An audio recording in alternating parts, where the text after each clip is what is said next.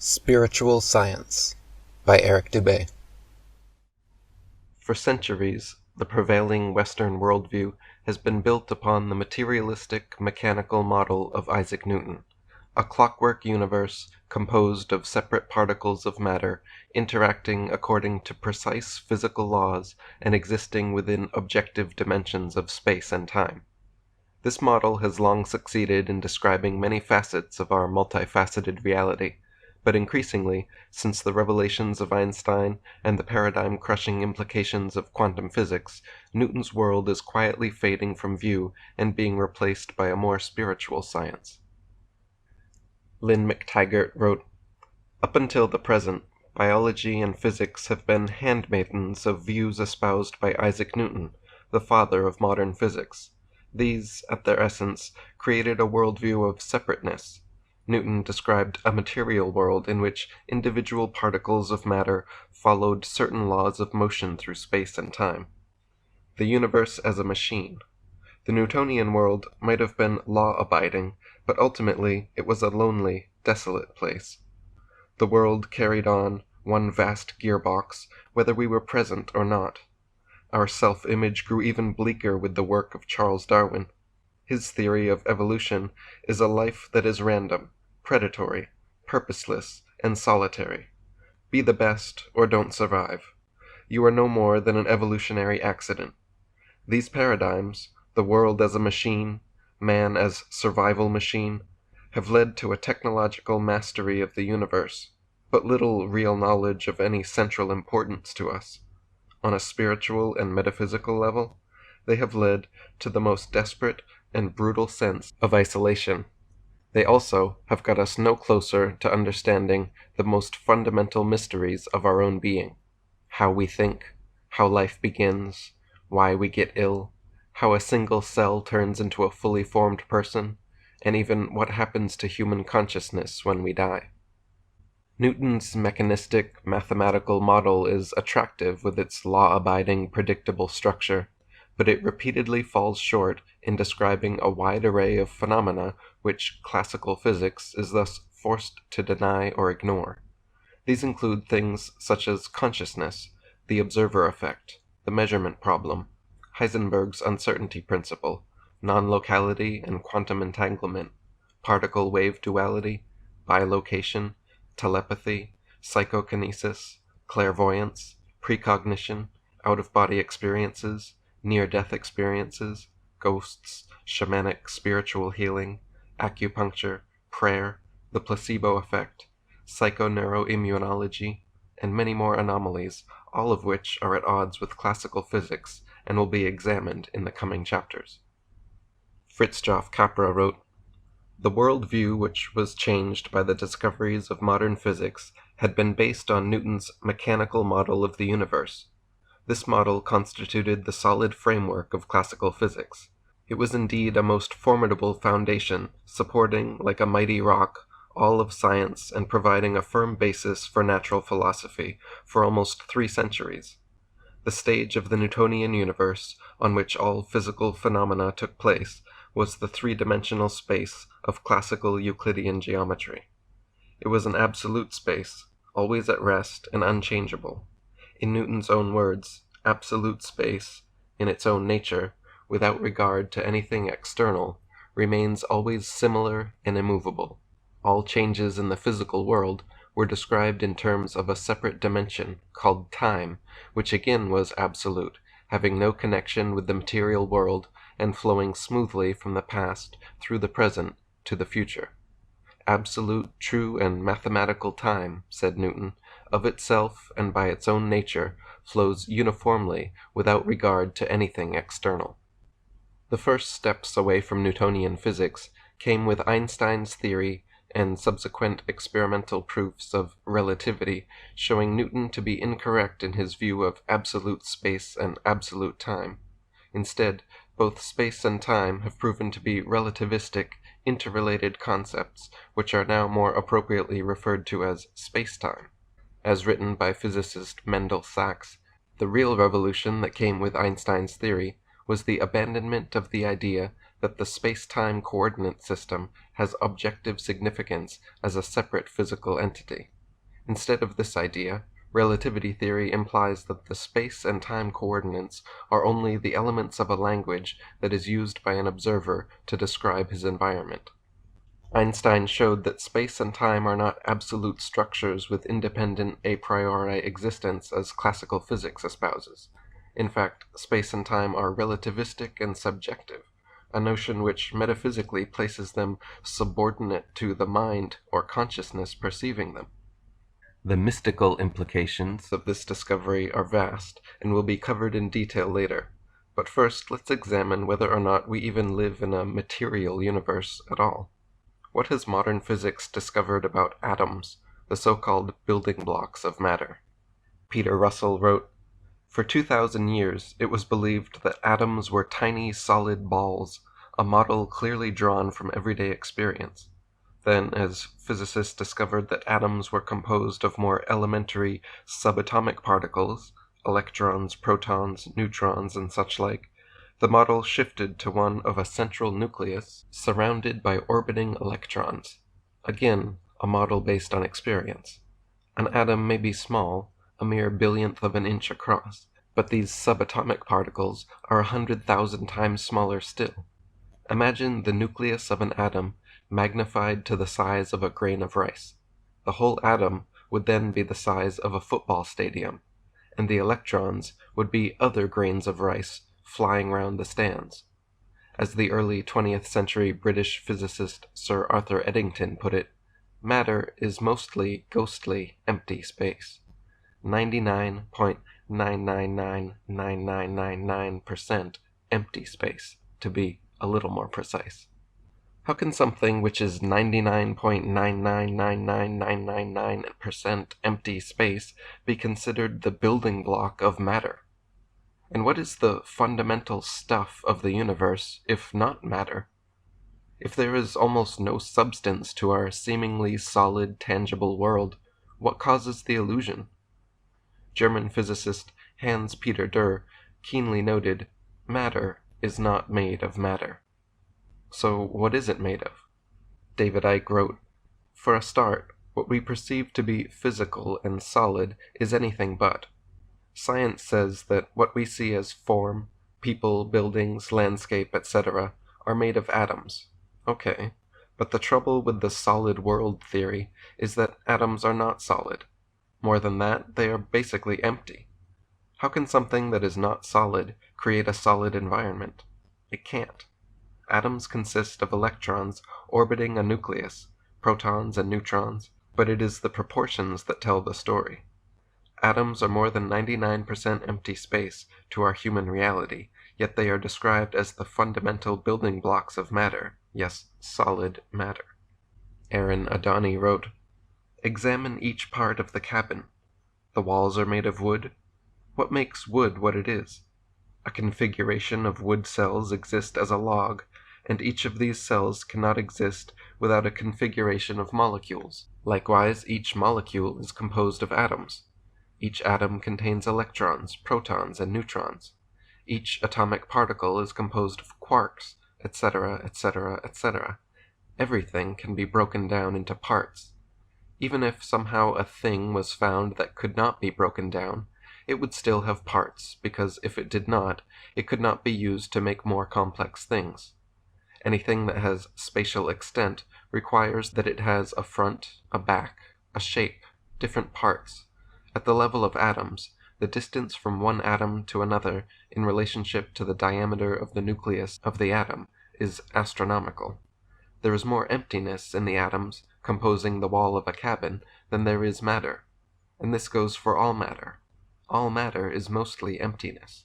What prevents your hand, for example, from passing through a wall is not that there is some thing or things, atoms, in the way, but more so because there is an atomic energy field that prevents the atoms from one's hand to pass by the atoms of the wall. When touching a wall with your hand, both the wall and your hand are composed of 99.9999999% empty space, So your sensation of touching something comes not from physically colliding hand atoms with wall atoms, but rather from an energetic charge between them. That energetic charge is then electrochemically interpreted by your brain into your felt experience of wall. David Icke wrote, "How can something that is not solid be the building blocks that construct this solid wall I am looking at now? It can't. Our brains do it. With the emergence of quantum physics, science has had to concede that atoms are not solid. The atoms that comprise physical matter are overwhelmingly empty, and even illustrations of this are misleading because there is not enough room in a book or science paper to accurately depict the proportions of particles to empty space.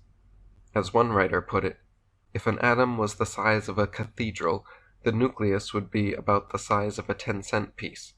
The rest is empty, to the perception of the five senses, because it consists of energy vibrating on wavelengths higher than the physical, and even the particles are found to be empty as you go deeper into the subatomic realm. If you magnify anything powerfully enough and go deeper than the atom, you will find that nothing has solidity. No, not even buildings, cars, mountains, or the bones in your body. It's illusion. If you find this hard to accept, think of your dreams. You dream in three-dimensional images, and yet no one claims they are solid, do they?" Fritjof Capra wrote, "Quantum theory thus reveals an essential interconnectedness of the universe. It shows that we cannot decompose the world into independently existing smallest units. As we penetrate into matter, we find that it is made of particles. But these are not the basic building blocks in the sense of Democritus and Newton. They are merely idealizations, which are useful from a practical point of view, but have no fundamental significance." Nobel Prize-winning physicist Niels Bohr was the inventor of the Bohr atom model, seen in every high school physics and chemistry textbook, depicting the atom as a mini solar system with a central nucleus orbited by bands of electrons. He created this model of the atom with which we are all so familiar, yet he himself knew the model was incorrect at a fundamental level. He wrote that, "Isolated material particles are abstractions, their properties being definable and observable only through their interaction with other systems. In other words, no atom or subatomic particle has an isolated, separate existence.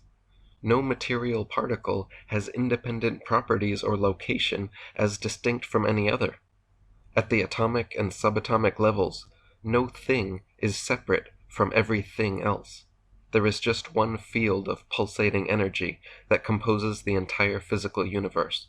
It has been called the ether, the field, the quantum field, the zero-point field, and many other names, all referring to this essential energetic oneness. So, not only was Newton's classical physics incorrect about absolute space and time, it was incorrect about the universe being composed of separate particles of matter." Lynn McTaggart wrote, "This world of separate should have been laid waste once and for all by the discovery of quantum physics in the early part of the 20th century. As the pioneers of quantum physics peered into the very heart of matter, they were astounded by what they saw. The tiniest bits of matter aren't even matter as we know it. Not even a set something, but sometimes one thing, sometimes something quite different. And even stranger, they are often many possible things all at the same time. But most significantly, these subatomic particles have no meaning in isolation, but only in relationship with everything else. At its most elemental, matter cannot be chopped up into self-contained little units, but is completely indivisible. You can only understand the universe as a dynamic web of interconnection. Things once in contact remain always in contact through all space and all time. Indeed, time and space themselves appear to be arbitrary constructs, no longer applicable at this level of the world. Time and space as we know them do not, in fact, exist. All that appears, as far as the eye can see, is one long landscape of the here and now." Everyone knows Einstein's famous formula E = mc², meaning energy equals mass times light speed squared. What we are seldom taught, however, are the implications of this equation. E equals mc squared shows that matter and energy are really just two different forms of the same thing. Einstein's formula and quantum physics have both verified that all matter is really just energy vibrating at a low frequency. This means that energy, the one undifferentiated field of quantum zero-point energy, is the primary reality. So-called empty space, solid matter, and separate forms are just subjective interpretations of the one underlying energy. As Albert Einstein himself said, we may therefore regard matter as being constituted by the regions of space in which the field is extremely intense. There is no place in this new kind of physics both for the field and matter, for the field is the only reality. Fritjof Capra wrote, "The discovery that mass is nothing but a form of energy has forced us to modify our concept of a particle in an essential way. In modern physics, mass is no longer associated with a material substance, and hence particles are not seen as consisting of any basic stuff, but as bundles of energy. Experiments in quantum physics have shown that atoms and all subatomic particles are more like verbs than nouns. They are more like energy bundles or patterns of quantum potential than they are like solid billiard balls or mini solar systems. The underlying primary reality is the energy field, and energy itself is more a verb, an action, a potential, than a noun. It's not some set thing. When we peer deeply into the subatomic levels of matter, we see only this energy, this constantly flowing, interacting field. To make sense of it, we create nouns and models like atoms, electrons, and quarks, but the most appropriate model would be a verb like universal energizing." Fritjof Capra wrote, "These dynamic patterns or energy bundles form the stable nuclear, atomic, and molecular structures which build up matter and give it its macroscopic, solid aspect, thus making us believe that it is made of some material substance. At the macroscopic level, this notion of substance is a useful approximation, but at the atomic level, it no longer makes sense. Atoms consist of particles, and these particles are not made of any material stuff. When we observe them, we never see any substance.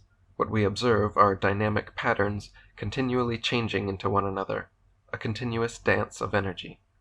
Stanislav Grof wrote, "Prior to Einstein's theory of relativity and quantum physics, we held a firm conviction that the universe was composed of solid matter. We believed that the basic building blocks of this material universe were atoms, which we perceived as compact and indestructible. The atoms existed in three-dimensional space, and their movements followed certain fixed laws. Accordingly, matter evolved in an orderly way, moving from the past through the present into the future. Within this image of the universe developed by Newtonian science, life, consciousness, human beings, and creative intelligence were seen as accidental byproducts that evolved from a dazzling array of matter. As complex and fascinating as we might be, we humans were nevertheless seen as being essentially material objects, little more than highly developed animals or biological thinking machines. Our boundaries were defined by the surface of our skin, and consciousness was seen as nothing more than the product of that thinking organ known as the brain. On a metaphysical level, the Newtonian worldview has instilled a common belief that all life, consciousness, and the diversity of nature are merely serendipitous accidents evolving out of complex interactions between particles of physical matter.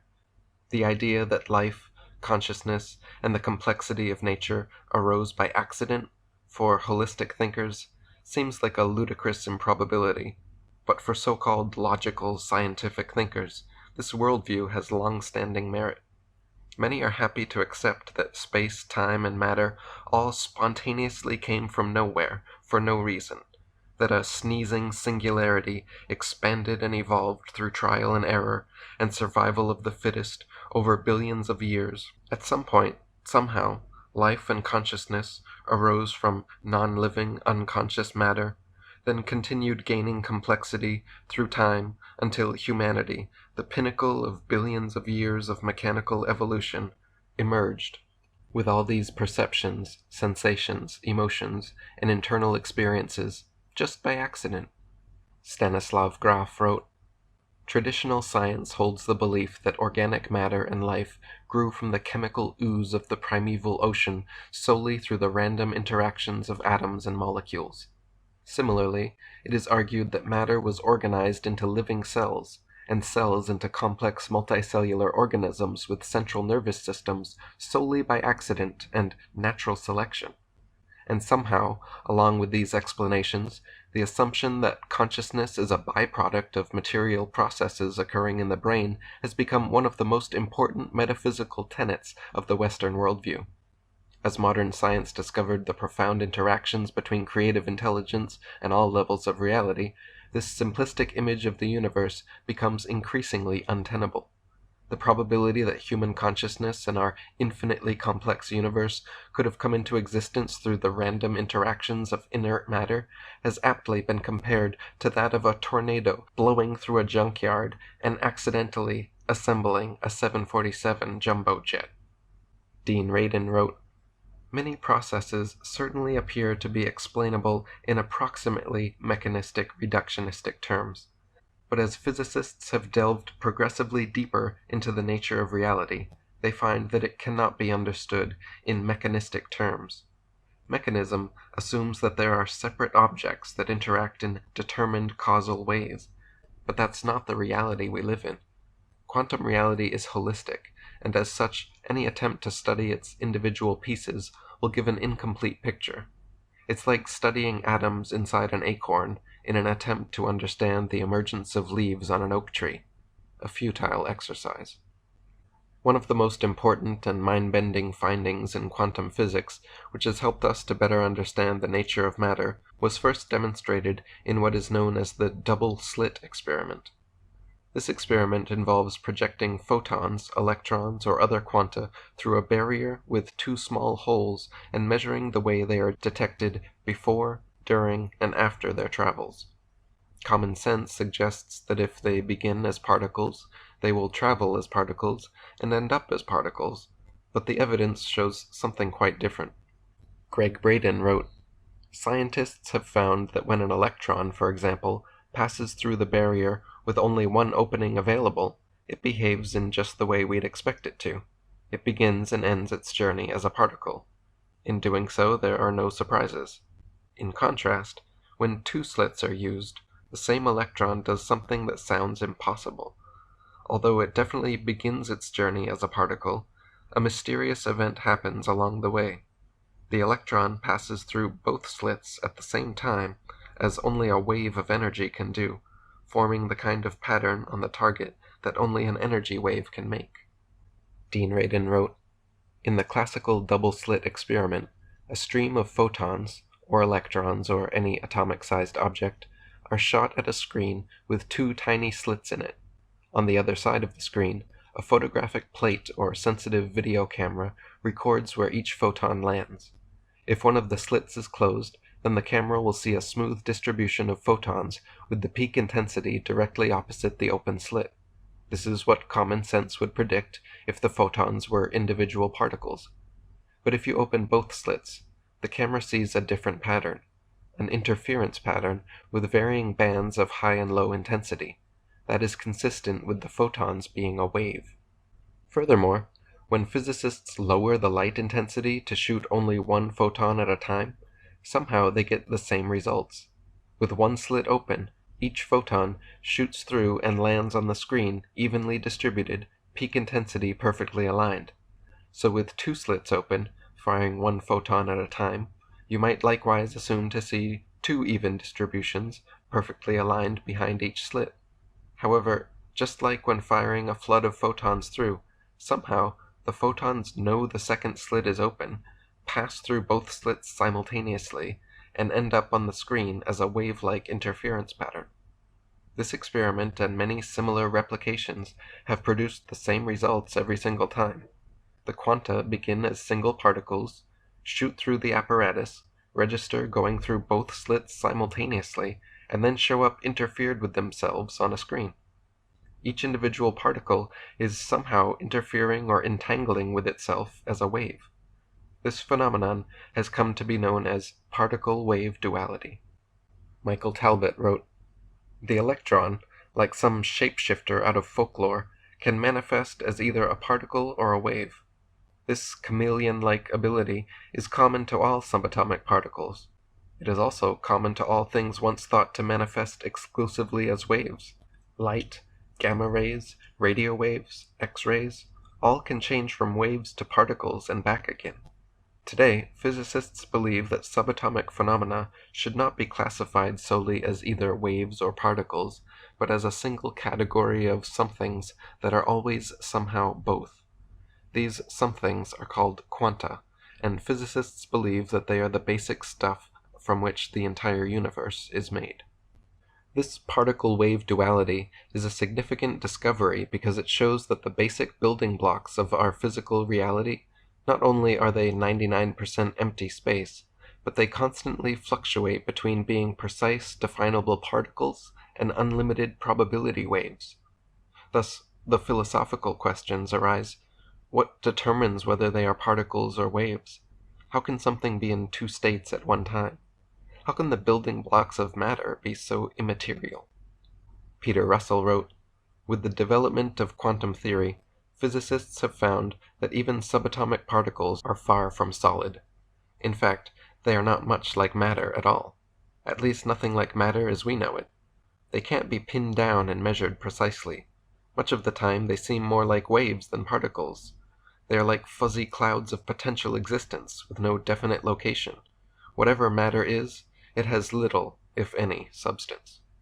Lynn McTaggart wrote, "Matter, at its most fundamental level, cannot be divided into independently existing units, or even be fully described. Subatomic particles aren't solid little objects like billiard balls, but vibrating and indeterminate packets of energy that cannot be precisely quantified or understood in themselves. Instead, they are schizophrenic, sometimes behaving as particles, a set thing confined to a small space, and sometimes like a wave, a vibrating and more diffuse thing spread out over a large region of space and time, and sometimes like both a wave and a particle at the same time." Using the example of water, we see an illustration of how something can be both a particle and wave simultaneously. If you separate a drop of water from the ocean, then it is an independent, distinct particle with definite location. However, put that same drop of water back into the ocean, and it becomes part of an integral, undifferentiated wave with no definite location. From the perspective of the individual H2O molecules, nothing changes regardless of whether they are a drop or an ocean wave. The wave-particle distinction comes from us, the conscious observers, which brings us to another question. In the double slit experiment, how does the particle know whether or not the second slit is open? Why does it act like a particle when one slit is open, but act like a wave when two slits are open? Greg Braden wrote, "The only explanation here is that the second opening has somehow forced the electron to travel as if it were a wave. To do so, the electron has to somehow perceive that the second opening exists and has become available. And this is where the role of consciousness comes in. Because it's assumed that the electron cannot really know anything in the truest sense of the word, the only other source of awareness is the person watching the experiment. The conclusion here is that somehow the knowledge that the electron has two possible paths to move through is in the mind of the observer, and that the onlooker's consciousness is what determines how the electron travels. It seems the particles themselves are somehow conscious of the slits, or the scientist's consciousness is informing the particles. Either way, two amazing things are happening here, which rock the foundations of classical physics. Firstly, photons, electrons, and all quanta are simultaneously expressing the properties of both particles and waves. Secondly, the quanta are essentially conscious and/or reading our minds. Dean Radin wrote, "This rather simple experiment raises a central question about the role of the observer in quantum reality. This is known as the quantum measurement problem. We infer that the photon acts like a wave when we're not looking, but we never actually see those waves. So what causes the photon to collapse into a particle when we do decide to look at it? In classical physics, objects are regarded as objectively real and independent of the observer. In the quantum world, this is no longer the case. Lynn McTaggart wrote, "The quantum pioneers discovered that our involvement with matter was crucial. Subatomic particles exist in all possible states until disturbed by us, by observing or measuring, at which point they settle down, at long last, into something real. Our observation, our human consciousness, is utterly central to this process of subatomic flux actually becoming some set thing.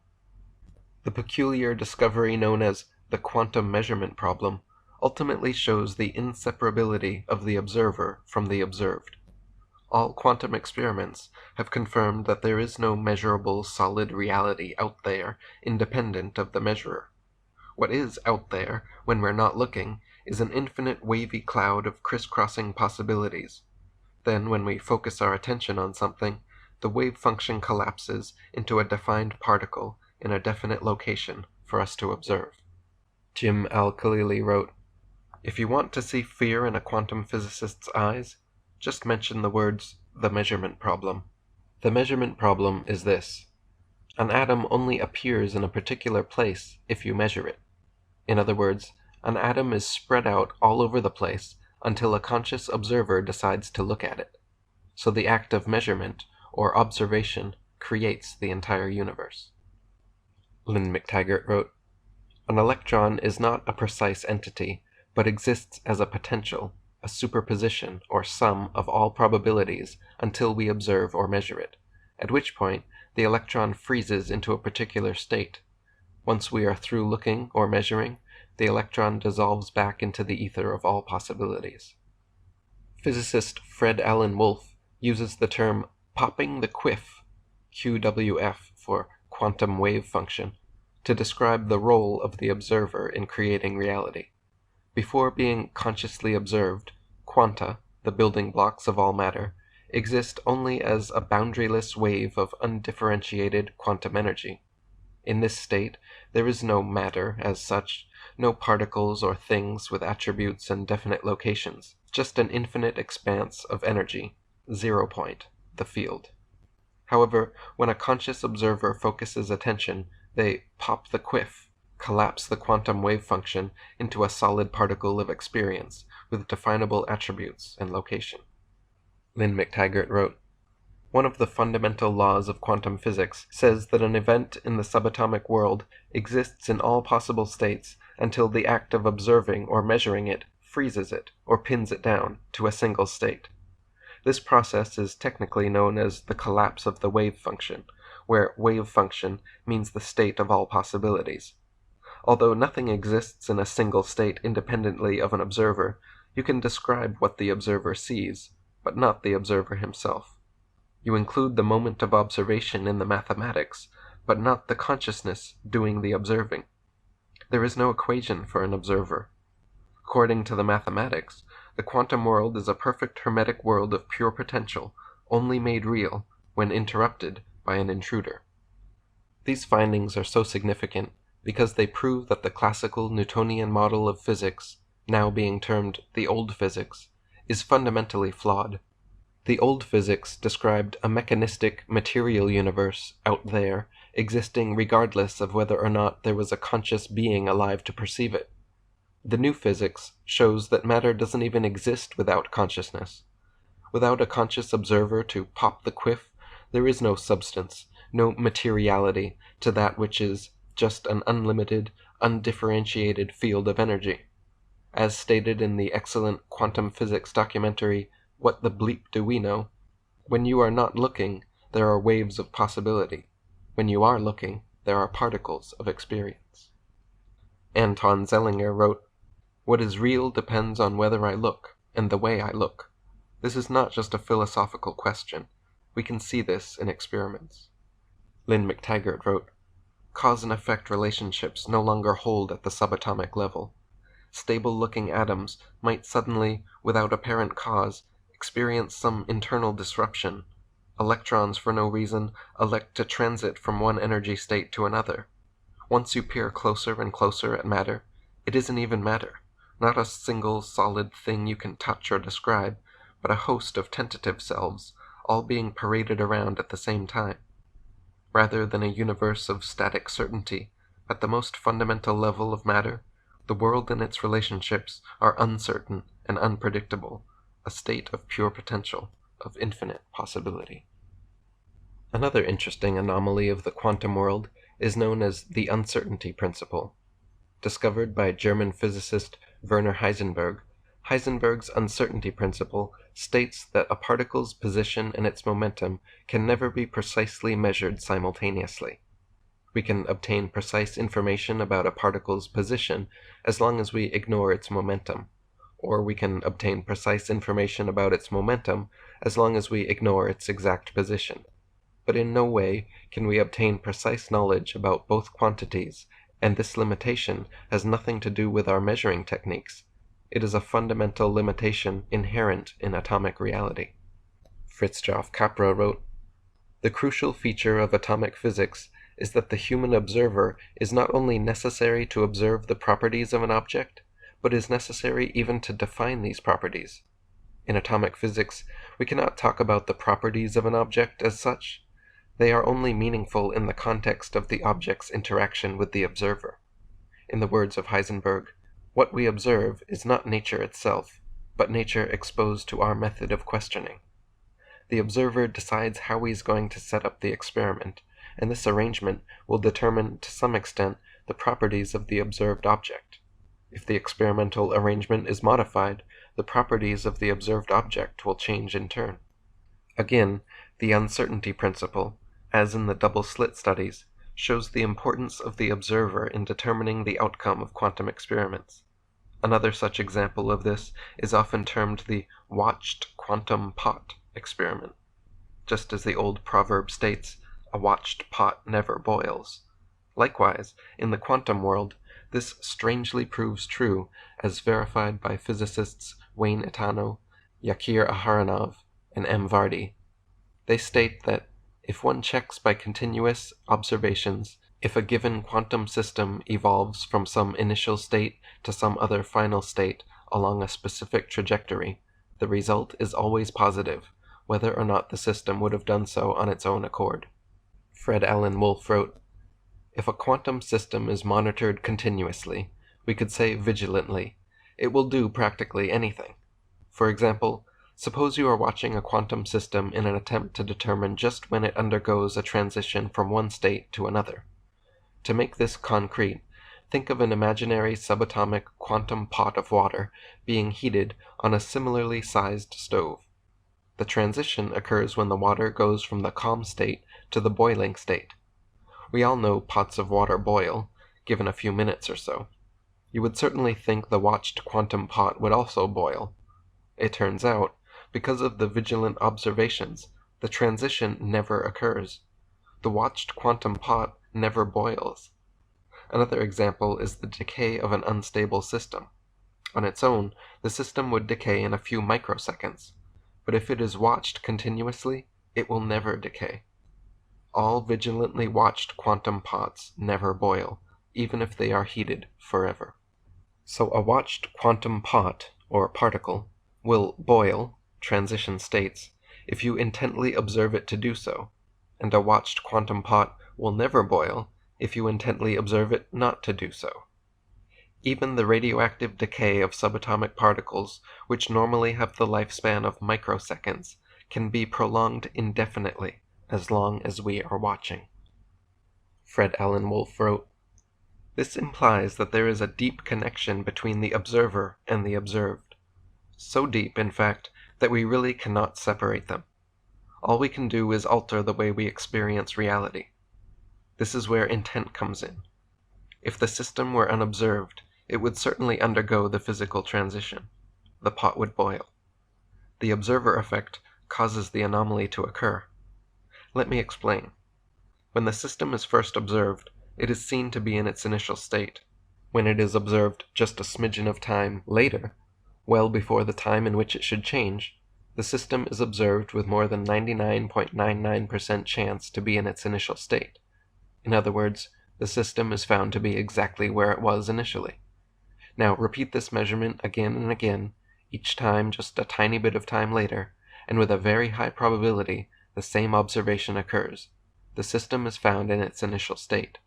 But time marches on, and eventually we pass all reasonable time limits for the transition to occur, yet it still doesn't happen.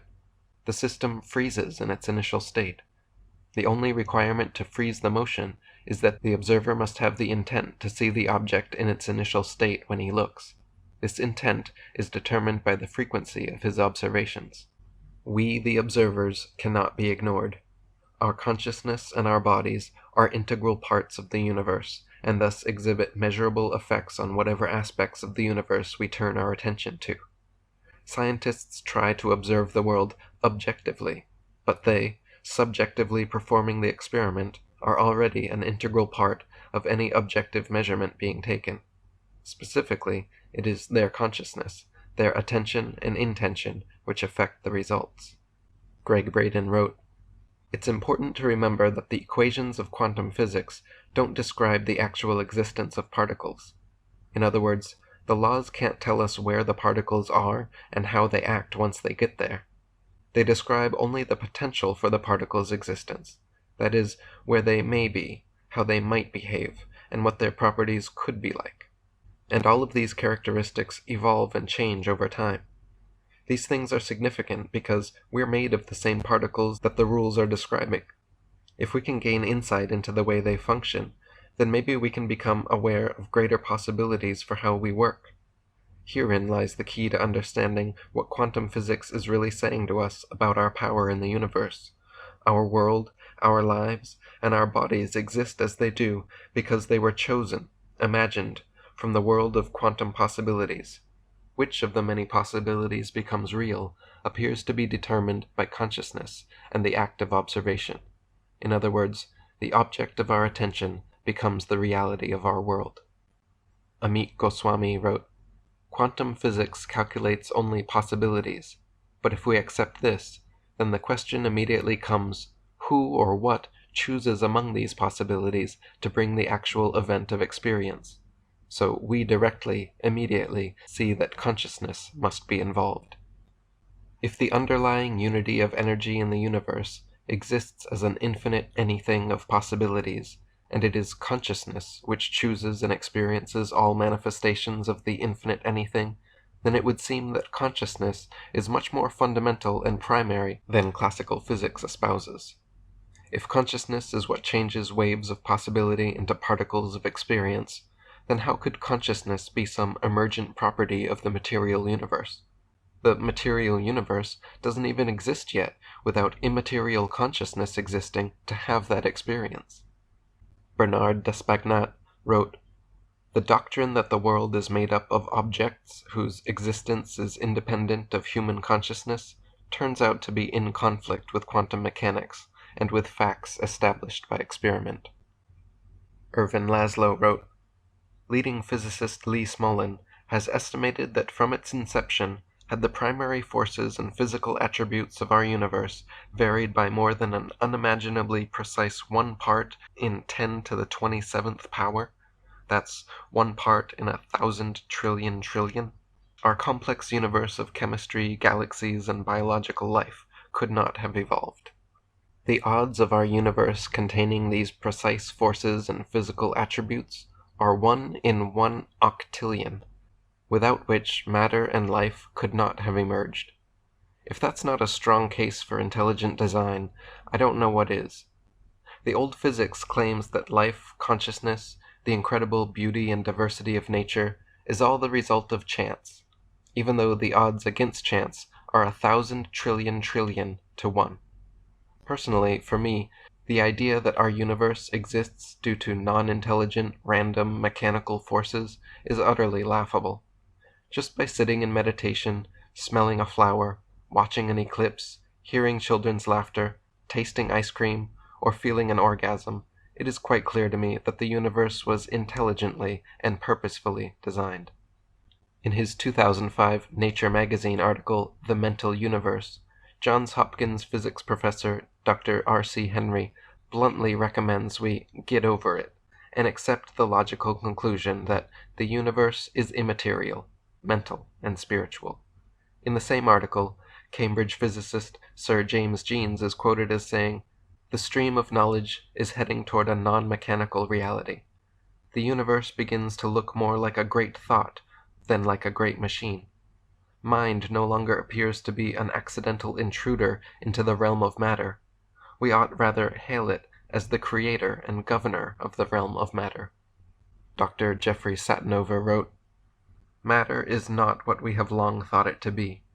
To the scientist, matter has always been thought of as sort of the ultimate in that which is static and predictable. We like to think of space as empty and matter as solid, but in fact there is essentially nothing to matter whatsoever. It's completely insubstantial. The most solid thing you can say about all this insubstantial matter is that it's more like a thought. It's like a concentrated bit of information." British astrophysicist Sir Arthur Eddington said that physics is the study of the structure of consciousness. The stuff of the world is mind stuff. Even Nobel Prize-winning physicist Max Planck, the father of quantum physics, before his passing in 1947, conceded that, as a man who has devoted his whole life to the most clear-headed science, to the study of matter, I can tell you, as the result of my research about the atoms, this much: there is no matter as such. All matter originates and exists only by virtue of a force which brings the particles of an atom to vibration and holds this most minute solar system of the atom together. We must assume behind this force the existence of a conscious and intelligent mind. The mind is the matrix of all matter." Greg Braden wrote, "With these words, Max Planck, the father of quantum theory, described a universal field of energy that connects everything in creation, the divine matrix. The divine matrix is our world. It is also everything in our world. It is us and all that we love, hate, create, and experience. Living in the divine matrix, we are as artists expressing our innermost passions, fears, dreams, and desires through the essence of a mysterious canvas. We are the paints as well as the brushes. In the divine matrix, we are the container within which all things exist, the bridge between the creations of our inner and outer worlds, and the mirror that shows us what we have created." Another two mind-bending, paradigm-shattering findings in the new physics are known as non-locality and quantum entanglement. In classical physics, objects were seen as localized and isolated from one another within space. Through dozens of replicated and verified experiments, we now know, however, that the universe at the quantum level is entangled, non-local, one integrated whole. Lynn McTaggart wrote, "Quantum physicists discovered a strange property in the subatomic world called non-locality. This refers to the ability of a quantum entity, such as an individual electron, to influence another quantum particle instantaneously over any distance, despite there being no exchange of force or energy. It suggests that quantum particles, once in contact, retain a connection even when separated, so that the actions of one will always influence the other, no matter how far they get separated. Before the advent of quantum physics, Albert Einstein, still thinking in the classical paradigm, thought that nothing in the universe could travel faster than light. In the past 2 decades, however, it has been experimentally proven that one thing can indeed move faster than the speed of light: information. Information can be sent between two objects at any distance, instantaneously." Greg Braden wrote, "In 1997, scientific journals throughout the world published the results of something that traditional physicists say shouldn't have happened.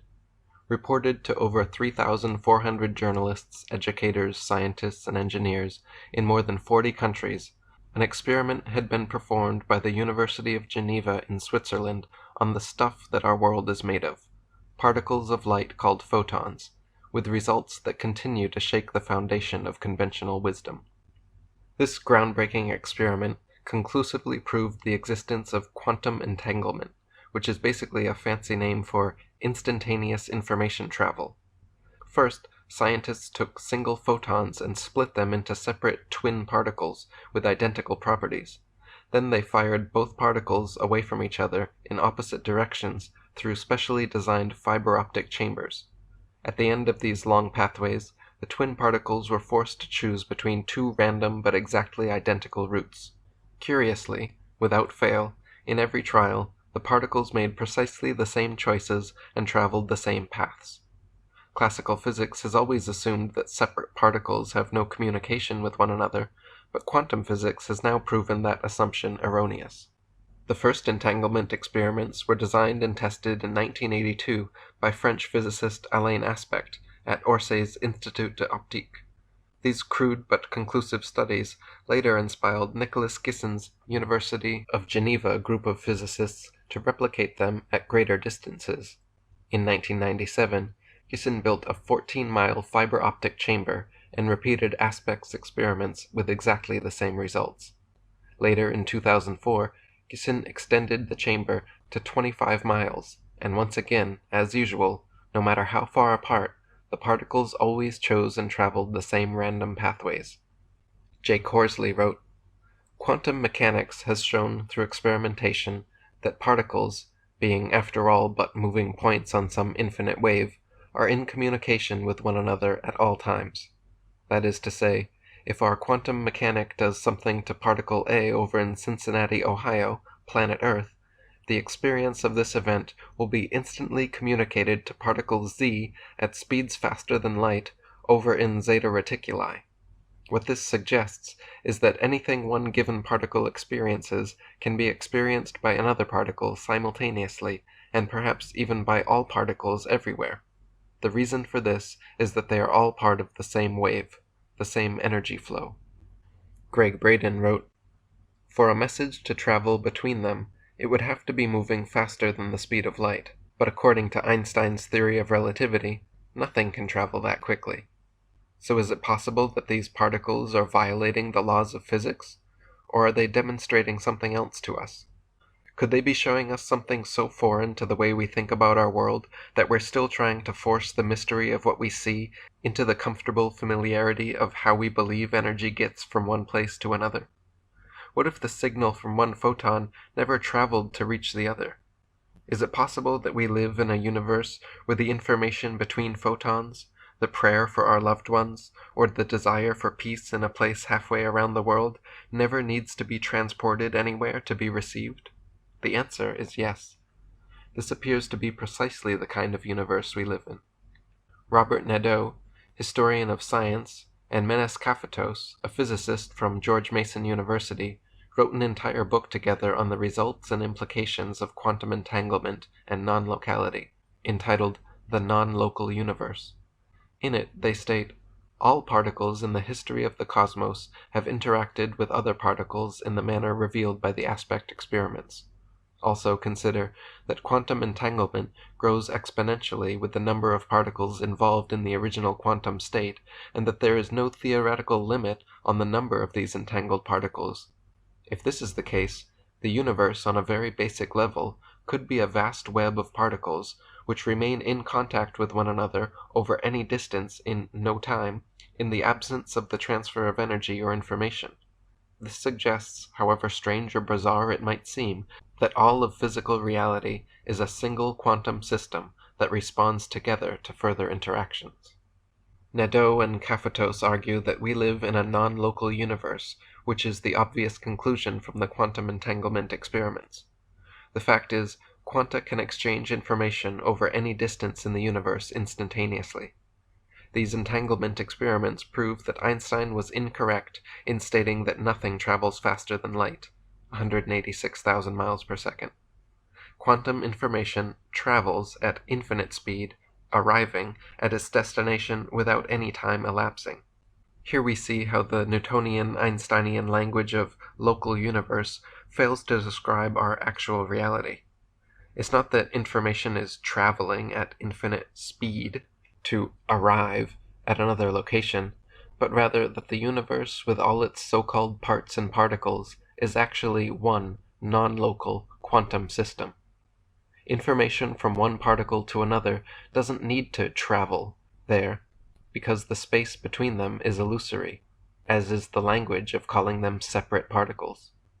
As we have seen, Before observation, quanta are not particles with definite attributes and location. They are merely waves in the one universal quantum ocean, until our conscious observation individualizes the wave into droplets of experience. Lynn McTaggart wrote, "Non-locality shatters the very foundations of physics. Matter can no longer be considered separate. Actions do not have to have an observable cause over an observable space. Einstein's most fundamental axiom isn't correct. At a certain level of matter, things can travel faster than the speed of light. Subatomic particles have no meaning in isolation, but can only be understood in their relationships. The world, at its most basic, exists as a complex web of interdependent relationships, forever indivisible." Dean Radin wrote, "As an aside, it's interesting to note that Nadeau and Kaffatos mention early in their book that readers accidentally encountering their book in the New Age section of a bookstore would likely be disappointed. That's because the book is about physics and not New Age ideas. But the fact that Nadeau and Kaffatos felt it important to mention this at all illustrates the rising tension between the leading edge of interpretations in physics and the tail end of metaphysics. Physicists interested in quantum ontology are painfully aware that some interpretations of quantum reality are uncomfortably close to mystical concepts. In the eyes of mainstream science, to express sympathy for mysticism destroys one's credibility as a scientist. Thus, the taboo persists. The old view was a material universe, separated by objective space and time, a clockwork machine operating under fixed laws which evolved in complexity until consciousness, the ability to experience, mysteriously manifested into the first ever self-aware unit of now living matter.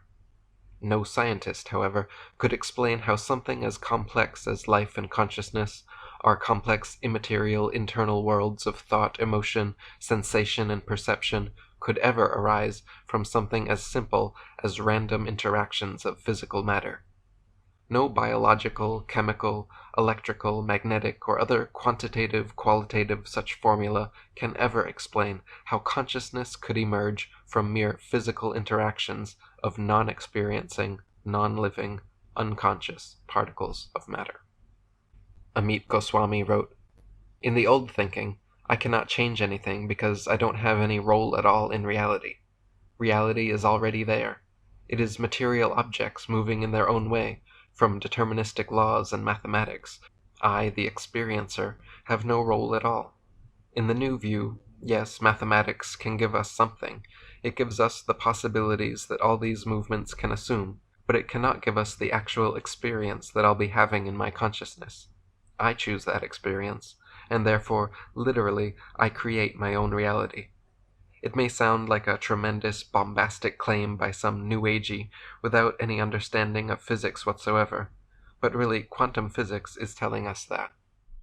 Fritjof Capra wrote, "Quantum theory has thus demolished the classical concepts of solid objects and of strictly deterministic laws of nature.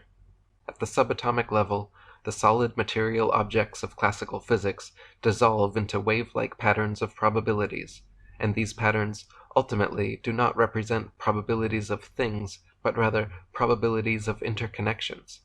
A careful analysis of the process of observation in atomic physics has shown that the subatomic particles have no meaning as isolated entities, but can only be understood as interconnections between the preparation of an experiment and the subsequent measurement. Quantum theory thus reveals a basic oneness of the universe. It shows that we cannot decompose the world into independently existing smallest units. As we penetrate into matter, nature does not show us any isolated basic building blocks, but rather appears as a complicated web of relations between the various parts of the whole. These relations always include the observer in an essential way. The human observer constitutes the final link in the chain of observational processes, and the properties of any atomic object can only be understood in terms of the object's interaction with the observer."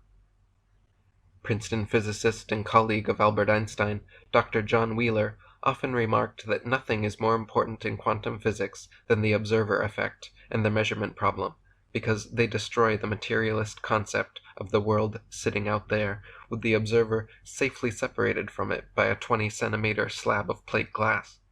Even to observe something as minuscule as an electron, that slab of plate glass must be shattered. The scientist must reach in, install his devices, and decide whether to measure position or momentum. It is up to him which he decides, but installing the equipment to measure one prevents and excludes the possibility of measuring the other, because his act of measuring actually changes the state of the electron. Due to the free-willed decision of the observer, the universe afterwards will never again be the same. Thus, to accurately describe what has happened, Wheeler insisted that the old word observer must be replaced with the new word participator, because in some strange and fantastic way, our universe is a participatory universe. Greg Braden wrote, "What a shift! In a radically different interpretation of our relationship to the world we live in, Wheeler states that it's impossible for us to simply watch the universe happen around us. Experiments in quantum physics, in fact, do show that simply looking at something as tiny as an electron, just focusing our awareness upon what it's doing for even an instant in time, changes its properties while we're watching it. The experiments suggest that the very act of observation is an act of creation, and that consciousness is doing the creating. These findings seem to support Wheeler's proposition that we can no longer consider ourselves merely onlookers who have no effect on the world we're observing." Fritjof Capra wrote, "The idea of participation instead of observation has been formulated in modern physics only recently, but it is an idea which is well known to any student of mysticism. Mystical knowledge can never be obtained just by observation, but only by full participation with one's whole being. The notion of the participator is thus crucial to the Eastern worldview, and the Eastern mystics have pushed this notion to the extreme, to a point where observer and observed, subject and object, are not only inseparable, but also become indistinguishable, where the observer and the observed cannot be separated, but can still be distinguished.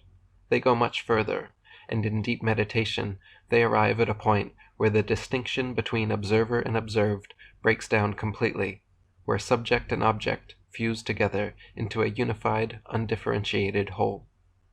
Mystics, yogis, shamans, Eastern philosophers, and the like have no trouble whatsoever understanding quantum physics.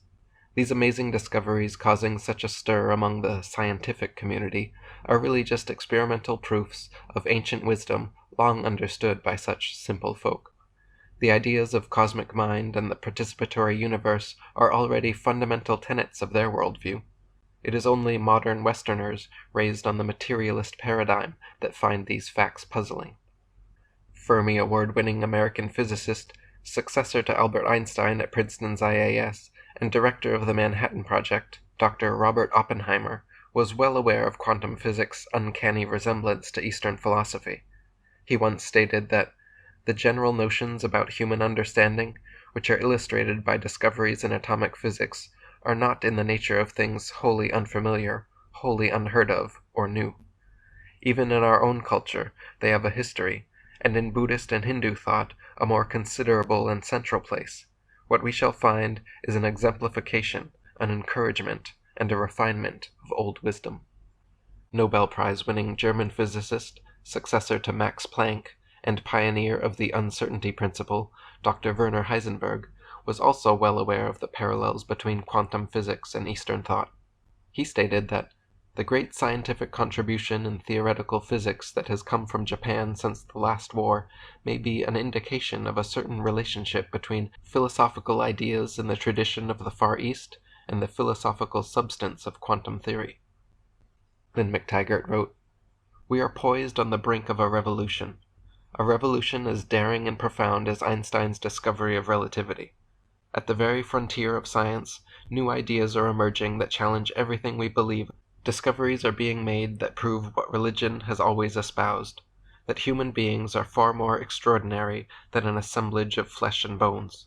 Human beings and all living things are a coalescence of energy in a field of energy connected to every other thing in the world. This pulsating energy field is the central engine of our being and our consciousness. There is no me and not me, duality to our bodies in relation to the universe, but one underlying energy field. Adrian Cooper wrote, "Quantum physics illustrates how everything in the universe, in all dimensions of life and reality, ultimately consists of quanta, of energy, vibration. This energy not only pervades and is integral to everything in existence, it is also living mind, living consciousness. Everything in the universe therefore has its being within this infinite intelligent energy. Everything is an aspect of this infinite intelligence. Every person, every animal, every tree, every star and every planet, and every microorganism, however small, is ultimately an equal aspect of the very same energy. There is no separateness, except as an illusion, created by the ego and 5 physical senses. We and everything in the universe, without exception, are one." In Hinduism, Mahamaya is the goddess personifying the power to create the material universe. In Buddhism, Buddha's supernatural mother is known as Maya. In ancient Egypt, Ma'et or Mayat was the female goddess responsible for setting order and balance at the moment of creation. The Indian word Maya has the same meaning as the Mesoamerican Mayan civilization half a world away.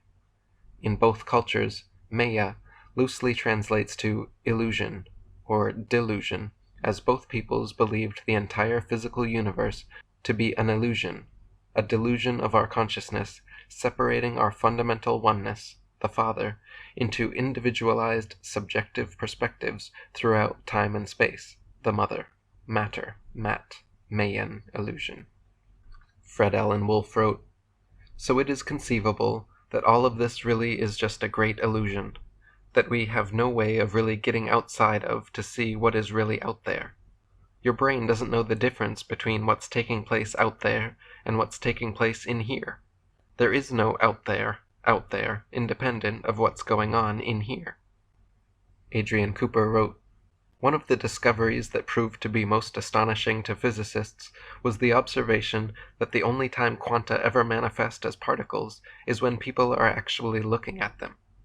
The significance of this realization alone is extremely profound in terms of the understanding of the material world and all of creation. The wisdom of the ages has always maintained and taught the physical world of matter is nothing but an illusion, only perceived by most as reality, due to observation and experience by the mediation of the 5 physical senses. Everything, the entire material universe, at the most fundamental level, is simply one undifferentiated, interconnected energy resonating at various frequencies. Solid matter, for instance, is energy of a very slow, dense vibration, such as H2O in ice form. In a block of ice, the collective vibration of H2O molecules slows and freezes into a rigid, highly structured alignment. The vibration of that block of ice is so slow that your hand cannot pass through the dense mass of H2O molecules. However, if you take that same mass of molecules and raise the temperature so they vibrate at a faster rate, then the rigid, impenetrable solidity gives way to more flowing, fluid, chaotic, lower density liquid state, water, which your hand can pass right through. If you continue heating the same mass of molecules, causing them to vibrate even faster, then that flowing liquid state gives way to an even more chaotic, lower density, free-form, gaseous state, steam, which your hand passes through with even less resistance than water. This example illustrates how materiality is simply an illusion created by interfering energy patterns of various vibrations decoded by mind or consciousness." Adrian Cooper wrote, "Quantum physicist David Bohm was absolutely correct when he made the observation that the physical universe is actually frozen light. This can be likened to the process of water freezing. As water gets progressively colder, the molecules comprising that water progressively slow down as they vibrate at lower rates of energy, of which they ultimately comprise, until eventually the energy vibration of the molecules becomes too low to sustain the water as a liquid, at which point the water freezes and becomes ice. The physical composition of the ice, and the atoms and molecules that comprise it, are exactly the same as when it existed as water, the only difference being that as ice, the energy that ultimately comprises that water or ice is now vibrating at a much lower level. Exactly the same principle applies to the existence of the physical universe within the greater universe as a whole. As energy vibrates at a progressively lower rate and density increases as a result, there came a point during the initial creation of the universe where the vibrations of energy became too low to be sustainable in its usual fine free energy form, and therefore differentiated into particles of various increasing sizes, ultimately manifesting as matter, the physical universe, as observed by science and people on Earth generally. Classical physics and the old science taught us that human beings were mere survival machines powered by chemicals and genes. They taught us that the brain was the originator of consciousness, and that our internal worlds of thought, emotion, sensation, and morality were mere byproducts of material evolution. They taught us that we humans were separate, isolated entities in a desolate, mechanical, clockwork universe. They taught us that time and space were finite, and that nothing traveled faster than light. Quantum physics and the new science, however, teach us that human beings are spiritual entities having this physical experience. They teach us that consciousness is the primary mind stuff of the universe, and that time, space, and matter exist only within and by virtue of consciousness. They teach us that we humans are indivisible from our environment and each other, that our bodies, the stars and space, are composed of one undifferentiated expanse of vibrating energy. In short, the old material science brought us a disempowering message of division and haphazard coincidence. The new spiritual science brings us the empowering message of absolute unity and divine cosmic mind. Dr. Stanislav Grof wrote, "Western science is approaching a paradigm shift of unprecedented proportions, one that will change our concepts of reality and of human nature, bridge the gap between ancient wisdom and modern science, and reconcile the differences between Eastern spirituality and Western pragmatism." Fritjof Capra wrote, "The exploration of the atomic and subatomic world in the 20th century has revealed an unsuspected limitation of classical ideas, and has necessitated a radical revision of many of our basic concepts. The concept of matter in subatomic physics, for example, is totally different from the traditional idea of a material substance in classical physics. The same is true for concepts like space, time, or cause and effect. These concepts, however, are fundamental to our outlook on the world around us, and with their radical transformation, our whole worldview has begun to change. These changes, brought about by modern physics, have been widely discussed by physicists and philosophers over the past decades, but very seldom has it been realized that they all seem to lead in the same direction, towards a view of the world which is very similar to the views held in Eastern mysticism. And if physics leads us today to a worldview which is essentially mystical, it returns in a way to its beginning, 2,500 years ago. It is interesting to follow the evolution of Western science along its spiral path, starting from the mystical philosophies of the early Greeks, rising and unfolding in an impressive development of intellectual thought that increasingly turned away from its mystical origins to develop a worldview which is in sharp contrast to that of the Far East. In its most recent stages, Western science is finally overcoming this view and coming back to those of the early Greek and early Eastern philosophies. This time, however, it is not only based on intuition, but also on experiments of great precision and sophistication, and on a rigorous and consistent mathematical formalism. David Icke wrote, "Quantum physics, which explores reality beyond the physical world of the atom, is saying basically the same as the mystics and people like me, who talk of different dimensions and frequencies of existence interpenetrating our own. Spirituality and true science, in its open-minded, open-hearted form, are essentially at one. It is mainstream science and mainstream religion that has caused the apparent rift, because they are slaves to arrogance, ignorance, and dogma. One is not science, and the other is not spiritual. They are two polarities of the same falsehood. The open-minded quantum physicist would have no problem with most of what I am going to say in this book, while the cap-touching, protecting my funding mainstream scientist would roll his eyes in bewilderment. Such is the chasm of view that exists in the so-called scientific community." In the Inuit language of cold, wintry Alaska, there are dozens of words for snow. Dozens of words with intricacies and connotations well known and understood by them, but typically unnoticed and misunderstood by others. Similarly, in the Sanskrit language of ancient spiritual India, there are approximately a dozen different words for consciousness. A dozen clearly delineated words with subtle nuances which in English we can only loosely, clumsily call consciousness. A. K. Kumaraswamy wrote, "For every psychological term in English, there are 4 in Greek and 40 in Sanskrit." So what exactly is consciousness? When Western doctors say someone is conscious or unconscious, they really just mean awake or asleep. The patient is called unconscious under anesthetics and conscious when awakened. However, this particular meaning is clearly a misnomer, because even when supposedly unconscious during sleep, coma, or under anesthetics, we still dream and are conscious of that experience, so our consciousness hasn't disappeared as implied, it is merely altered or shifted to another state.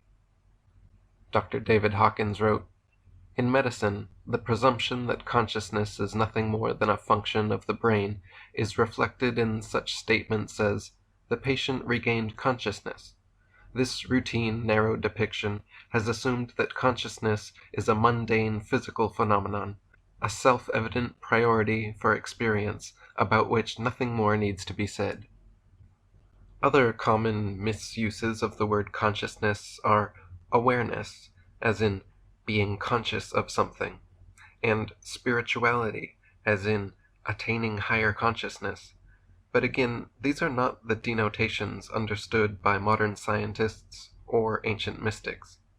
As best expressed by theoretical physicist and experimental psychologist Peter Russell, the true, simple meaning of consciousness is the capacity for experience. Consciousness is the ability to have an inner experience. It is our internal world of thoughts, emotions, sensations, perceptions, and choices, the I, the little me in our minds, the sense of self inside us that has never changed since childhood. That is consciousness. Dr. David Hawkins wrote, "The identification and experience of self could be limited to a description of one's physical body. Then, of course, we might well ask, how does one know that one has a physical body? Through observation we note that the presence of the physical body is registered by the senses. The question then follows, what is it that's aware of the senses? How do we experience what the senses are reporting? Something greater, something more encompassing than the physical body has to exist in order to experience that which is lesser, and that something is the mind. The question then arises, how does one know what's being experienced by the mind? By observation and introspection, one can witness that thoughts have no capacity to experience themselves, but that something both beyond and more basic than thought experiences the sequence of thoughts, and that something's sense of identity is unaltered by the content of thoughts. That something is consciousness, the capacity for experience, the inner witness of our outer lives. As written by philosopher Malcolm Hollick, events are experienced by an experiencer. Thoughts are thought by a thinker. Pain is felt by a feeler. Imaginings are created by an imaginer, and choices are made by a chooser." Dr. David Hawkins wrote, "What is it that observes and is aware of all the subjective and objective phenomena of life? It's consciousness itself that resonates as both awareness and experiencing, and both are purely subjective. Consciousness isn't determined by content. Thoughts flowing through consciousness are like fish swimming in the ocean. The ocean's existence is independent of the fish. The content of the sea doesn't define the nature of the water itself." Given the definition, the capacity for inner experience, we can easily observe that consciousness is not a phenomenon limited to only human beings. In fact, as we trace the trade of consciousness back through the animal kingdom, it becomes increasingly difficult to say there exists any animal which doesn't have its own inner experience of the outer world. In his excellent book, From Science to God, Peter Russell examines this issue in detail, starting with the example of a dog. A dog may not be aware of all the things of which we are aware. It does not think or reason as humans do, and it probably does not have the same degree of self-awareness. But this does not mean that a dog does not have its own inner world of experience. When I am with a dog, I assume that it has its own mental picture of the world, full of sounds, colors, smells, and sensations. It appears to recognize people and places, much as we might. A dog may at times show fear, and at other times excitement. Asleep it can appear to dream, feet and toes twitching as if on the scent of some fantasy rabbit. And when a dog yelps or whines, we assume it is feeling pain. Indeed, if we didn't believe that dogs felt pain, we wouldn't bother giving them anesthetics before an operation. My dog Buddy always recognizes me and shows excitement when I come through the door. He also recognizes the veterinarian's office and shows fear when we pull into the parking lot. If I ignore Buddy and give more attention to his sister Harley, then Buddy will exhibit signs of feeling slighted and jealous. He will sulk by himself in the corner of the room, his tail no longer wagging when I go to pet him. If I raise my voice at him, he will cower, lower his head, and scamper off. From facial recognition to dreams to complex emotions, dogs exhibit a multitude of expressions associated with consciousness. To assume they exhibit all these external characteristics of consciousness without having their own internal experience is quite implausible. And as Peter Russell points out, if we actually believed that dogs didn't feel pain, we wouldn't give them anesthetics before an operation. If dogs possess consciousness, then so do cats, horses, deer, dolphins, whales, and other mammals. They may not be self-conscious as we are, but they are not devoid of inner experience. The same is true of birds. Some parrots, for example, seem as aware as dogs. And if birds are sentient beings, then so, I assume, are other vertebrates, alligators, snakes, frogs, salmon, and sharks. However different their experiences may be, they all share the faculty of consciousness. The same argument applies to creatures further down the evolutionary tree. The nervous systems of insects are not nearly as complex as ours, and insects probably do not have as rich an experience of the world as we do, but I see no reason to doubt that they have some kind of inner experience. Where do we draw the line? Carefully considering where to draw the line between conscious and non-conscious entities, the closer one examines the issue, the more difficult it becomes to argue that any animal is insentient. Regardless of whether they have a brain or nervous system, no matter how small or simple, all animals seem to have their own inner experience and exhibit common characteristics of consciousness. So what about the plant kingdom? While most would agree that animals are conscious, most would probably agree that plants are not. Is this where we can draw the line? Apparently not. Thanks to the work of Cleve Baxter, Dr. Ken Hashimoto, and others, it is clear that even plants are remarkably conscious. In 1966, polygraph expert Cleve Baxter conducted a series of experiments which conclusively demonstrated that plants are capable of intelligent thought processes. First, he took a Dracaena plant, a dragon tree, in his office and connected lie detection equipment to its leaves. Next, he watered the plant and found that its polygraph output was similar to the undulation of human happiness. In order to test his developing theory and elicit a stronger reaction, Baxter thought to threaten the plant by burning one of its leaves. With this thought in mind, even before retrieving a match, he noticed a strong positive curve appear on the polygraph paper. He then left the room to find some matches, and as soon as he arrived back, another high peak appeared on the paper. As he lit a match, the plant's fear reaction spiked and remained high as he proceeded to burn one of its leaves. In further trials, Baxter found that if he showed less inclination to burn the plant, its reaction was weaker, and if he merely pretended to burn it, there was no reaction. So not only was the plant appearing to show genuine happiness and fear, but it seemed to be discerning true intentions from false ones. Irvin Laszlo wrote, "In 1966, Cleve Baxter, a pioneer of lie detection methods, decided to threaten a dragon plant in his office. A few minutes before, and having on a whim connected the plant to the electrodes of one of his lie detectors, he had noticed that when he watered its roots, the plant gave what in a human being would be interpreted as an emotional reaction. To arouse the strongest reaction he could, Baxter first placed a leaf of the plant in hot coffee, with no apparent response. He then decided on a worse threat, to burn the leaf. But as soon as he thought about the flame, there was an instant response from the plant. Without Baxter moving but just thinking about the threat, the plant had reacted. When he left the room and returned with some matches, there was a second surge of anticipation from the plant, and as he reluctantly burned the leaf, there was a subdued but still noticeable reaction from the dragon plant. Over the next 40 years, Baxter ran a large series of experiments, building up a huge archive of data showing that all organisms are in continual communication in a vast matrix of dynamic and non-local awareness. In further trials, Baxter tried burning the leaves of other nearby plants not connected to the polygraph, and the original dragon plant, still connected, registered the same wild response to its friend's pain as when its own leaves were burned. In another experiment, Baxter placed 2 plants in an empty room, blindfolded 6 students, and had them draw straws. The receiver of the short straw was then secretly instructed to uproot and destroy one of the 2 plants.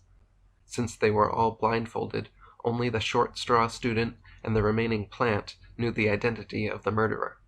2 hours later, Baxter connected the remaining plant to the polygraph machine and instructed each student to walk past it.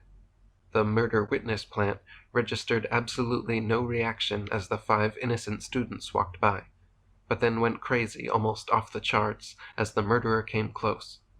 Somehow it correctly identified and emotionally reacted to the guilty student.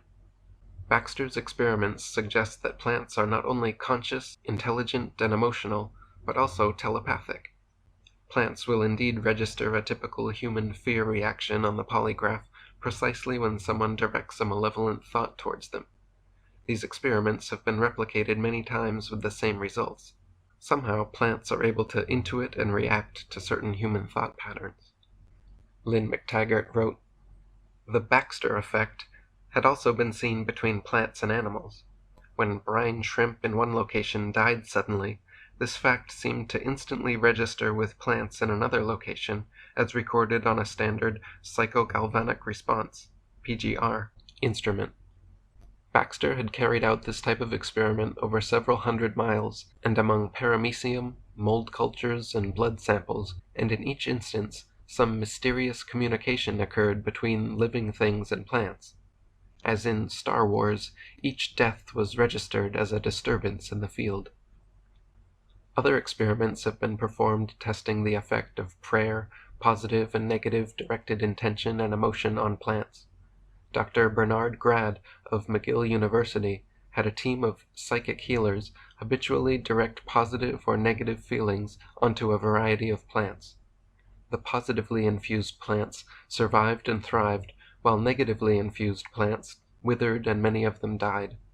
Reverend Franklin Lohr, a Northampton pastor, performed similar studies with his parishioners, testing the power of prayer to affect plants and seeds.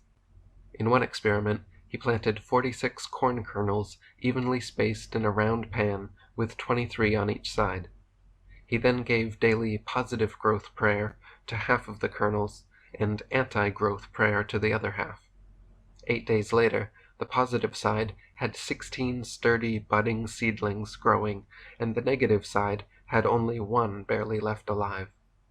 In another test, one of his parishioners, Erwin Proust, subjected 6 ivy plants to daily anti-growth prayer while watering them, and within 5 weeks, 5 of them were dead.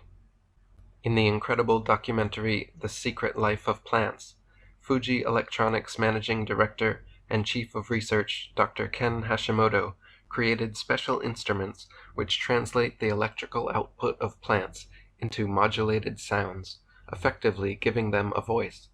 His wife has since been teaching the Japanese alphabet to her favorite plants. In the documentary, Mrs. Hashimoto recites Japanese letters, phonemes, words, and the plants repeat them back to her. Reminiscent of a small child trying to sound out new words, the plants are unable to properly imitate the language at first, but then actually struggle and practice, slowly improving until they are able to perfectly imitate the human sounds via their electrical output. So if plants can learn languages, show emotional output, react to emotional and intellectual stimulus, communicate with other plants, and read the minds and intentions of humans, it is quite rational to assume that the plant kingdom, just like the animal kingdom, is conscious. Adrian Cooper wrote, "This demonstrates extremely well that plant life, like all life, and indeed everything in the universe, are an inseparable aspect of the same infinite mind, consciousness, and intelligence of the source, the first cause, of God. Human beings, still totally steeped in the material world and personal ego, assume that just because a plant does not appear to have a physical brain, or a mouth, or any other animal characteristics, that they are unintelligent, or simply inanimate. Nothing, in fact, can be further from the truth. The human brain is not the real mind, any more than physical parts of a plant or a mineral are real mind." So how far down the evolutionary line does consciousness exist? The work of Dr. Masaru Emoto suggests that even water is in some sense conscious. His research began by exposing H2O to non-physical stimulus and photographing the resulting water crystals with a dark field microscope. David Icke wrote, "Japanese researcher Masaru Emoto of the IHM Institute in Tokyo has revealed how water is fundamentally affected by words, thoughts, and emotions, all of which are waveforms. He and his team exposed water to various music and different words and expressions, and then froze it to produce water crystals. When these were examined under a microscope, the response of the water was amazing. Look at the way it reacted to the words and thoughts, vibrations, of love and appreciation, and 'you make me sick, I will kill you.' Imagine the effect on the body of our words and deeds when it is some 70% water. This is how thoughts and words affect us energetically. I should stress that it is not the words that have the effect, but the intent behind them. If you said, 'I will kill you,' in a light-hearted fashion, as a bit of fun, it would not have the same effect as it would if you meant it, or said it with malevolence. Thus, even water has the ability to distinguish between real human emotions and fake platitudes. When infused with positive intent, the H2O molecules align themselves into beautiful, symmetric, sacred geometrical forms, and when infused with negative intent, they align themselves into chaotic, non-symmetrical blobs. Obviously, the level and type of consciousness operating in water molecules is far different from human consciousness. But the fact that something in the molecules is identifying and reacting to human emotional and intellectual content suggests that even water is indeed, in some sense, conscious." Peter Russell wrote, "We usually assume that some kind of brain or nervous system is necessary before consciousness can come into being. From the perspective of the materialist meta-paradigm, this is a reasonable assumption. If consciousness arises from processes in the material world, then those processes need to occur somewhere, and the obvious candidate is the nervous system. But then we come up against the inherent problem of the materialist meta-paradigm. Whether we are considering a human brain with its tens of billions of cells, or a nematode worm with 100 or so neurons, the problem is the same. How can any purely material process ever give rise to consciousness? Can we truly draw a definitive line between conscious and non-conscious entities in the universe? At what level of simplicity do we assume matter to be insentient? Even single-cell organisms react to external stimulus, reproduce, communicate, respirate, hunt, and consume food. Is this all an unconscious, insentient program of Newton's mechanical universe? Or are even single cells imbued with a slight degree of consciousness, a minuscule internal experience of their own? When sperm and egg unite, each human begins their life as a single-cell organism, which then rapidly divides and multiplies into the conscious community of 50 trillion cells we generally know as human. In classical science, consciousness is a mysterious emergent property of this process. In the spiritual science, consciousness is the known primary property, and the physical world is the emergent mystery. Peter Russell wrote, "The capacity for inner experience could not evolve or emerge out of entirely insentient, non-experiencing matter. Experience can only come from that which already has experience. Therefore, the faculty of consciousness must be present all the way down the evolutionary tree. There is nowhere we can draw a line between conscious and non-conscious entities. There is a trace of sentience, however slight, in viruses, molecules, atoms, and even elementary particles. Some argue this implies that rocks perceive the world around them, perhaps have thoughts and feelings, and enjoy an inner mental life similar to human beings. This is clearly an absurd suggestion, and not one that was ever intended. If a bacterium's experience is a billionth of the richness and intensity of human beings, the degree of experience in the minerals of a rock might be a billion times dimmer still. They would possess none of the qualities of human consciousness, just the faintest possible glimmer of sentience. The ancient Sufi teaching states that God sleeps in the rock, dreams in the plant, stirs in the animal, and awakens in the man. What if we replaced the word God with the one infinite consciousness? If God is defined as an omniscient, omnipotent, omnipresent intelligence, then God must exist inside all things, yet outside of all space, time, and matter. What has quantum physics and honest introspection shown exists inside all things, yet outside space, time, and matter? Consciousness. Dr. David Hawkins wrote, "Without consciousness, there would be nothing to experience form. It could also be said that form itself, as a product of perception with no independent existence, is thus transitory and limited, whereas consciousness is all-encompassing and unlimited. How could that which is transitory, with a clear beginning and ending, create that which is formless, all-encompassing, and omnipotent? How can non-experiencing, unintelligent, insentient matter randomly coalesce into a form that magically creates conscious, intelligent life? What mechanical process could possibly bring consciousness, intelligence, and life into being? How could any material process create something as immaterial as consciousness? Why would the material universe even exist without a consciousness to perceive it? Quantum physics and Eastern mysticism are both quite clear that matter does not exist without a consciousness to perceive it. Albert Einstein himself said, "A human being is a part of the whole, called by us universe, a part limited in time and space. He experiences himself, his thoughts and feelings, as something separated from the rest, a kind of optical delusion of consciousness." Ervin Laszlo wrote, "Whatever our beliefs, irrespective of how far we expand our perception, and regardless of how profound the ability of science may be to understand processes of emergence, sooner or later we arrive at the requirement for an originating creative act. We arrive ultimately at the concept of a cosmic mind. Although science has so far chosen to ignore this inescapable logic, the deeper we delve into the fundamental mysteries of nature, as did Einstein, we see order, harmony, and cosmic mind manifest in our universe. What is revealed doesn't require us to choose between intelligent design and evolution, but to recognize a co-creative design for evolution. What we see, literally hidden in full view, is Einstein's concept of a cosmic mind at work. Unless you actually think God is a bearded white man living in the clouds, perhaps replacing that word, as Einstein did, with something like cosmic mind, universal being, or infinite consciousness will help bridge the mental gap most Westerners seem to have between science and spirituality. Roger Stevens wrote, "After I shook the dust of organized religion from my sandals, I learned that the link between big ol' God and little ol' me was no more and no less than consciousness.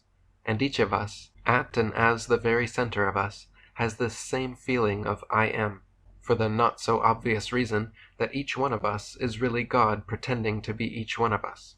There is only one I am. There is only one God, one Brahma, one Tao, one beingness.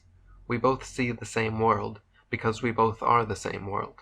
But we have so cleverly and convincingly hidden ourselves from ourselves that we really believe that we are separate entities. Lynn McTaggart wrote, "The coming scientific revolution heralds the end of dualism in every sense. Far from destroying God, science for the first time is proving his existence by demonstrating that a higher collective consciousness is out there. As shown previously, the plenum of physical forms in the universe is fundamentally an energetic oneness, with consciousness playing the role of creator and experiencer. This means the multitude of transitory material forms and bodies about us don't exist without us, and come from within us." Greg Braden wrote, "A growing body of research suggests that we're more than cosmic latecomers simply passing through a universe that was completed long ago. Experimental evidence is leading to a conclusion that we're actually creating the universe as we go, and adding to what already exists. In other words, we appear to be the very energy that's forming the cosmos, as well as the beings who experience what we're creating.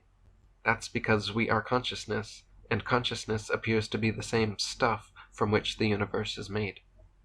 Dr. David Hawkins wrote, "The universe holds its breath as we choose, instant by instant, which pathway to follow. For the universe, the very essence of life itself, is highly conscious. Every act, thought, and choice adds to a permanent mosaic. Our decisions ripple through the universe of consciousness to affect the lives of all. Lest this idea be considered either merely mystical or fanciful, let's remember that fundamental tenet of the new theoretical physics: everything in the universe is connected with everything else." The Tibetan Book of the Great Liberation writes, "Matter is derived from mind, not mind from matter." More and more, scientists are catching up with ancient mystics regarding the primacy of consciousness, the fact that consciousness is an a priori facet of reality and not some emergent property of materiality.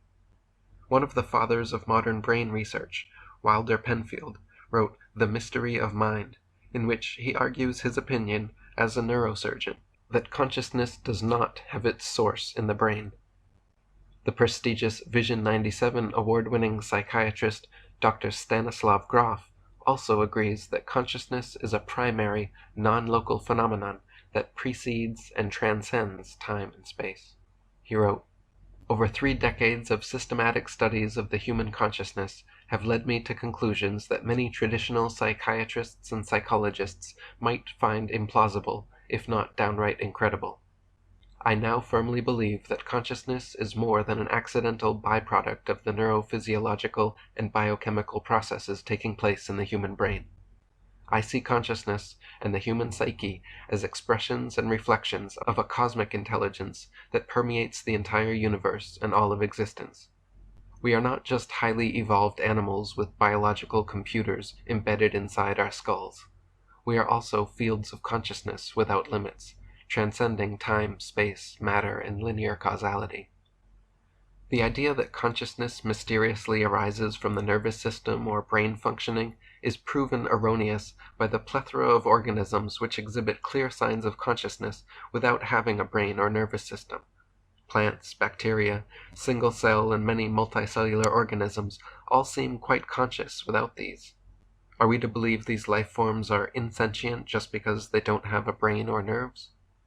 Irvin Laszlo wrote, "While new technologies are enabling scientists to understand more and more of the mechanics of how mind is expressed through the brain, after many years of research, this still sheds no light on their central quest, one that we believe is fruitless because the premise on which it is based is wrong. We agree with transpersonal psychologist Stanislav Grof, who for more than 50 years has studied human consciousness. Grof has compared the effort of trying to discover how mind arises from the brain to an engineer trying to understand the content of a television program solely by watching what components light up in the interior of the TV set. If someone sought to do such a thing, we'd laugh, yet this is the approach that mainstream science has taken, and insisted is correct, despite no evidence to support it and a great deal that contradicts it. Stanislav Grof wrote, "New scientific findings are beginning to support beliefs of cultures thousands of years old, showing that our individual psyches are, in the last analysis, a manifestation of cosmic consciousness and intelligence that flows through all of existence. We never completely lose contact with this cosmic consciousness because we are never fully separated from it." There are documented cases of hydrocephalus, otherwise known as water in the brain, where people have lived perfectly normal lives with almost no cerebral cortex or neocortex whatsoever. This is quite significant considering that classical science has always assumed the neocortex to be the supposed center of consciousness. British neurologist John Lorber recorded one case in which a young man's hydrocephalus was so extreme that his brain was virtually non-existent. Inside his skull was just a thin layer of brain cells surrounding a mass of cerebrospinal fluid. Amazingly, everything else about the young man was normal. He was even an honor student. If consciousness arises from brain functioning, how is this possible? Peter Russell wrote, "The underlying assumption of the current meta-paradigm is that matter is insentient. The alternative is that the faculty of consciousness is a fundamental quality of nature. Consciousness does not arise from some particular arrangement of nerve cells or processes going on between them, or from any other physical features. It is always present. If the faculty of consciousness is always present, then the relationship between consciousness and nervous systems needs to be rethought. Rather than creating consciousness, nervous systems may be amplifiers of consciousness, increasing the richness and quality of experience." Peter Russell asks us to consider a couple simple thought experiments to prove to ourselves the non-locality of consciousness beyond space and time. When asked to locate their consciousness, most people sense it to be somewhere in their heads. Since our brains are in our heads, and the brain is often associated with consciousness, many people assume their consciousness is located in the middle of their heads, but actually, the apparent location of one's consciousness has nothing to do with the placement of one's brain, and rather depends on the placement of sense organs. Since your primary senses, eyes and ears, are in your head, the central point of your perception, the place from which you seem to be experiencing the world, is somewhere behind your eyes and between your ears, in your head. However, the fact that your brain is also in your head is merely coincidence, as shown by the following thought experiment. Imagine that your eyes and ears were somehow transplanted to your knees. So you now observed the world from this new vantage point.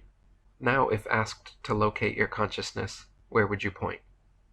If your eyes and ears were on your knees, would you still experience your self to be in your head? Robert Anton Wilson wrote, "I don't think consciousness is in the brain. The brain receives consciousness. Consciousness is probably a non-local function of the space-time continuum, and every individual brain is an individual receiver. Just like the world is full of television signals and each television set is a receiver. The delusion that you are in your body is a primitive, savage kind of logic, taking the data of perception at face value. Similar to the delusion that Johnny Carson is inside your television set. Johnny Carson is not in your television set. Johnny Carson is in Hollywood. Your television set just receives Johnny Carson's signals, and consciousness is not in the brain. The brain just receives signals from the vast, undifferentiated ocean of consciousness that makes up the space-time continuum." Peter Russell wrote, "The faculty of consciousness can be likened to the light from a video projector. The projector shines light onto a screen, modifying the light so as to produce any one of an infinity of images. These images are like the perceptions, sensations, dreams, memories, thoughts, and feelings that we experience, what I call the contents of consciousness. The light itself, without which no images would be possible, corresponds to the faculty of consciousness. We know all the images on the screen are composed of this light, but we are not usually aware of the light itself. Our attention is caught up in the images that appear and the stories they tell. In much the same way, we know we are consciousness, but we are usually aware only of the many different perceptions, thoughts, and feelings that appear in the mind. we are seldom aware of consciousness itself. In deep meditation, during spontaneous OBE, or under the effects of entheogens, many people temporarily transcend their contents of consciousness completely and achieve a lucid state of awareness that is purely the faculty of consciousness. In this state, there is no space and time, just the infinite here and now. No me and not me division, just one universal awareness. Such experiences are referred to as mystical and deemed unscientific, because they are subjective and unrepeatable under laboratory conditions. But for those who experience such transcendental states, this first-hand gnosis provides them with an intuitive knowingness of the primacy of consciousness beyond all space, time, and matter. Fritjof Capra wrote, "The Eastern mystics link the notions of both space and time to particular states of consciousness. Being able to go beyond the ordinary state through meditation, they have realized that the conventional notions of space and time are not the ultimate truth. The refined notions of space and time, resulting from their mystical experiences, appear to be in many ways similar to the notions of modern physics, as exemplified by the theory of relativity." Peter Russell wrote, "In short, the impression that your consciousness is located in space is an illusion. Everything you experience is a construct within consciousness. Your sense of being a unique self is merely another construct of the mind. Quite naturally, you place this image of yourself at the center of your picture of the world, giving you the sense of being in the world. But the truth is just the opposite. It is all within you. You have no location in space. Space is in you." If a tree falls in the forest and no one is around to hear it, does it still make a sound? At first you might think, of course it still makes a sound, until further defining what sound actually means. The sensation produced by stimulation of the organs of hearing by vibrations transmitted through the air or other medium. Dictionary.com. When a tree falls, there are certainly pressure waves vibrating through the air, but since sound is a quality of consciousness, if no ears are around to hear those waves, then the tree literally does not make a sound. Peter Russell wrote, "To the surprise of many, the world out there has turned out to be quite unlike our experience of it. Consider our experience of the color green. In the physical world, there is light of a certain frequency, but the light itself is not green, nor are the electrical impulses that are transmitted from the eye to the brain. No color exists there. The green we see is a quality appearing in the mind in response to this frequency of light. It exists only as a subjective experience in the mind. The same is true of sound. I hear the music of a violin, but the sound I hear is a quality appearing in the mind. There is no sound as such in the external world, just vibrating air molecules. The smell of a rose does not exist without an experiencing mind, just molecules of a certain shape.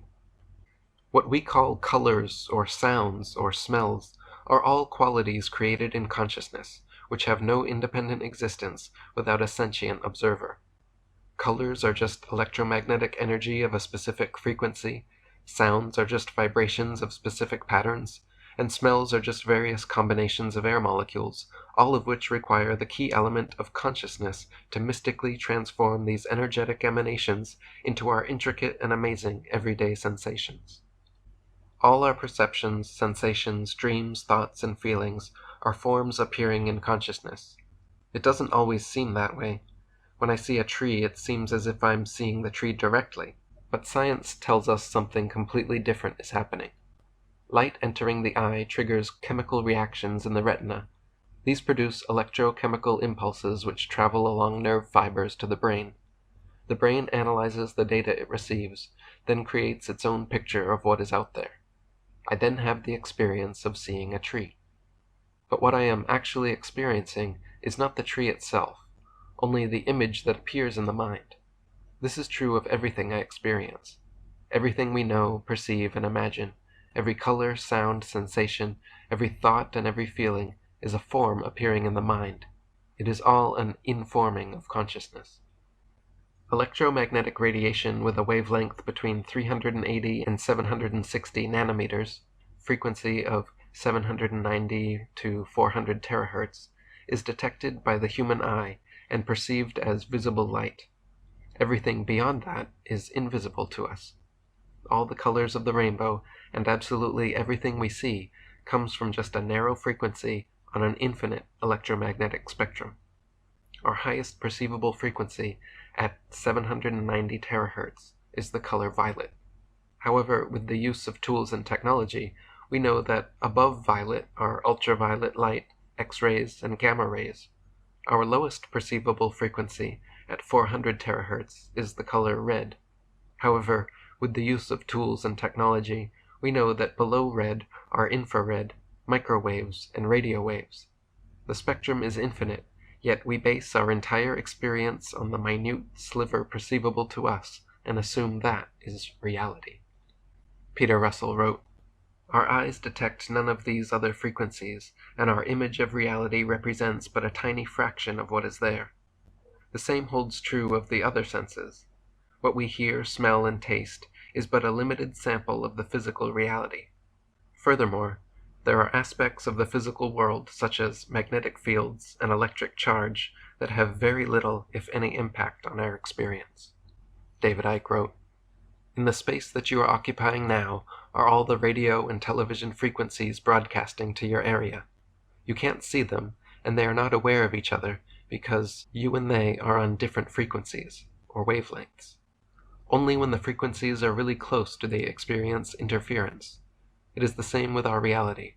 Our physical world is just one of countless wavelengths, frequencies, or dimensions, and to experience and interact with this realm, we need an outer shell that is vibrating within this frequency range. Our consciousness is vibrating too fast to interact efficiently with this frequency.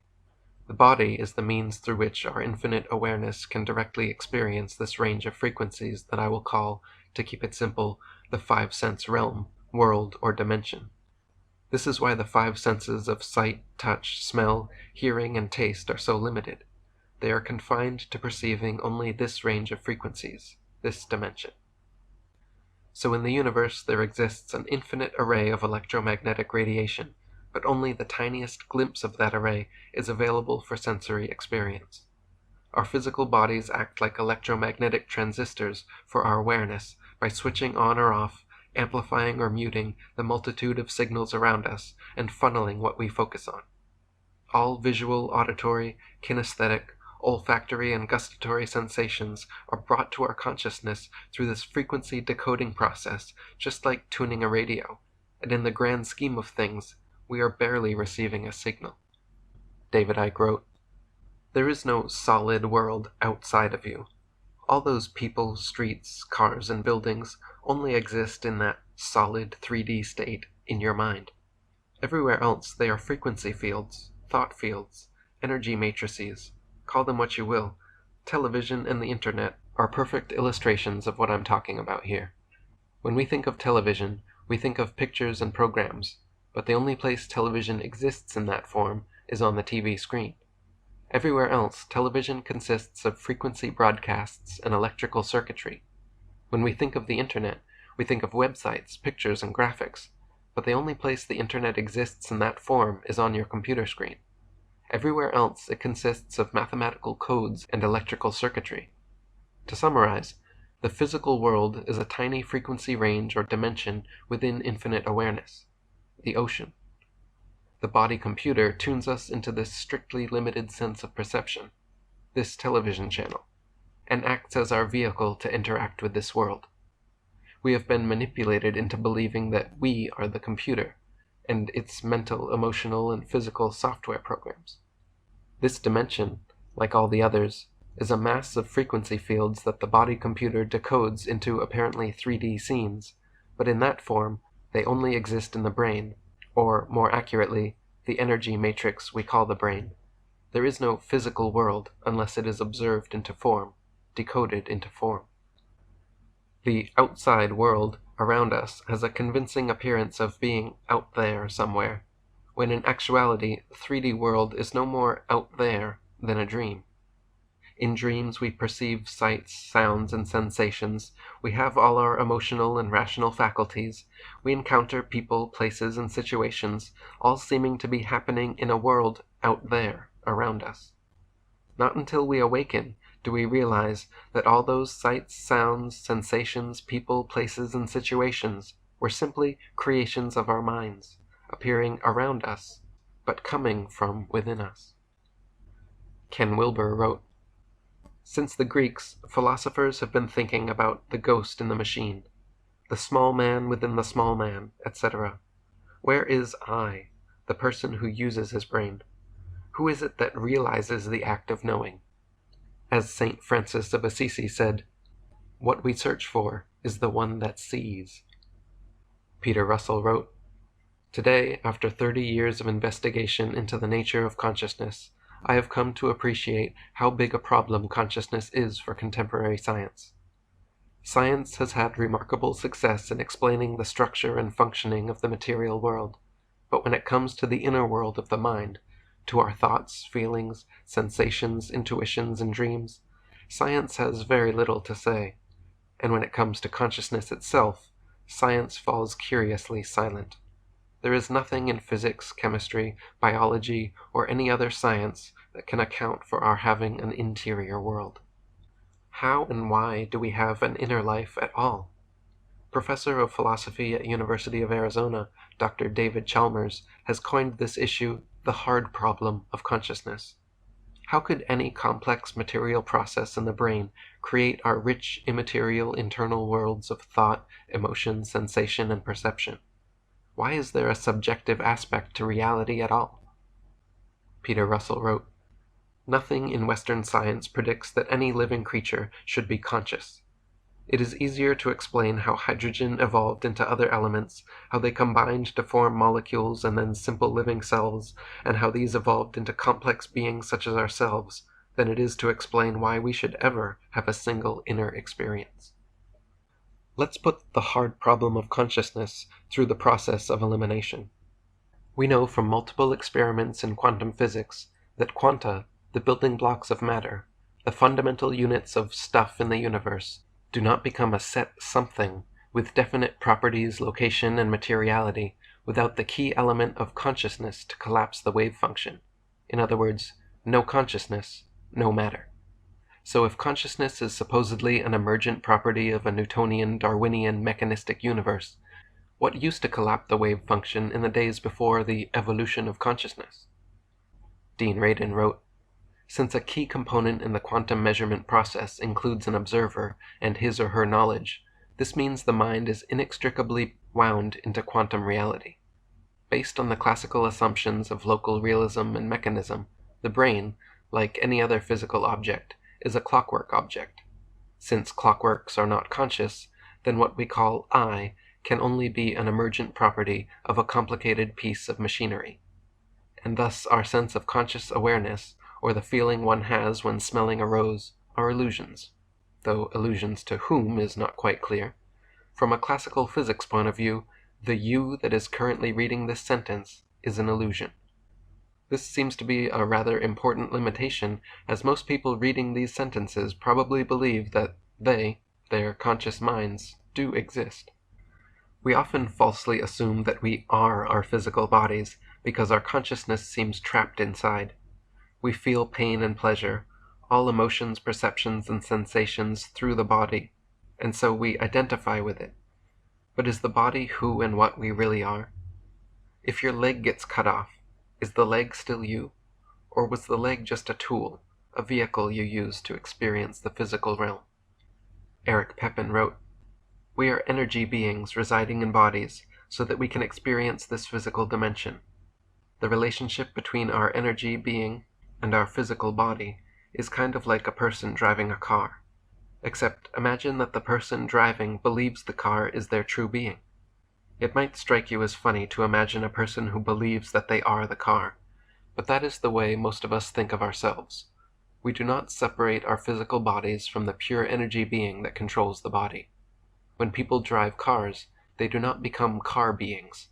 We are the energy beings within our bodies." Anyone who has experienced an OBE, NDE, or taken DMT will tell you emphatically that we are not our physical bodies. Indigenous peoples and shamanic cultures regularly practiced meditation, dream time, trance-inducing chants, dances, fasts, and ingested psychedelic entheogens, all of which put them directly in touch with non-physical aspects of their consciousness. Even the staunchest materialists are compelled beyond their will every night to relax their bodies to sleep while their consciousness travels to various dream worlds and dimensions beyond the physical. The signs are all around us, but the point is easy to miss. The physical world is simply a recurring dream that we awaken from when our bodies die. David Icke wrote, "So the first revelation on the road to freedom, your body is not you. It is a fantastic biological computer that you are using to experience this reality. It is a vehicle, a means, not a you or an I. The spacesuit is the means by which an astronaut can experience other worlds. So is your body. We are not our bodies. We are infinite consciousness, and all that is, a seamless energy field within which all worlds and no worlds exist. The only difference between everything is the level of awareness that we are all that is. The deeper this awareness, the more you will access that level of knowing and perception. The more you think you are an individual and apart from everything else, the more you will disconnect from the infinite one that you really are. Still unconvinced that you are not your body? Did you know that every 5 to 7 years, every single cell in your body dies and is replaced? Your entire body, every cell in your brain, every cell in your eye, absolutely everything that composes your physical body has died and been replaced multiple times. Meanwhile, your unique essence, your feeling of I amness, your consciousness, has remained exactly the same as when you were a child." Alan Watts wrote, "This feeling of being lonely and very temporary visitors in the universe is in flat contradiction to everything known about man, and all other living organisms, in the sciences. We do not come into this world, we come out of it, as leaves from a tree. As the ocean waves, the universe peoples. Every individual is an expression of the whole realm of nature, a unique action of the total universe. This fact is rarely, if ever, experienced by most individuals. Even those who know it to be true, in theory, do not sense or feel it, but continue to be aware of themselves as isolated egos inside bags of skin. But the cat has already been let out of the bag. The inside information is that yourself as just little me, who came into this world and lives temporarily in a bag of skin, is a hoax and a fake. The fact is that because no one thing or feature of this universe is separable from the whole, the only real you, or self, is the whole. The rest of this book will attempt to make this so clear that you will not only understand the words, but feel the fact." Synchronicity is a term coined by Swiss psychologist Carl Jung, which he defined as the temporally coincident occurrence of acausal events. In other words, synchronicities are meaningful coincidences, highly improbable, highly significant, serendipitous happenings. When it is clear that there is no cause and effect connection between two events, yet a meaningful relationship nevertheless exists, this is synchronicity. Jung believed synchronicity is an acausal connecting principle of our collective unconscious, through which we are shown mystical glimpses of meaningful connections between our subjective and objective worlds, divine bridges between our inner and outer experiences. Paul Levi wrote, "Synchronicities are revelations of the absence of any division between the physical world and the inner psychological reality. Synchronistic events are lucidity stimulators, neon signs from the dreamlike nature of the universe to help us wake up to its and our dreamlike nature. Just like a dream, mind and matter are not separate, distinct realities, but rather are seemingly different fundamental components of the same deeper, underlying reality that has both an external matter aspect and an internal mind aspect." Stanislav Grof wrote, "The blurring of boundaries between consciousness and matter challenges everything we are taught in traditional Western thinking. From a very early age, we are urged by our parents, teachers, and religious leaders to draw clear lines between the subjective and the objective, the real and the unreal, the existent and the non-existent, or the tangible and the intangible. However, a reality that is very similar to Jung's acausal universe is becoming recognized in modern science. Notably, in quantum relativistic physics, it was Young's recognition of phenomena that exist outside of cause and effect that led him to define synchronicity as an acausal connecting principle. Meaningful coincidences between the inner world, the world of visions and dreams, and the outer world of objective reality, suggested to Young that the two worlds were not as clearly separated as we might think. Have you ever experienced visions or emotional pangs related to some person or incident outside your sensory experience? Have you ever had déjà vu or coincidences so meaningful yet improbable that it boggled your mind? Have you ever had a friend or relative pop into your head, and then seconds later the phone rings and it is them? Myself and many others have experienced such synchronicities, all of which can only be seen as chance or coincidence in a Newtonian world, but have special meaning in a Jungian, consciousness-based world. Greg Braden wrote, "How many times have you gone to call someone on the phone and found that he or she was already on the line when you picked up the receiver? Or when you dialed the number, you discovered that the line was busy because your pal was calling you? On how many occasions have you found yourself enjoying time with friends in a busy street, mall, or airport, only to have the eerie feeling that you've already been in that place or with those people before, doing exactly what you're doing at that moment? While these simple examples are fun to talk about, they're more than random coincidences. Although we may not be able to prove scientifically why these things happen, we all know that they do. In such moments of connectedness and déjà vu, we find ourselves spontaneously transcending the limits imposed by physical laws.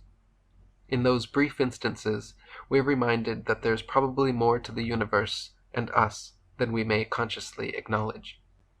I've personally experienced many synchronicities, déjà vus, and prophetic dreams which have convinced me that something like Young's acausal connecting principle truly does exist within consciousness, outside of space and time.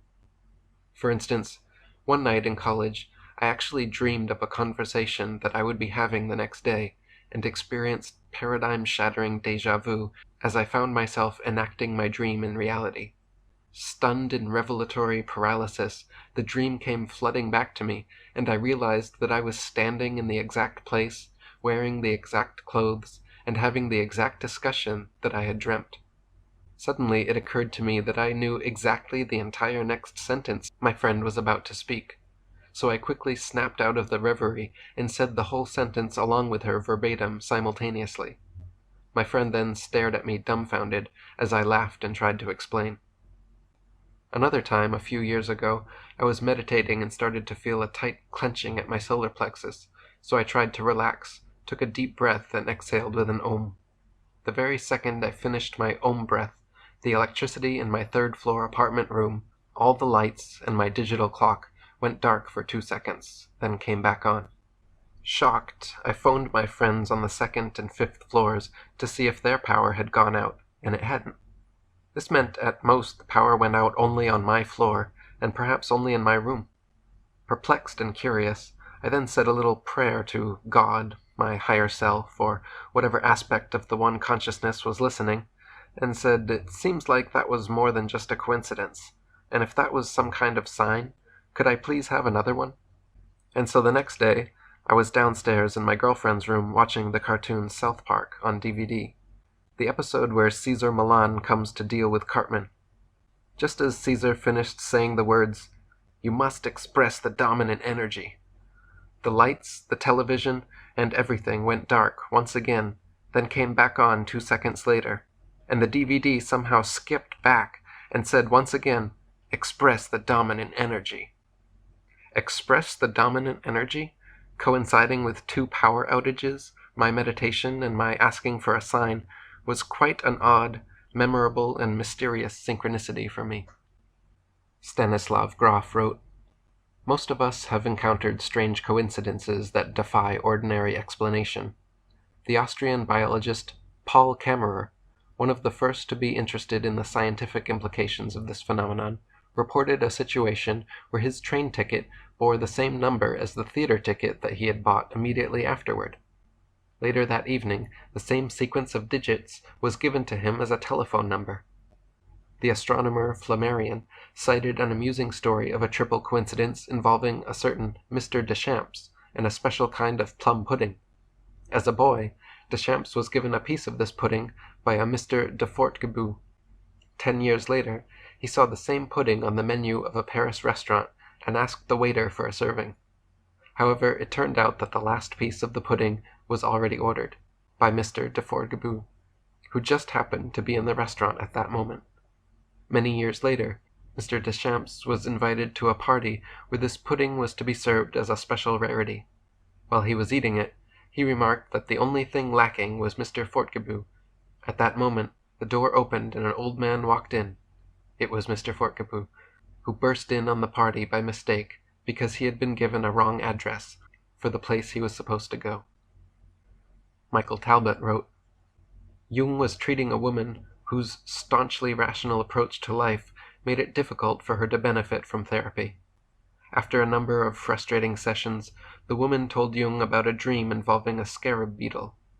Jung knew that in Egyptian mythology the scarab represented rebirth, and wondered if the woman's unconscious mind was symbolically announcing that she was about to undergo some kind of psychological rebirth. He was just about to tell her this when something tapped on the window, and he looked up to see a gold-green scarab on the other side of the glass. It was the only time a scarab beetle had ever appeared at Jung's window. He opened the window and allowed the scarab to fly into the room as he presented his interpretation of the dream. The woman was so stunned that she tempered her excessive rationality, and from that point on, her response to therapy improved.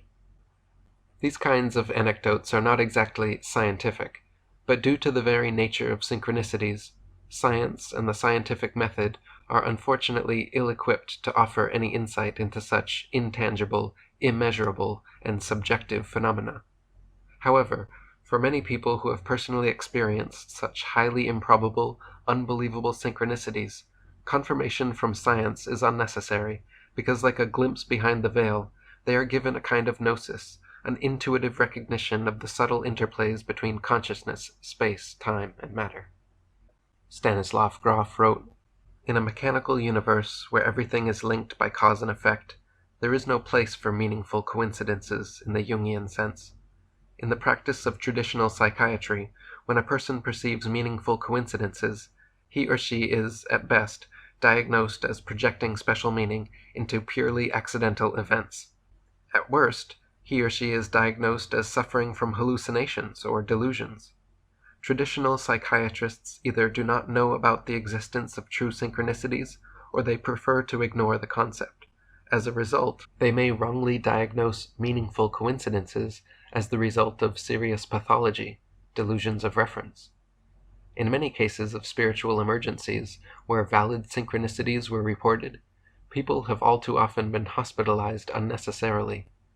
Had those experiences been correctly understood and treated as manifestations of psycho-spiritual crisis, those same people might have been quickly helped through approaches supporting spiritual emergence, rather than undergoing all the problems that unnecessary hospitalization entails. Physicist F. David Peat believes synchronicities are very real phenomena which provide circumstantial evidence for an absence of division between the outside physical world and our inner psychological worlds. He states that the self lives on but as one aspect of the more subtle movement that involves the order of the whole of consciousness. It has been an arduous process, but as explored in the first chapter, quantum physics is slowly dragging the world of rational science, kicking and screaming to the realization that staunch materialism is untenable, and concepts like Jung's collective unconscious are not so fantastic or fanciful after all. Stanislav Grof wrote, Jung himself was fully aware of the fact that the concept of synchronicity was incompatible with the traditional science, and he followed with great interest the revolutionary new worldview that was emerging from developments in modern physics. He maintained a friendship with Wolfgang Pauli, one of the founders of quantum physics, and the two of them had a very fruitful exchange of ideas. Similarly, in personal communications between Jung and Albert Einstein, the latter explicitly encouraged him to pursue the concept of synchronicity because it was fully compatible with the new thinking in physics. Sadly, however, Mainstream psychologists and psychiatrists have still not caught up with the revolutionary developments in modern physics and Jungian psychology. In the 1950s and 60s, inventor Dennis Gabor discovered that when you photograph objects with a split light beam and store the information as wave interference patterns, you get a better image than with ordinary point-to-point intensity photographs. Not only is the captured image clearer, but it is completely three-dimensional. Lynn McTaggart wrote, "In a classic laser hologram, a laser beam is split. One portion is reflected off an object, a china teacup, say. The other is reflected by several mirrors. They are then reunited and captured on a piece of photographic film. The result on the plate, which represents the interference pattern of these waves, resembles nothing more than a set of squiggles or concentric circles. However, when you shine a light beam from the same kind of laser through the film, what you see is a fully realized, incredibly detailed, three-dimensional, virtual image of the china teacup floating in space." An example of this is the image of Princess Leia, which gets generated by R2-D2 in the first movie of the Star Wars series. Michael Talbot wrote, "A hologram is produced when a single laser light is split into two separate beams. The first beam is bounced off the object to be photographed. Then the second beam is allowed to collide with the reflected light of the first. When this happens, they create an interference pattern, which is then recorded on a piece of film. As soon as another laser beam is shined through the film, a three-dimensional image of the original object reappears. The three-dimensionality of such images is often eerily convincing. You can actually walk around a holographic projection and view it from different angles as you would a real object. However, if you reach out and try to touch it, your hand will waft right through it, and you will discover there is really nothing there." The three-dimensionality of holographic images is not their only amazing attribute. In holograms, all parts are reflected in the whole, and the whole is reflected in all parts. So if you chop a piece of holographic film into tiny bits, then shine a laser onto any of them, no matter how small, you will still get a complete image. Greg Braden wrote, "Back in the 1980s, a series of bookmarks appeared on the market using holographic technology. Each one was made of a shiny strip of silver paper that looked like glossy aluminum foil at first glance. When the paper was held directly under a bright light and tilted back and forth, however, suddenly the images in the foil looked as though they'd come to life and were hovering in the air just above the paper itself. If you have one of these bookmarks, you can do an experiment to demonstrate for yourself just how a hologram works. Use a sharp pair of scissors to cut your beautiful shiny bookmark into hundreds of pieces of any shape. Then take the smallest of the fragments and cut it again into an even tinier piece. If the bookmark is truly a hologram, you'll be able to look at your tiny speck of a bookmark under a magnifying glass and still see the entire image, only on a smaller scale. The reason why is that it exists everywhere throughout the bookmark." The physical world around us behaves much like a hologram. Just like a piece of holographic film, all quanta exist as interfering wave patterns. In and of themselves, these interference waves have no solidity, no definite properties or location, just like the squiggles or circles on holographic film. The image is distributed throughout the entire film, just as quanta are distributed throughout the entire universe.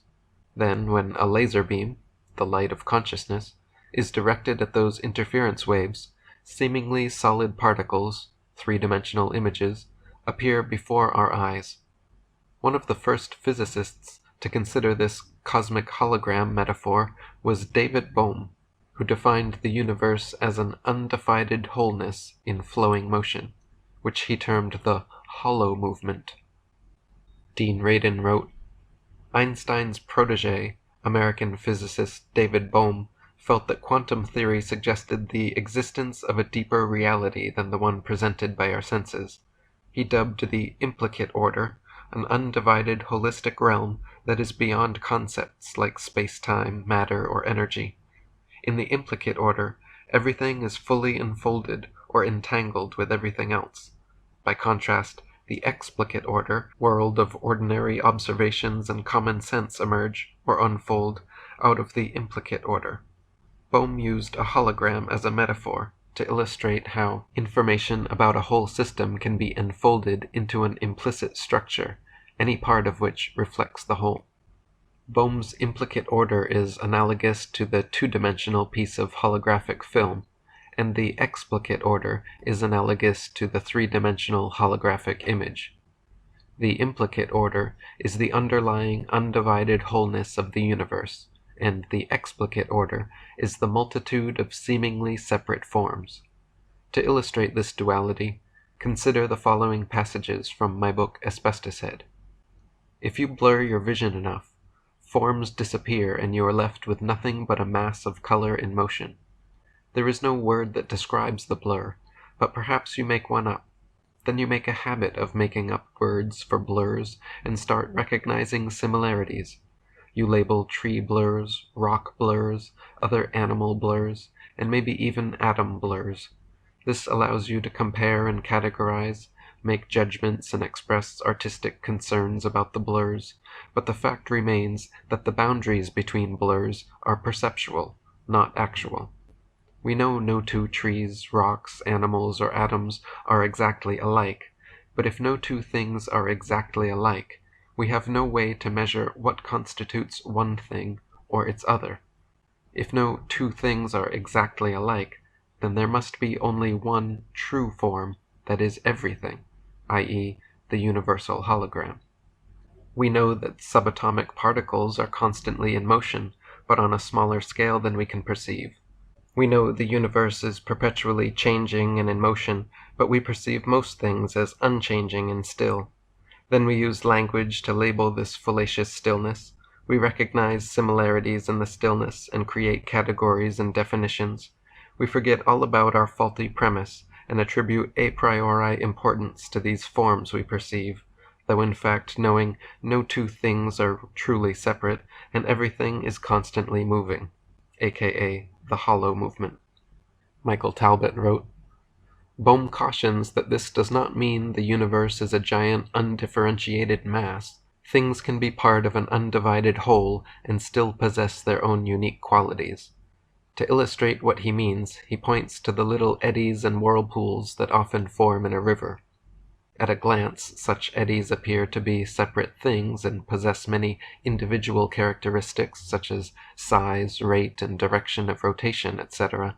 But careful scrutiny reveals that it is impossible to determine where any given whirlpool ends and the river begins. Thus, Bohm is not suggesting that the differences between things is meaningless. He merely wants us to be aware constantly that dividing various aspects of the hollow movement into things is always an abstraction, a way of making those aspects stand out in our perception by our way of thinking. In attempts to correct this, instead of calling different aspects of the hollow movement things, he prefers to call them relatively independent subtotalities. For Bohm, atoms are not the building blocks of matter, but rather just a term given to one aspect of the hollow movement. The various forms we name, words and categories we create, are all ultimately arbitrary because at the implicate level of reality, everything is one. No two atoms, two rocks, two trees, or two people are any more separate from one another than whirlpools are separate from the river. The universe is a holographic oneness in perpetual motion, both created and navigated by consciousness. Matter is not separated by space and time. Rather, matter, space, and time are always, already, ever present and one. To illustrate this, think of a DVD. At the explicate level of the DVD, you see a movie with people, places, and events happening in space and time. For the actors on your television screen, they experienced everything happening in real time, in the real world, during filming. But for you, the viewer, holding the DVD in your hand, you can see the implicate level of the movie, where all the people, places, and events on it are mere projections of a single totality. You can rewind, fast forward, slow-mo, or freeze-frame the entire realistic three-dimensional explicate world of the DVD because you are operating from the implicate world of remote control. The One, God, infinite consciousness, cosmic mind, or whatever you want to call it, operates at the objective, omnipresent, omniscient, omnipotent level of the implicate DVD, and meanwhile, us humans, animals, plants, insects, and every other subjective entity in the physical universe are method actors in the explicate movie. Bohm himself said, "It will be ultimately misleading, and indeed wrong, to suppose, for example, that each human being is an independent actuality who interacts with other human beings and with nature. Rather, all these are projections of a single totality." Greg Braden wrote, "While it may look as though we are disconnected from one another and the rest of the world, that detachment doesn't exist on the plane where the hologram originates. On this level of unity, there really can be no such things as here and there." Michael Talbot wrote, "Matter does not exist independently from so-called empty space. It is a part of space. Space is not empty. It is full, a plenum, as opposed to a vacuum, and is the ground for the existence of everything, including ourselves." Adrian Cooper wrote, "David Bohm's work into quantum physics and quantum mechanics also realized and affirmed a single ultimate reality, the true nature of the universe. Time will inevitably show the universal explicate, implicate, and superimplicate orders of David Bohm and the Hollow movement will eventually have most profound implications for humanity, which all science will quite simply have to accept sooner or later, thus proving conclusively the universe, rather than being a vast and disparate multitude of separately interacting particles of matter, is in reality a magnificent, unbroken completeness, a continuum, an infinite flowing movement of energy, vibration, the Hollow movement." Independently of David Bohm's research, Stanford neuroscientist Carl Pribram proposed a holographic model for explaining the structure and function of the human brain. His work strongly suggests that the brain stores information not locally in so-called engrams, but holographically throughout its entirety. Greg Braden wrote, "Interestingly, while Pribram and David Bohm began their work independently, both were using the same explanations to describe the results of their experiments. They were each applying the holographic model to make sense of life. Bohm, as a quantum physicist, was looking at the universe as a hologram. Pribram, as a neuroscientist, was studying the brain as a holographic processor. When the two theories are combined, what results is nothing less than a paradigm-shattering possibility." Individual memories were long thought to exist locally in specific areas of the brain. However, thanks to the work of Dr. Carl Pribram, Dr. Carl Lashley, Dr. Paul Peach, and others, we now know this is not the case. Dr. Carl Lashley and other scientists have trained rats to navigate mazes, then removed their brains piece by piece, attempting to find where engrams, individual memories, exist. Strangely, however, in the experiments, the rats always remember the training, no matter which piece or how much of the brain is removed. Michael Talbot wrote, "Even after removing as much as 90% of a rat's visual cortex, the part of the brain that receives and interprets what the eye sees, he found it could still perform tasks requiring complex visual skills. Similarly, research conducted by Pribram revealed that as much as 98% of a cat's optic nerves can be severed without seriously impairing its ability to perform complex visual tasks. Such a situation was tantamount to believing that a movie audience could still enjoy a motion picture after 90% of the movie screen was missing, and his experiments presented once again a serious challenge to the standard understanding of how vision works. The orthodox explanation of vision is that the eye sees by taking a photographic image and reproducing it onto the cortical surface of the brain where we interpret it like an internal movie screen. Dr. Lashley's experiment showed, however, that even when 90 to 98% of that internal projector screen is missing, the brain still receives and registers the whole movie." Greg Braden wrote, Experiments demonstrated that animals retained memories and continued their lives even though the parts of their brains that were believed to hold these functions were removed. In other words, it appeared that there wasn't a direct correspondence between the memories and a physical place in the brain. It was obvious that the mechanical view of brains and memory wasn't the answer. Something else strange and wonderful must be happening. These and other experiments have shown that Dr. Lashley's engram theory of individual memories existing in certain areas of the brain is provably incorrect. Memories and images are distributed all throughout the brain, just like a picture is stored all throughout a piece of holographic film. Michael Talbot wrote, Paul Pietsch began as an ardent disbeliever in Pribram's theory. He was especially skeptical of Pribram's claim that memories do not possess any specific location in the brain. To prove Pribram wrong, Pietsch devised a series of experiments.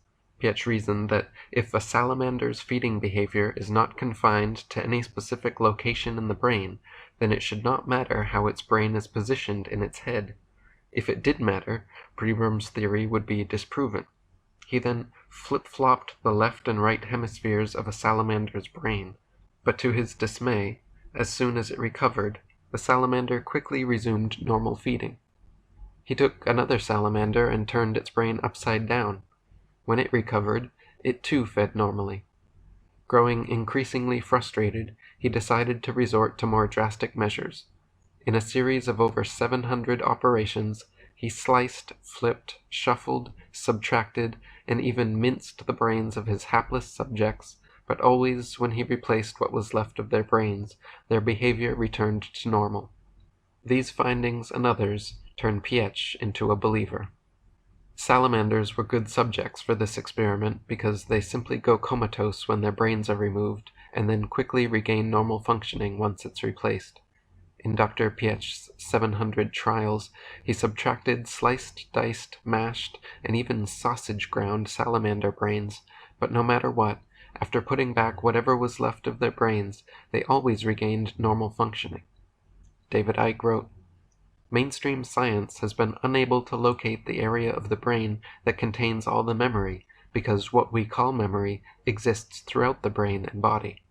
This must be the case, because it's a hologram. People with tumors, who have large parts of their brains removed, do not lose specific memories. They might not remember, in general, quite as well, because they have moved to a smaller level of the holographic memory where there is less clarity than in the whole. But they don't lose one memory completely and retain another in crystal clarity, as they would if memory was located in one area. The body hologram stores information from all the senses, and so when we smell something, it can trigger a memory just as powerfully as sight or hearing. Even this is another level of the illusion, because if the brain is a hologram, it must also be illusory. It is, like everything in this reality, the physical expression of a frequency field or resonance. Incidentally, the holographic nature of the body means the whole brain and body is involved in decoding the five senses, and not just the visual cortex and other areas of the brain associated with these specific duties. So you can obliterate a salamander's brain in any number of ways, and it will still have a normal life as long as you put a tiny piece of brain back in its head. You can teach a rat to run a maze, then remove any part of its brain, and it will still remember the run. You can remove 90% of a rat's visual cortex, and it will still perform complex visual tasks. You can sever 98% of a cat's optic nerves, and it will still see normally. These, along with many other experiments, strongly suggest that the brain processes images and stores information holographically, all parts in the whole, and the whole in all parts, because the brain, like a hologram, no matter how small the piece, can still reconstruct the whole. Michael Talbot wrote, Our brains mathematically construct objective reality by interpreting frequencies that are ultimately projections from another dimension, a deeper order of existence that is beyond both space and time. The brain is a hologram enfolded in a holographic universe. What is out there is a vast ocean of waves and frequencies, and reality looks concrete to us only because our brains are able to take this holographic blur and convert it into the sticks and stones and other familiar objects that make up our world. In Michael Talbot's The Holographic Universe, he suggests our experience of the smoothness of fine china or the feel of beach sand beneath our feet is like an elaborate version of the so-called phantom limb syndrome, when amputees can still feel their missing limbs long after having been removed. In other words, there are two realities, like Bohm's implicate and explicate orders. In the implicate order, a china cup is just an energetic interference pattern vibrating at a certain frequency. But in the explicate order, after being filtered through the lens of our brains, eyes, and nervous systems, those interference patterns manifest to us as the look and feel of fine china. When asked, "So which is real and which is an illusion?" Dr. Pribram replied that both are real to me, or if you want to say, neither of them are real. Lynn McTaggart wrote, although the metaphor of the hologram was important to Pribram, the real significance of his discovery was not holography per se, which conjures up a mental image of the three-dimensional ghostly projection, or a universe which is only our projection of it. It was the unique ability of quantum waves to store vast quantities of information in a totality and in 3 dimensions, and for our brains to be able to read this information, and from this to create the world. Here was finally a mechanical device that seemed to replicate the way that the brain actually worked, how images were formed, how they were stored, and how they could be recalled or associated with something else. Most important, it gave a clue to the biggest mystery of all for Pribram, how you could have localized tasks in the brain, but process or store them throughout the larger whole. In a sense, holography is just convenient shorthand for wave interference, the language of the field. Itzhak Bentov said, "So here we are, all part of this great hologram called creation, which is everybody else's self. It's all a cosmic play, and there is nothing but you." In the 18th century, a Frenchman named Jean Fourier discovered a mathematical method of converting patterns into simple waveforms called the Fourier transform, a process which later led to the discoveries of both television and holography. When a video camera captures scenes on film, it converts pictures into electromagnetic frequencies, which are then converted back again by your television set. Scientists are now finding that this Fourier transform process is how the brain works as an electromagnetic frequency decoder. We have long known that through our 120 billion miles of DNA and RNA, our entire bodies are involved in a frequency decoding process. We know our ears are audio frequency decoders. Nobel Prize winner George von Beckersey has proven that our skin responds to frequencies, and thanks to neurophysiologists Russell and Karen de Valois, we now know that brain cells in the visual cortex react and activate based on frequency patterns. Lynn McTaggart wrote, University of California at Berkeley neurophysiologists Russell and Karen de Valois converted simple plaid and checkerboard patterns into Fourier waves and discovered that the brain cells of cats and monkeys responded not to the patterns themselves, but to the interference patterns of their component waves. Countless studies, elaborated on by the de Valois team in their book Spatial Vision, show that numerous cells in the visual system are tuned into certain frequencies. Other studies have showed the human cerebral cortex may be tuned to specific frequencies. Pribram conjectured that these wave collisions must create the pictorial images in our brain. When we perceive something, it's not due to the activity of neurons themselves, but to certain patches of dendrites distributed around the brain, which, like a radio station, are set to resonate only at certain frequencies. It is like having a vast number of piano strings all over your head, only some of which would vibrate as a particular note is played. Dr. Pribram has conjectured that wave interference patterns are likely not created or received by any particular brain cells, but in the spaces between them. Dendrites, the tiny nerve endings of neurons, where synapses are fired, communicate with other neurons by sending and receiving electrical and chemical wave impulses. it is plausible that this is where wave frequencies are received and transformed into holographic images, because there are constantly millions of wave interference patterns crisscrossing here anyway. Lynn McTaggart wrote, "The fact that movement could somehow be represented formally in terms of Fourier equations made Pribram realize that the brain's conversations with the body might also be occurring in the form of waves and patterns rather than as images.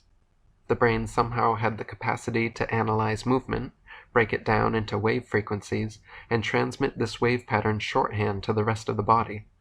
This information, transmitted non-locally to many parts at once, would explain how we can fairly easily manage complicated global tasks involving multiple body parts, such as riding a bicycle or roller skating. It also accounts for how we can easily imitate some task." Pribram also came across evidence that our other senses, smell, taste, and hearing, operate by analyzing frequencies. In Pribram's own studies with cats, in which he recorded frequencies from the motor cortex of cats while their right forepaw was being moved up and down, he discovered that, like the visual cortex, individual cells in the cat's motor cortex responded to only a limited number of frequencies of movement, just as individual strings on a piano respond to a limited range of frequencies. The color red in our explicit experience is really just an implicate wave interference pattern vibrating at a frequency of 400 terahertz. The color violet in our experience is really just a wave interference pattern vibrating at a frequency of 790 terahertz. Above the spectrum visible to humans are ultraviolet rays, X-rays, and gamma rays. Below the spectrum visible to us are infrared, microwaves, and radio waves.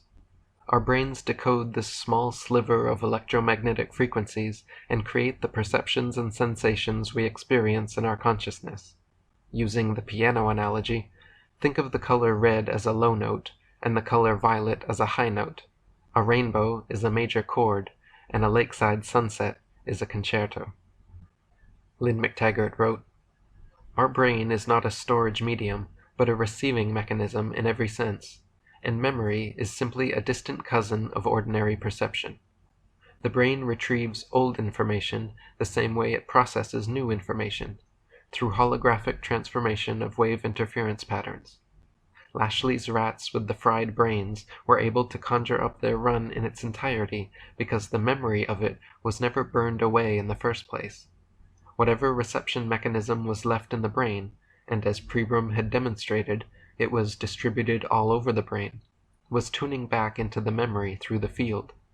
Some scientists went as far to suggest that all of our higher cognitive processes result from an interaction with the zero-point field.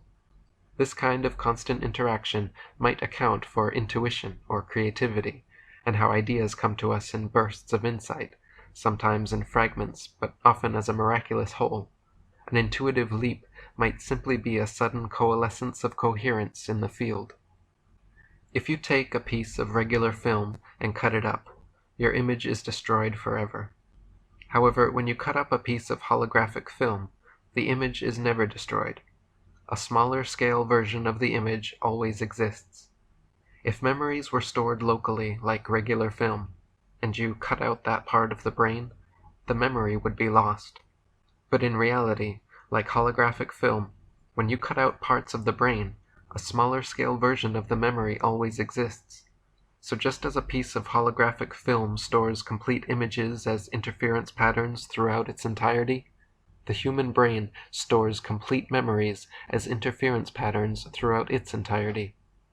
And just like a laser light focused on a piece of holographic film creates a seemingly physical three-dimensional image, the light of our consciousness focusing on quanta creates a seemingly physical three-dimensional world." Stanislav Grof wrote, "The holographic model offers revolutionary possibilities for a new understanding of the relationships between the parts and the whole. No longer confined to the limited logic of traditional thought, the part ceases to be just a fragment of the whole, but, under certain circumstances, reflects and contains the whole. As individual human beings, we are not isolated and insignificant Newtonian entities. Rather, as integral fields of the hollow movement, Each of us is also a microcosm that reflects and contains the macrocosm.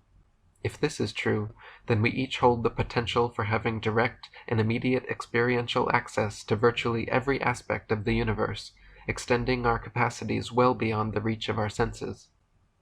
Another markedly holographic processor present in our bodies and the universe is DNA.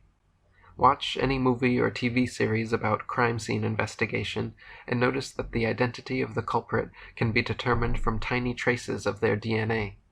A drop of blood, a fingernail, or a single strand of hair is enough to positively identify the perpetrator. The reason for this is that DNA, like our brains, holographically mirrors each part in the whole and the whole in each part. David Icke wrote, DNA, like RNA, emits light energy in the form of photons to such an extent that it has been compared by some to an ultra-weak laser. They generate coherent light in the same way that our technological lasers do, the lasers that create holograms.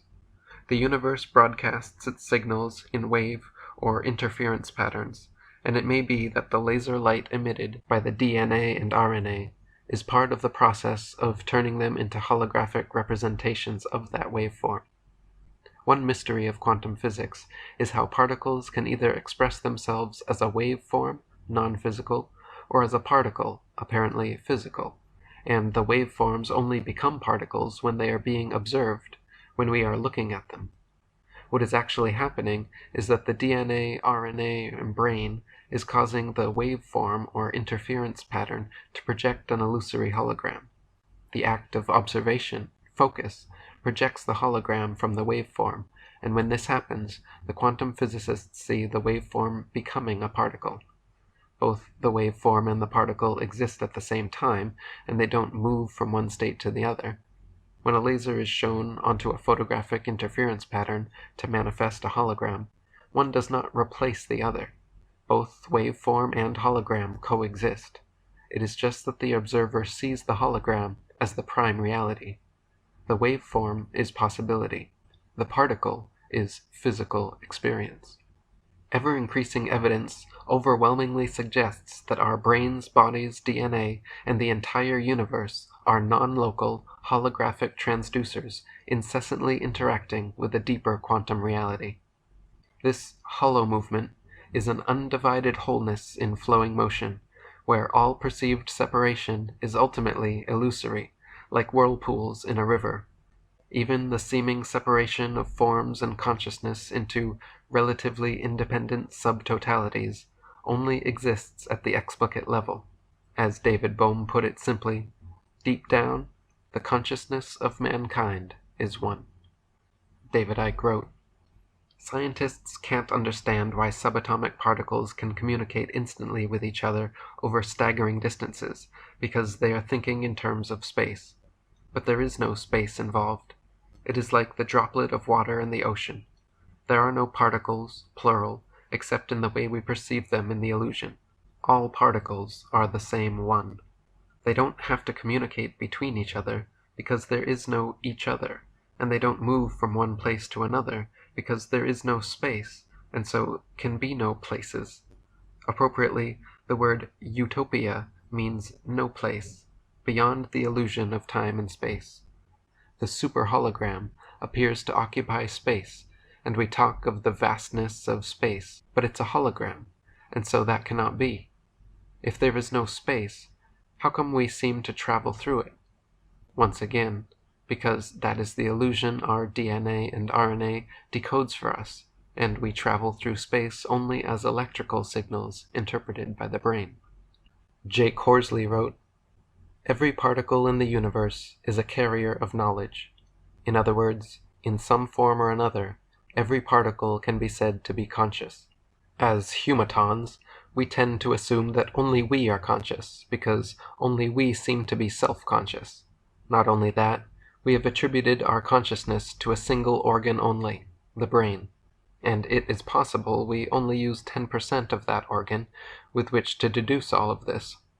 It would seem to be equally possible, however, and a lot more logical, to assume that the brain is merely a receiver of information, a tuning dial that picks up data and translates it into sense impressions and rational thought, images, and so forth, and that knowledge as such, memory, is stored in every single atom of our bodies.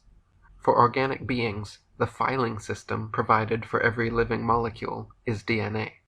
As such, if we were to tune in with the remaining 90% of our brains, we would be capable of receiving vastly greater amounts of data than we are presently accustomed to. Just as knowledge, memory, and experience is passed through generations of a given species, presumably via DNA, in order for the species to evolve as a whole, so information would appear to be shared freely amongst all the billions upon billions of particles that make up the physical universe. This is cooperation on a grand scale. Every particle is conscious. Every particle is potentially conscious of what every other particle is conscious of. And all particles are connected together into a single tapestry of consciousness, information, and energy, which is, it therefore follows, conscious of what every particle is conscious of, and conscious of itself as a unified whole, a living, conscious organism. Ergo, the universe is a superconscious being within which all beings exist and have life and consciousness. It is God, and every one of its parts and components, as in a hologram, in which each fragment contains the whole, is also God, the totality, in and of itself. Another shortcoming of traditional Western science is its inability to explain the existence of forms in nature. No matter how we magnify or manipulate the material world, no mechanical model explains the emergence of the variety of unique and semi-unique forms in nature. Every type of rock, plant, animal, organism, bacteria, all aggregate themselves into distinct and definite types with traits and characteristics semi-unique to their form and completely unique to them individually. For example, each oak tree has many semi-unique features that characterize it clearly as an oak and not a pine, like the shape of its leaves, being non-coniferous, etc. These features are semi-unique as all oak trees share them. However, on another level, no two oak trees are exactly alike either.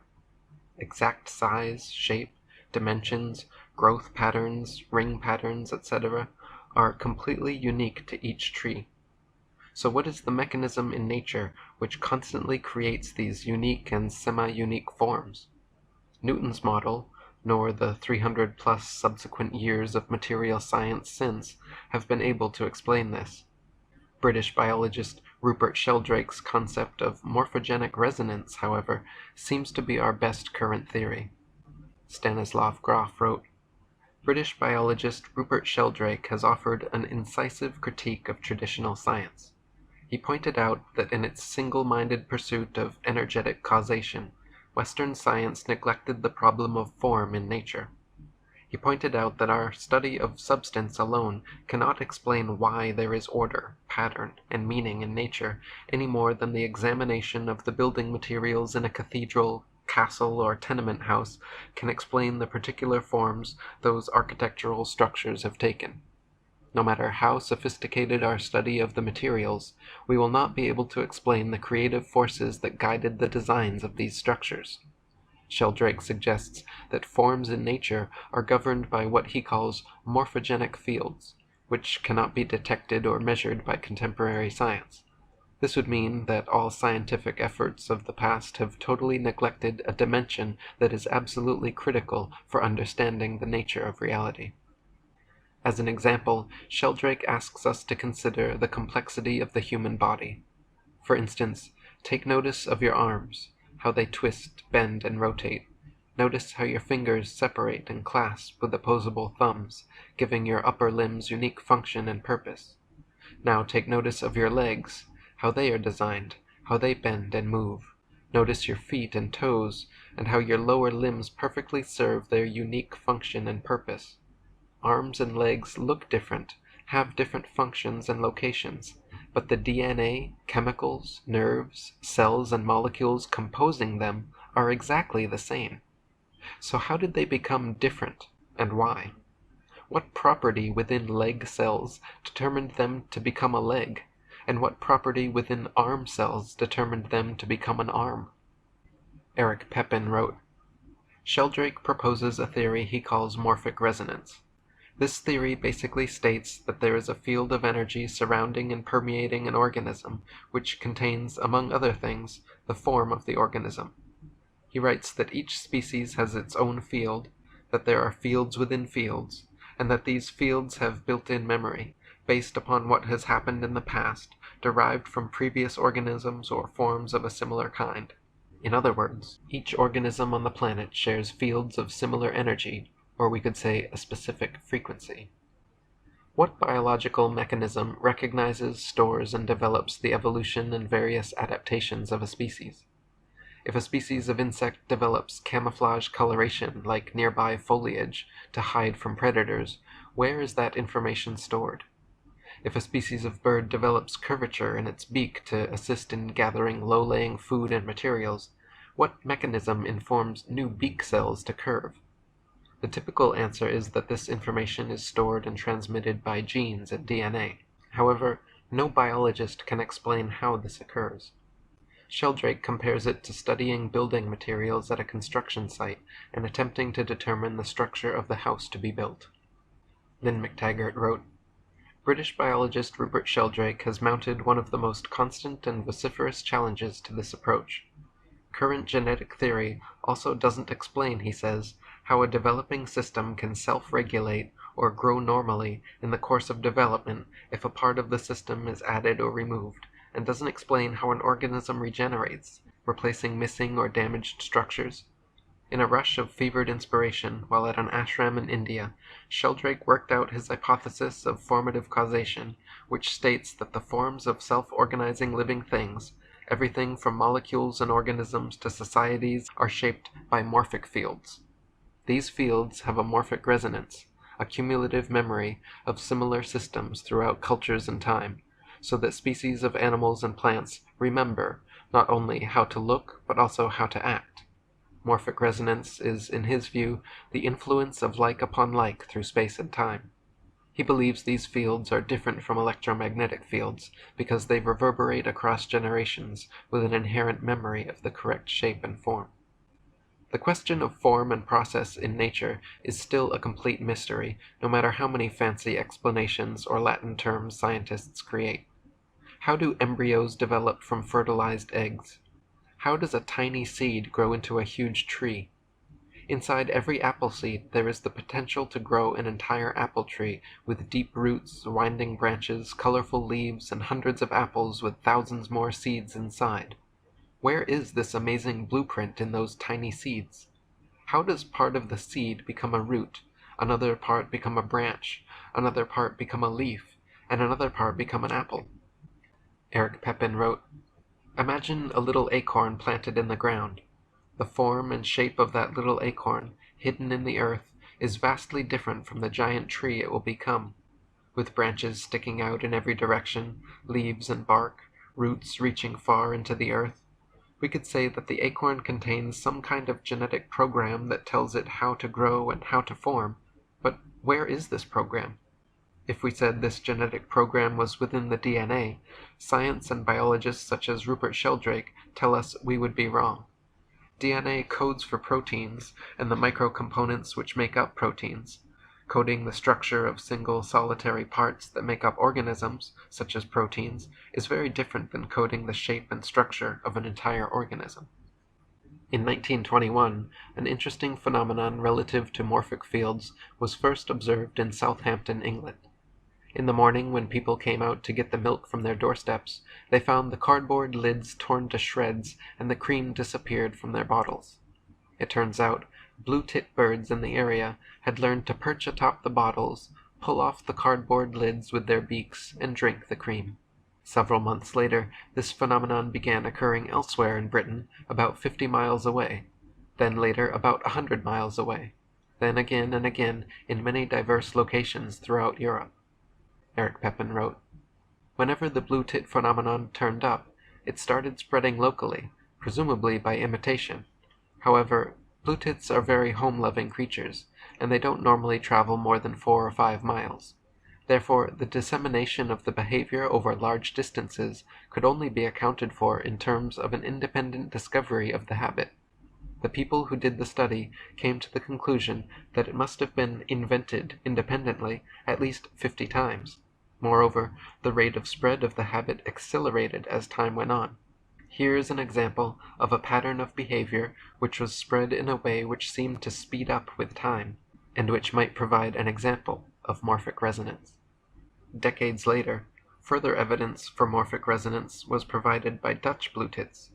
Due to the German occupation of Holland during World War II, their milk delivery ceased in 1939, not to resume again until 1948, 9 years later. Since the average lifespan of a blue tit is only 2 or 3 years, it is safe to assume that none of them alive in 1939 were still around in 1948. Yet, mysteriously, when milk delivery resumed, the phenomenon quickly sprang up again in diverse locations, spreading rapidly throughout the country. This time, however, the behavior began right away and independently popped up in various places at a higher rate of frequency. This lends credence to the idea that the evolutionary spread of new behaviors are likely not genetic, but rather due to a kind of collective memory phenomenon like Sheldrake's morphogenic fields, or Carl Jung's collective unconscious. Rupert Sheldrake wrote, "Jung thought of the collective unconscious as a collective memory, the collective memory of humanity. He thought that people would be more tuned into members of their own family and race and social and cultural group, but that nevertheless there would be a background resonance from all humanity, a pooled or average experience of basic things that all people experience, for example, maternal behavior and various social patterns and structures of experience and thought. It would not be a memory from particular persons in the past so much as an average of the basic forms of memory structures. These are the archetypes. Jung's notion of the collective unconscious makes extremely good sense in the context of the general approach that I am putting forward. Morphic resonance theory would lead to a radical reaffirmation of Jung's concept of the collective unconscious." Biologist Lyle Watson, in his book Life Tide, also offers evidence in support of Sheldrake's theory with his discovery of the 100th monkey effect. This phenomenon was first observed during an experiment on a remote Japanese island where scientists were leaving sweet potatoes on the beach to feed macaque monkeys. These particular monkeys had never eaten sweet potatoes before. They enjoyed them very much, but didn't like eating the beach sand covering them. Soon one intelligent monkey started taking his potatoes to the shoreline and scrubbing them underwater, which both removed the sand and gave them a desirable salty taste. Shortly after this, more and more monkeys began to copy the potato washing habit until the entire island's monkey population was doing it. Next, strangely, whole communities of macaques on many other unconnected islands, not part of the experiment, macaques who already ate sweet potatoes as a staple food, spontaneously began washing their potatoes in the sea as well. There was no possible connection or communication between the islands or various communities of macaques. So how and why did this behavior spread? Rupert Sheldrake wrote, "Consider the hypothesis that if you train rats to learn a new trick in Santa Barbara, then rats all over the world should be able to learn to do the same trick more quickly, just because the rats in Santa Barbara have learned it. This new pattern of learning will be, as it were, in the rat collective memory, in the morphic field of rats, to which other rats can tune in, just because they are rats, and just because they are in similar circumstances, by morphic resonance. This may seem a bit improbable, but either this sort of thing happens or it doesn't. Among the vast number of papers in the archives of experiments on rat psychology, there are a number of examples of experiments in which people have actually monitored rates of learning over time and discovered mysterious increases. In my book, A New Science of Life, I describe one such series of experiments which extended over a 50-year period. Begun at Harvard and then carried on in Scotland and Australia, the experiment demonstrated that rats increased their rate of learning more than tenfold. This was a huge effect, not some marginal statistically significant result. This improved rate of learning in identical learning situations occurred in these 3 separate locations and in all rats of the breed, not just in rats descended from trained parents. Monica England of Nottingham University's psychology department knew about Sheldrake's theory of morphic resonance and devised an interesting experiment to test for collective consciousness in humans. She reasoned that if morphic resonance is occurring, it should be easier to do today's newspaper crossword puzzle tomorrow than it would have been yesterday. London's Evening Standard newspaper provided their crossword in advance for her experiment. First, students all completed a control crossword to measure their ability. Then, half were tested in Nottingham the day before, and half the day after the crossword was published in London. Amazingly, the students who did the already published crossword, the puzzle that had already been completed by thousands of Evening Standard readers, improved their scores by an average of 25%. What can account for this huge jump in scores? In another similar study, 2 teams from Australia and Britain did an experiment with face recognition. They created a photo image with over 100 faces in it, big ones, small ones, faces within faces, etc., then asked people to point out as many faces as they could find within an allotted time. Because they were so well hidden, a control group of several hundred Australians could only see about 6 to 10 faces total. Then, back in England, the other team of researchers showed a group of volunteers the picture on a closed-cable BBC TV station with a narrator pointing out one by one every single face. A few minutes later, the Australian team repeated the experiment with several hundred more volunteers ready and waiting. Amazingly, this time, most people were able to find not just a few, but the majority of faces within the allotted time limit. What could account for this, other than some mechanism like Jung's collective memory or Sheldrake's morphic resonance? The typical DNA explanation is insufficient. Rupert Sheldrake wrote, "As we will see, this model does not work very well. The genetic program is assumed to be identical with DNA, the genetic chemical. The genetic information is coded in DNA, and this code forms the genetic program. But such a leap requires projecting onto DNA properties that it does not actually possess. We know what DNA does. It codes for proteins. It codes for the sequence of amino acids which form proteins. However, there is a big difference between coding for the structure of a protein, a chemical constituent of the organism, and programming the development of the entire organism. It is the difference between making bricks and building a house out of the bricks. You need the bricks to build the house. If you have defective bricks, the house will be defective. But the plan of the house is not contained in the bricks, or the wires, or the beams, or cement. Analogously, DNA only codes for the materials from which the body is constructed, the enzymes, the structural proteins, and so forth. There is no evidence that it also codes for the plan, the form, the morphology of the body." More scientific verification for Sheldrake's theory came from Yale University with Dr. Harold S. Burr's studies of electromagnetic radiation fields. He discovered that there are electrical fields surrounding all organisms, from molds, bacteria, and plants, to salamanders, frogs, and humans, and that within these fields there exists an observable energetic blueprint of each organism's future. For instance, plant seedlings have electrical fields which resemble the eventual adult plant. Baby salamanders possess energy fields shaped like adult salamanders, and the energetic blueprint can even be seen in an unfertilized egg. Rupert Sheldrake wrote, "Each species has its own fields, and within each organism there are fields within fields. Within each of us is the field of the whole body. Fields for arms and legs, and fields for kidneys and livers. Within are fields for the different tissues inside these organs, and then fields for the cells, and fields for the subcellular structures, and fields for the molecules, and so on. There is a whole series of fields within fields.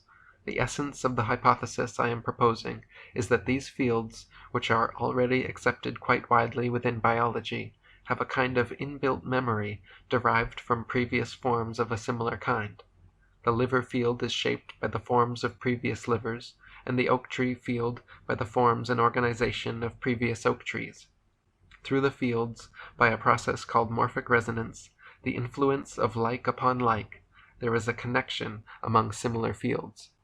That means that the field structure has a cumulative memory based on what has happened to the species in the past." Elmer Lund at the University of Texas discovered that he could control the regeneration of limbs in hydras using electrical fields. By applying an electrical current strong enough to override the hydra's natural morphogenic field, he was able to cause heads to form where tails should be, and vice versa. Similar experiments have been performed on flatworms, salamanders, and other organisms, all of which have had their natural genetic or morphogenic data reprogrammed by electrical frequencies. This provides yet more evidence that all organisms must be involved in some type of energetic data transference that determines things like form and process in nature. It seems DNA holds the blueprint, but rather than being set in stone, it is constantly being edited and reworked by various fields of influence, both from within and outside our bodies. Lynn McTaggart wrote, "Rather than a system of fortunate but ultimately random error, if DNA uses frequencies of all variety as an information tool, this would suggest instead a feedback system of perfect communication through waves which encode and transfer information." And Rupert Sheldrake wrote, "One fact which led to the development of this theory is the remarkable ability organisms have to repair damage. If you cut an oak tree into little pieces, each little piece, properly treated, can grow into a new tree. So from a tiny fragment, you can get a whole. Machines do not do that. They do not have this power of remaining whole if you remove parts of them. Chop a computer up into small pieces, and all you get is a broken computer. It does not regenerate into lots of little computers. But if you chop a flatworm into small pieces, each piece can grow into a new flatworm. Another analogy is a magnet. If you chop a magnet into small pieces, you do have lots of small magnets, each with a complete magnetic field. This is a holistic property that fields have that mechanical systems do not have, unless they are associated with fields. Still another example is the hologram, any part of which contains the whole. A hologram is based on interference patterns within the electromagnetic field. Fields thus have a holistic property which was very attractive to the biologists who developed this concept of morphogenic fields. During the 1990s, 3 independent scientific studies brought to light the importance of DNA and emotions in creating quantum reality. The first major study, performed by Vladimir Poponin and Peter Garyev at the Russian Academy of Science, was deemed the phantom DNA experiment and yielded some fascinating results. First, they created a vacuum in a specially designed test tube, and then measured the location of light photons inside to see if they were clumped at the bottom, clung to the sides, or dispersed all throughout. As expected, the photons were scattered randomly throughout the tube. When a strand of DNA was placed in the tube, however, the particles acted as if drawn by an invisible force and spontaneously arranged themselves around the DNA strand. Even stranger, when the DNA was removed from the tube, the particles stayed in exactly the same shape. This is notable because nothing in conventional physics allows for such an effect, yet now we have observable documented proof that DNA, the substance that composes us, can have a direct and powerful effect on the quantum world around us. Greg Braden wrote, "This experiment is important for a number of reasons. Perhaps the most obvious is that it clearly shows us a direct relationship between DNA and the energy that our world is made of. Of the many conclusions that we may draw from this powerful demonstration, 2 are certain. 1. A type of energy exists that has previously gone unrecognized. 2. Cells and DNA influence matter through this form of energy. Produced under the rigid control of laboratory conditions, evidence arose of the powerful relationship that ancient traditions have held sacred for centuries. The DNA changed the behavior of the light particles, the essence of our world. Just as our most cherished traditions and spiritual texts have informed us for so long, the experiment validated that we have a direct effect on the world around us. Beyond wishful thinking and New Age-isms, this impact is real. The DNA phantom effect shows us that under the right conditions and with proper equipment, this relationship can be documented." Around the same time Paponin and Gariev recorded their phantom DNA findings, similar experiments were being conducted by the U.S. Army, testing the power of emotion on DNA and living cells. They hooked volunteers up to specially designed electrometers, then played series of graphic video images designed to create genuine states of feeling, from comedy to torture to erotica, in order to collect a broad spectrum of emotional fluctuation. Just as expected, peaks and dips in volunteers' electrical responses coincided perfectly with changes in emotional stimuli. The big surprise came during the next phase, in which they took tissue and DNA swabs from the volunteers, placed them in a vault several hundred feet away, and repeated the experiment. Strangely enough, the tissue and DNA samples, locked hundreds of feet away, still registered the same electrical peaks and dips coincident with the donor's response to emotional video clips.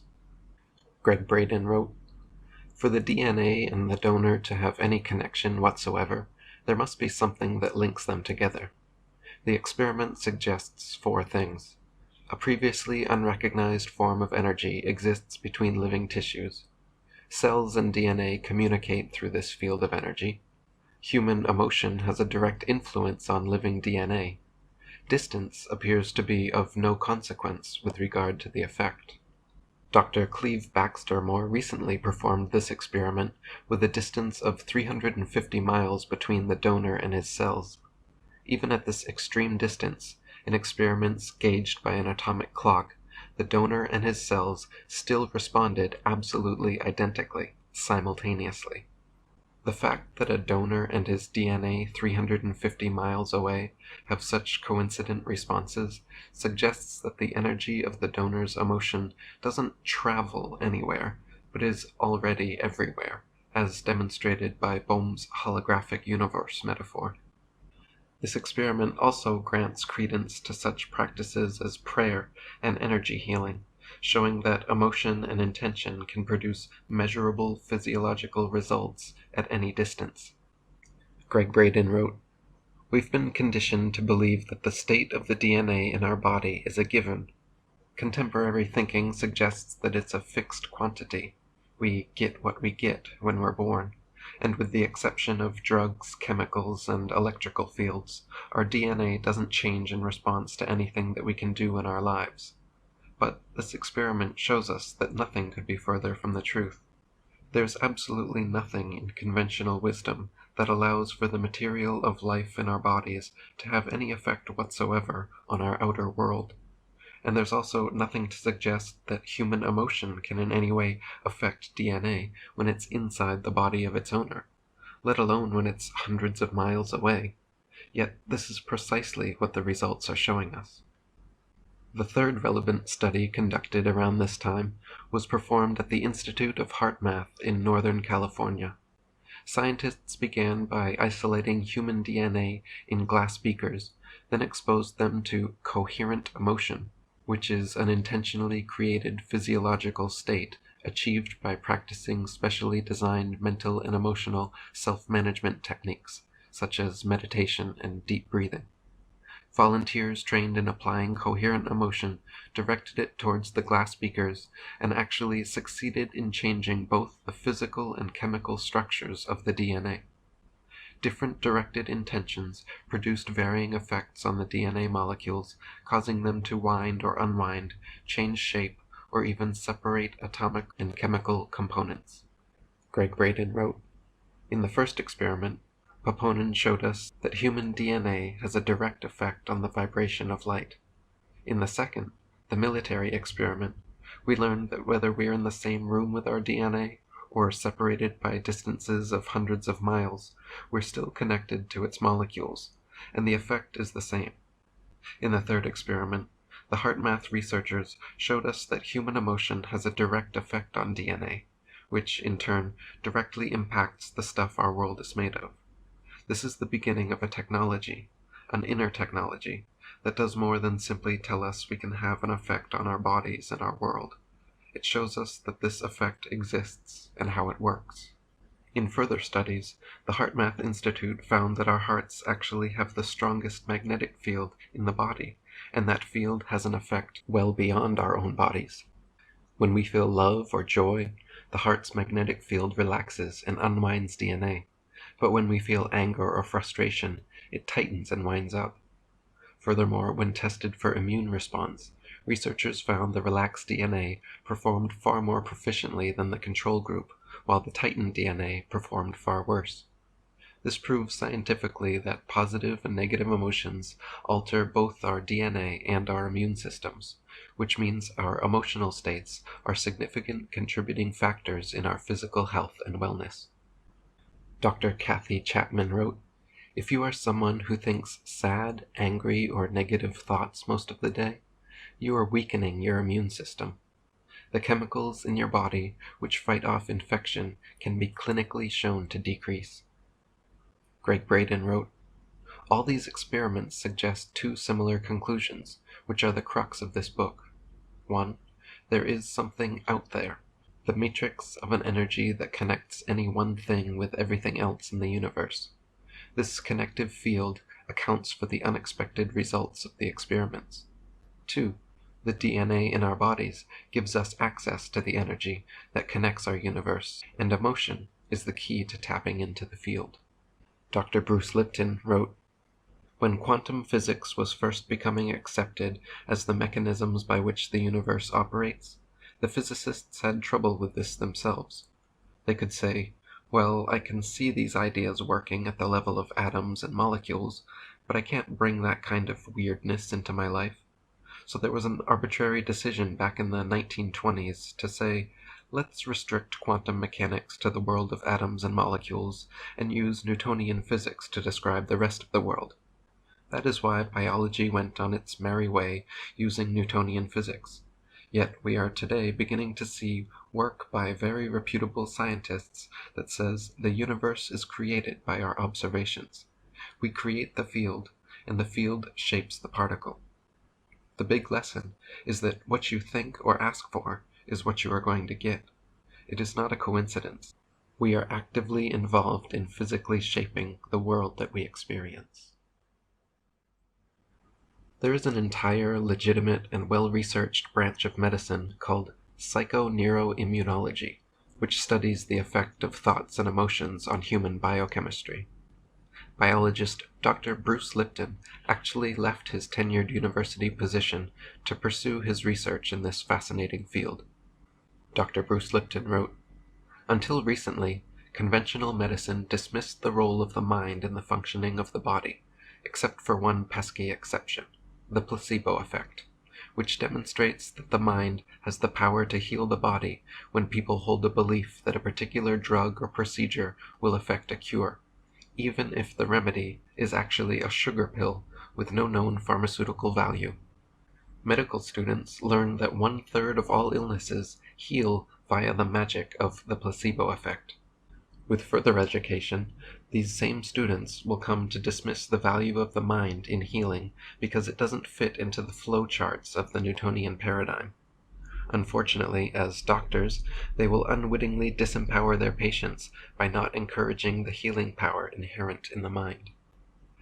The placebo effect cures 1/3 of all illnesses. This is a staggering statistic. It means that a wide range of health problems can be cured by our minds. In fact, many ailments are literally created, sustained, and eventually healed via completely non-physical processes involving the mind and emotions. Acne, allergies, angina pectoris, rheumatoid and degenerative arthritis, asthma, cancer, the common cold, diabetes, fever, multiple sclerosis, Parkinson's disease, radiation sickness, seasickness, ulcers, and many more diseases have all been cured using a mere placebo. This, of course, strikes another blow at the root of the Western medical paradigm, which traditionally teaches health as a purely physical, biochemical phenomenon. The non-physical, psycho-emotional aspects of health are dismissively disregarded. Adrian Cooper wrote, "In numerous cases, patients are cured simply by taking the placebo alone and with no genuine supporting medication whatsoever. This works because the patient sincerely believes, beyond any doubt in the mind of the patient, that the placebo is in fact real medicine that will cure them. In this case, the patient has subconsciously used their own imagination upon themselves, but the result is exactly the same, often to the considerable surprise of doctors and all others concerned, a complete cure. The patient visualized themselves as being cured, as a direct result of taking what they believe to be an effective medicine, in turn influencing the energy of the inner bodies, thereby manifesting as an observable cure within the physical body. This process works both ways, of course, and there are people who unwittingly become ill due to the subconscious use of creative visualization and of the imagination and thought processes generally.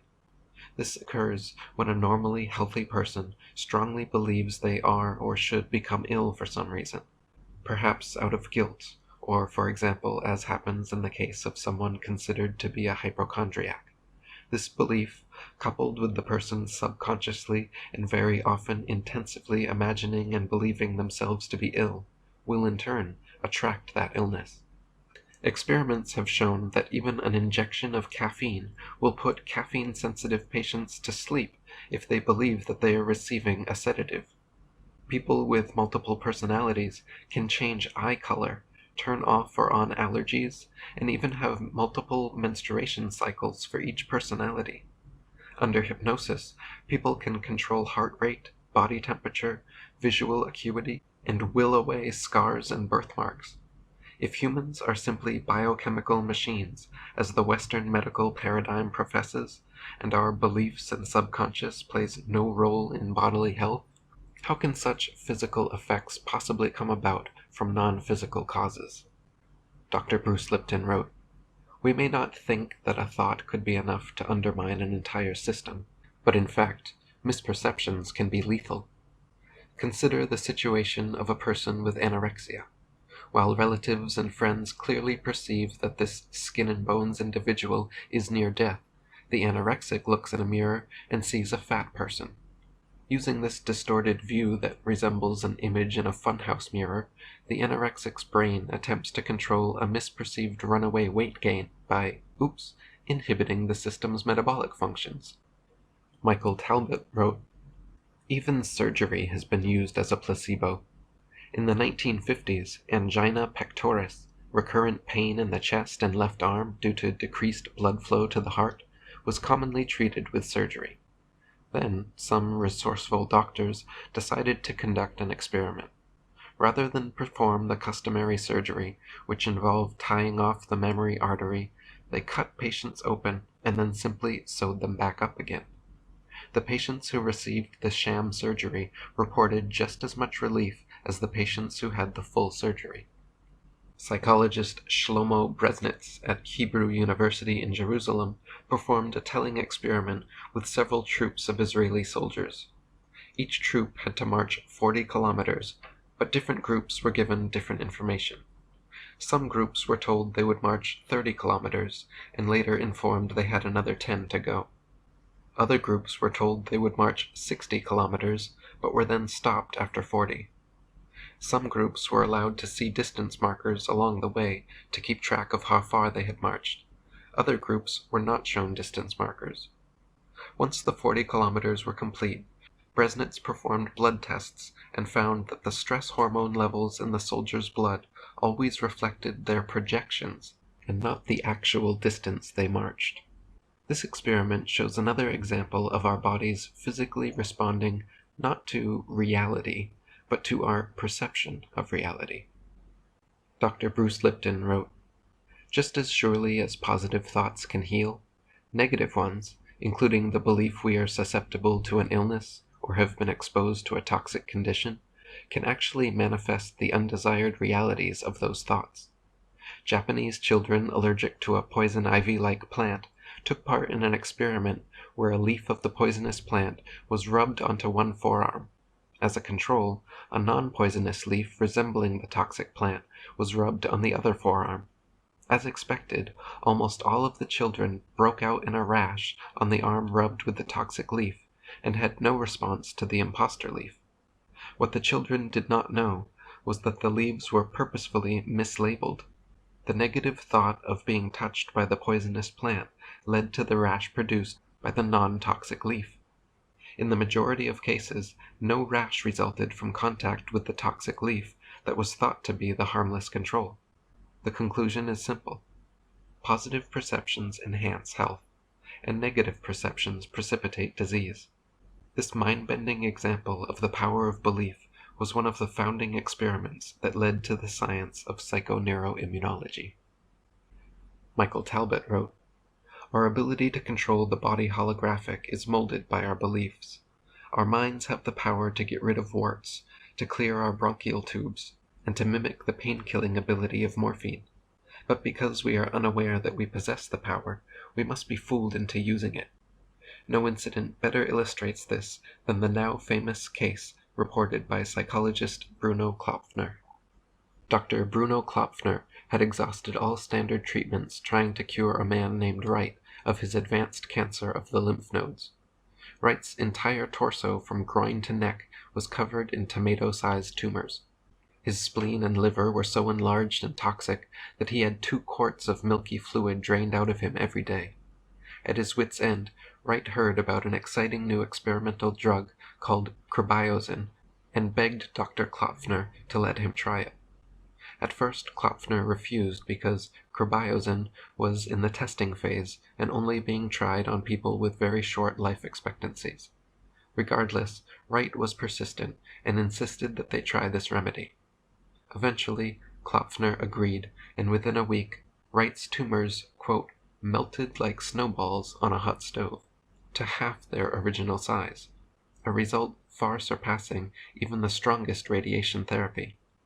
Within another week, the tumors had vanished completely, and Wright walked out of the hospital seemingly cancer-free. Later on, after 2 months of good health, Wright began reading articles on the internet claiming that crybiozin actually had no effect on cancer of the lymph nodes. He started becoming nervous and depressed, reading more and more studies, until he suffered a relapse. All the tumors came back, and he had to be readmitted to the hospital. Seeing that Wright's hypochondria brought back the tumors, this time Dr. Klopfner decided to try an experiment. He informed Wright that crybiozin, in fact, was effective on lymph node cancer as they had seen themselves, but some of the initial supplies had deteriorated during shipping, and that was to blame for the relapse. Furthermore, Klopfer said he just received a new highly concentrated version of crybiozin, and this time it would work for sure. Wright enthusiastically agreed, rolled up his sleeve, and his fibbing doctor injected him with a plain water placebo. Miraculously, within days, Wright's tumors once again melted away. His chest fluid emptied, and he was released from the hospital feeling healthy and symptom-free from the mere water injection.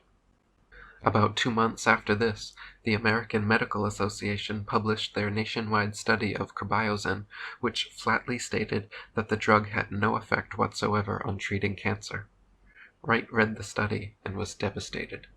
He immediately lost all faith in the treatment, causing the tumors and chest fluid to come back full force, and he died 2 days later.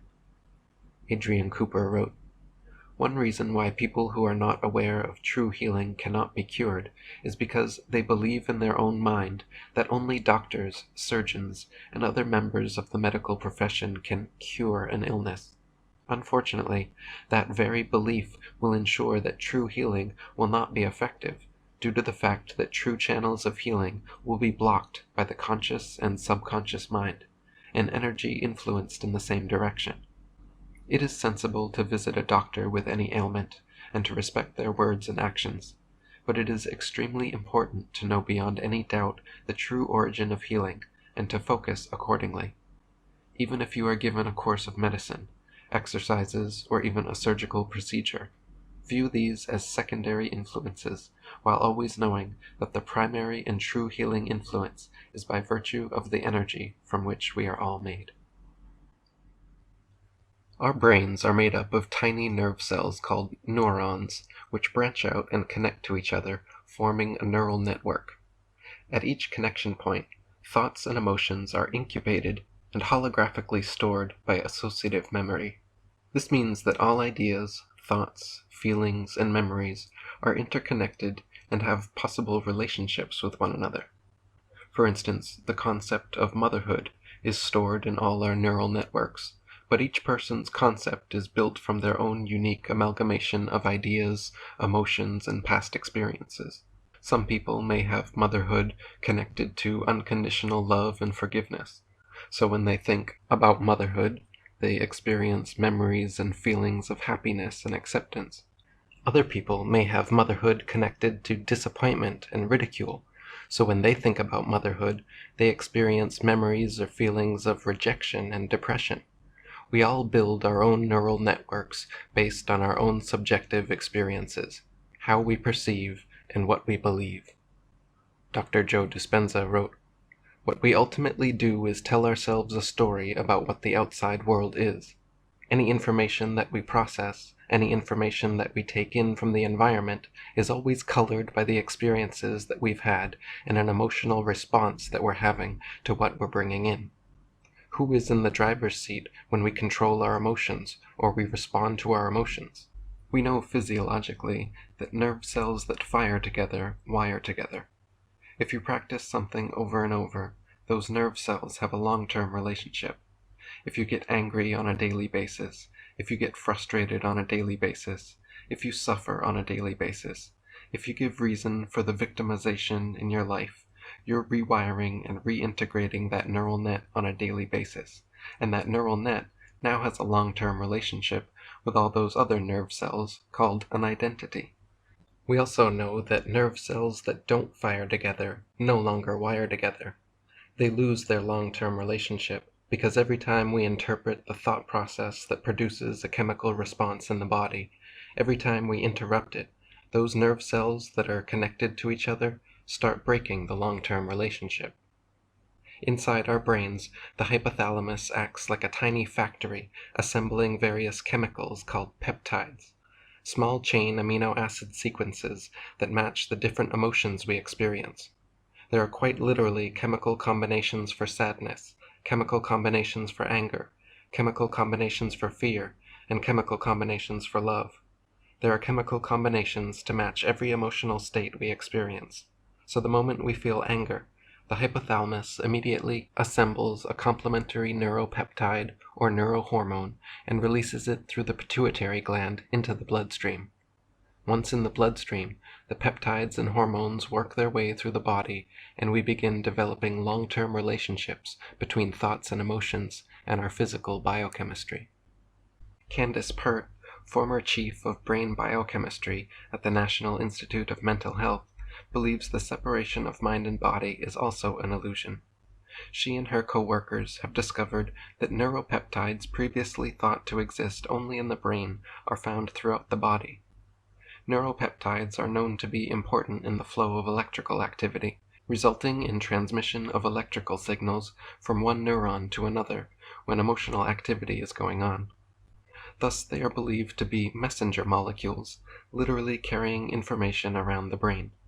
Finding them throughout the body suggests that the mind is present throughout the body and that emotions are the links between matter and mind.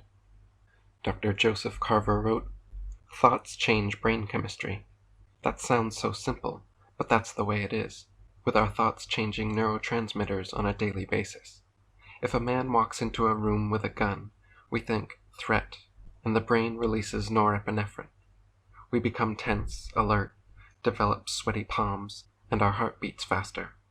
If he then bites the barrel of the gun, telling us the gun is actually chocolate, the brain rapidly changes its opinion, and we relax and laugh. The joke is on us. We feel what we think. Positive thinking works.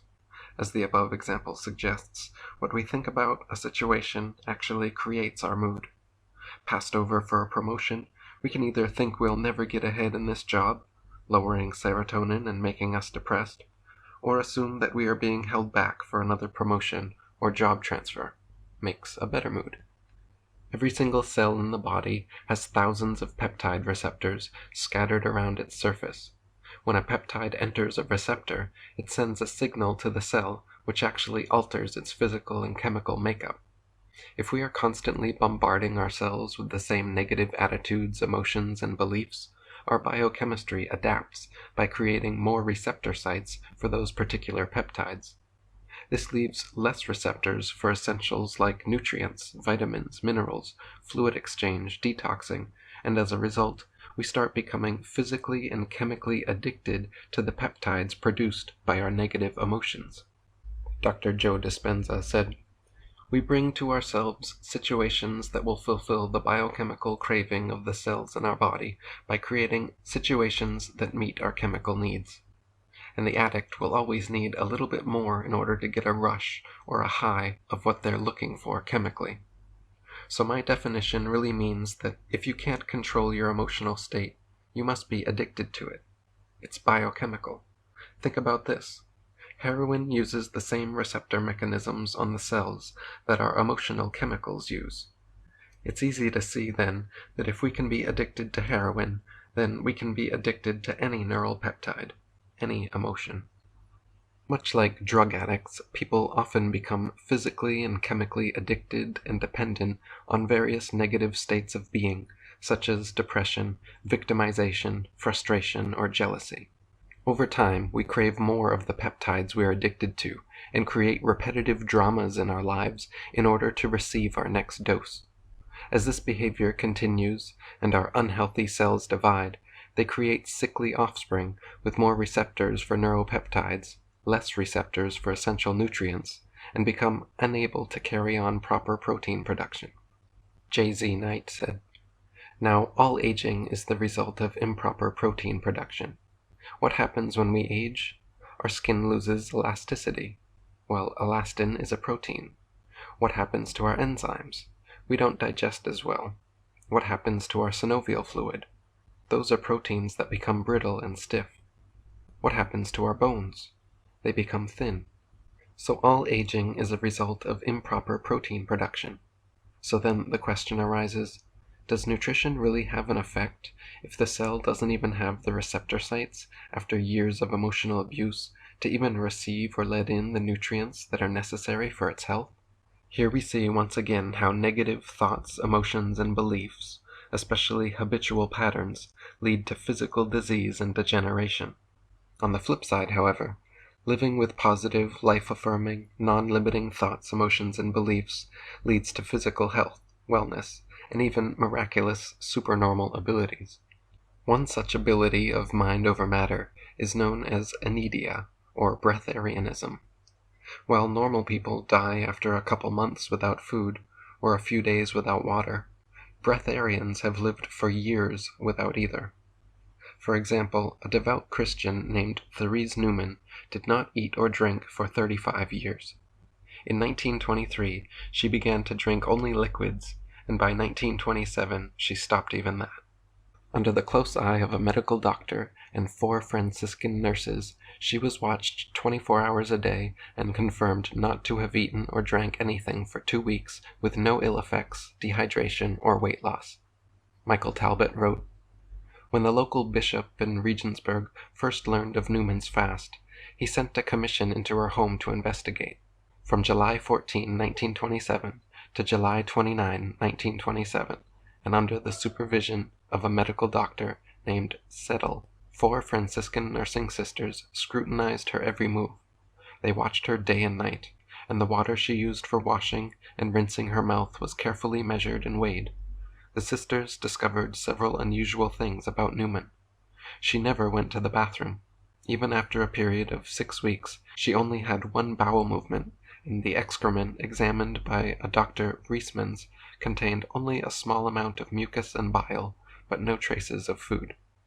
She also showed no signs of dehydration, even though the average human expels about 400 grams of water daily in the air he or she exhales, and a like amount through the pores. And her weight remained constant. At the end of the inquiry, Dr. Seidel and the sisters were completely convinced that Newman had not eaten or drank a thing for the entire 14 days. The test seems conclusive, for while the human body can survive 2 weeks without food, it can rarely survive half that time without water. Yet this was nothing for Newman. She did not eat or drink a thing for the next 35 years. Jainist Hira Ratan Manek claims not to have eaten anything since 1995. He has been studied under controlled conditions by teams of scientists and doctors many times and was never observed to eat or drink at all. One time, he went 211 days under careful supervision. Another time, 411 days. Even more impressive, 81-year-old Indian sadhu Prahlad Jani claims not to have eaten or drunk anything for 70 years. He was also studied carefully under 24-hour CCTV surveillance for weeks at a time by medical professionals and didn't eat, drink, urinate, or defecate. Many more examples of documented inedia can be found in Herbert Thurston's book, The Physical Phenomena of Mysticism. Michael Talbot wrote, "In the 1970s, Jack Schwartz, a Dutch-born author and lecturer, astounded researchers in laboratories across the United States with his ability to willfully control his body's internal biological processes. In studies conducted at the Menninger Foundation, the University of California's Langley Porter Neuropsychiatric Institute, and other, Schwartz astonished doctors by sticking mammoth 6-inch sailmaker's needles completely through his arms without bleeding, without flinching, and without producing beta brainwaves, the type of brainwaves normally produced when a person is in pain. Even when the needles were removed, Schwartz still did not bleed, and the puncture holes closed tightly. In addition, Schwartz altered his brainwave rhythms at will, held burning cigarettes against his flesh without harming himself, and even carried live coals around in his hands. He claims he acquired these abilities when he was in a concentration camp and had to learn how to control pain in order to withstand the terrible beatings he endured. He believes anyone can learn voluntary control of their body and thus gain responsibility for his or her own health." In 1947, during public performances at the Corso Theatre in Zurich, Miran Dajo stunned audiences with his extreme piercings. Dajo would have an assistant stab a fencing sword completely through his abdomen, clearly piercing vital organs, yet somehow causing him no pain or lasting injury. When the sword was removed, he did not bleed and had only 2 small red spots at the entry and exit points. Dajo's performances were so gut-wrenching and nerve-wracking that one spectator actually suffered a heart attack while watching. Having piqued the interest of one Swiss doctor named Hans Nageli Osjord, Dajo was invited to Switzerland to have his abilities formally studied under laboratory conditions. In front of a group of doctors and journalists, Dajo had his assistant stab him through with a steel rapier, and as always, he did not bleed or even flinch. He then calmly walked upstairs with doctors to take his X-ray, which undeniably proved that no trickery was involved, and he was indeed impaled. Dajo was later tested again by scientists in Basel and allowed them to personally stab him. He even insisted that they treat him roughly, and jogged several blocks while impaled to show his tolerance for pain. Miran Dajo and Jack Schwartz's stories are certainly amazing, but far from unique. Hawaiian kahunas, Indian yogis, African shamans, and others have traditionally trained to control their pain receptors so as to perform extreme piercings, lie on beds of nails, and walk on burning hot coals. Dr. Bruce Lipton wrote, "For thousands of years, people of many different cultures and religions from all parts of the world have practiced fire walking. A recent Guinness World Record for longest fire walk was set by 23-year-old Canadian Amanda Dennison in June 2005. Amanda walked 220 feet over coals that measured 1,600 to 1,800 degrees Fahrenheit. Amanda didn't jump or fly, which means her feet were in direct contact with the glowing coals for the full 30 seconds it took her to complete the walk. Many people attribute the ability to remain burn-free during such a walk to paranormal phenomena. In contrast, physicists suggest that the presumed danger is an illusion, claiming the embers are not great conductors of heat and that the walker's feet have limited contact with the coals. Yet very few scoffers have actually removed their shoes and socks and traversed the glowing coals, and none have matched the feet of Amanda's feet, Besides, if the coals are really as benign as the physicists suggest, how do they account for severe burns experienced by large numbers of accidental tourists on their firewalks? For most people, firewalking will burn their feet, extreme piercings will cause severe pain and bleeding, and prolonged dry fasting will result in certain death. But for people who have reprogrammed their psyches with non-limiting beliefs, such feats become attainable. Another example is extreme weightlifting. The strongest record-holding bodybuilders can deadlift about 700 to 800 pounds, 400 to 500 for females. But under intense psychological pressure, untrained, unathletic people have actually lifted several times this weight and held it for minutes at a time. Dr. Bruce Lipton wrote, "To save her trapped son, Angela Cavallo lifted a 1964 Chevrolet and held it up for 5 minutes while neighbors arrived, reset a jack, and rescued her unconscious boy. Similarly, a construction worker lifted a 3,000-pound helicopter that had crashed into a drainage ditch, trapping his buddy underwater. In this feat captured on video, the man held the aircraft aloft while others pulled his friend from beneath the wreckage. To dismiss these feats as the consequence of an adrenaline rush misses the point. Adrenaline or not, how can an untrained average man or woman lift and hold a half-ton or more for an extended duration? These stories are remarkable because neither Miss Cavallo nor the construction worker could have performed such acts of superhuman strength under normal circumstances. The idea of lifting a car or helicopter is unimaginable. But with the life of their child or friend hanging in the balance, these people unconsciously suspended their limiting beliefs and focused their intention on the foremost belief at that moment: I must save this life. The movie Star Wars is famous for its idea of the Force, which is described as an energy field created by all living things that surrounds us, penetrates us, and binds the galaxy together. Though the Force is treated as fiction by Hollywood and most Westerners, in fact the concept has a rich history around the world. In traditional Chinese philosophy and medicine, it is called Qi. Japanese mystics and martial artists call it Ki. Indian yogis and sadhus call it Prana. The ancient Greeks called it Pneuma. Jewish Kabbalists call it Nephesh. Christians call it the Holy Ghost. Muslims call it Baraka, and the Polynesians call it manna. Luke Chan wrote, "Qi, or Qi, is the source of everything, the building block of all things.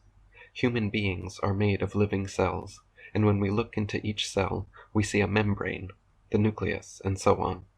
Then, if you look further into that structure, you'll see atoms, electrons, protons, and neutrons.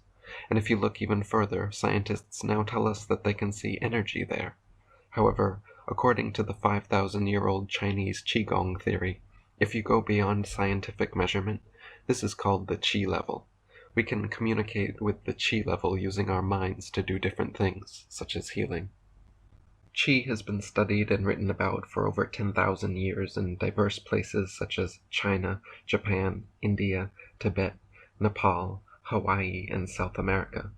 It is the foundation of numerous health and fitness practices around the world, including Qigong, Falun Gong, Reiki, therapeutic touch, acupressure and acupuncture, reflexology, orgone therapy, pranayama, yoga, feng shui, and martial arts.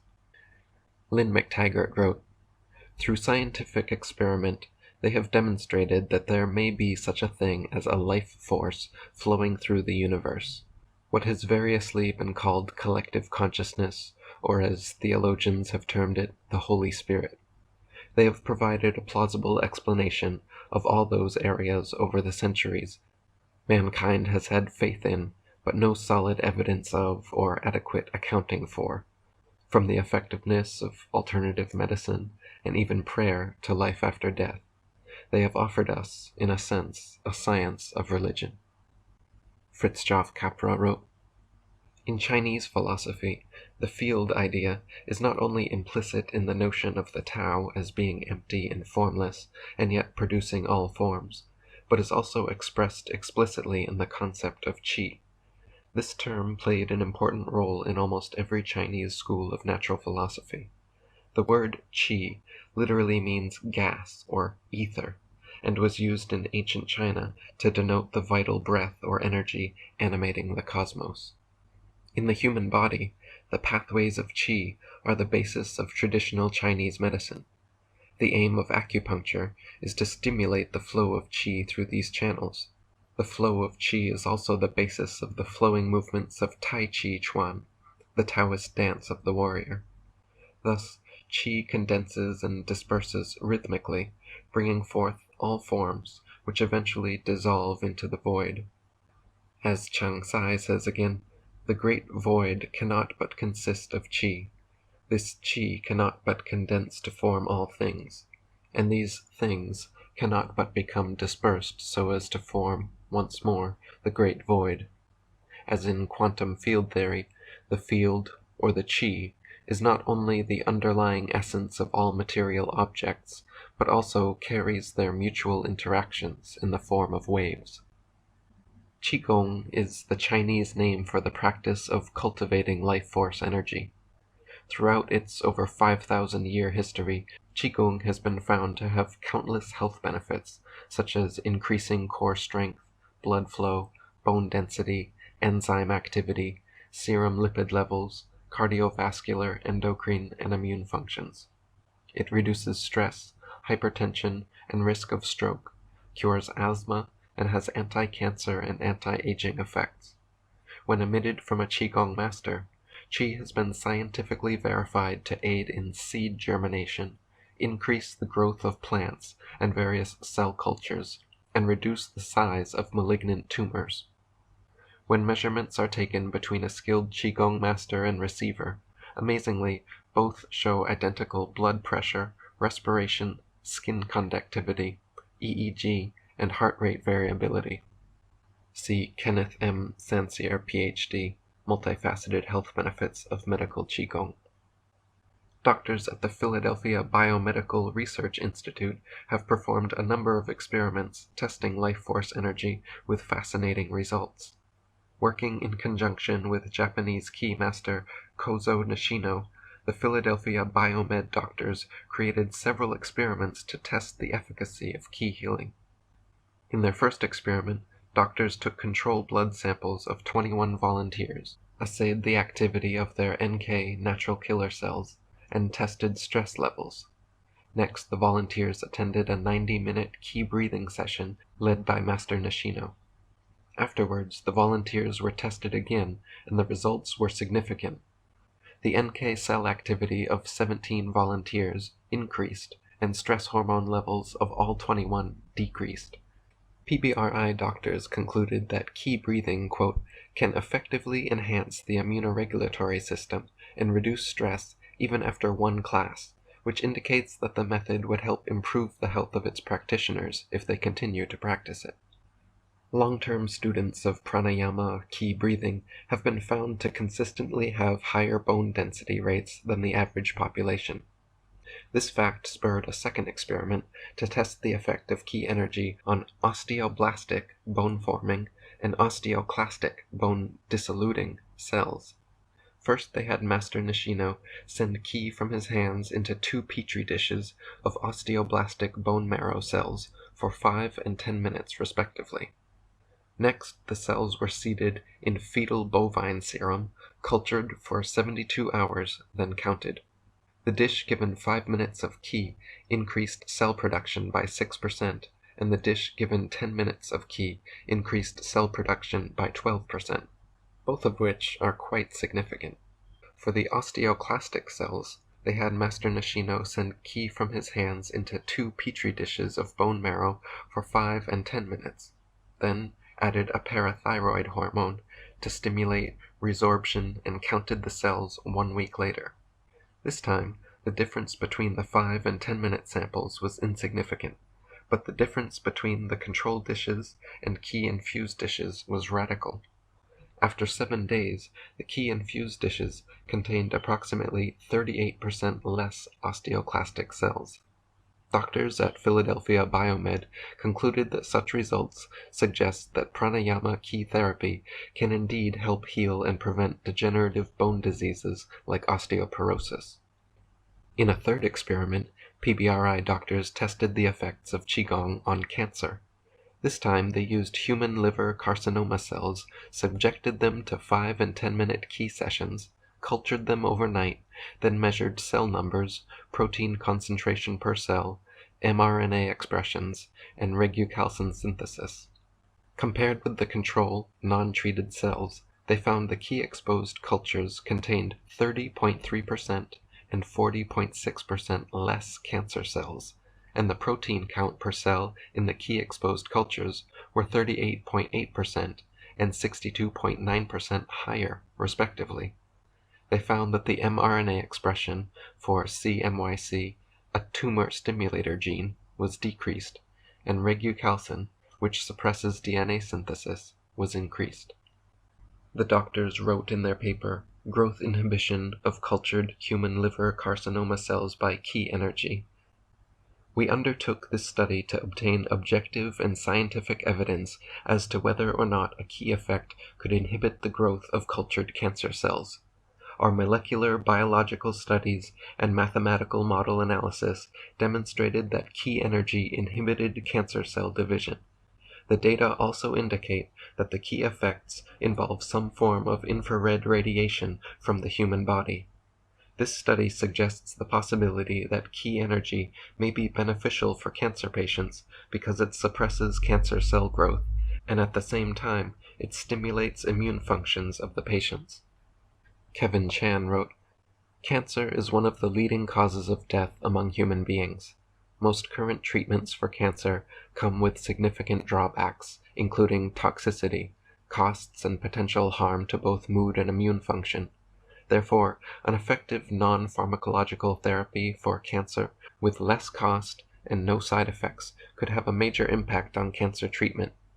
Qigong therapy shows promise in treating cancer, and preliminary studies report immediate improvement without side effects, and even complete remission in patients who engaged in ongoing practice. Studies on Qigong and its curative effect on cancer have demonstrated consistent results for its inhibitory effect on cancer growth and metastasis in both in vitro and in vivo studies, as well as in clinical observation. Our review suggests that this therapy should be seriously examined and be considered as an important supplement to conventional cancer treatment and other chronic diseases. Unlike other alternative medicines, which are only able to cope with symptoms, Qigong therapy focuses on the entire body and its health system. Our review suggests that Qigong therapy may actually stop and prevent cancer growth and help patients recover from many different diseases at the same time. For their final study, the PBRI team designed an experiment suggested by their key expert Kozo Nishino. Since most key cultivation techniques involve deep breathing and breath regulation, Kozo Nishino believed that mitochondria, cells' respiratory power plants, may play a key role in maintaining vitality and health. To test the hypothesis, the team used isolated rat liver mitochondria and applied key energy as before. The results showed that Qi had a very beneficial effect protecting mitochondria, maintaining cellular metabolism, and decreasing the occurrence of unnecessary apoptosis, programmed cell death. Using infrared and visible range filters, they also observed that Qi effects involve near-infrared radiation with a wavelength range between 0.8 and 2.7. Onishi T and Nishino K in their paper, "Key Energy Protects Isolated Rat Liver Mitochondria from Oxidative Injury." They wrote, "We are demonstrating that so-called key energy is a natural phenomenon, and therefore it can be analyzed by rigorous scientific and objective investigations. A breathing method developed by a Japanese key expert, Kozo Nishino, stimulated immune activity of practitioners and lowered their stress levels. We then reported that his key energy inhibited cell division of cultured human carcinoma cells.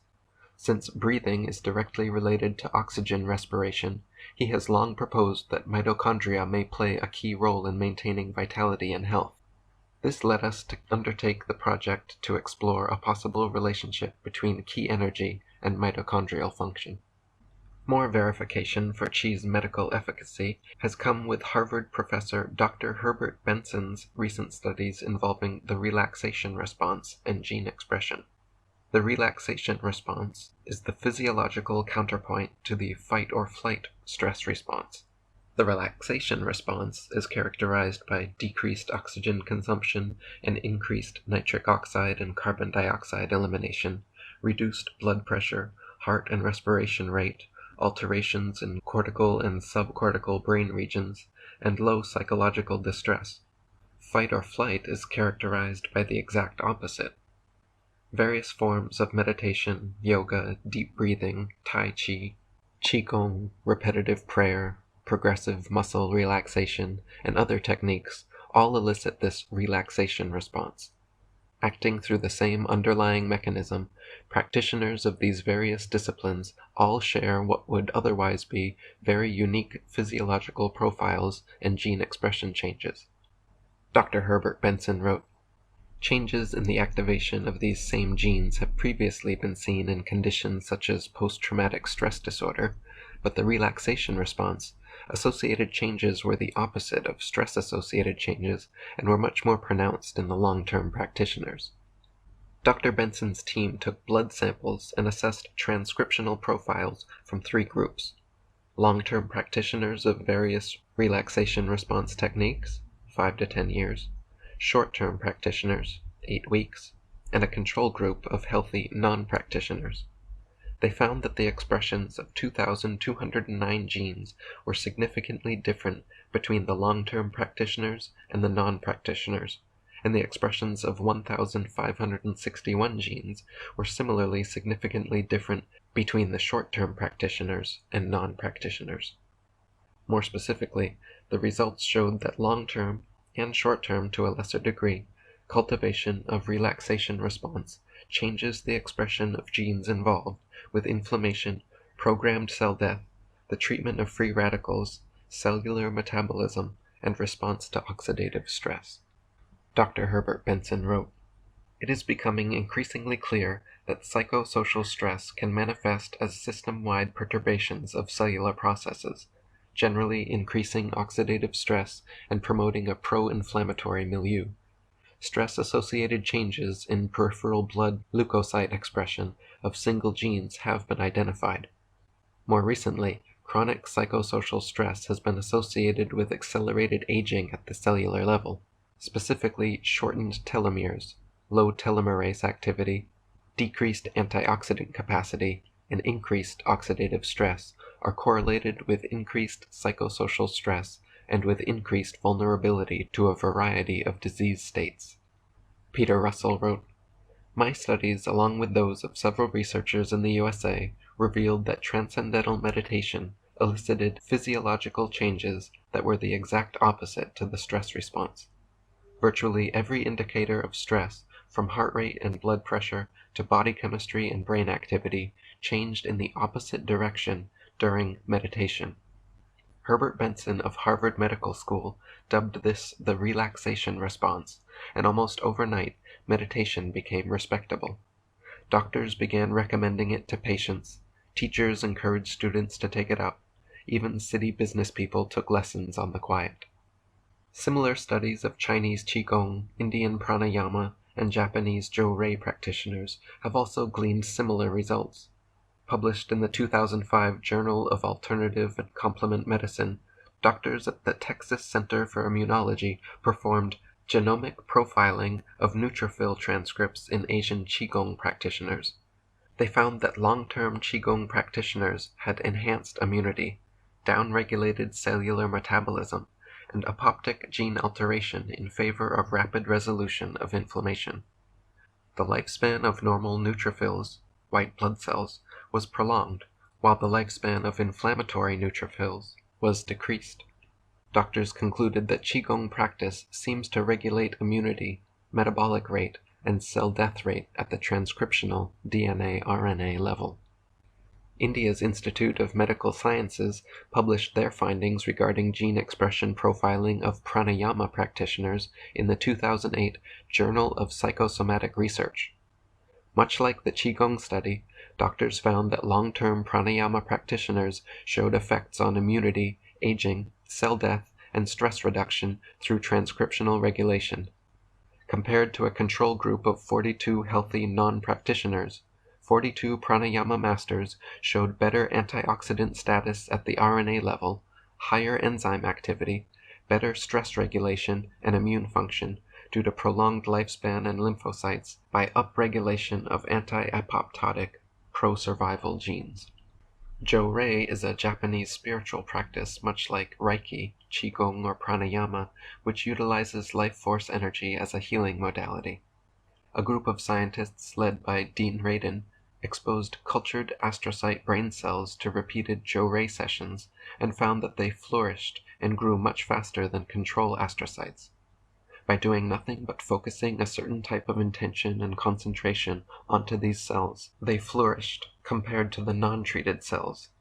In other words, cultivation of life force energy results in increased brain cell growth.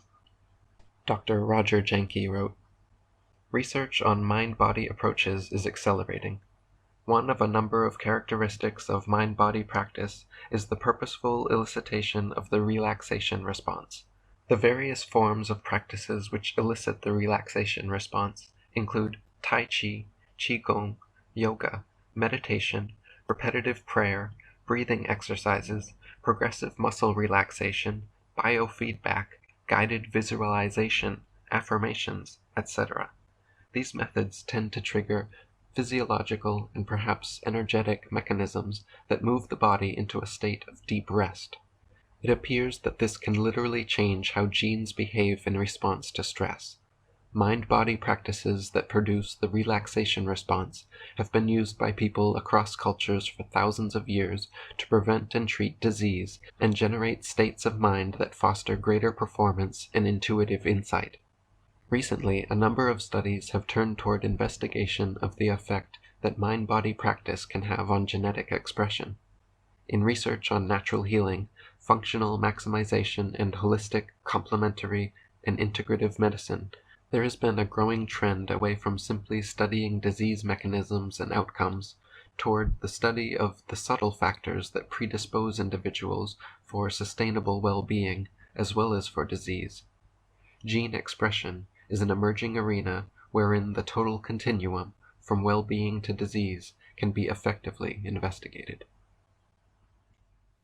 In 1939, Russian scientist Semyon Kirlian accidentally discovered that if an object on a photographic plate is subjected to a strong enough electrical charge, an image is created on the plate. By photographing the coronal discharge that occurs between an electrically grounded object and the electrode generating the field, the sparks captured on film show multicolored, multi-frequency energy waves ranging from below infrared to above ultraviolet. These images have since become known as Kirlian photography or biofield electrography. Kirlian photography has now been studied and tested extensively in many reputable laboratories around the world, and has shown consistent color, shape, and frequency correlations with various emotional and physical states. For example, UCLA Neuropsychiatric Institute's Dr. Thelma Moss has recorded consistent patterns correlating fingertip coronas with specific emotions. Healthy, happy, relaxed subjects regularly exhibit quarter-inch wide blue and white coronas, while stressed, anxious, or nervous subjects consistently exhibit blotchy red coronas. In another study, she found that when photographed together, close friends generate brighter and more convergent coronas than strangers. Being photographed with strict authority figures produces smaller coronas, while being photographed with unassuming, unintimidating people produces larger coronas. When two people place their fingers on the same film, both images always come out clearly, but if they look into each other's eyes while the photo is taken, one of the fingerprints is blanked out and disappears. Dr. Moss's strange findings sparked interest at the U.S. Heuristic Institute, where they performed their own Kirlian biofield experiments with intimate couples. When partners were instructed to place their fingers on the film and focus unpleasant, unloving thoughts towards one another, their coronal patterns did not merge at all. When the couples focused pleasant, loving thoughts towards one another, their patterns began to merge. And when they kissed each other during the photographs, their coronal boundaries dissolved into one. Some people were even able to withhold their coronas by tensing all the muscles in their bodies. In experiments with Dr. J. L. Hickman, psychic Uri Geller was able to consciously direct the shape of his fingertip coronas, making circles, squares, straight lines, and triangles at will. The International Kirlian Research Association released that the German magazine Esoterra describes an interpersonal study conducted with Kirlian photography. 2 individuals in a psychiatrist's office were asked to put their fingers next to each other and take a picture. They were asked to return once a week for 3 weeks. The Kirlian photos revealed the man to be very attracted to this woman, large, expansive corona in her direction. But her corona discharge indicated that she did not feel an attraction towards him, small, tight corona. The second week revealed the man to be extremely persistent, and it looked as if she might be more responsive, slightly converging coronas. The third week shows 2 bright, happy coronas blending, and we are told that they are living happily ever after. Dr. Moss also conducted experiments showing that cancerous tissue is easily distinguished from healthy tissue using Kirlian imaging. In one study, she was able to separate 100 healthy control rats from 100 other rats injected with cancer simply by the dramatic difference in corona emanations. Romanian Dr. Lone Dumitrescu also used Kirlian imaging to detect cancer tissue. He screened 6,000 industrial workers for cancer and found 47 malignant tumors, while conventional doctors found only 41. By analyzing the coronal discharge channels, their geometry, color, and energetics, he was able to detect cancer better than traditional imaging and laboratory tests. Various studies involving plant coronas have gleaned interesting information as well. For example, the viability of seeds can be determined by Kirlian images, since fertile seeds show much larger coronal ejections than dead seeds. Healthy seeds have a deep blue aura, and as the root tips sprout, they show up pinkish red, indicating where the most active growth is taking place.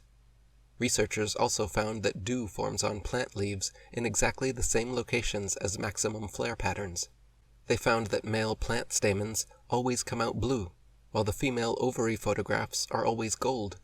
And most impressively, when a leaf is torn in half, then photographed, the outline of the entire leaf is still clearly visible in its discharge pattern.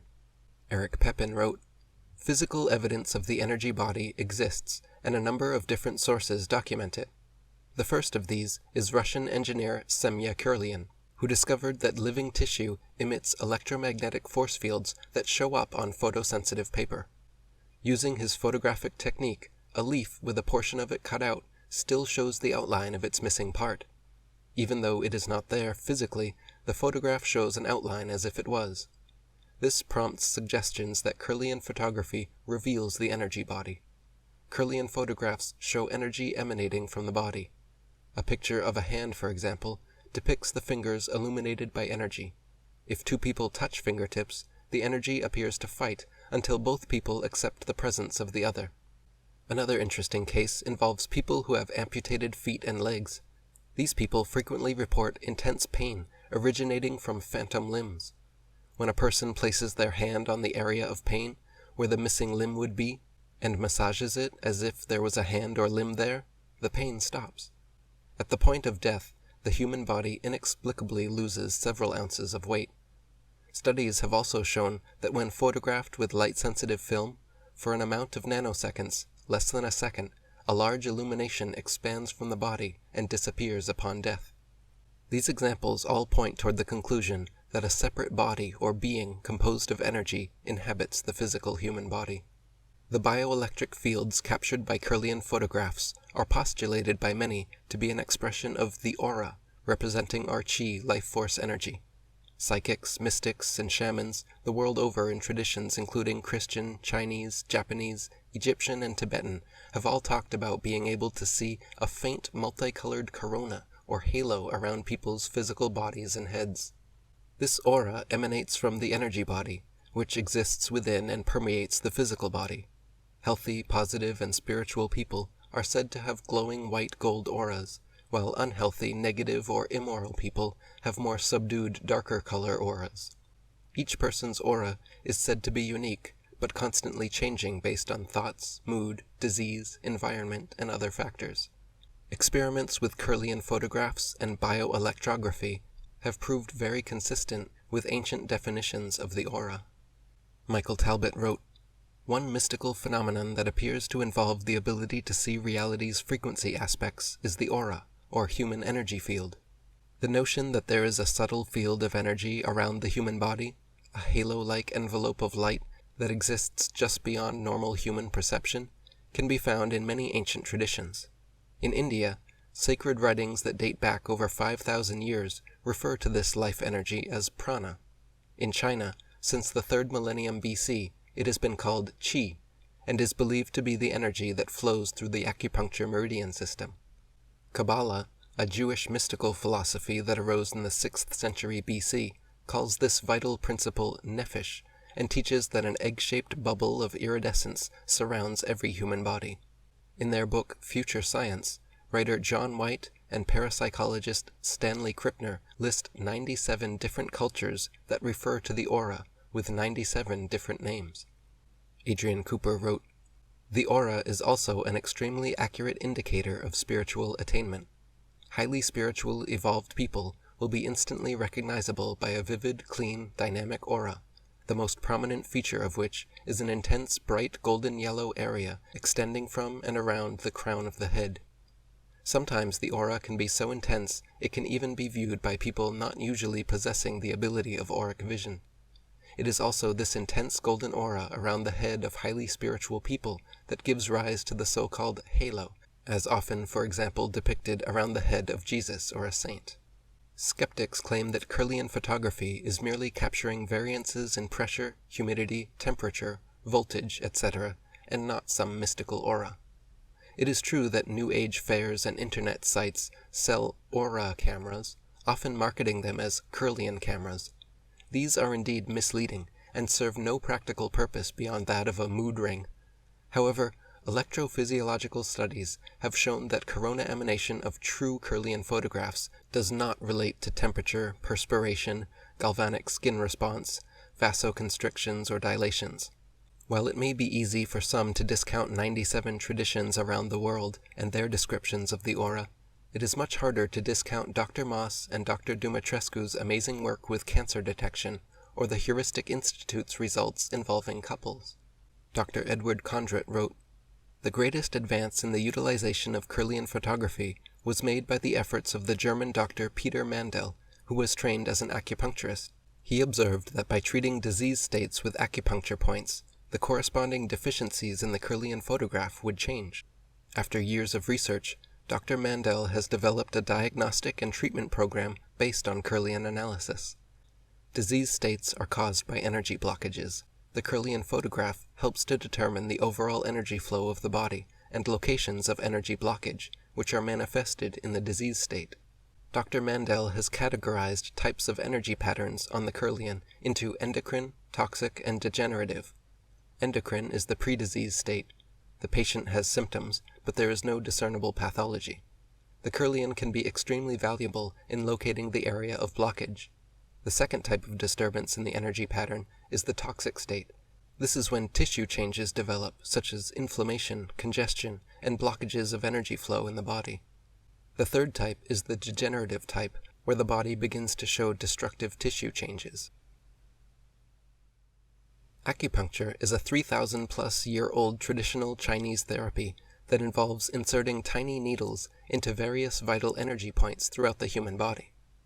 Hundreds of these acupoints connect to 12 main qi life energy channels known as meridians.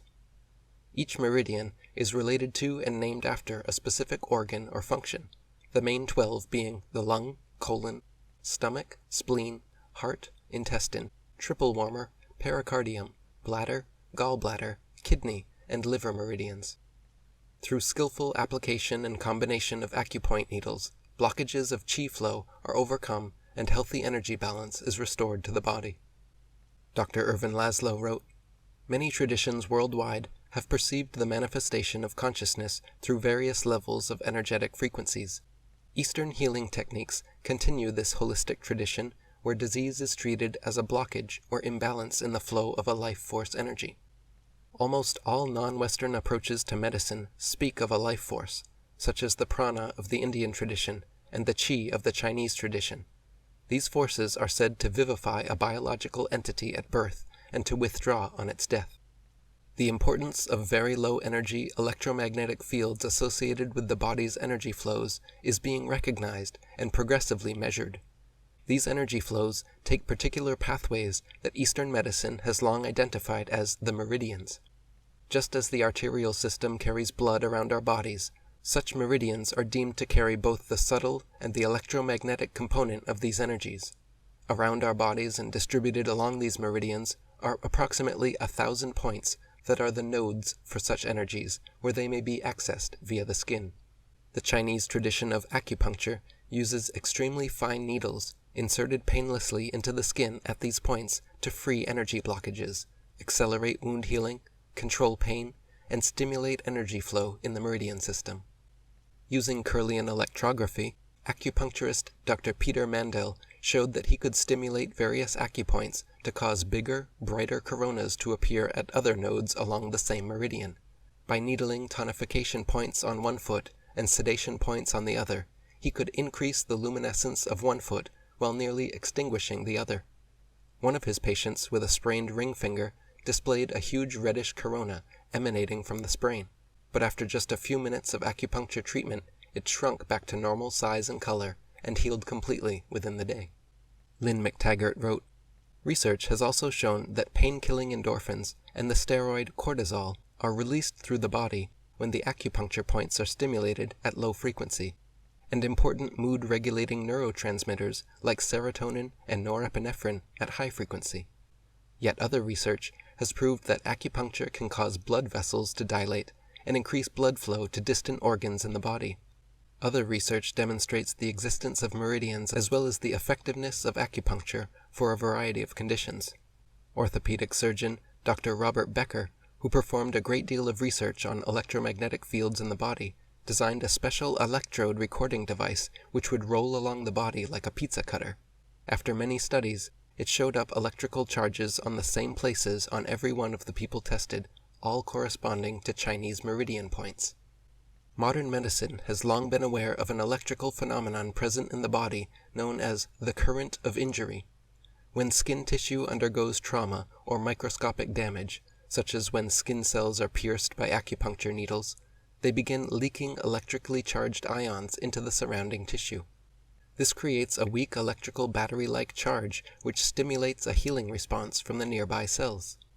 In the 1950s, Japanese Dr. Yoshio Nakatani and German Dr. Reinhold Voll both independently verified electronically that within a few millimeters of each acupoint, there is a significant decrease in the skin's electrical resistance compared with non-acupoints.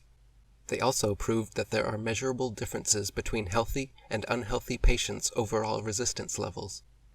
In 1971, New York Times reporter James Reston became a firm believer in acupuncture's efficacy. While traveling around China, James became ill with appendicitis, and doctors performed a complete appendectomy using only acupuncture for an anesthetic.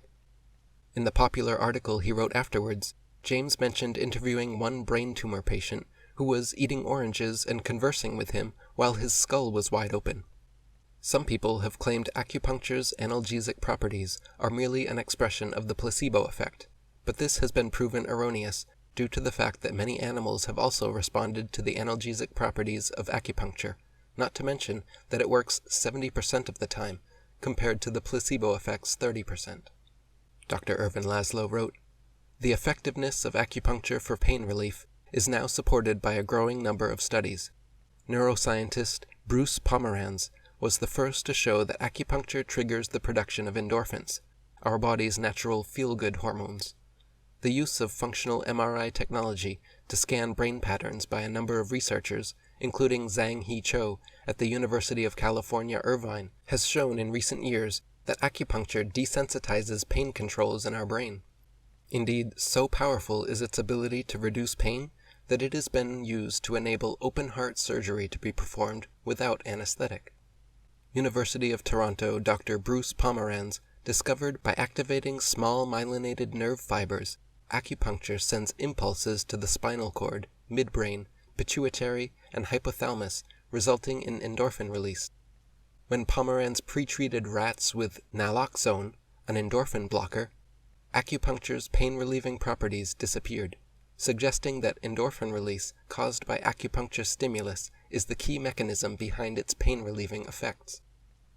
In 1992, at the Necker Hospital in Paris, Dr. Jean-Claude Darras and Dr. Pierre de Vernajoul explicitly confirmed the existence of the meridian system with their famous experiment. They injected harmless radioactive tracers into acupoints of 300 volunteers, then tracked their migration using gamma cameras. Whenever tracers were injected to non-acupoints, they quickly dispersed and disappeared, but when injected into actual acupoints, the tracers migrated steadily along the traditional Chinese meridian paths. They also found that the tracers moved more slowly around diseased organs and faster around healthy organs, confirming the notion of illness resulting from obstructions in the body's qi flow. David Icke wrote, "This is a computer-enhanced version of an image produced at the Necker Hospital in Paris in a joint study with the cytology laboratory at the military hospital. They injected a radioactive tracer into acupuncture points and then took the photograph with a gamma camera to see where it would go. It followed the pattern of the acupuncture meridian system. Not only does this confirm the existence of the meridian network, which modern medicine has long dismissed and ridiculed, but the study also established another crucial fact. It found that the slower the energy, or qi to the Chinese, passed through the meridians, the less healthy was the person involved. When the energy was flowing at optimum speed and balanced, the subject was in good health. How can this be? Because the energy, the qi, is information that includes details about a problem or imbalance, and the instructions on how to respond. If people were taking too long to tell you that a problem existed, and too long to pass your response to those at the scene, what would happen? The problem would not get fixed, and would probably worsen as a result. This is one reason why people who are ill are more vulnerable to other illnesses. The qi also carries instructions to maintain balance and harmony, and again, when this communication is affected, so is the balance and harmony, and the body becomes diseased. In 2003, the World Health Organization assessed and compiled a list of over 100 ailments for which acupuncture treatment has proven effective. Just a small sampling of these include allergies, arthritis, depression, dysentery, dysmenorrhea, epigastralgia, headache, hypertension, hypotension, labor pain, leukopenia, lower back pain, nausea, neck pain, sciatica, sprains, and stroke. In acupuncture, there is the concept of the little man in the ear, which is an acupoint diagram of the whole human body that fits within the ear and affects meridians connecting 40 organs and systems throughout the body. In reflexology, there are similar acupressure concepts and diagrams of the feet and hands, showing how points in these extremities connect to organs and systems throughout the body. This once again demonstrates the holographic nature of our bodies and matter in general, the part reflected in the whole, and the whole reflected in all parts. David Icke wrote, "How can reflexology and acupuncture find points throughout the human body that relate to all the organs and other functions? How can you massage or insert a needle at a point on the foot, hand, or ear, and affect the liver, stomach, or heart? It seems crazy if you accept the official explanations of the human form, but it makes perfect sense when you know the body is a hologram. Remember that one of the amazing properties of holograms is that every part is a smaller version of the whole.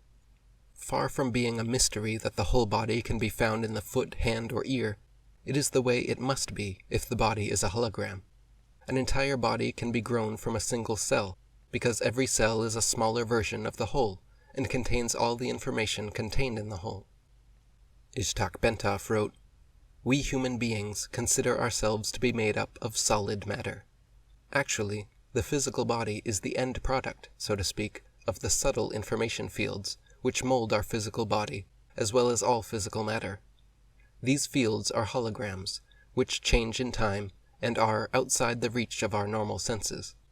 This is what clairvoyants perceive as colorful egg-shaped halos or auras surrounding our physical bodies. Psi Science is the rigorous, ongoing scientific pursuit of experimenting and testing the validity and reliability of so-called psychic or paranormal phenomena. Common psi abilities include such things as mind-to-mind connections, telepathy, mind-over-matter interactions, psychokinesis, perceiving distant places, people, objects, or events, clairvoyance, perceiving the future, precognition, prophetic dreams, déjà vu, spiritual healing, the power of prayer and intention, intuition, gut feelings, and the sense of being stared at. Dean Radin wrote, "There are words for psi experiences in every language, from Arabic to Zulu, Czech to Manx Gaelic.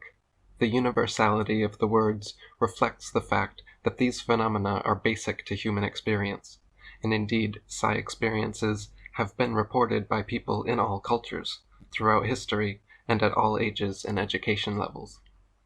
A meta-analysis of every psi experiment performed and published in the English language over the past century was recently conducted by Dean Radin, senior scientist at the Institute of Noetic Sciences. Statistically analyzing the data from all 1,019 controlled studies produced the astonishing result of 1.3 times 10 to the 104th power to 1 against chance. That is 13 with over 100 zeros after it, to 1, odds against the results being due to coincidence.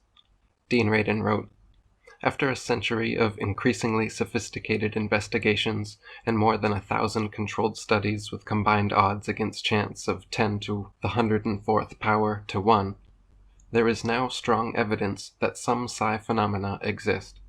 While this is an impressive statistic, all it means is that the outcomes of these experiments are definitely not due to coincidence. We've considered other common explanations like selective reporting and variations in experimental quality, and while those factors do moderate the overall results, there can be little doubt that overall something interesting is going on. It seems increasingly likely that as physics continues to refine our understandings of the fabric of reality, a theoretical outlook for a rational explanation for psi will eventually be established." Scientists, psychologists, academic institutions, and governments have been conducting psi research with consistently positive results for over a century, yet widespread acceptance of the existence of such phenomena is curiously absent. In 2002, a review of the 57 most popular introductory psychology textbooks in common use at universities showed that 24 contained no mention of psi whatsoever, and the 33 that did devoted an average of only 2.4 pages to the subject. Not only is the voluminous amount of available psi research mysteriously absent from the textbooks, but the second most often cited references come from the magazine Skeptical Inquirer. Dean Radin wrote, "This should make your hair stand up. It's like trying to sustain a serious scientific discussion based on citations from tabloids. If this is the type of scholarly information being fed to impressionable psychology students, it's not surprising that whole generations of future academic psychologists assume there's nothing to it." Alan Turing wrote, "I assume that the reader is familiar with the idea of extrasensory perception, telepathy, clairvoyance, precognition, and psychokinesis. These disturbing phenomena seem to deny all our usual scientific ideas. How we should like to discredit them. Unfortunately, the statistical evidence is overwhelming. It is very difficult to rearrange one's ideas so as to fit these new facts in. Simply stated, there is no place in the old Newtonian, Darwinian models for the existence of psi, and this, more than anything, is likely responsible for the lack of mass acceptance of psi as a genuine phenomena. In a material universe, where mind is merely an emergent evolutionary mechanism, such abilities as clairvoyance and precognition must be cast aside as superstition or coincidence. Regardless, valid psi science continues its march forward while the skeptical establishment and its indoctrinated minions religiously defend the dogma of their crumbling material worldview." Dean Radin wrote, Pick up practically any scientific or scholarly journal, and you'll quickly find that researchers are always engaged in vigorous debates and controversies. The moment a discipline collapses into a single set of beliefs, constructs, or even methods, it's no longer science, it's religion. Thomas Eder wrote, "When a belief is widely held in the face of overwhelming evidence to the contrary, we call it a superstition. By that criterion, the most egregious superstition of modern times, perhaps of all time, is the scientific belief in the non-existence of psi." The term telepathy was coined in 1882 by Frederick Myers, founder of the Society for Psychical Research, during his investigation into what was formerly known as thought transference. Reports and documented cases of thought transference abound in almost every culture dating back for millennia, but during the 20th century the scientific method was applied and repeatable experiments were performed which proved, with combined odds against chance of trillions to one, that telepathy is indeed a genuine phenomenon. The most common method of testing perceptual psi, ESP telepathy, is to isolate a test subject from a hidden target object or person placed at a distance and see if the test subject can accurately describe the target or mentally influence the other person. Hundreds of variations have been performed on experiments following this basic design. Dean Radin wrote, "A classic experiment in telepathy was reported in 1923 by Dr. H.I.F.W. Brugmans and his colleagues in the Department of Psychology at the University of Groningen, the Netherlands. In this experiment, a 23-year-old physics student named Van Dam was investigated for his claimed telepathic abilities. He was placed inside a curtained booth, blindfolded, and asked to place his arm under the curtain to select one square on a 6x8 checkerboard placed on a table next to the curtain. The target square Van Dam was attempting to select was determined randomly by the experimenter on each trial. An assistant experimenter knew the target square and tried to mentally influence Van Dam's arm movements to guide him to select the correct target square. The results of the experiment were extremely significant, with 60 successes out of 187 trials, rather than the 4 expected by chance. That's associated with odds against chance of 121 trillion to 1. A second classic experiment that has withstood the test of time is the ESP card test, as popularized by J.B. Rhine's Parapsychology Laboratory at Duke University. This test involved cards imprinted with one of 5 symbols: circle, square, wavy lines, star, and triangle. In a typical experimental run, the deck was thoroughly shuffled, and then one person would select each card in turn and try to mentally send the symbol on that card to a distant person. This technique made it possible to collect hundreds of trials quickly in a wide variety of environments and under controlled conditions. Rhine's 1940 book Extrasensory Perception After 60 Years combined his 60 years of ESP research, 188 different experiments with thousands of trials, in which even the most highly controlled studies had odds against chance of 375 trillion to 1. In 1933, Hubert E. Pierce, Jr., a student of J.B. Rhine's at Duke University, introduced himself, saying that he had inherited his mother's clairvoyant abilities and would be willing to scientifically test and verify his skills. For the next 7 months, Rhine worked with Pierce, devising, performing, and documenting the now famous Pierce-Pratt distance telepathy tests at his Duke Parapsychology Lab. The experiment consisted of 700 runs through 25-card ESP decks, with Pierce acting as the telepathic receiver, while another student, Gaither Pratt, was the sender. Pratt simply laid down 1 card per minute and concentrated on it, while Pierce, from another building on campus, attempted to telepathically read and/or clairvoyantly see each card. After 1,850 trials, Pierce guessed the correct card 558 times, 32%, which is 188 times above chance expectation, 20%. Though this 12% difference may not sound like much, it is associated with odds against chance of 10 octillion to 1. Another popular and often replicated psi experiment is known as the Gans field telepathy test. In a Ganzfield test, participant A sits in a comfortable, reclining chair, wears headphones playing pink noise, peaceful waterfall sounds, has halved ping-pong balls placed over their eyes, and a soft red light shined on them. This type of sensory deprivation results in a dreamy state of awareness in which the subject becomes more open to mental suggestions and impressions. Once participant 1 is fully immersed in this Ganzfield condition, participant 2 sits in another room watching a freeze-frame picture on a TV screen and attempts to telepathically send that image to participant 1. Later, participant 1 comes out of the Ganzfield state, discusses their impressions, is shown 4 images, and must choose which one they think participant 2 was sending them.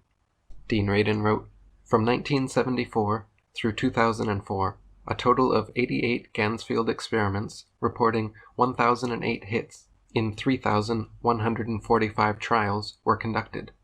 The combined hit rate was 32%, as compared to the chance expected 25%.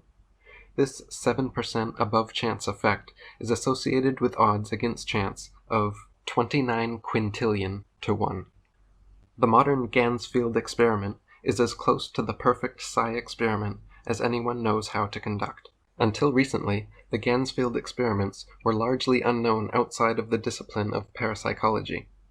Then, in 1994, psychologists Daryl Bem from Cornell University and Charles Honorton from the University of Edinburgh published a meta-analysis of Ganzfield studies in Psychological Bulletin, a well-regarded academic psychology journal.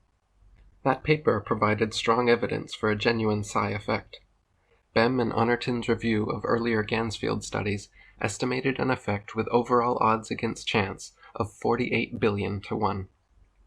In Upton Sinclair's 1930 book Mental Radio, he catalogued a series of picture-drawing telepathy experiments performed in collaboration with his ESP-gifted wife, Mary Craig Sinclair. During these tests, Upton or friends and family would sketch a small object, and then Mary, in another room, another house, or even miles away, would mentally perceive the image and reproduce the sketch herself. Mental Radio contains scores of these sketches which show incredible similarities far beyond what anyone would expect by chance.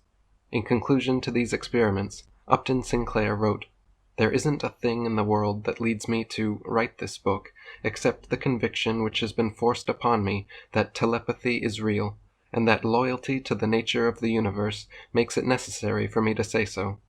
It is foolish to be convinced without evidence, but it is equally foolish to refuse to be convinced by real evidence." A second example of picture-drawing experiments is described in the book Mind to Mind, published in 1948 by French researcher René Warcollier. Warcollier was already convinced that telepathy existed through the work of Rhine and others, so his books primarily explored how it worked.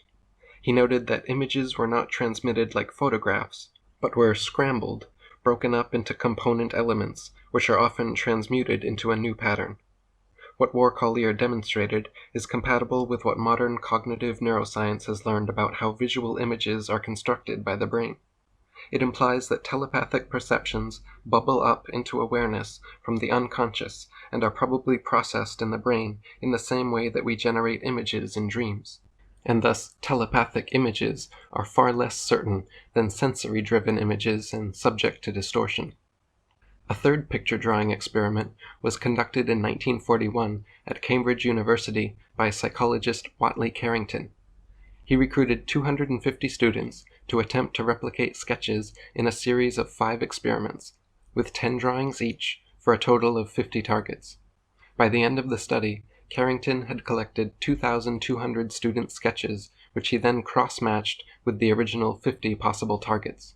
Amazingly, he found 1,209 drawings, 55%, were similar to the targets. And this is from 250 different students with no particular ESP gifts or previous experience. Another telepathy test that has been scientifically investigated for nearly a century is the sense of being stared at. In a typical study of this sort, participant 1 stands with his back turned to participant 2, who stands a few meters behind him. Next, Participant 2 flips a coin to decide whether he will stare at the back of Participant 1's head for 10 seconds or look away for 10 seconds. After the 10 seconds pass, Participant 1 records their impression, yes or no, and the coin is flipped again for the next trial. Dean Radin wrote, British biologist Rupert Sheldrake has popularized experiments based on this simple design, and under more controlled conditions, such as those involving use of blindfolds, no trial-by-trial feedback, and even more secure conditions such as having participants stare through a window from a distance, I found 60 such experiments involving a total of 33,357 trials from publications cited by Sheldrake and others. The overall success rate in these experiments was 54.5%, where chance expectation is 50%. The overall odds against chance are a staggering 202 octodecillion. That's 202 with 56 zeros after it, to 1. In over a dozen scientific experiments over the last 45 years, using EEG and MRI brain scanning technology, pairs of identical twins have been separated into different rooms, and one of them subjected to visual or emotional stimulus, which is then found to register on both of their brains simultaneously. This has also been shown to happen with a lower correlation rate between family, friends, and complete strangers as well. Dean Radin wrote, The design used in these electroencephalograph or EEG correlation experiments asks, in effect, whether poking one person will provide an ouch response in a distant partner. It's not recommended to poke people in the brain, so instead we use a stimulus like a flashing light to cause one of the brains to jump electrically in a predictable way, and then we look at the other distant brain to see if it's jumping at the same time. Psychophysiologist Jacobo Grinberg Zilberbaum and his colleagues from the National Autonomous University of Mexico reported a series of studies in which they claimed to detect simultaneous brain responses in the EEGs of separated pairs of people. One of their studies was published in the journal Physics Essays, stimulating another round of replication attempts. In 2003, a successful replication was reported in Neuroscience Letters by EEG specialist Jerry Wackerman and his colleagues. Wackerman's team concluded that we are facing a phenomenon which is neither easy to dismiss as a methodological failure or a technical artifact, nor understood as to its nature. No biophysical mechanism is presently known that could be responsible for the observed correlations between EEGs of two separated subjects. Another successful replication, this time reported by Liana Standish of Bastyr University and her colleagues, was recently reported in the medical journal Alternative Therapies in Health and Medicine. They conducted an EEG correlation experiment with the receiving participant located in a functional magnetic resonance imaging fMRI scanner. They found a highly significant increase in brain activity, odds against chance of 14,000 to 1, in the receiving person's visual cortex in the back of the brain, while the distant partner was viewing a flickering light. The same group later successfully replicated this finding. The man who invented the EEG, Hans Berger, actually became interested in the brain and the powers of the human psyche after a telepathic experience he had in early childhood. It began when one day, as a soldier during a military training exercise, he was thrown off his horse and nearly trampled by a horse-drawn cannon. Dean Radin wrote, Miraculously, the driver of the artillery battery managed to stop the horses just in time. The accident left Hans thoroughly shaken, but without serious injury. At that very moment, many miles away in his family's home, Hans' older sister was suddenly overwhelmed with an ominous certainty that something bad had happened to Hans. She anxiously insisted that their father contact him, and so he did via telegram. That evening, when Hans received the telegram, he was initially concerned as he had never before received a telegram from his father. Then, upon reading his sister's urgent concern about his well-being, he knew that his feelings of intense fear earlier in the day had somehow reached his sister. Many years later, Hans wrote, This is a case of spontaneous telepathy in which, at a time of mortal danger, and as I contemplated certain death, I transmitted my thoughts, while my sister, who was particularly close to me, acted as the receiver. French philosopher and Nobel laureate Henri Bergson, in a presidential address, to the Society for Psychical Research in London, May 1913, said, "If telepathy is a real fact, it is very possible that it is operating at every moment and everywhere, but with too little intensity to be noticed, or else it is operating in the presence of obstacles which neutralize the effect at the same moment that it manifests itself. We produce electricity at every moment. The atmosphere is continually electrified. We move among magnetic currents, yet millions of human beings lived for thousands of years without having suspected the existence of electricity. It may be the same with telepathy." One of the most well-researched and fascinating branches of Psi Science is active Psi, or psychokinesis, PK. Also known as telekinesis and mind over matter, PK is the ability to mentally influence a physical system or object. The most common method to test for active Psi is to isolate a volunteer from a target, such as an inanimate object or a random system, like a coin toss, dice roll, or radioactive decay, then see if the person can mentally influence the target in a repeatable manner. Dean Radin wrote, "The dice tossing experiment is the epitome of simplicity. A die face is chosen in advance, then one or more dice are tossed while a person wishes for that face to turn up. If the person's intention matches the resulting die face, then a hit is scored. If more hits are obtained than expected by chance over many dice tosses, that's evidence for PK." In 1989, when psychologist Diane Ferrari and I were at Princeton University, we used meta-analysis to assess the combined evidence for PK effects in dice experiments. We searched all the relevant English-language journals for the dice experiments published from the 1930s to 1989. We found 73 relevant publications representing the efforts of 52 investigators from 1935 to 1987.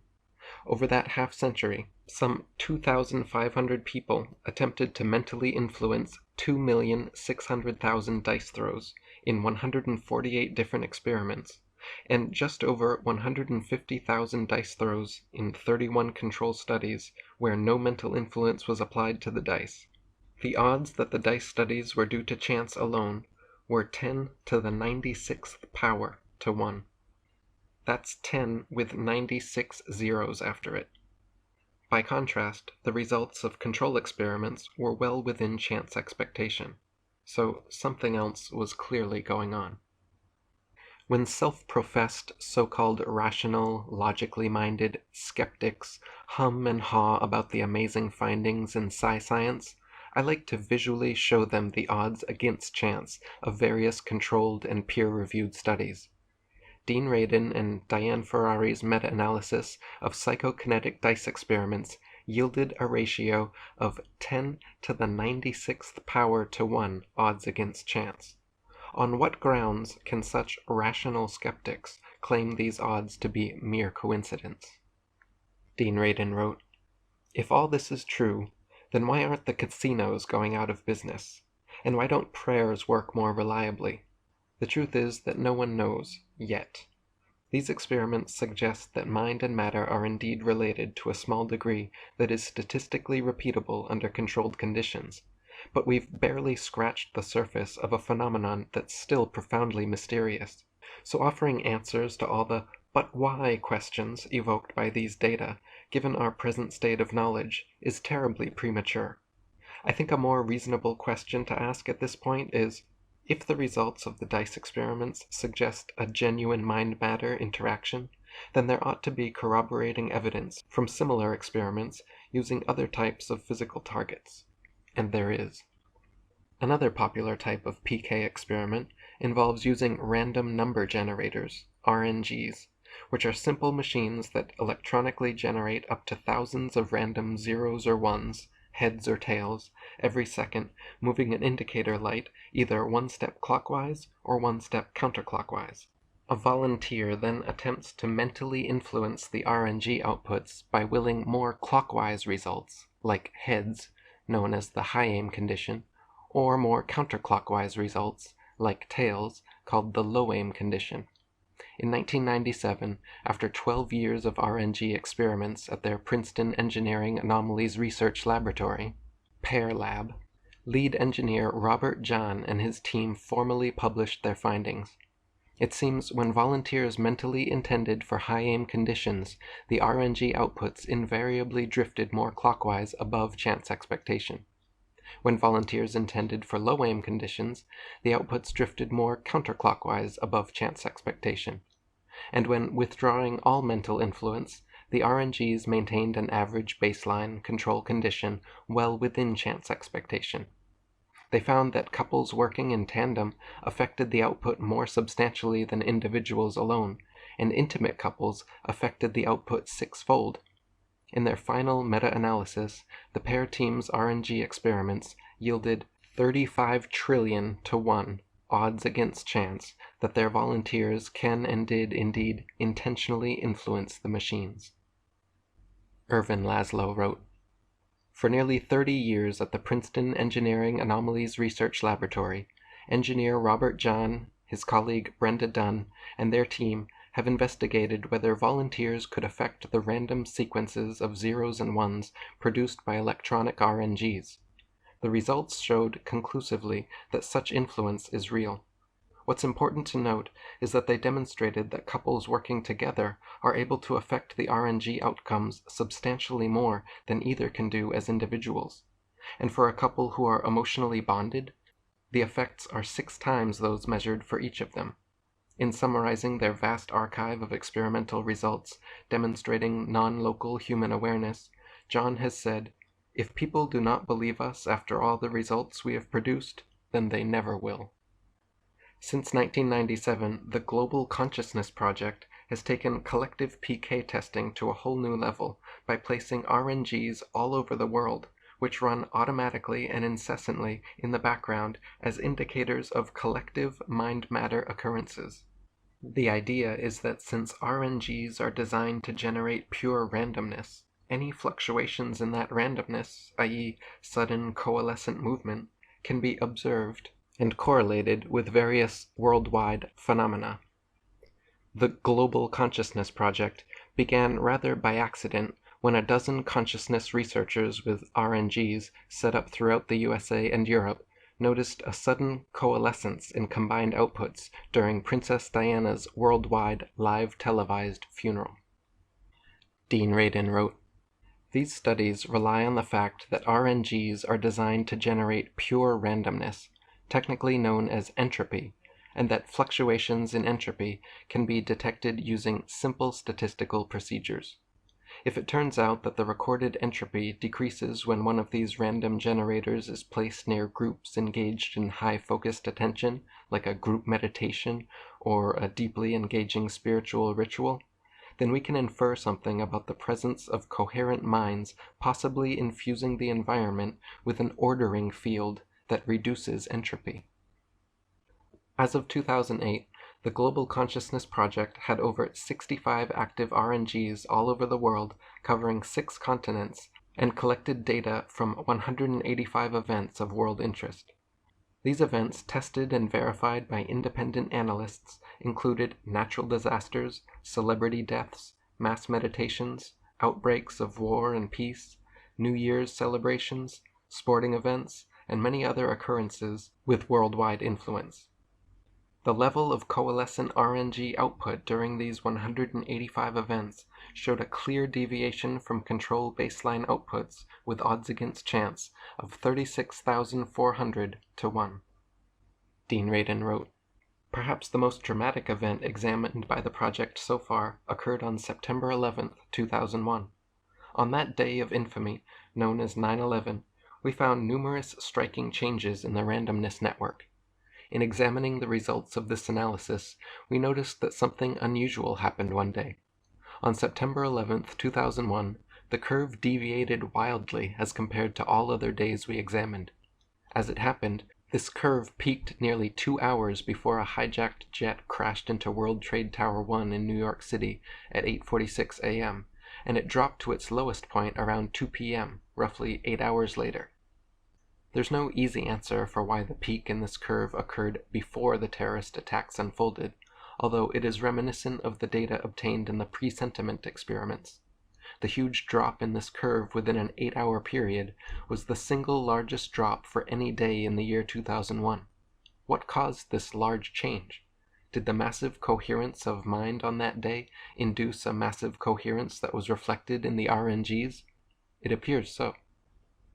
After 9/11, the Global Consciousness Project published an article in the Foundation of Physics Letters journal focusing on the anomalous data gathered on that fateful day.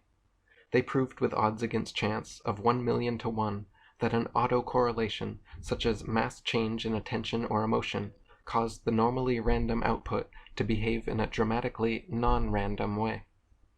Scientifically and mathematically, it has been documented and proven beyond reasonable doubt that PK does exist. Unfortunately, our collective understanding of how it works and our proficiency at using it is very limited. Some particularly gifted people, however, have been able to elicit measurable and repeatable PK effects under laboratory conditions. Russian psychic Nina Kulagina stunned Western scientists in 1968 by moving a multitude of stationary objects using her mind, including matches, bread, bowls, cigar tubes, and salt shakers.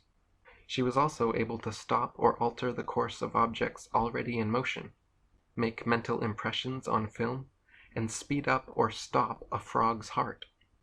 Ingo Swann, a New York psychic, can change the temperature of objects near him and affect the magnetic field of a magnetometer. In 2001, University of Arizona psychology professor Gary Schwartz conducted a large-scale spoon-bending experiment with his students, resulting in over 60 bent forks and spoons. In 1998, Dr. Elizabeth Targ and Fred Sitcher designed a famous double-blind study on the effects of remote healing for advanced AIDS patients. They selected 20 patients with the same T-cell counts and the same degree of illness, and then subjected 10 of them to various distance healing modalities for 6 months. Since it was double-blind, neither patients nor doctors knew who was being healed, and all information was kept in sealed envelopes. Only the healers themselves knew their targets, and to remove any individual bias, the healers had a weekly rotation guaranteeing that the healing effect itself, not one particular variety of it, was studied. Lynn McTaggart wrote, "After 4 months of searching, Fred and Elizabeth had their healers, an eclectic assortment of 40 religious and spiritual healers all across America, many highly respected in their fields, several Christian healers, a handful of evangelicals, one Jewish Kabbalist healer, and a few Buddhists. A number of others were trained in non-religious healing schools, such as the Barbara Brennan School of Healing Light, or worked with complex energy fields, attempting to change colors or vibrations in a patient's aura. Some used contemplative healing or visualizations. Others worked with tones and planned to sing or ring bells on behalf of the patient, the purpose of which, they claimed, was to reattune their chakras or energy centers. A few worked with crystals. One healer, who'd been trained as a Lakota Sioux shaman, intended to use the Native American pipe ceremony. Drumming and chanting would enable him to go into a trance, during which he would contact spirits on the patient's behalf.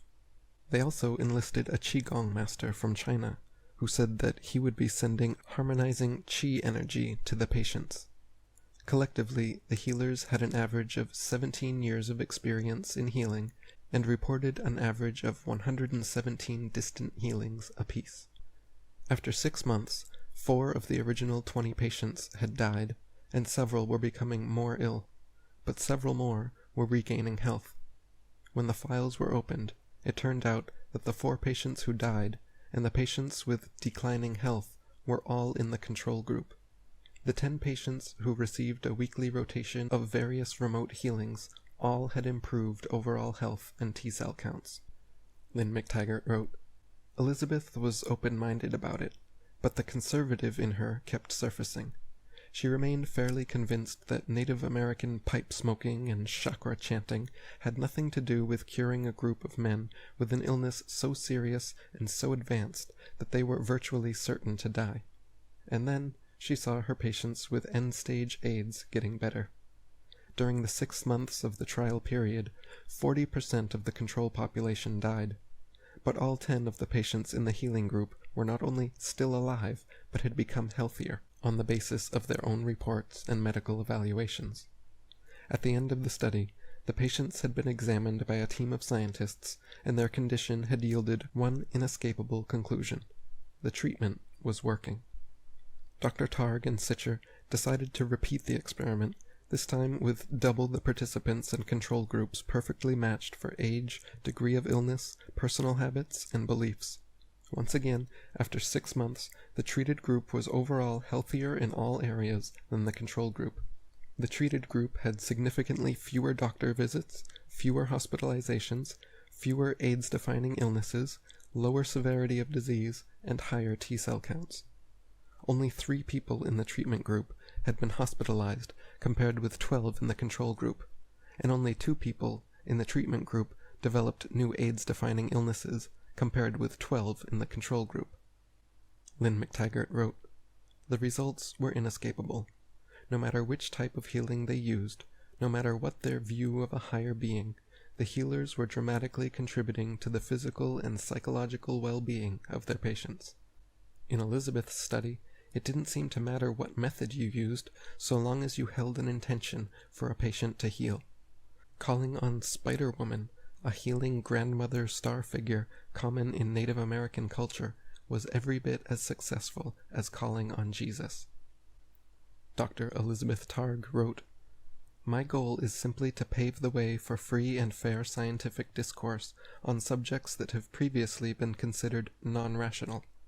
It's our responsibility as scientists and physicians to speak based on fact, not opinion. If there's a benefit to distant healing, physicians and patients should consider it along with all the other proven treatments for disease.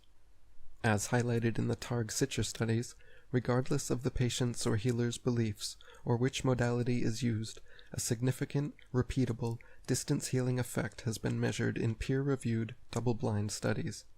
It seems that the universal life force energy, the Qi in Qigong, the Ki in Reiki, and the Prana in Pranayama, regardless of what we call it, how we cultivate it, or what we believe about it, responds to our conscious will and generates a transmutable, transmittable healing effect."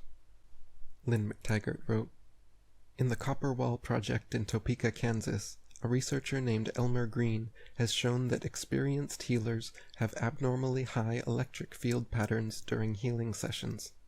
In his test, Green enclosed his participants in isolated rooms made with walls constructed entirely of copper, which would block electricity from any other sources.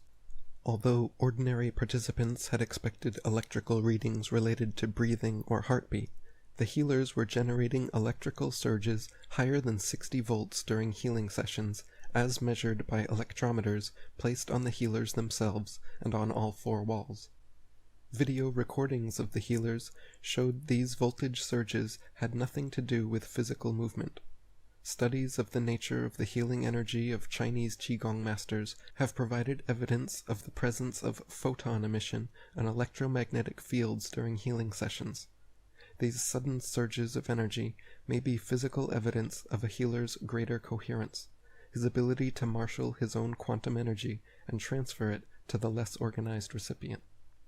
Greg Braden, author of many books combining science and spirituality, found one thing in common amongst all the monks, nuns, abbots, and shamans he interviewed. Having searched high mountain villages, remote monasteries, and forgotten holy texts looking for the commonality between various forms of prayer, meditation, and energy healing, he came to one inescapable conclusion. The key is feeling.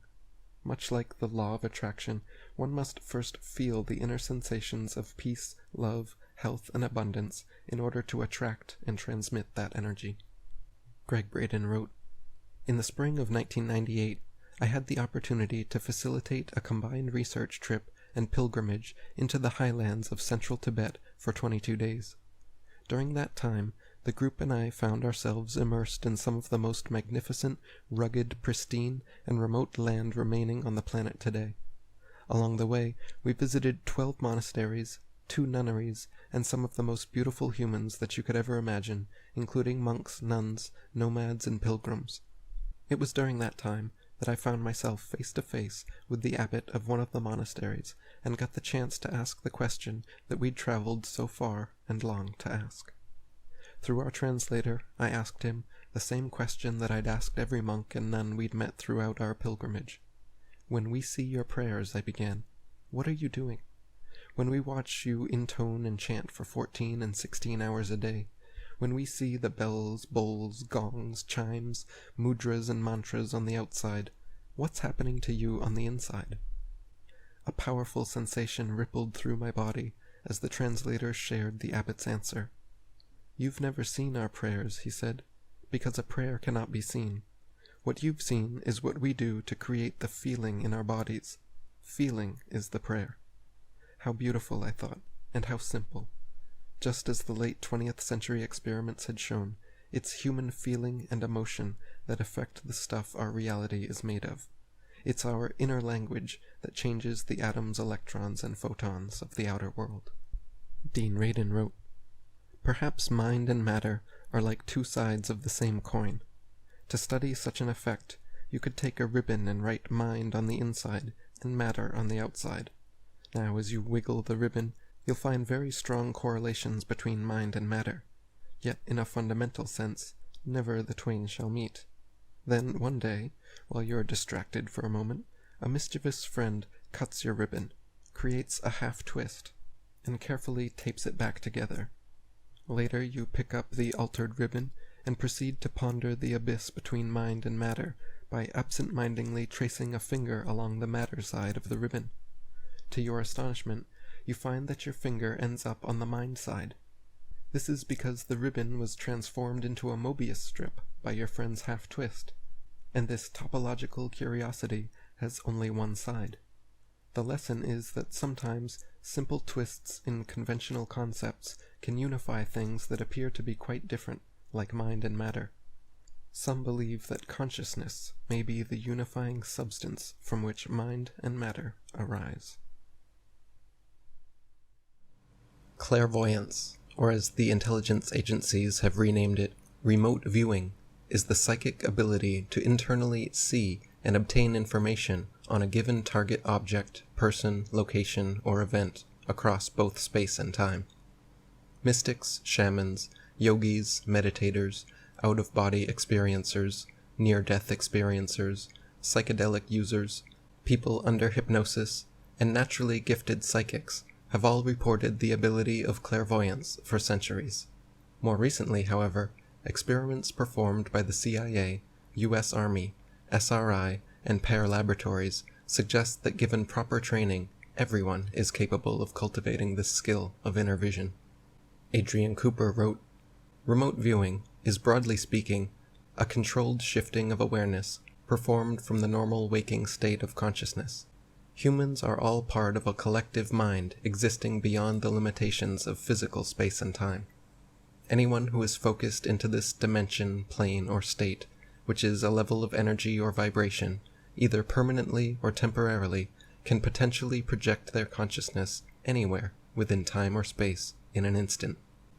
Remote viewing works therefore by means of the remote viewer projecting or tuning their consciousness into this spaceless and timeless aspect of the universe."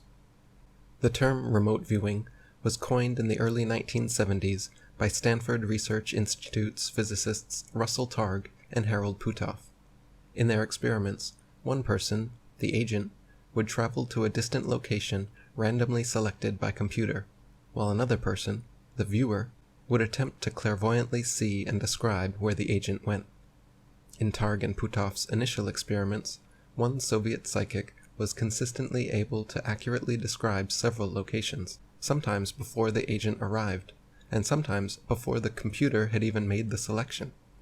Throughout 20 years of research, they carried out hundreds of successful tests using several different viewers, and even demonstrated these feats on live television, including on 60 Minutes and The Donahue Show. Russell Targ wrote, "In these carefully controlled experimental tests spanning 2 decades, many different subjects sat in a windowless office, closed their eyes, and explore the world outside.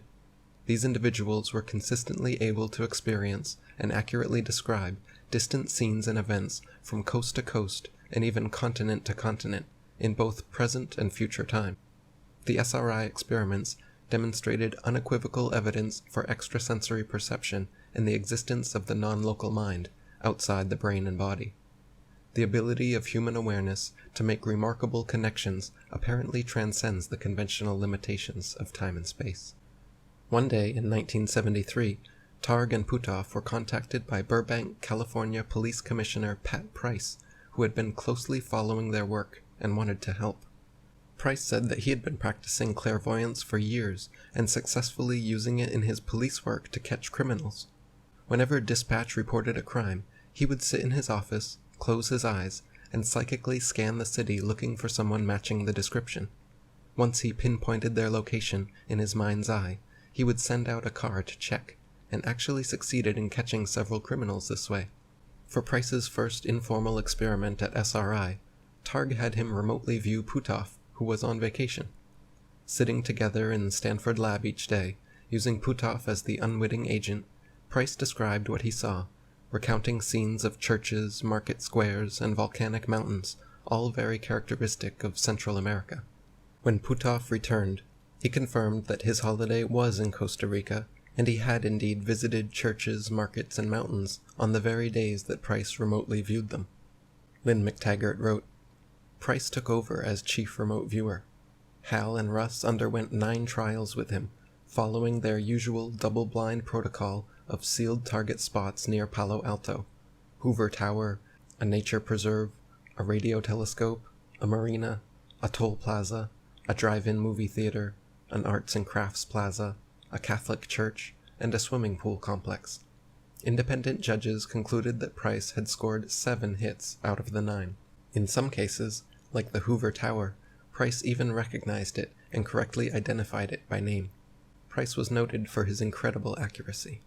Through SRI, the CIA got wind of Price's skills and initiated the now declassified projects Grill Flame and Scanate in an attempt to clairvoyantly spy on sensitive targets. Price was given nothing but the latitude and longitude of a remote location and asked to describe all details that he could see. With unwavering confidence, Pat polished his glasses, sat back in his chair, closed his eyes, and began recounting what he saw. It was a military airfield, with a few buildings scattered around. There was a large 8-wheeled gantry set upon tracks, a big cluster of compressed gas cylinders at one end, and inside the buildings were masses of steel gores. Price then opened his eyes and drew pictures of the building layout, the cylinders, the gantry, and gores. When the results came back from CIA spy satellites and ground intel, it turned out that the target site was indeed a Soviet military airfield and nuclear testing area in Semipalatinsk, Kazakhstan. The building layout, cylinders, 8-wheeled gantry, and even the steel gores inside were all confirmed to be just as Price described. Sadly, Pat Price died in 1975, but Targ and Puthoff continued their remote viewing projects, and in 1978 met someone they later described as the greatest natural psychic ever to walk into our laboratory. U.S. Army Special Projects Intelligence Officer Joe McMoneagle. A highly decorated and esteemed soldier, Joe McMoneagle had survived a near-death experience and had many out-of-body experiences, which piqued his interest in remote viewing. He said the experience of leaving and looking down on his own body started him on a psychic journey and forever changed his metaphysics. For his first experiment at SRI, Joe was told only that he would be viewing a technological target within 100 miles of the San Francisco Bay Area, which is full of possible technological locations, such as military bases, airports, factories, power plants, cell towers, linear accelerators, radar installations, and radio telescopes. The actual target was the Lawrence Livermore Laboratory, the famous hydrogen bomb research facility directed by Edward Teller. Without hesitation, Joe picked up his pencil and began drawing what he saw in his mind's eye. The multi-purpose laboratory complex, segmented one-story buildings nearby, the 6-story administration building, a T-shaped building, a cylindrical roofed building, and a large parking lot. When Joe's drawing was finished, it was independently deemed as 85% accurate. Dean Radin wrote, Joseph McMoneagle, remote viewer number 1 in the U.S. Army's formerly top-secret project codenamed Grill Flame, Stargate, and other exotic names. McMoneagle has been repeatedly tested in numerous double-blind laboratory experiments and has been shown to have an ability to describe objects and events at a distance and in the future, sometimes in spectacular detail. In one experiment, all that McMoneagle knew was that a person he hadn't met before would be visiting a technological target at a certain time, somewhere that could be reached within an hour's drive around Silicon Valley in Northern California. The number and range of possible technological targets that one can get to in a short drive around Silicon Valley is gigantic. As it turned out, the target that the person arrived at was a particle beam accelerator, and that's what McMoneagle drew. In perhaps his most impressive viewing session on record, Joe was given absolutely no feedback whatsoever about where the agent would be traveling, and he was able to draw an astonishing resemblance, independently verified as 94% accurate. The target was a windmill farm in the foothills of Livermore Valley, and that's exactly what Joe drew. Multiple wind generators, rotating blades, with poles scattered amongst the hills, all connected in a grid. Lynn McTaggart wrote, Human beings, talented or otherwise, appear to have a latent ability to see anywhere across any distance. The most talented remote viewers clearly can enter some framework of consciousness, allowing them to observe scenes anywhere in the world. But the inescapable conclusion of their experiments is that anyone has the ability to do this if they are just primed for it, even those highly skeptical of the entire notion. Hal Puthoff gathered together 9 remote viewers in total, mostly beginners with no track record as psychics, who performed in total over 50 trials. Again, an impartial panel of judges compared targets with transcripts of subject descriptions. The descriptions may have contained some inaccuracies, but they were detailed and accurate enough to enable the judges to directly match description with target roughly half the time, a highly significant result. In her 1995 CIA-funded evaluation of all remote viewing experiments conducted since 1970, Dr. Jessica Utz concluded that, quote, using the standards applied to any other area of science, it is concluded that psychic functioning has been well established. The statistical results of the studies examined are far beyond what is expected by chance. Arguments that these results could be due to methodological flaws in the experiments are soundly refuted. Effects of similar magnitude to those found in government-sponsored research at SRI and SAIC have been replicated at a number of laboratories across the world. Such consistency cannot readily be explained by claims of flaws or fraud. In addition to SRI's studies, Princeton University's Engineering Anomalies Research Laboratory also conducted 25 years of remote viewing research with 653 trials involving 72 participants. Headed up by Dean of Engineering Robert John and psychologist Brenda Dunn, in a 2003 meta-analysis, they summarized their findings regarding the evidence for remote viewing. Their overall assessment showed with odds against chance of 33 million to 1, the results were definitely not due to luck or coincidence. John and Dunn concluded, quote, the overall results of these analyses leave little doubt, by any criterion, that the data contain considerably more information about the designated targets than can be attributed to chance guessing. Dean Radin wrote, in the 1980s, I worked on a top-secret Psi research program for the U.S. government, now declassified. At the first research briefing I attended, I was shown examples of high-quality remote viewing obtained under exceptionally well-controlled circumstances. I asked in amazement, why is Psi still considered controversial by the scientific mainstream? Why not just conduct an experiment of 20 or 30 trials with this type of remote viewing skill? That ought to convince anyone that Psi is real. The answer, explained to me patiently by physicist Ed May, was simple. He said, you're making the rational man mistake. He meant that we usually assume science is a rational process, but it's not.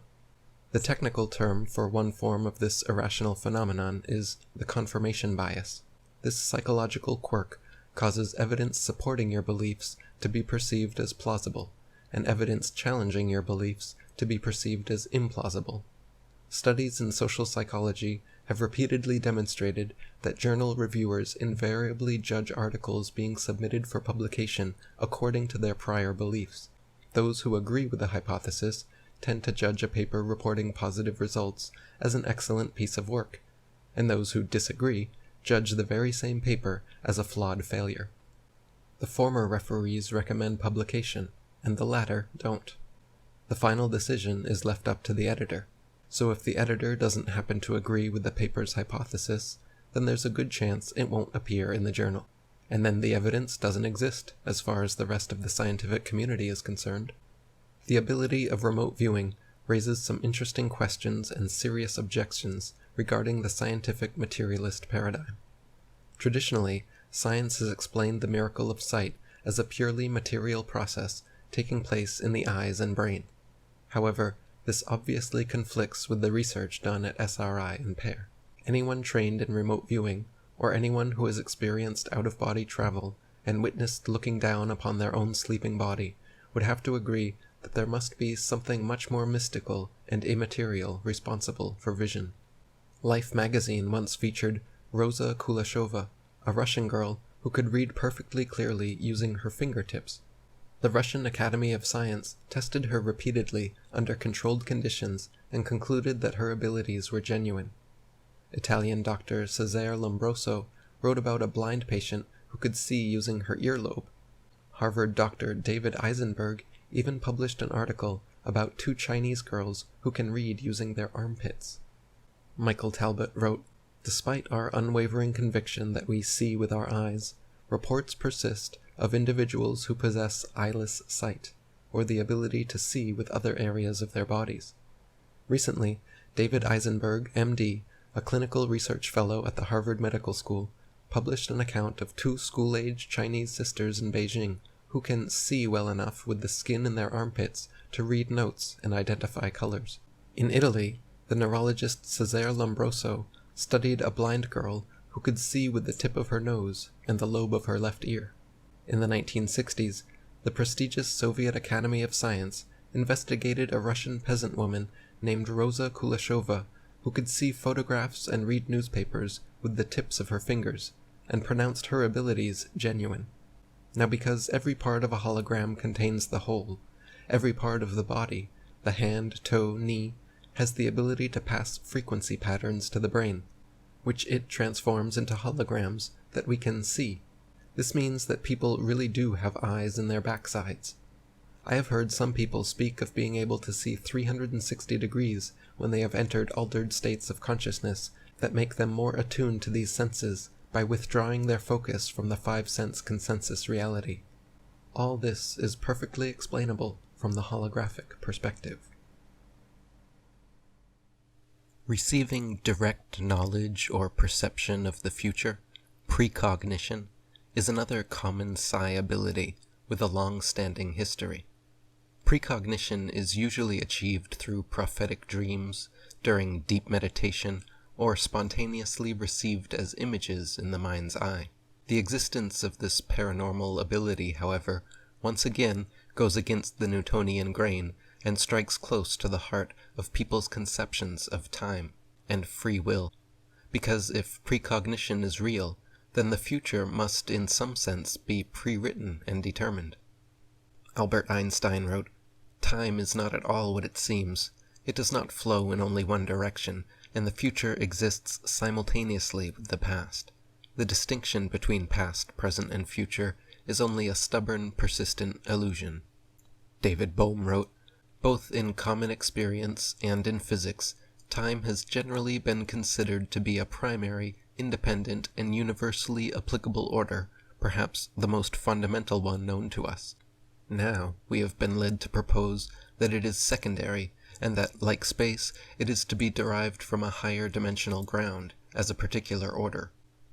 And Ervin Laszlo wrote, "When asked to define time, the physicist John Wheeler once replied that time is what stops everything from happening at once. Scientists are still searching for a good definition, because the problem of time is that it doesn't appear to exist." I have personally experienced precognition on a few occasions, but none as amazing or memorable as the following. During college, I had what seemed to be a normal dream, involving myself and my friend wearing our typical attire, talking outside my dorm about what we wanted to do that day. Now, I didn't remember even having the dream until the next day, as my friend and I were approaching my dorm. Every word she said started triggering the clearest, most mind-blowing déjà vu as the dream came flooding back to me. We were both wearing the same clothes I'd envisioned. We were standing in the same place, and every word she said was exactly as I had dreamt.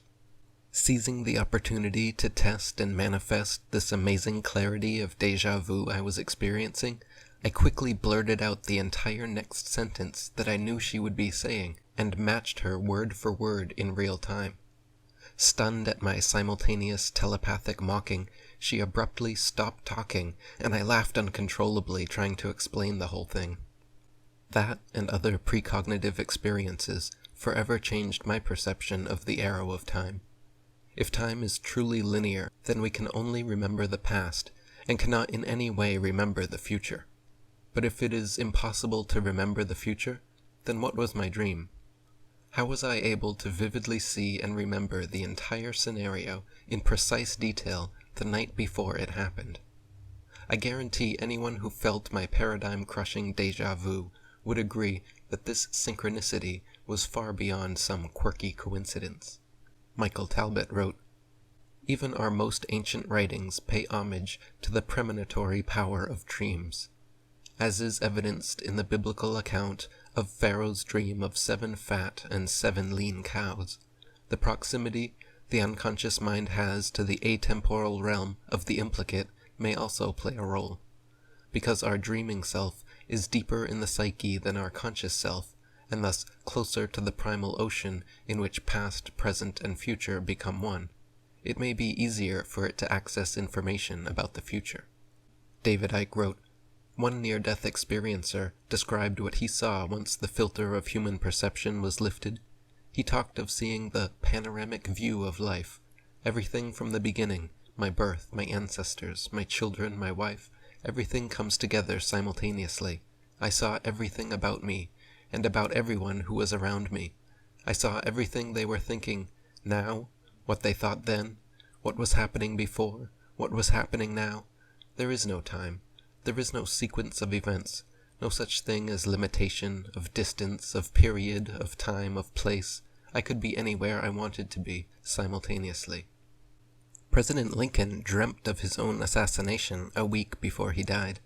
British aeronautics engineer J.W. Dunn documented several prophetic dreams come true in his 1927 book, An Experiment with Time. There are even 19 documented cases of people who precognitively saw the sinking of the Titanic. Some by passengers who acknowledged their premonitions and survived, others by passengers who ignored their intuition and drowned, and others still by non-passengers. Swedish scientist and mystic Emanuel Swedenborg had a gift for precognition and documented many independently verified examples. One evening, on June 19, 1759, upon arriving at a dinner party in Göteborg, Swedenborg had a vision of Stockholm burning 300 miles away. He told everyone in attendance, including the mayor, about the blazing fire and that it had stopped only 3 doors from his home. The next day, a messenger from Stockholm arrived and confirmed Swedenborg's incredible vision. Dutch psychic Gerard Croiset was well known for the several chair tests he accurately predicted. First, the experimenter randomly selected a chair from the seating plan of some upcoming public event in a large theater, stadium, or auditorium anywhere in the world. There could be no reserved seating to prevent possible collusion or trickery. Then, without telling him the name, the location, or the event, knowing only the date and the seating plan, Croiset consistently gave accurate and detailed descriptions of the people who would be sitting in any given chair. Over the course of 25 years, numerous investigators in Europe and America were stunned by Croiset's accurate predictions, including specifics like gender, dress, features, occupation, and personality. Michael Talbot wrote, "For instance, on January 6, 1969, in a study conducted by Dr. Jule Eisenbud, A clinical professor of psychiatry at the University of Colorado Medical School, Croisset was told that a chair had been chosen for an event that would take place on January 23, 1969.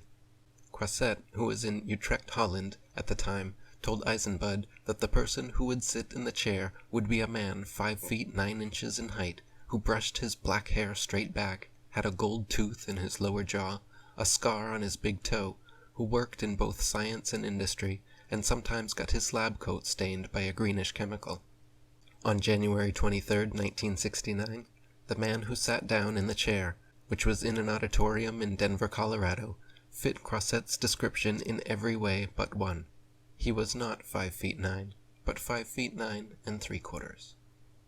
Psi researcher Dean Radin highlighted the interesting case of Anne Ring in his Entangled Minds book. She sent him the following in a letter. Many years ago, I had a very strange dream concerning my father. I dreamt that he was decorating the house, the way we do in England, or used to, with paper chains, holly, etc., except the decorations he was using were not the type used for Christmas. Suddenly, he sat down on a chair and collapsed, and he died. I woke up crying so loudly that it woke up my husband. I looked at the clock, and it was exactly 2 a.m. California time. I told my husband the dream, and he just said, "Well, it's nothing. You are always having strange dreams. Go back to sleep." But the dream had disturbed me, and it took a long while for me to get back to sleep. The following morning was Thanksgiving Day, and as I was preparing the meal, the telephone rang, and it was my brother, calling from London, to say my father had died. It was a terrible shock because I had seen him in May of that year, and he was in robust health. In fact, he had not ever been ill or in hospital in his life. I asked my brother when it had happened, and he replied that our stepmother had just called him and told him it had happened at 10 a.m. London time, the exact moment that I had the dream, 2 a.m. California time. By the way, he was putting up decorations because it was his wedding anniversary to my stepmother, and they were going to have a party that night. Dean Radin wrote, "How shall we interpret this experience? Is it a poignant coincidence, or is it a case of genuine clairvoyance? This was the one and only time Mrs. Ring ever had a dream like this, and it contained details and timings that matched real-world events. I've been told similar experiences by professors at major universities, by program directors at the NSF, and by generals in the Army. These are not naive people prone to fantasy. They appreciate the difference between meaningless coincidence and genuinely exceptional events." The most rigorous scientific study of dream psi ever took place at the Maimonides Medical Center in Brooklyn, New York. Over the course of several years, psychologists Montague Ullman and Stanley Krippner ran hundreds of in-house and at-home dream sessions with thousands of volunteers. Experiments usually involved trying to predict random images chosen by computer and displayed overnight in a locked room at the Dream Lab. Each day, volunteers attempted to dream of tomorrow's picture, then recorded their impressions for Ullman and Krippner to cross-check. In 2003, when British psychologists Simon Sherwood and Chris Rowe performed a meta-analysis of all the Maimonides dream psi results, they found that the overall hit rate was associated with odds against chance of 22 billion to 1. Michael Talbot wrote, "In his work at the Dream Laboratory at Maimonides Medical Center, Montague Ullman, along with psychologist Stanley Krippner and researcher Charles Honorton, produced compelling evidence that accurate precognitive information can also be obtained in dreams. In their study, volunteers were asked to spend 8 consecutive nights at the sleep laboratory, and each night they were asked to try to dream about a picture that would be chosen at random the next day and shown to them. Ullman and his colleagues hoped to get 1 success out of 8, but found that some subjects could score as many as 5 hits out of 8. For example, after waking, one volunteer said that he had dreamed of a large concrete building from which a patient was trying to escape. The patient had a white coat on, like a doctor's coat, and had gotten only as far as the archway. The painting chosen at random the next day turned out to be Van Gogh's Hospital Corridor at St. Remy, a watercolor depicting a lone patient standing at the end of a bleak and massive hallway, exiting through a door beneath an archway." Other evidence, such as psychic forced choice experiments, also supports this idea that we can see into the future. These entail having participants guess the outcome of future events with calculable possibilities, like what playing card will turn up, or what dice number will roll. In 1989, the Maimonides Center's Charles Honorton and Diane Ferrari published a meta-analysis of all forced choice precognition experiments conducted since 1935. They found 309 studies with 50,000 participants, totaling 2 million trials, where the time between prediction and event ranged from milliseconds to a year. The results were surprisingly positive, with odds against chance of 10 million billion to 1. One of the most convincing and astonishing proofs of precognition was discovered when University of Amsterdam's Dr. Dick Bierman hooked several poker players to electrodermal instruments to test learned responses in gambling addicts. He found that they all registered rapid changes in electrodermal activity just before being handed their cards. Not only this, but the differences in EDA corresponded with the type of cards being drawn. When about to receive a bad hand, participants showed physiological activity indicating a heightened fight or flight response. When about to receive a favorable hand, their EDA calmed towards a relaxation response. This indicates that on a subconscious physiological level, somehow we already know the future. Building on Bierman's work, Dean Radin also hooked volunteers up to electrodermal and other physiological instruments, heart rate, blood pressure, skin conductivity, etc., to test for recordable physical effects of anticipating future stimuli. In his experiment, volunteers would click a mouse button, wait 5 seconds, view a random picture displayed on their monitor for 3 seconds, then watch as the screen went blank for 10 seconds and began again. The images randomly shown were either tranquil photos, such as landscapes and nature scenes, or disturbing photos, such as autopsies and erotica. Lynn McTaggart wrote, "As expected, the participant's body would calm down immediately after he or she observed the tranquil scenes, and became aroused after being confronted by the erotic or disturbing. Naturally, study participants recorded the largest response once they'd seen the photos. However, what Radin discovered was that his subjects were also anticipating what they were about to see, registering physiological responses before they'd seen the photo. As if trying to brace themselves, their responses were highest before they saw an image that was disturbing. Blood pressure would drop in the extremities about a second before the image was flashed." Dean Radin wrote, "The idea of presentiment assumes that we are constantly and unconsciously scanning our future and preparing to respond to it. If this is true, then whenever our future involves an emotional response, we'd predict that our nervous system would become aroused before the emotional picture appears. As expected, skin conductance reacted 2 to 3 seconds after the presentation of an emotional stimulus, and the expected differences between the calm and emotional responses were clearly evident. But the presentiment effect, which was predicted to occur before the stimulus, was also observed. The skin conductance levels were virtually identical before the button press, but as soon as the button was pressed, they began to diverge in accordance with the future stimulus. Nobel laureate Kary Mullis had the opportunity to participate in Dean Radin's presentiment experiment and was quite impressed with the results. He went on National Public Radio's May 1999 Science Friday program afterwards, stating, "I could see about 3 seconds into the future. It's spooky. You sit there and watch this little trace, and about 3 seconds, on average, before the picture comes on, you have a little response in your skin conductivity, which is the same direction that a large response occurs after you see the picture. Some pictures make you have a rise in conductivity, some make you have a fall. He's done that over and over again with people.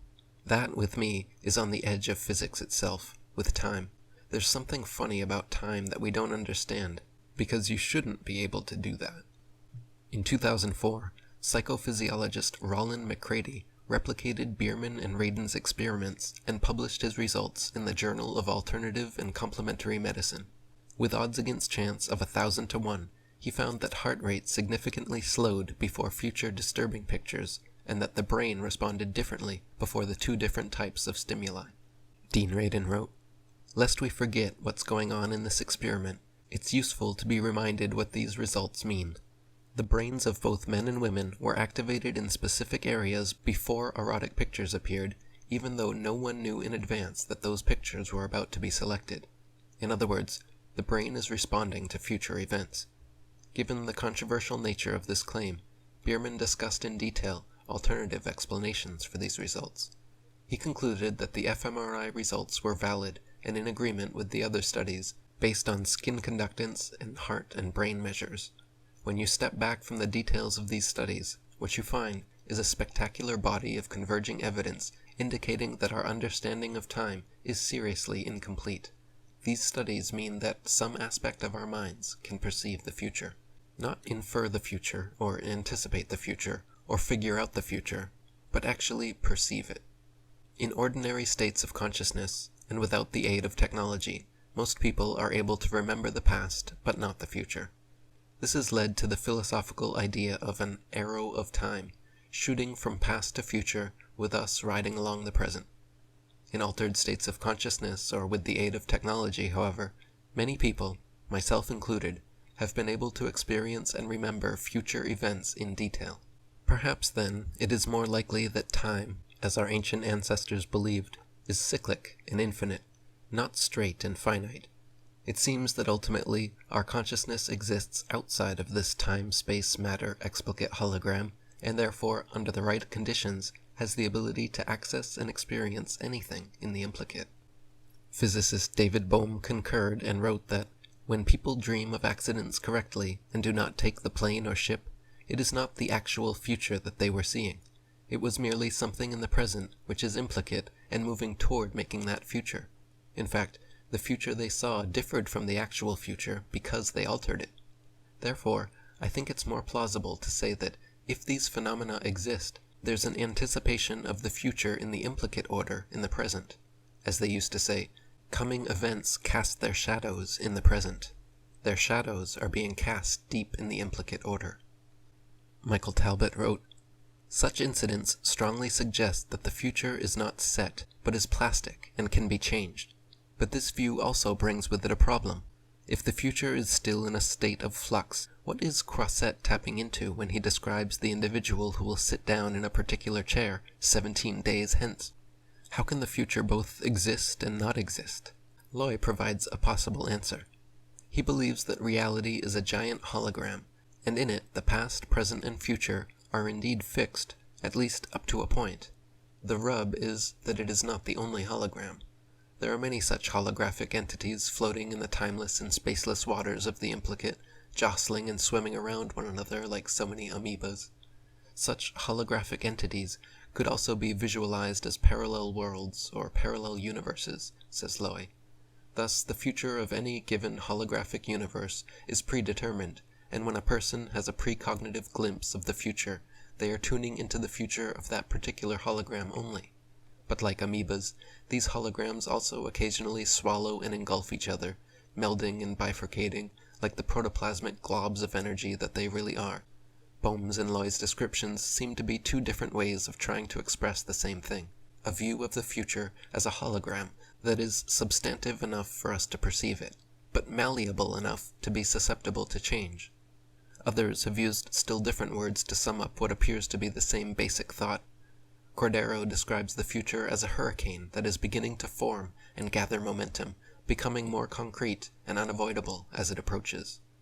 Ingo Swann, a gifted psychic who has produced impressive results in various studies, including Puthoff and Targ's remote viewing research, speaks of the future as composed of crystallizing possibilities. The Hawaiian kahunas, widely esteemed for their precognitive powers, also speak of the future as fluid, but in the process of crystallizing, and believe that great world events are crystallized furthest in advance, as are the most important events in a person's life, such as marriage, accidents, and death. Dr. David Hawkins wrote, "Time, then, is much like a hologram that already stands complete. It's a subjective sensory effect of a progressively moving point of view. There's no beginning or end to a hologram. It's already everywhere complete. In fact, the appearance of being unfinished is part of its completeness. Even the phenomenon of unfoldment itself reflects a limited point of view. There is no enfolded and unfolded universe, only a becoming awareness.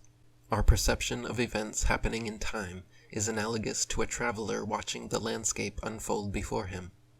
But to say that the landscape unfolds before the traveler is merely a figure of speech. Nothing is actually unfolding. Nothing is actually becoming manifest. There's only the progression of awareness. In fact, this is a holographic universe. Each point of view reflects a position that's defined by the viewer's unique level of consciousness. A hologram, we might say, is in and of itself a process. There's nothing fixed in a three-dimensional hologram. And what then of a four-dimensional hologram? It would include all possible instances of itself simultaneously. To change seems to be to move through time, but if time itself is transcended, then there's no such thing as sequence. If all is now, there's nothing to follow from here to there.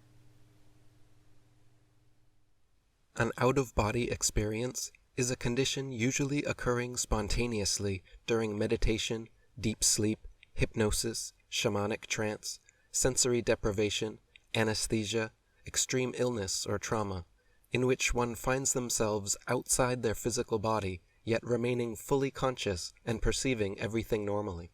Robert Monroe describes it as an altered state of consciousness in which the subject feels that his mind or self-awareness is separated from his physical body, and this self-awareness has a vivid and real sense about it, quite different from a dream. The experience typically begins by finding yourself floating over or standing next to your physical body, perceiving normally, but with a great feeling of lightness and power. You may see your physical body lying on the bed, or you may just rise straight up through the ceiling.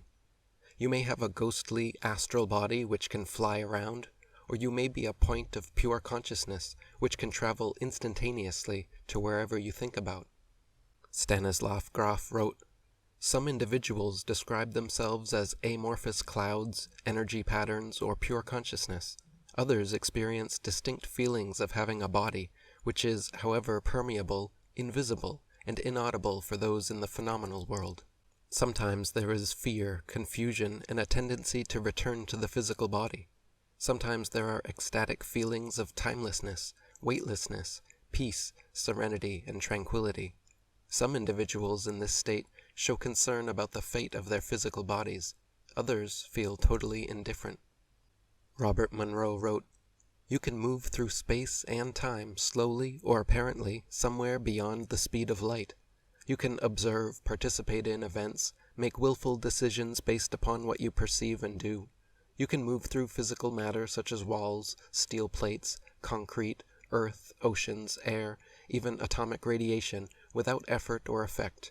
You can go into an adjoining room without bothering to open the door. You can visit a friend 3,000 miles away. You can explore the moon, the solar system, and the galaxy, if these interest you, or you can enter other reality systems, only dimly perceived and theorized by our time and space consciousness." Most OBEs have common features. They all typically begin while in an altered state of consciousness. Your awareness shifts to a point outside your physical body. The physical body is usually seen dormant on the bed, or wherever you left it, while a second, astral body is seen attached to your new space of awareness. This light, ghostly body can pass through walls or solid objects, float and fly around, and is sometimes even seen by other people. Robert Monroe wrote, "In the OBE, the individual is near totally conscious. Most, if not all, of your physical sensory perception is replicated. You can see, hear, and touch. The weakest seem to be smell and taste. Your perspective is from a position outside your physical body, near or distant. In a near state, it is usually from a location impossible for you to be with your physical body, such as floating against the ceiling. In a far location, it could be in Paris, when you know you are in New York physically. You can observe events taking place, but you cannot change or significantly affect them. You can verify the authenticity of such events subsequently, if you so desire. OBEs have been reported throughout history by people of all ages and cultures. The soul body, or astral body, was known as the Ka to ancient Egyptians, the Siddhi to Indians, and the Bardo body to Tibetans. OBEs are the main subject matter described in detail in the Egyptian and Tibetan books of the dead. St. Paul seems to describe an OBE in 2 Corinthians chapter 12. Ernest Hemingway wrote about witnessing his soul leave his physical body and float around after being hit by shrapnel in 1918. Michael Talbot wrote, Aldous Huxley, Goethe, D.H. Lawrence, August Strindberg, and Jack London all reported having OBEs. They were known to the Egyptians, the North American Indians, the Chinese, the Greek philosophers, the medieval alchemists, the oceanic peoples, the Hindus, the Hebrews, and the Muslims. In a cross-cultural study of 44 non-Western societies, Dean Shields found that only 3 did not hold a belief in OBEs. Erica Bourguignon looked at 488 world societies, or roughly 57% of all known societies, and found that 437 of them, or 89%, had at least some tradition regarding OBEs. Dr. Robert Crookall, a geologist at the University of Aberdeen and an amateur parapsychologist, investigated enough cases to fill 9 books on the subject. Robert Monroe wrote, It is quite well known, for example, that many cultures attribute to shamans the capacity to fly out of the body. In fact, a shaman cannot be anointed as such unless he has that capacity. According to Eliade, such flights express intelligent understanding of secret things, metaphysical truths, symbolic meaning, transcendence, and freedom. Many surveys have also been conducted in recent years testing the prevalence of the OBE phenomenon. In 1954, Dr. Hornell Hart of Duke University surveyed 115 of his students and found that 27 of them had experienced an OBE at least once. A 1966 study by Celia Green showed that 19% of students asked at Southampton University had had one. A 1968 Green 15 survey reported that 34% of 380 Oxford undergraduates had experienced an OBE. Palmer and Dennis's 1975 study randomly selected a group of 1,000 students and townspeople in a small Virginia town, resulting in 25% of the students and 14% of the townspeople answering affirmatively. Erlander Haraldson's random survey of 902 adults found 8% had been out of their bodies at least once, and a 1980 survey by Dr. Harvey Irwin at the University of New England in Australia found 20% of his 177 had experienced out-of-body travel. All results pooled together, it seems an average of about 1 in 7 people experiences an OBE at least once during their lives. Robert Monroe wrote, First, OBEs are a universal human experience, not in the sense that they happen to large numbers of people, but in that they have happened all through recorded history, and there are marked similarities in the experience among people who are otherwise extremely different in terms of cultural background. One can find reports of OBEs by housewives in Kansas, which closely resemble accounts of OBEs from ancient Egyptian or Oriental sources. Second, the OBE is generally a once-in-a-lifetime experience, seemingly experienced by accident. Illnesses sometimes bring it about, especially illnesses which are almost fatal. Great emotional stress sometimes brings it out. In many cases, it simply happens during sleep, without our having any idea of what might have caused it.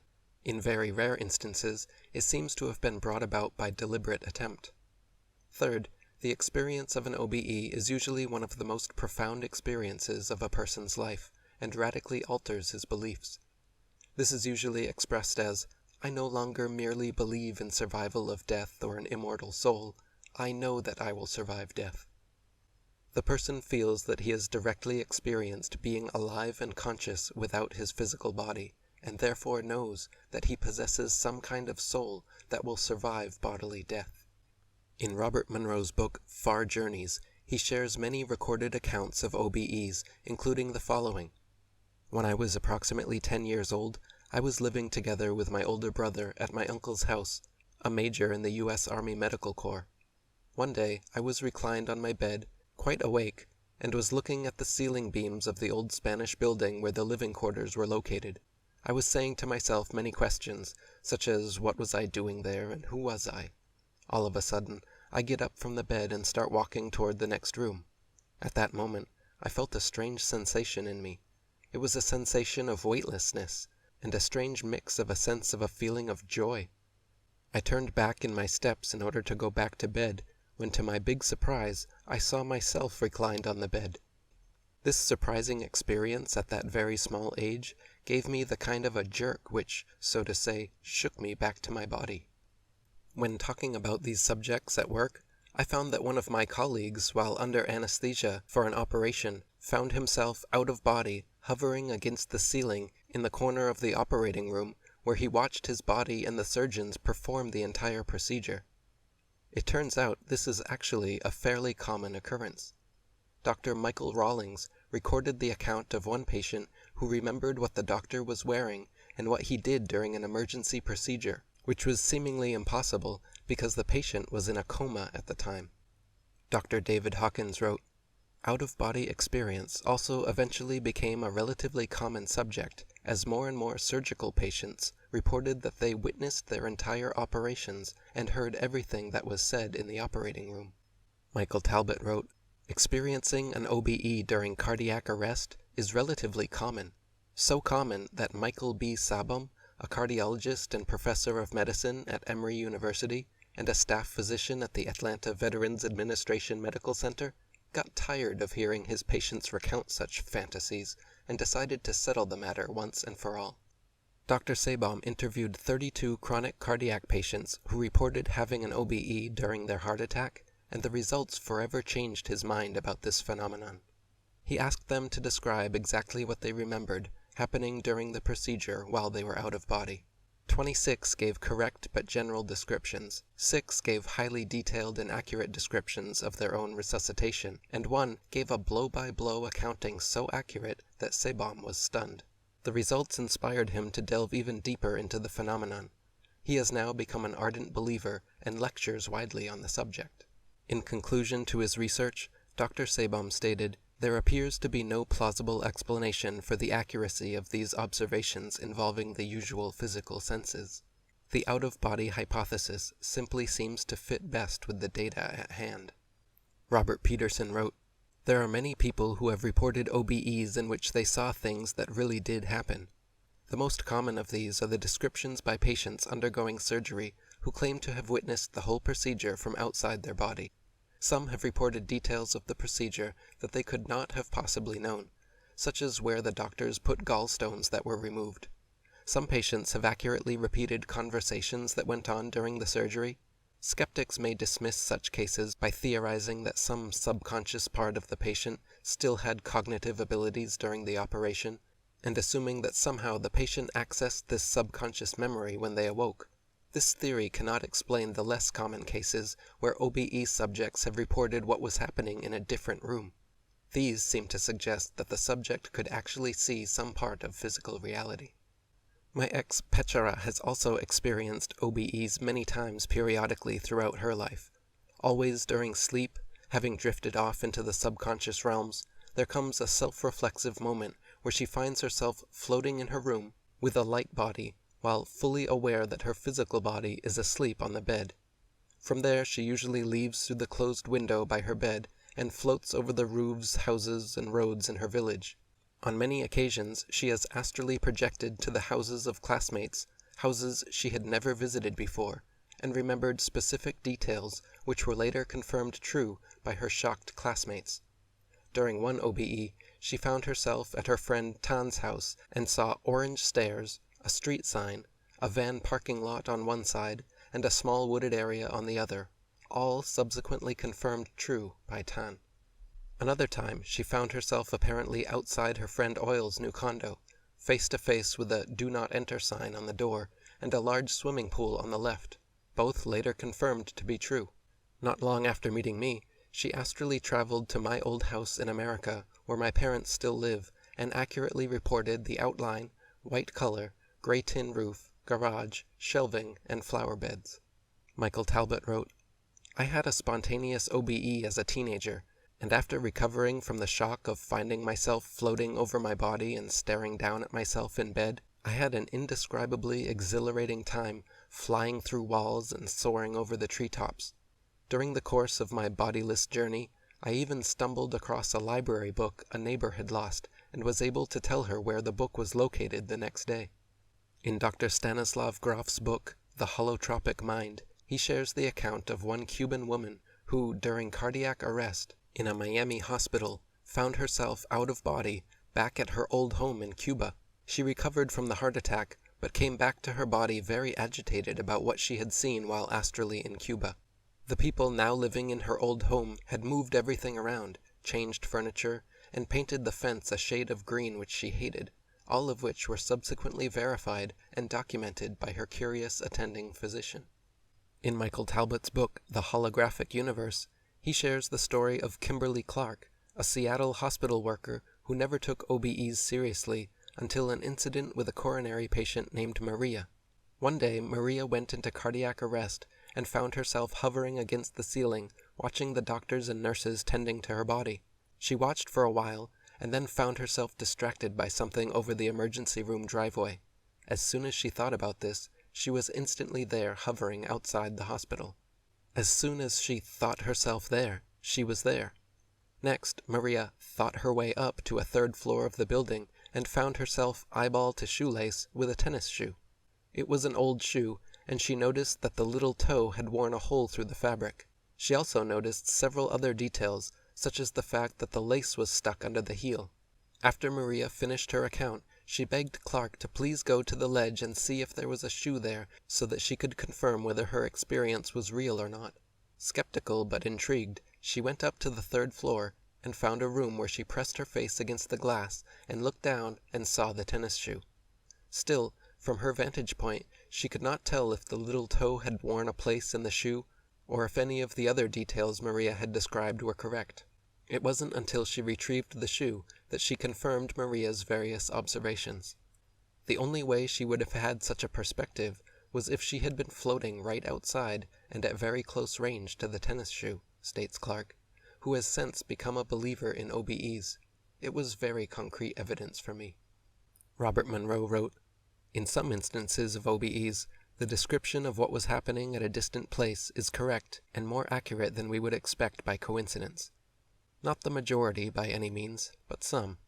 To explain these, we must postulate either that the hallucinatory experience of the OBE was combined with the operation of ESP, or that in some sense the person really was there. The OBE then becomes very real indeed. The fact that most of our knowledge about OBEs comes from reports of once-in-a-lifetime experiences puts us at two serious disadvantages.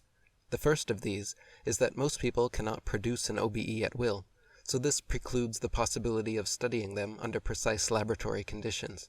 The second disadvantage is that when a person is suddenly thrust for a brief period of time into a very novel environment, he may not be a very good observer. OBEs are generally sporadic or once-in-a-lifetime phenomena, so scientifically verifying their authenticity is an elusive task. However, with the help of many skilled astral projectors, OBEs have indeed been scientifically documented in the lab. For instance, in one experiment, parapsychologist Charles Tart wrote a 5-digit number on a pad of paper, then kept it in a locked room. In another room, an experienced astral traveler laid down, shifted consciousness to her astral body, floated through the wall, and accurately reported the number. In another series of experiments, psychologists Janet Lee Mitchell and Carlos Osis set up a special room for OBE trials at the American Society for Psychical Research in New York. They placed certain images, objects, and colored geometric patterns in various places around the room, locked it, and then had skilled astral projectors from many places across the country project in and record what they saw. Many of the participants were able to correctly identify everything in the room. In another series of experiments, Dr. Robert Morris, Director of Research at the Psychical Research Foundation in North Carolina, used pets to detect the astral presence of their owners.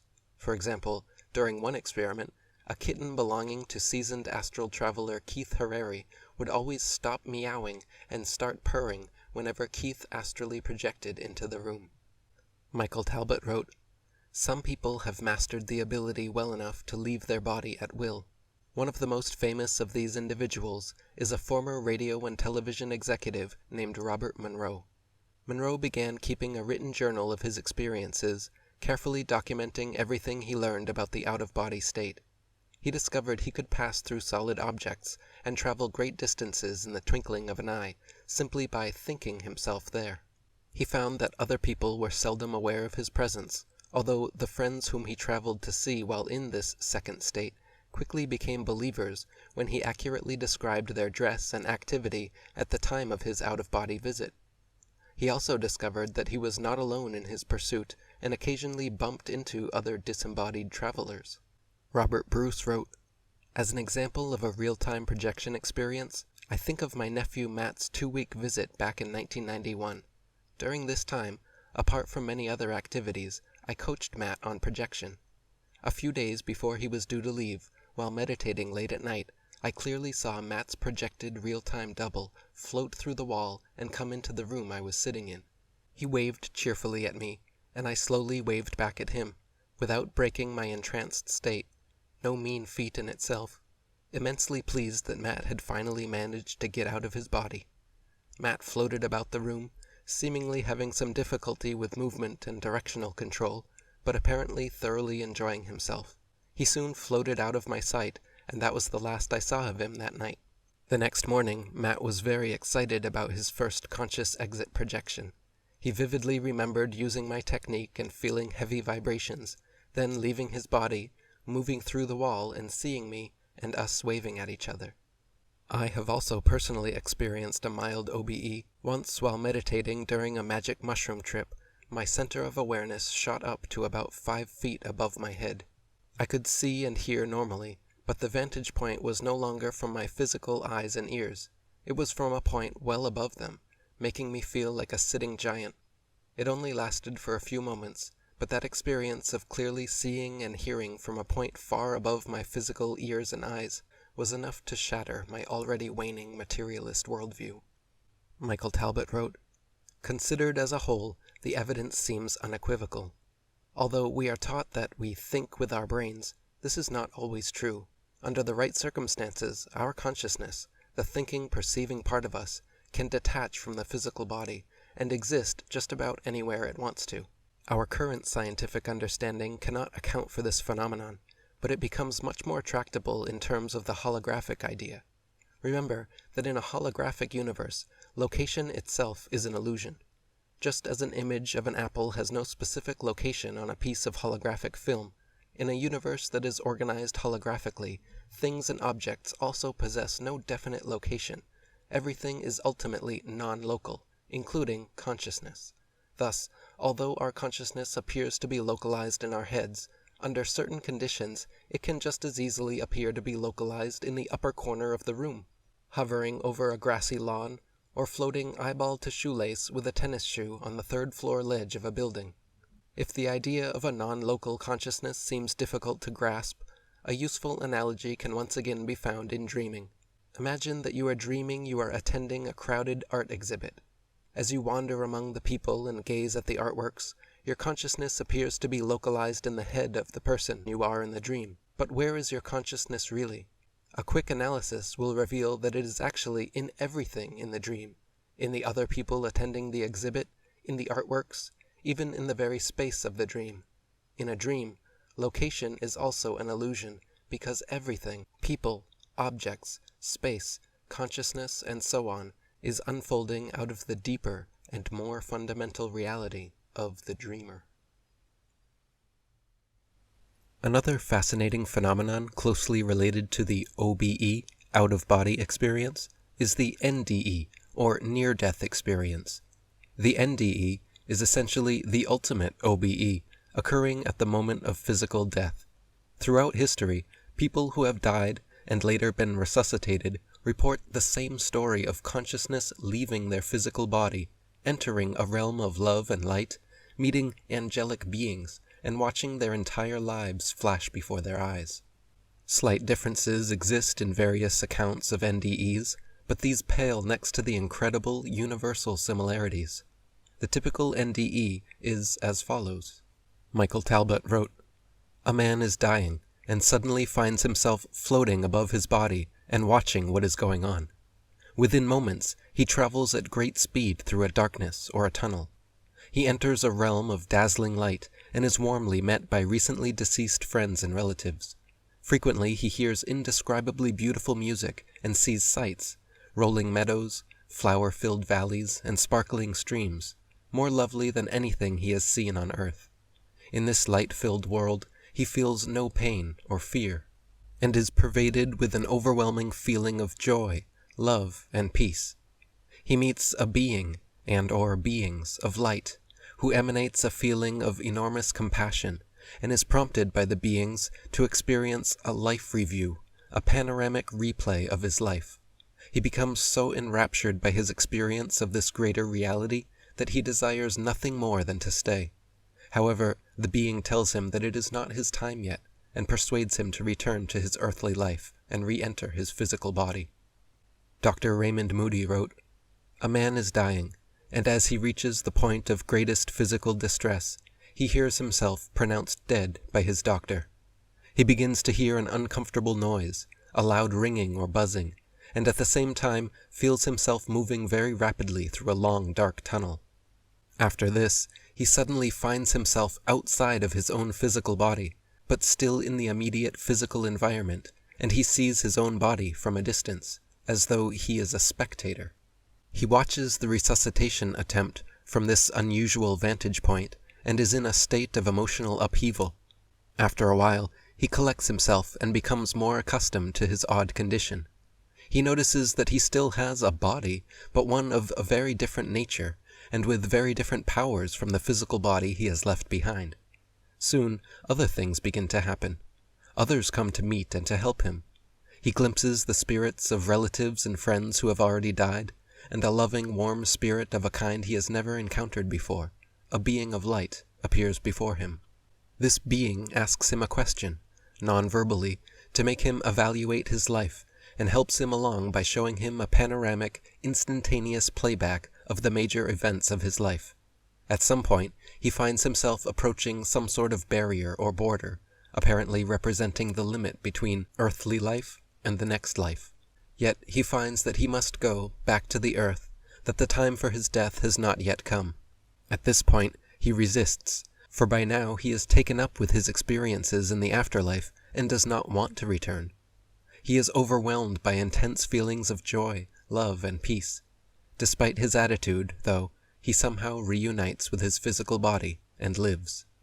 Considering the fact that hallucination is the usual skeptical argument against NDEs, it is important to note that the main features are amazingly consistent. The hallucination always begins by finding oneself in a non-physical body somewhere near your now lifeless physical body. At this point, your consciousness becomes more expansive than ever. All sensation and perception becomes incredibly lucid. You can hear the thoughts and feel the feelings of everyone around, and you can travel at the speed of thought. Eventually, the physical world begins to fade as you proceed to float through a luminous tunnel, walk up a long staircase, cross a narrow bridge, or other such transitional archetypal scene. In Greek mythology, all newly deceased souls crossed the river Styx on a ferry boat from the world of the living to Hades, the world of the dead. After transitioning from the world of the living, you begin to see or feel the presence of deceased friends and relatives, angels, so-called light beings who communicate telepathically and send overwhelming emanations of love. You are then shown a full-spectrum playback of your entire life, accurate to the finest detail, which you re-experience from this space of expanded consciousness, able to think, feel, and fully understand not only yourself, but everyone you have ever interacted with in life. You feel the betrayal of a cheated spouse, understand your enemies, realize your true friends, and so on. You feel and experience the consequences of your actions on everyone else. Ultimately, you are told or decide to come back to the world of the living, and find yourself stuck in your physical body right at the moment of your resuscitation. This seems like quite a coherent, meaningful, and oft-repeated sequence of events to be so casually labeled hallucination. Dr. Raymond Moody wrote, "It was nothing like a hallucination. I have had hallucinations once, when I was given codeine in the hospital. But that had happened long before the accident which really killed me. And this experience was nothing like the hallucinations. Nothing like them at all. I tried to tell my minister, but he told me I had been hallucinating, so I shut up. I tried to tell my nurses what had happened when I woke up, but they told me not to talk about it, that I was just imagining things. So in the words of one person, you learn very quickly that people don't take to this as easily as you would like for them to. You simply don't jump up on a little soapbox and go around telling everyone these things. Adrian Cooper wrote, "Some people later choose to relate their NDE experiences to doctors, relatives, and friends. However, it is likely the vast majority do not, often believing, for example, they will not be believed, or worse, are considered to have been hallucinating due to the anesthetic or other medical factors associated with the medical situation, or suffering from after effects arising from the physical condition leading to the NDE. Other people are afraid to relate NDE experiences on the basis they might be considered to be mentally deranged or will be ridiculed. To most people experiencing an NDE, relating the experience to others seems pointless, the experience itself being so intensely profound and personal. Research has proven, however, that literally millions of people have experienced an NDE, most of which are described as deeply profound, life-changing experiences. Regardless of many so-called experts claiming the contrary, no near-death experiencer ever considers their NDE to have been a hallucination.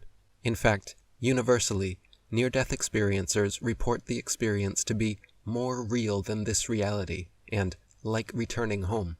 Not to mention, during the NDE, these patients were indeed clinically dead and showing zero brain activity, which fundamentally sets NDEs apart from traditional hallucinations. Furthermore, there are hundreds of documented cases in which near-death experiencers come back to life and report in detail actual events that occurred while they were dead and out of body. This obviously conflicts with the notion that NDEs are mere hallucinations. Michael Talbot wrote, "Although the orthodox view of NDEs is that they are just hallucinations, there is substantial evidence that this is not the case. As with OBEs, when near-death experiencers are out of body, they are able to report details they have no normal sensory means of knowing. For example, Moody reports a case in which a woman left her body during surgery, floated into the waiting room, and saw that her daughter was wearing mismatched plaids. As it turned out, the maid had dressed the little girl so hastily she had not noticed the error, and was astounded when the mother, who did not physically see the little girl that day, commented on the fact. In another case, after leaving her body, a female near-death experiencer went to the hospital lobby and overheard her brother-in-law tell a friend that it looked like he was going to have to cancel a business trip and instead be one of his sister-in-law's pallbearers. After the woman recovered, she reprimanded her astonished brother-in-law for writing her off so quickly." Dr. Raymond Moody wrote, "Several doctors have told me, for example, that they are utterly baffled about how patients with no medical knowledge could describe in such detail and so correctly the procedure used in resuscitation attempts, even though these events took place while the doctors knew the patients involved to be dead. In several cases, persons have related to me how they amazed their doctors or others with reports of events they had witnessed while out of the body. While she was dying, for example, one girl went out of her body and into another room in the hospital, where she found her older sister crying and saying, 'Oh, Kathy, please don't die, please don't die.' The older sister was quite baffled when later, Kathy told her exactly where she had been and what she had been saying during this time. To date, there are hundreds of independently verified and documented cases in which near-death experiencers have come back to life, accurately reporting events that happened in other rooms, buildings, or places while they were dead. Even more astonishing, there are several cases in which blind near-death experiencers have gained sight while out of body and given detailed, visually accurate accounts of their surroundings. Near-death experience researcher Dr. Elizabeth Kubler-Ross interviewed many such clinically blind patients who were able to see perfectly while dead and out of body. She wrote that, to our amazement, they were able to describe the color and design of clothing and jewelry the people present wore. Stanislav Grof wrote, "Raymond Moody, Kenneth Ring, Michael Sabom, Elizabeth Kubler-Ross, and other highly respected researchers have repeatedly confirmed that people in near-death situations have had out-of-body experiences, during which they were able to witness events happening in other rooms or even distant places. These accounts have been objectively verified by independent observers. The ultimate challenge to Newtonian science in this area of research has been the discovery that clinically blind people experiencing OBEs describe scenes that are visually accurate, though after recovering from the disease or trauma that caused the near-death experience, they are not able to see. If near-death experiencers are clinically dead and all brain activity has ceased, yet they still retain regular memory and cognitive function, then the orthodox explanation of consciousness arising from the brain must be incorrect. If out-of-body experiencers and near-death experiencers are comatose, with their eyes closed or blind, yet they still experience regular vision while out of body, then the orthodox explanation of sight arising from eyes must also be incorrect. Moreover, not only do near-death experiencers retain their sight, memory, and cognitive functioning, but they universally report them to be expanded and deepened. This strongly suggests that consciousness, the ability to see, remember, and have an inner witness to the external world, is intangibly inherent in nature and not created by or confined to biological structures. It suggests that our brains, eyes, and nervous systems act not as creators of consciousness, but rather as receiver-transmitters of consciousness. It suggests that consciousness is an objective, omnipresent, omniscient, omnipotent underlying field of awareness, received and transmitted by various subjective biological organisms in various degrees on various frequencies. It suggests that we all channel objective universal mind, God, into subjective packets of awareness to experience and participate in creation. David Icke wrote, "People who have near-death or out-of-body experiences describe how they could still see while they were looking down at their bodies lying on the operating table or wherever. If we see with our eyes, or indeed even with our brain, how come we can see without them?" Dr. Raymond Moody is the psychologist and medical doctor who actually coined the term near-death experience in his 1975 book, Life After Life. After conducting interviews and an in-depth study of 150 patients who had clinically died and come back, Dr. Moody became a firm believer in life after death. Since then, he has written nearly a dozen more intriguing books on the subject. His research identifies 9 experiences common to almost all near-death experiences. 1. Hearing sounds such as a buzzing. 2. Feeling absolute peace and painlessness. 3. Having an out-of-body experience. 4. Traveling through a tunnel. 5. Rising into the heavens. 6. Seeing angels or dead relatives. 7. Meeting a spiritual being such as God.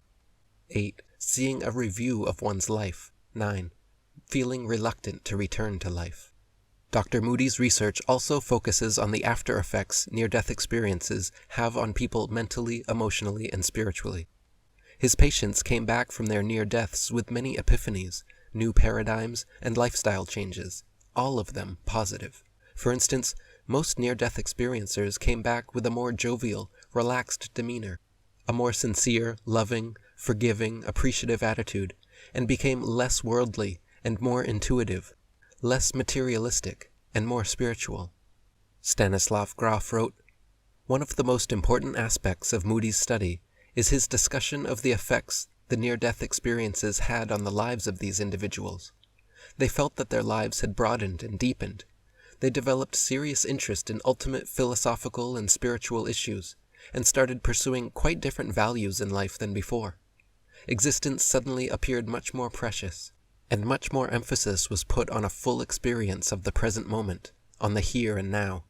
There were deep changes in the concept of the relative importance of the physical body and the mind. Rarely, this was associated with the development of psychic abilities." Michael Talbot wrote, "One last piece of evidence of the reality of the NDE is the transformative effect it has on those who experience it. Researchers have discovered that near-death experiencers are almost always profoundly changed by their journey to the beyond. They become happier, more optimistic, more easygoing, and less concerned with material possessions. Most striking of all, their capacity to love expands enormously. Aloof husbands suddenly become warm and affectionate, workaholics start relaxing and devoting time to their families, and introverts become extroverts. These changes are often so dramatic that people who know the near-death experiencer frequently remark that he or she has become an entirely different person. There are even cases on record of criminals completely reforming their ways, and fire and brimstone preachers replacing their message of damnation with one of unconditional love and compassion. Near-death experiencers also become much more spiritually oriented. They return not only firmly convinced of the immortality of the human soul, but also with a deep and abiding sense that the universe is compassionate and intelligent, and this loving presence is always with them. Perhaps the most amazing and fascinating aspect of NDEs is that no one ever wants to come back to life, and once they do, they lose all fear of death. The beauty, the wonder, the feelings of absolute bliss and contentment experienced on the other side are so compelling that everyone wishes nothing more than to stay. Inevitably, though, once they do come back, they are never again afraid to die. Near-death experiencers are not afraid to die because they have personally experienced the continuation of consciousness beyond physical death, and this gnosis alleviates any fear. Dr. Moody commented on this phenomenon saying that, as one might reasonably expect, this experience has a profound effect upon one's attitude towards physical death, especially for those who had not previously expected that anything took place after death. In some form or another, almost every person has expressed to me the thought that he is no longer afraid of death. Here are just a few testimonies from Dr. Moody's patients. 1. I am thoroughly convinced that there is life after death, without a shadow of a doubt, and I am not afraid to die. I am not. Some people I have known are so afraid, so scared. I always smile to myself when I hear people doubt that there is an afterlife, or say, when you're dead, you're gone. I think to myself, they really don't know. I've had many things happen to me in my life. In business, I've had a gun pulled on me and put to my temple, and it didn't frighten me very much, because I thought, well, if I really die, if they really kill me, I know I'll still live somewhere. 2. When I was a little boy, I used to dread dying. I used to wake up at night crying and having a fit. My mother and father would rush into the bedroom and ask what was wrong. I told them that I didn't want to die, but that I knew I had to, and asked if they could stop it. My mother would talk to me and tell me, no, that's just the way it is, and we all have to face it. She said that we all had to do it alone, and that when the time came, we would do it all right. And years later, after my mother died, I would still talk about death with my wife. I still feared it. I didn't want it to come. But since this experience, I don't fear death. Those feelings vanished. I don't feel bad at funerals anymore. I kind of rejoice at them, because I know what the dead person has been through. 3. Now I am not afraid to die. It's not that I have a death wish or want to die right now. I don't want to be living over there on the other side, now, because I'm supposed to be living here. The reason why I'm not afraid to die, though, is that I know where I'm going when I leave here, because I've been there before. Dr. Moody comments that the reason why death is no longer frightening, as all of these excerpts express, is that after his experience, a person no longer entertains any doubts about his survival of bodily death. It is no longer merely an abstract possibility to him, but a fact of his experience. Many of Dr. Moody's patients have actually ceased using the word death altogether, insisting that if by death one means the annihilation of consciousness, then death is a misnomer. It does not exist. Moody seems to agree with this assertion as evidenced by the title of his first NDE book, Life After Life. One of his patients stated, "Some say that we are not using the word death because we are trying to escape from it. That's not true in my case. After you've once had the experience that I had, you know in your heart that there is no such thing as death. You just graduate from one thing to another, like from grammar school to high school to college." Adrian Cooper wrote, "NDE, OBE, and astral projection are all experiences reproducing what will happen to each and every person at the point of physical death, resulting in a profound knowing of the truth of the higher realities and the continuation of life after the death of the physical body. Anyone enjoying these experiences will profoundly know beyond any doubts that the state known as death is not final, but is rather the continuation of a much greater adventure, the next stage in life as an immortal spiritual being of the multidimensional universe. In 1981, Gallup performed a telling poll which found that 8 million adult Americans, over 5% of the population, had experienced an NDE. This massive figure means that if NDEs are mere hallucinations, as the orthodox establishment would have us believe, then they are absolutely epidemic mass hallucinations affecting millions and millions. Is this even plausible?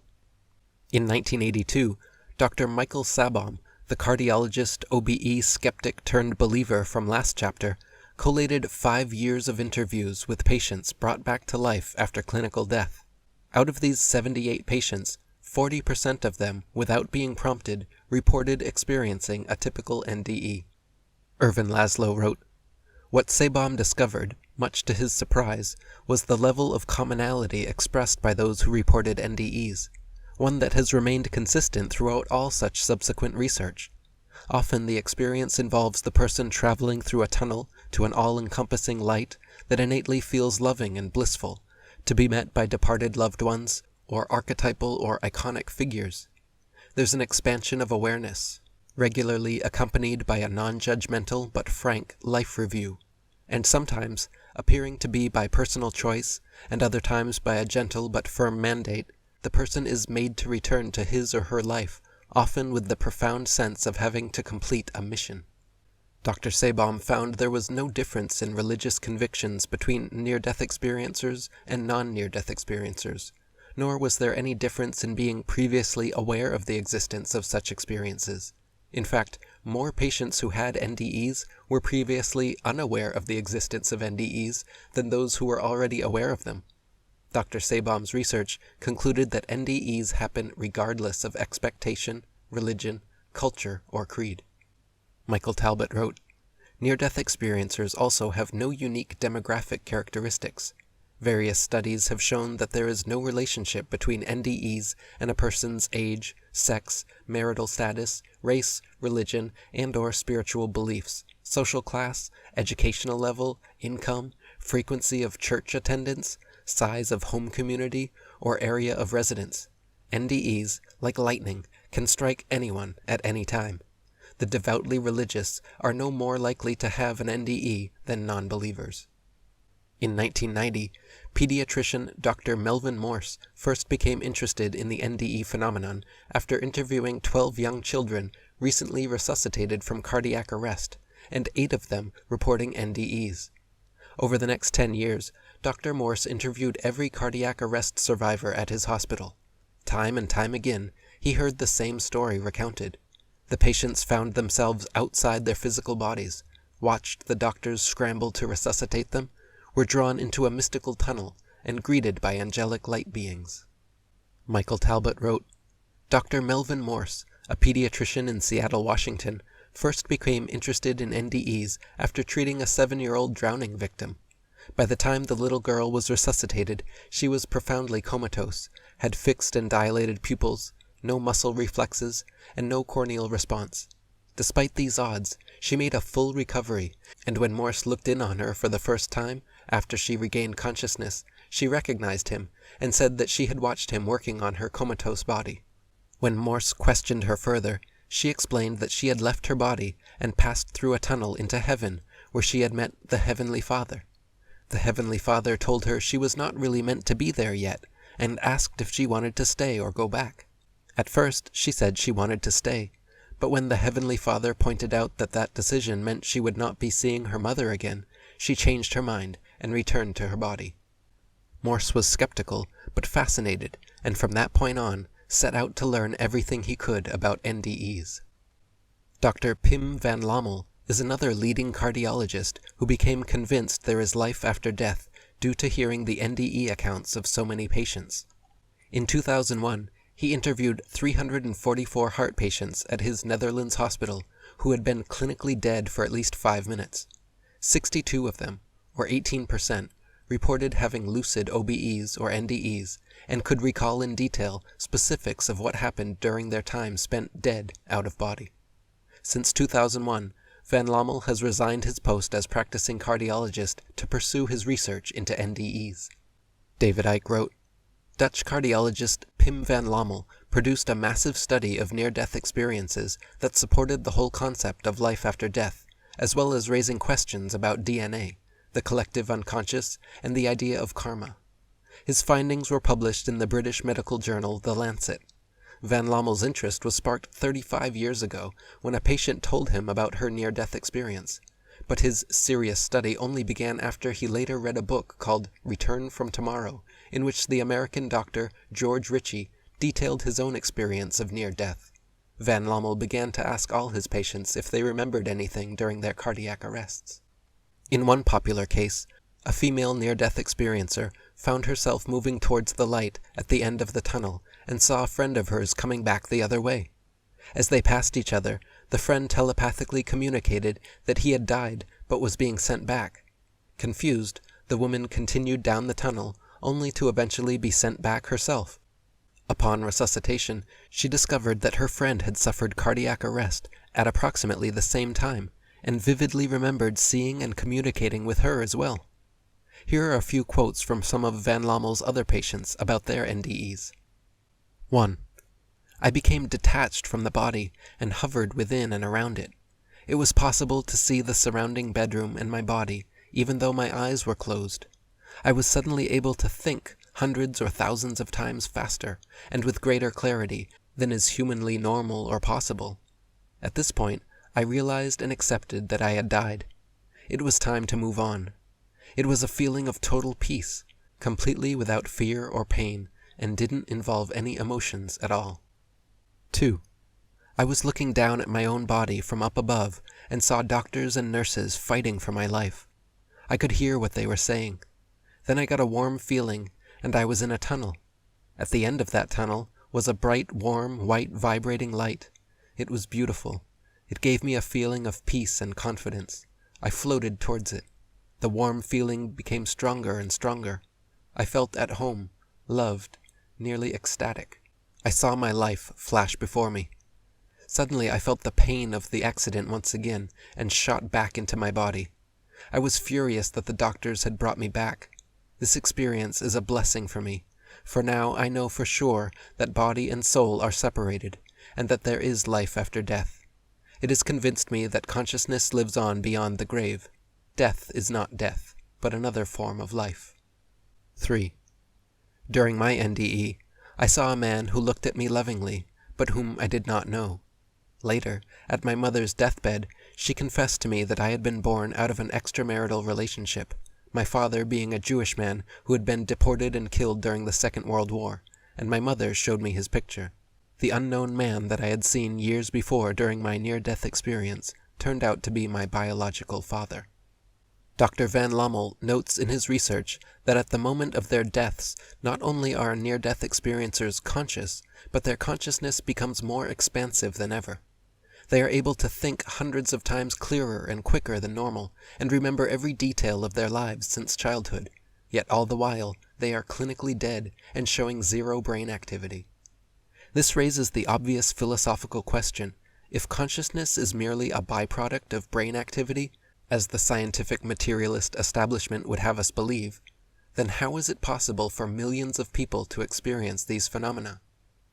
Whether they are authentic visits to the afterlife or merely hallucinations, either way, near-death experiences defy the orthodox theory that consciousness arises from brain activity. Just like Dr. Moody, Dr. Van Lommel found that his patients lost all fear of death after coming back from their NDEs, and the reason for this, Dr. Van Lommel says, is because they have experienced that their consciousness lives on, that there is continuity. Their life and their identity don't end when the body dies. They simply have the feeling they're taking off their coat.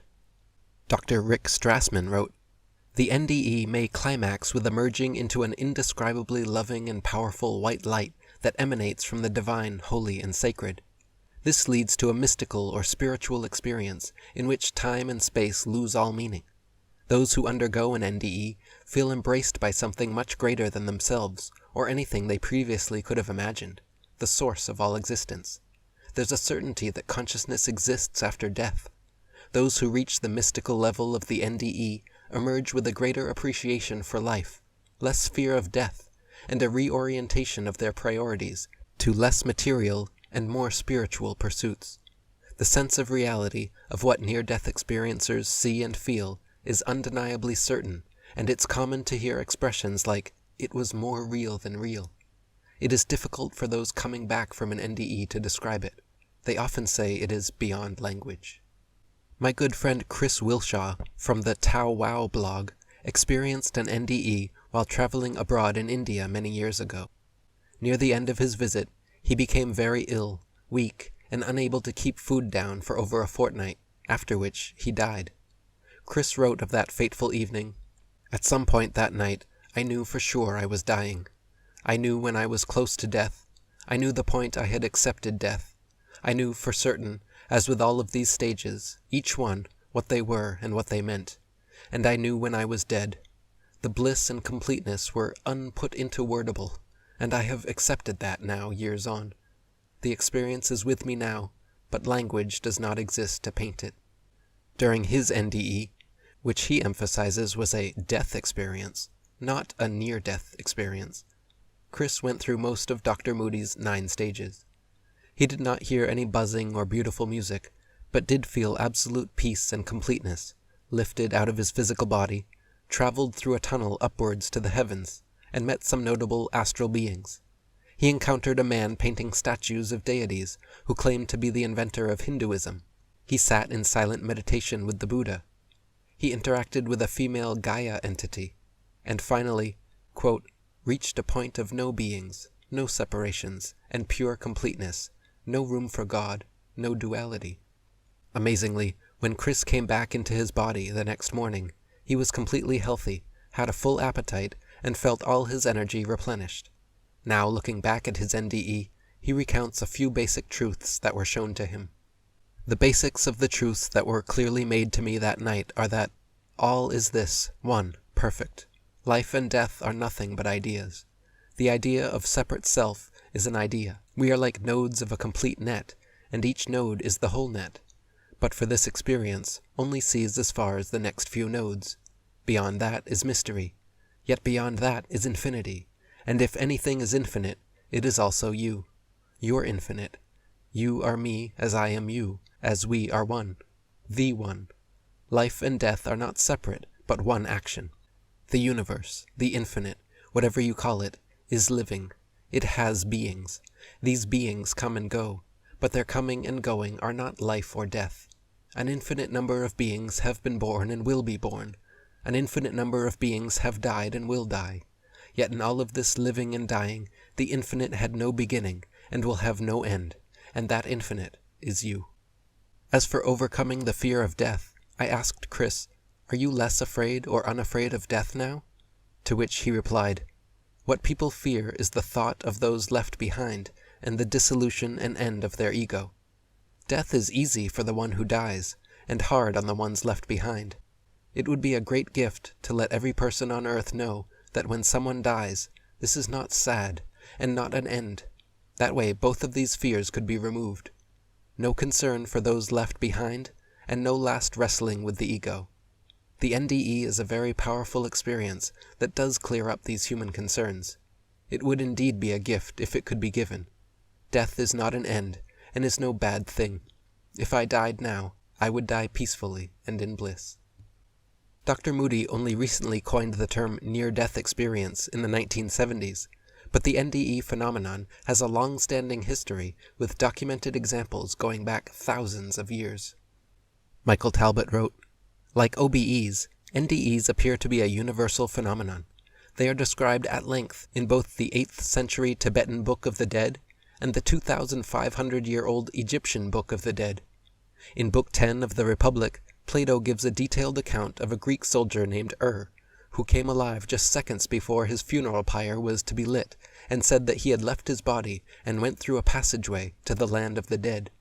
The Venerable Bede gives a similar account in his 8th century work, A History of the English Church and People, and in fact, in her recent book, Other World Journeys, Carol Zaleski, a lecturer on the study of religion at Harvard, points out that medieval literature is filled with accounts of NDEs. In Book 10 of the Republic, Plato recounted the story of a Greek soldier named who died on the battlefield and came back to life almost 10 days later, just as his body was about to be incinerated. Awoke with a start and began describing what he had seen on the other side. He said his soul left his physical body and joined with a group of other spirits who led him upwards through a passageway to the afterlife. There the other souls were taken by divine light beings and shown detailed life reviews. Himself was shown many sights, but not his life review, and was ultimately sent back and told to inform others on Earth about what he experienced in the afterlife realm. Amazingly, this 2,500-year-old story sounds exactly like modern NDE accounts. Dr. Raymond Moody wrote, "According to Plato, the soul comes into the physical body from a higher and more divine realm of being. For him, it is birth which is the sleeping and the forgetting, since the soul, in being born into the body, goes from a state of great awareness to a much less conscious one, and in the meantime forgets the truths it knew while in its previous out-of-body state. Death, by implication, is an awakening and remembering. Plato remarks that the soul that has been separated from the body upon death can think and reason even more clearly than before, and that it can recognize things in their true nature far more readily. Furthermore, soon after death, it faces a judgment in which a divine being displays before the soul all the things, both good and bad, which it has done in its life, and makes the soul face them." Plato's mentor Socrates' belief in the afterlife was so strong that he actually looked forward to his own death with curiosity and excitement. Socrates said that death was simply the separation of soul from body, and an awakening from illusion to reality, this five-sense world being the illusion, and reality existing on the higher, non-physical planes.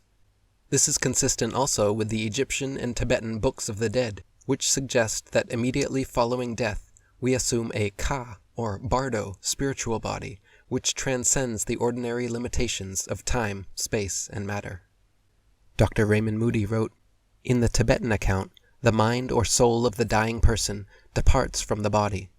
At some time thereafter, his soul enters a swoon, and he finds himself in a void, not a physical void, but one which is, in effect, subject to its own kind of limits, and one in which his consciousness still exists.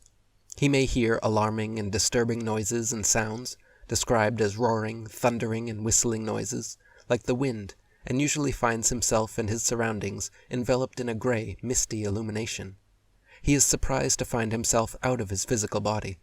He sees and hears his relatives and friends mourning over his body and preparing it for the funeral, and yet when he tries to respond to them, they neither hear nor see him. He does not yet realize that he is dead, and he is confused. He asks himself whether he is dead or not, and, when he finally realizes that he is, wonders where he should go, or what he should do. A great regret comes over him, and he is depressed about his state. For a while, he remains near the places with which he has been familiar while in physical life. He notices that he is still in a body called the shining body, which does not appear to consist of material substance. Thus, he can go through rocks, walls, and even mountains without encountering any resistance. Travel is almost instantaneous. Wherever he wishes to be, he arrives there in only a moment. His thought and perception are less limited. His mind becomes very lucid, and his senses seem more keen and more perfect and closer in nature to the divine. If he has been in physical life blind or deaf or crippled, he is surprised to find that in his shining body, all his senses, as well as the powers of his physical body, have been restored and intensified. He may encounter other beings in the same kind of body, and may meet what is called a clear or pure light. The Tibetans counsel the dying one approaching this light to try to have only love and compassion towards others. The book also describes the feelings of immense peace and contentment which the dying one experiences, and also a kind of mirror in which his entire life, all deeds, both good and bad, are reflected for both him and the beings judging him to see vividly. In this situation, there can be no misrepresentation. Lying about one's life is impossible. In short, even though the Tibetan Book of the Dead includes many later stages of death, which none of my subjects have gone so far as to experience, it is quite obvious that there is a striking similarity between the account in this ancient manuscript and the events which have been related to me by 20th century Americans. The Bible also contains stories of typical near-death experiences, such as Paul on the road to Damascus. Paul was a persecutor of Christians until receiving his famous vision and conversion. Acts 26 describes how Paul saw a light from heaven above the brightness of the sun shining round about me. He then heard the voice of Jesus speaking to him, asking, "Why persecutest thou me?" The voice then tells Paul that he has appeared to him for a purpose, to make him a minister and a witness of God. Dr. Raymond Moody wrote, "This episode obviously bears some resemblance to the encounter with the being of light in near-death experiences. First of all, the being is endowed with personality, though no physical form is seen, and a voice, which asks a question and issues instructions, emanates from it. When Paul tries to tell others, he is mocked and labeled as insane. Nonetheless, the vision changed the course of his life. He henceforth became the leading proponent of Christianity as a way of life, entailing love of others." 1 Corinthians 15 gets even more specific regarding the life after death state. It is asked, "How are the dead raised up? And with what body do they come?" To which it is answered that there are both terrestrial bodies and celestial bodies, natural bodies and spiritual bodies. In death, the scripture says, "We shall not all sleep, but we shall all be changed. In a moment, in the twinkling of an eye, the dead shall be raised incorruptible." Dr. Raymond Moody wrote, "Interestingly, Paul's brief sketch of the nature of the spiritual body corresponds very well with the accounts of those who have found themselves out of their bodies. In all cases, the immateriality of the spiritual body, its lack of physical substance, is stressed, as are its lack of limitations. Paul says, for example, that whereas the physical body was weak and ugly, the spiritual body will be strong and beautiful. This reminds one of the account of a near-death experience in which the spiritual body seemed whole and complete, even when the physical body could be seen to be mutilated, and of another in which the spiritual body seemed to be of no particular age, i.e., not limited by time. In 1688, the Leonardo da Vinci of his era, Swedish mystic Swedenborg was born. He spoke 9 languages, and was a successful mathematician, politician, astronomer, and businessman. He built watches and microscopes, invented prototypes for the submarine and airplane, and wrote books on diverse subjects ranging from physics and chemistry to color theory and metallurgy. Michael Talbot wrote, "Throughout all of this, he also meditated regularly, and when he reached middle age, developed the ability to enter deep trances during which he left his body and visited what appeared to him to be heaven, and conversed with angels and spirits. That Swedenborg was experiencing something profound during these journeys there can be no doubt. He became so famous for this ability that the Queen of Sweden asked him to find out why her deceased brother had neglected to respond to a letter she had sent him before his death. Swedenborg promised to consult the deceased, and the next day returned with a message which the Queen confessed contained information only she and her dead brother knew. Swedenborg performed this service several times for various individuals who sought his help, and on another occasion told a widow where to find a secret compartment in her deceased husband's desk in which she found some desperately needed documents. So well known was this latter incident that it inspired the German philosopher Immanuel Kant to write an entire book on Swedenborg, entitled Dreams of a Spirit Seer. Swedenborg's descriptions of his out-of-body experiences in the afterlife realm, just like Plato's, the Bible's, and the Egyptian and Tibetan books of the dead, all closely parallel descriptions given by modern-day near-death experiencers.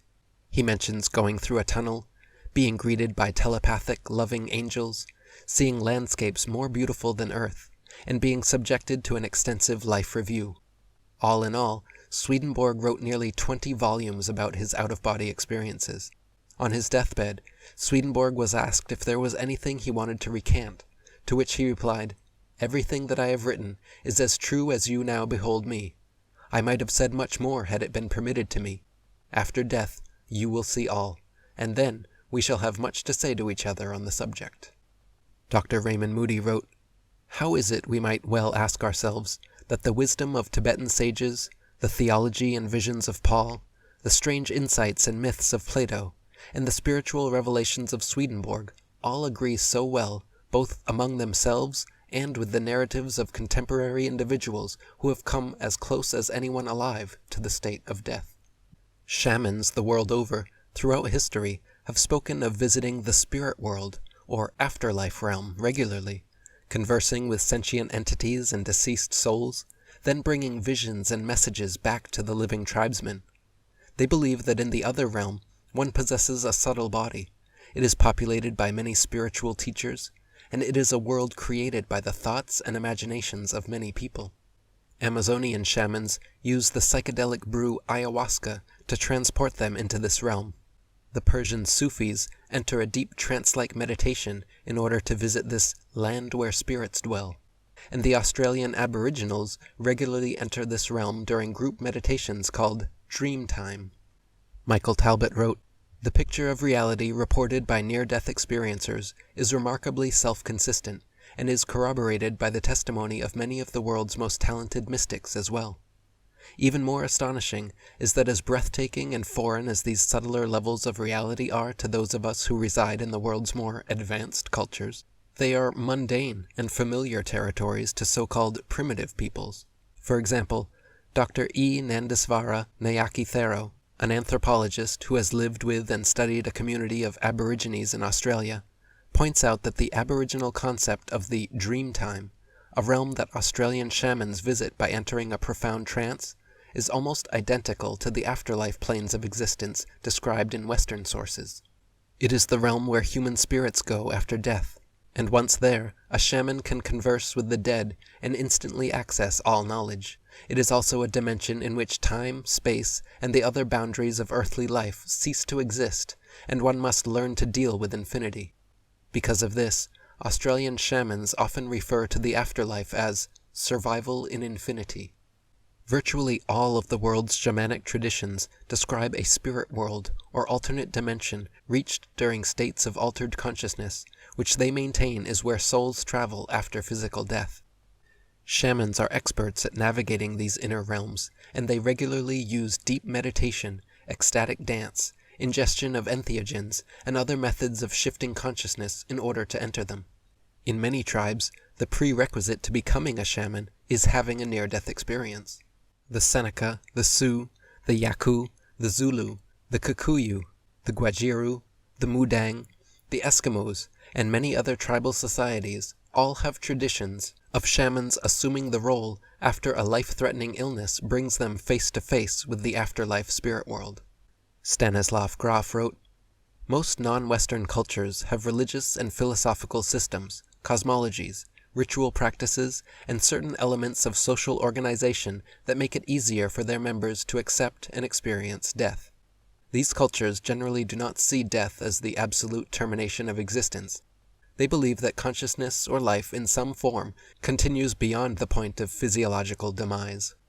Whatever specific concepts of afterlife prevail in different cultures, death is typically regarded as a transition or transfiguration, and not as the final annihilation of the individual.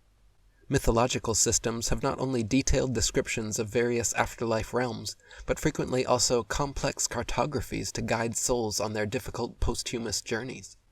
University of Toronto psychology professor Joel Witten has successfully used hypnosis to regress dozens of patients to the time before their birth and published his findings in the book Life Between Life. In this between-life state, his patients universally reported all the classic features of NDEs, including passage through a tunnel, entering a light-filled realm outside of space and time, encountering deceased relatives or spirit guides, and being subjected to an extensive life review. Dr. Joel Witten wrote, "The message from deep trance is that life after death is synonymous with life before birth, and that most of us have taken up residence in this other world many, many times as disembodied entities. Subconsciously, we are just as familiar with discarnate existence as we are with the earth plane. The next world is both the state we have left behind in order to be born, and the state to which we return at death. As the wheel of life revolves, birth and death happen repeatedly in the evolution of the individual. Death is no more than the threshold of consciousness that separates one incarnation from the next. Truly, there is life between lives. Subjects whose religious backgrounds are as varied as their initial prejudices for or against reincarnation have testified consistently that rebirth is fundamental to the evolutionary process in which we are enveloped. At death, They say the soul leaves the body to enter a timeless, spaceless state. There, our most recent life on Earth is evaluated, and the next incarnation is planned according to our karmic requirements. Several NDE researchers, such as Dr. Kenneth Ring, author of Life at Death, have pointed out that the holographic universe model offers a way of understanding these experiences as ventures into the more frequency-like aspects of reality. For instance, many patients describe their experiences as entering a realm of higher vibrations or frequencies, where everything is made of light and sound. The sounds are described as celestial music, more like a combination of vibrations than actual sounds, and the lights are described as more brilliant than any on Earth, but despite their intensity do not hurt the eyes. Dr. Ring believes these and other observations provide evidence that the act of dying involves our consciousness being shifted away from the ordinary explicate world of appearances into the implicate holographic reality of pure frequency. Michael Talbot wrote, "Ring is not alone in his speculations. In the keynote address for the 1989 meeting of the International Association for Near-Death Studies, Dr. Elizabeth W. Fensky, a clinical psychologist in private practice in Philadelphia, announced that she too believes that NDEs are journeys into a holographic realm of higher frequencies. She agrees with Ring's hypothesis that the landscapes, flowers, physical structures, and so forth of the afterlife dimension are fashioned out of interacting or interfering thought patterns. I think we've come to the point in NDE research where it's difficult to make a distinction between thought and light. In the near-death experience, thought seems to be light," she observes. Another decidedly holographic feature of NDEs is the commonly reported notion that, in the afterlife realm, time and space as we know them cease to exist. Near-death experiencers have reported that it has to be out of time and space. It must be, because the experience cannot be put into a time thing, and I found myself in a space, in a period of time, I would say, where all space and time was negated. It seems inside this four-dimensional holographic universe, our consciousness experiences the explicate movement of space and the passage of time, using a holographic physical body to navigate. Outside the hologram, however, consciousness experiences the implicate at-one-ment of all space, time, and matter. Many have reported that in the afterlife realm, they didn't even have a body unless they were thinking. One near-death experiencer said, "If I stopped thinking, I was merely a cloud in an endless cloud, undifferentiated.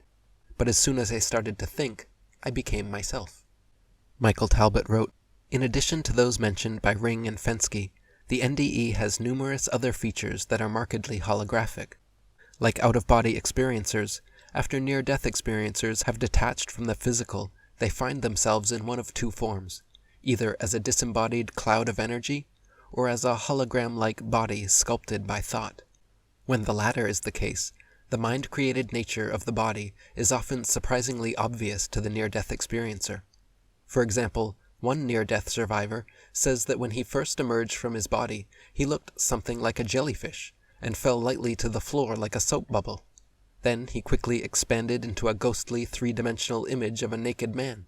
However, the presence of two women in the room embarrassed him, and to his surprise, this feeling caused him suddenly to become clothed. That our innermost feelings and desires are responsible for creating the form we assume in the afterlife dimension is evident in the experiences of other NDEers.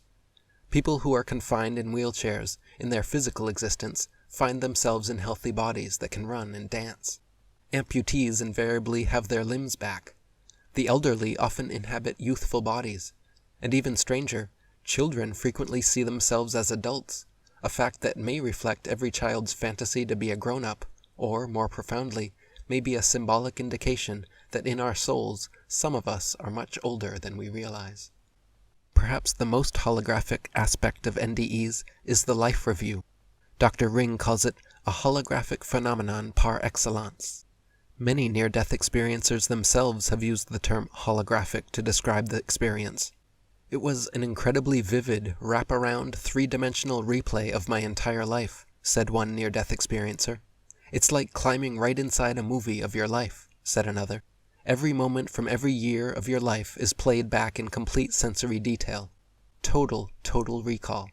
And it all happens in an instant. The whole thing was really odd. I was there. I was actually seeing these flashbacks.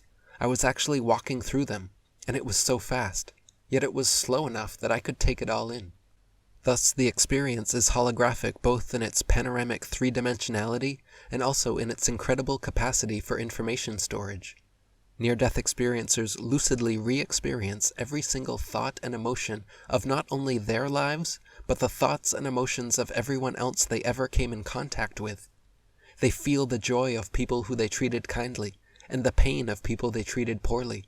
No thought or emotion, theirs or anyone else's they ever knew, remains private. Michael Talbot wrote, "In fact, the life review bears a marked resemblance to the afterlife judgment scenes described in the sacred texts of many of the world's great religions, from the Egyptian to the Judeo-Christian, but with one crucial difference. Like Witten's subjects, near-death experiencers universally report that they are never judged by the beings of light, but feel only love and acceptance in their presence. The only judgment that ever takes place is self-judgment, and arises solely out of the near-death experiencer's own feelings of guilt and repentance. Occasionally, the beings do assert themselves, but instead of behaving in an authoritarian manner, they act as guides and counselors whose only purpose is to teach.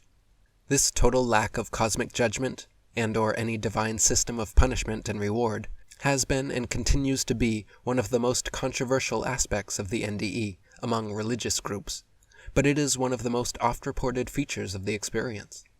What is the explanation? Moody believes it is as simple as it is polemic. We live in a universe that is far more benevolent than we realize. That is not to say that anything goes during the life review. Like Witten's hypnotic subjects, after arriving in the realm of light, near-death experiencers appear to enter a state of heightened or meta-conscious awareness and become lucidly honest in their self-reflections. It also does not mean that the beings of light prescribe no values. In NDE after NDE, they stress two things. One is the importance of love.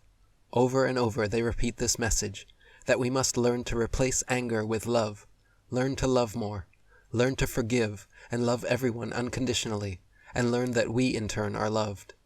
This appears to be the only moral criterion the beings use. The second thing the beings emphasize is knowledge. Frequently, near-death experiencers comment that the beings seemed pleased whenever an incident involving knowledge or learning flickered by during their life review. Some are openly counseled to embark on a quest for knowledge after they return to their physical bodies, especially knowledge related to self-growth or that enhances one's ability to help other people. Stanislav Grof wrote, "Many dying individuals have reported encounters with other beings, such as dead relatives or friends, guardian spirits, or spirit guides. Particularly common seem to be visions of a being of light, which usually appears as a source of unearthly light, radiant and brilliant, yet showing certain personal characteristics, such as love, warmth, compassion, and a sense of humor. The communication with this being occurs without words, through an unimpeded transfer of thoughts. In the context of this encounter, or outside of it, the dying individual can experience a partial or total review of his or her life, which almost always involves vivid colors and a three-dimensional dynamic form. The message from this experience seems to be the realization that learning to love other people and acquiring higher knowledge are the most important values in human life. People on their deathbeds will often speak of seeing angels, deceased friends or family, seeing bright warm lights of love, or having their entire lives flash before their eyes. These visions begin to reconcile traditional notions of heaven and the afterlife with the actual experiences of current and historical near-death experiencers. It appears the seeming finality of death truly is a physical phenomenon only, and consciousness lives on forever." Adrian Cooper wrote, "I would like to commence this section by emphatically stating an extremely important truth which everyone should know and understand beyond any possible doubt. There really is no such state as death. What many people believe to be the finality of death is in fact no more and no less than the transition from one state of life and reality, that of the physical matter, to a state of life of a vastly finer density of the universe." For millennia, going back through the Greek, Egyptian, and Vedic civilizations, the Aboriginals, the Mayan, the American Indians, and various tribal societies, back to the most ancient cave and rock art worldwide, we see proof that our ancestors had an intimate and extensive knowledge of both altered states of consciousness and the indigenous entheogenic plants which help induce them. Ayahuasca, ibogaine, peyote, magic mushrooms, and many other so-called psychedelics have long-standing histories, traditions, and entire religions based around these sacraments. Nowadays, due to intrusive and oppressive governments and their unlawful legal systems, the possession and use of most such entheogens has been outlawed, and along with these plants, the altered states of consciousness achieved by their ingestion have also become outlawed. In ancient societies and tribal cultures around the world, their entheogenic sacraments have been referred to with names such as the plant of souls, the vine of death, or the seeds of rebirth. They have often been symbolized by the phoenix rising from its own ashes, or the coiled serpent eating its own tail. This is because a strong dose of certain entheogens essentially puts you through the entire death and rebirth experience. Your soul slowly separates from your physical body, detaches from this physical reality, and gets a glimpse at the higher frequencies of the afterlife realm. Graham Hancock wrote, "In the Central African countries of Gabon, Cameroon, and Zaire, certain age-old ancestor cults still flourish in the 21st century. Their members share a common belief, based, they say, on direct experience, in the existence of a supernatural realm, where the spirits of the dead may be contacted. Like some hypothetical dimension of quantum physics, this other world interpenetrates our own, and yet cannot ordinarily be seen or verified by empirical tests. It is therefore a matter of great interest, with highly suggestive implications, that tribal shamans claim to have mastered a means through the consumption of a poisonous shrub known locally as aboka or iboga, by which humans may reach the other world and return alive."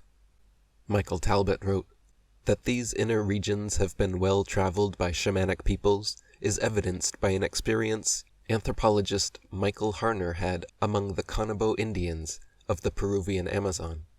In 1960, the American Museum of Natural History sent Harner on a year-long expedition to study the Canobo, and while there, he asked the Amazonian natives to tell him about their religious beliefs.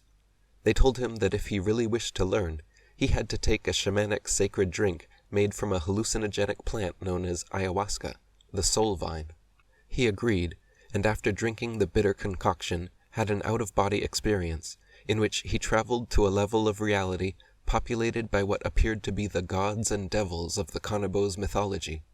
He saw demons with grinning crocodilian heads. He watched as an energy essence rose up out of his chest and floated toward a dragon-headed ship manned by Egyptian-style figures with blue jay heads, and he felt what they thought was the slow, advancing numbness of his own death. Is it possible that what we have been viewing as quaint folklore and charming but naive mythology are actually sophisticated accounts of the cartography of the subtler levels of reality? Calwait, for one, believes the answer is an emphatic yes. In light of the revolutionary findings of recent research into the nature of dying and death, we can no longer look upon tribal religions and their ideas about the world of the dead as limited conceptions, he says. Rather, the shaman should be considered as a most up-to-date and knowledgeable psychologist. Whether through entheogens, dreams, meditation, chanting, fasting, rhythmic dancing, or drumming, sensory overload, or deprivation, the prerequisite for accessing the nether realms of the implicate order, the key to so-called paranormal or supernatural abilities, always lies in altered states of consciousness. By using various methods to shift awareness from the typical five-sense physical realm, our minds are able to access these higher frequencies and facets of consciousness well known to our shamanic ancestors. Stanislav Grof wrote, "Various techniques are used by a culture to expand the consciousness of an initiate by reducing or eliminating the psychological defenses that separate the world of the supernatural from the world of everyday reality. Such techniques include sleep deprivation, fasting, body mutilation, sonic and photic driving, social isolation, hyperactivity, group pressure, suggestion, and in some cases, psychedelic substances. Czech medical doctor and psychiatrist, Vision 97 award winner, and founder of transpersonal psychology, Stanislav Grof, has been working for the better part of 5 decades to improve the world's understanding of psychedelics. In his research, Dr. Grof distinguishes between 2 pillar states of consciousness he refers to as hylotropic and holotropic. The normal, everyday experience of consensus reality is hylotropic, whereas interpersonal states reflecting the wholeness and totality of existence are holotropic. In Vedic terms, Dr. Grof relates hylotropic consciousness to namarupa, name and form, the separate, individual, and ultimately illusory ego self, while holotropic consciousness relates to Atman, Brahman, the soul essence and divine true nature of the self. Stanislav Grof wrote, "All the cultures in human history, except the Western industrial civilization, have held holotropic states of consciousness in great esteem. They induced them whenever they wanted to connect to their deities, other dimensions of reality, and with the forces of nature. They also used them for diagnosing and healing, cultivation of extrasensory perception, and artistic inspiration. They spent much time and energy to develop safe and effective ways of inducing them. In one of my early books, I suggested that the potential significance of LSD and other psychedelics for psychiatry and psychology was comparable to the value the microscope has for biology or the telescope has for astronomy. My later experience with psychedelics only confirmed this initial impression. These substances function as unspecific amplifiers that increase the cathexis, energetic charge, associated with the deep unconscious contents of the psyche and make them available for conscious processing. This unique property of psychedelics makes it possible to study psychological undercurrents that govern our experiences and behaviors to a depth that cannot be matched by any other method and tool available in modern mainstream psychiatry and psychology. In addition, it offers unique opportunities for healing of emotional and psychosomatic disorders, for positive personality transformation and consciousness evolution. Since the 1970s, Dr. Grof has been using the psychedelic acid LSD with patients and volunteers in a clinical setting. The extraordinary results these sessions have had on people include curing psychopathy, narcissism, character disorders, and sexual deviations, overcoming addictions, alleviating physical or emotional pain, and dramatically changing concepts and attitudes toward death. In many cases, people had spontaneous glimpses of transpersonal collective consciousness during which their awareness expanded beyond the normal boundaries of the ego and experienced what it was like to be other living beings, animals, plants, and objects. More than just an out-of-body experience, the LSD often induced an into someone or something else's body experience. Dr. Grof wrote, "The common denominator of this otherwise rich and ramified group is the individual's feeling that his or her consciousness has expanded beyond the usual ego boundaries and has transcended the limitations of time and space. In normal or usual state of consciousness, individuals experience themselves as existing within the boundaries of the physical body, and their perception of the environment is restricted by the physically determined range of the exteroceptors. Both internal perception, interoception, and perception of the environment, exteroception, are confined within the usual space-time boundaries. Under ordinary circumstances, individuals vividly perceive their present situation and their immediate environment. They recall past events and anticipate the future or fantasize about it. In transpersonal experiences occurring in psychedelic sessions, one or several of the above limitations appear to be transcended. In some instances, individuals experience loosening of their usual ego boundaries. Their consciousness and self-awareness seem to expand to include and encompass other people, as well as elements of the external world. They can also continue experiencing their own identities, but at a different time, in a different place, or in a different context. In yet other cases, people can experience a complete loss of their own ego identities, and feel full identification with the consciousness of some other individual, animal, or even inanimate object. Many of Dr. Grof's patients were able to tap into the consciousness of relatives, ancestors, and historical personages. For example, one woman experienced what it was like to be her own mother at age 3 and relived a traumatic event from her childhood.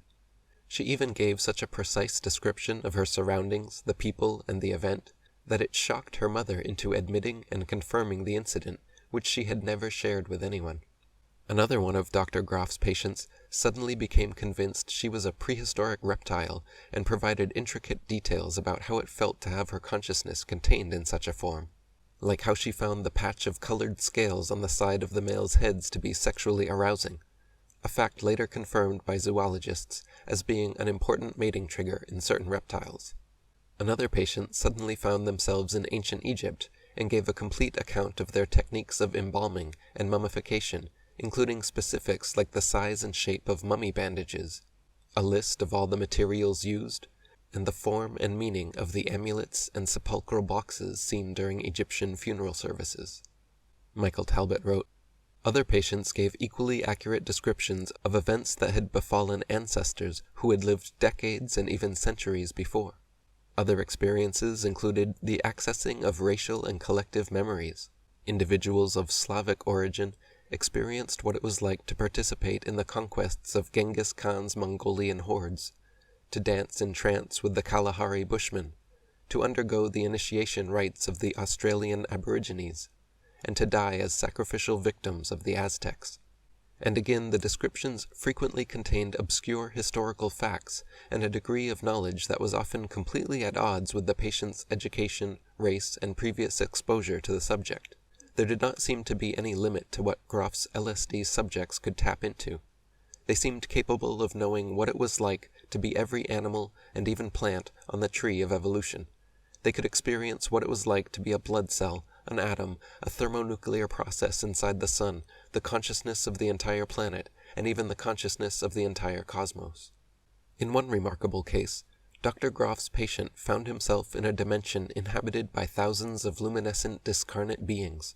One of them communicated with him telepathically and pleaded with him to contact a couple in the Moravian city of Kromeritz and tell them that their son Ladislav was well taken care of and doing just fine. He was even given their names, street address, and telephone number. When Dr. Groff himself called the number, he asked to speak with Ladislav, and the woman on the phone began to cry and said, "Our son is not with us anymore. He passed away. We lost him 3 weeks ago."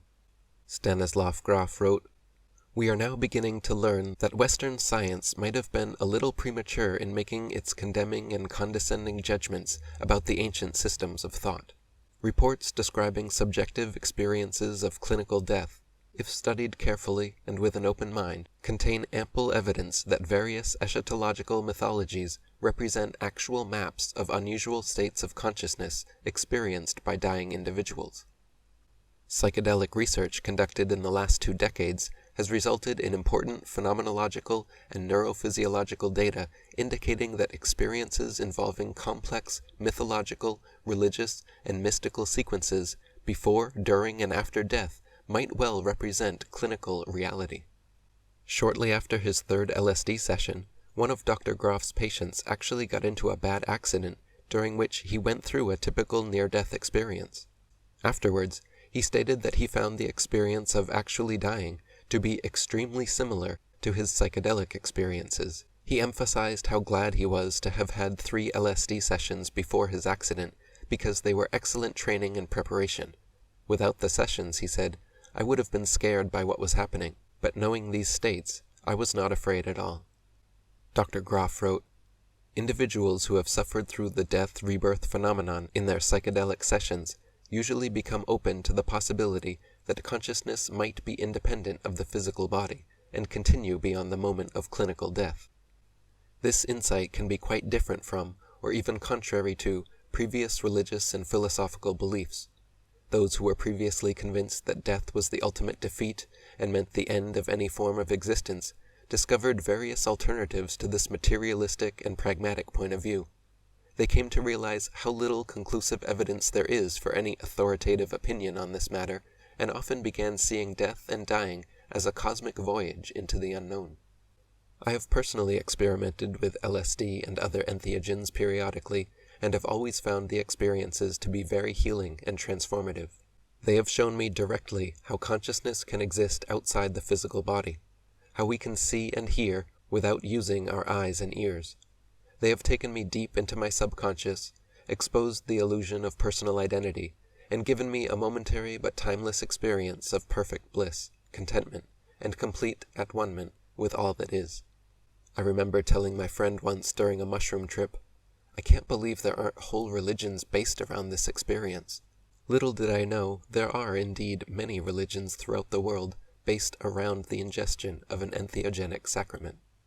Dr. Groff wrote, LSD subjects often arrive at the conclusion that no real boundaries exist between themselves and the rest of the universe. Everything appears to be part of a unified field of cosmic energy, and the boundaries of the individual are identical with the boundaries of existence itself. From this perspective, the distinction between the ordinary and the sacred disappears, and the individual, who essentially is the universe, becomes sacralized. The universe is seen as an ever-unfolding drama of endless adventures in consciousness, very much in the sense of the Hindu Leela, or divine play. Against the background of this infinitely complex and eternal cosmic drama, the fact of impending individual destruction seems to lose its tragic significance. In this situation, death as we frequently see it, the end of everything, the ultimate catastrophe, ceases to exist. It is now understood as a transition in consciousness, a shift to another level or form of existence. American medical doctor and psychiatrist Rick Strassman has been working diligently to improve our understanding of entheogens, specifically dimethyltryptamine, or DMT. In 1990, Dr. Strassman broke a 20-year prohibition on psychedelic experiments in America, when he began his work giving intravenous doses of the world's strongest psychedelic to patients and volunteers. Like Dr. Groff's LSD subjects, Dr. Strassman's DMT subjects found the experience to be overwhelmingly positive, with a myriad of long-term benefits. Dr. Strassman wrote, Volunteers reported a stronger sense of self, less fear of death, and greater appreciation of life. Some found they were better able to relax, and they pushed themselves a little less. Several volunteers drank less alcohol, or noted they were more sensitive to psychedelic drugs. Others believed with greater clarity that there are different levels of reality. DMT is such a powerful psychedelic that it completely melts away the veil of this reality and transports consciousness into an entirely other dimension occupied by everything from advice-giving telepathic rainbows to body-snatching demonic gremlins. Whether your eyes stay open or closed, these so-called hallucinations completely immerse and ensconce themselves into your consciousness, taking you out of your body and often out of this world. The effects then wear off after about 10 minutes when smoked, 30 minutes when injected, and after 3 or 4 hours when made into ayahuasca tea. Dr. Strassman's patients said in the long term, their DMT experiences made them more open-minded and laid back, caused their thoughts and feelings to be better integrated and overlap more, lessened their fear of death, and gave them a more real sense of connectedness to everything and everyone. One of his patients, named Alina, said, Most of my experiences fade with time. Not so with DMT. Outside me, not much is different. Inside, I rest in the comfort of knowing my soul is eternal and my consciousness endless. Another patient, Cleo, related how during her DMT trip, a cascading rainbow of colors telepathically communicated with her, telling her that she had been looking for God outside, but instead to go in, that God was in every cell of her body. The colors kept telling me things, but they were telling me things so I not only heard what I was seeing, but also felt it in my cells. I say felt, but it was like no other felt, more like a knowing that was happening in my cells, that God is in everything, and that we are all connected, and that God dances in every cell of life, and that every cell of life dances in God. I am changed. I will never be the same. To simply say this almost seems to lessen the experience. I don't think that anyone hearing or reading this can truly grasp what I felt, can really understand it deeply and completely. The euphoria goes on into eternity, and I am part of that eternity. Due to all the miraculous, revelatory, and otherworldly experiences shared by his DMT subjects, Dr. Strassman dubbed dimethyltryptamine the spirit molecule. The parallels between classic mystical or spiritual experiences and what people experienced with the spirit molecule were too similar to ignore. During both DMT trips and mystical experiences, time, space, and matter all become secondary to consciousness. The separation between self and non-self disappears, and personal identity fades into identification with all of existence. Past, present, and future all meld together into one timeless moment of eternity. Space is no longer here or there, but everywhere as one. There is only here, now, and travel happens at the speed of thought. Stanislav Grof wrote, "In altered states of consciousness, this new perception of the world becomes dominant and compelling. It completely overrides the everyday illusion of Newtonian reality, where we seem to be skin-encapsulated egos existing in a world of separate beings and objects. In extreme forms of transpersonal perception, we can experience ourselves as the whole biosphere of our planet, or the entire material universe." Further to their revelatory and spiritual experiences, many of Dr. Strassman's patients also reported experiencing a typical NDE while under DMT. They felt themselves lift out of their bodies, saw and entered tunnels of light, heard celestial music, and encountered angels or light beings, felt absolute peace and painlessness, and were reluctant to come back into their bodies. For example, one of his patients, Willow, described her experience saying, "First I saw a tunnel or channel of light off to the right. There was a sound like music, like a score, but unfamiliar to me, supporting the emotional tone of the events and drawing me in. There were large beings in the tunnel, on the right side, next to me. It was so much more real than life. I felt strongly, this is dying, and this is okay. I had a sense of dying, letting go and separating, after the beings in the tunnel helped me along. It's like a cosmic joke. If we all knew what was waiting for us, we'd all kill ourselves. That's why we stay in this form for so long, to figure that out. Everyone should try a high dose of DMT once. That place is so full and so complete.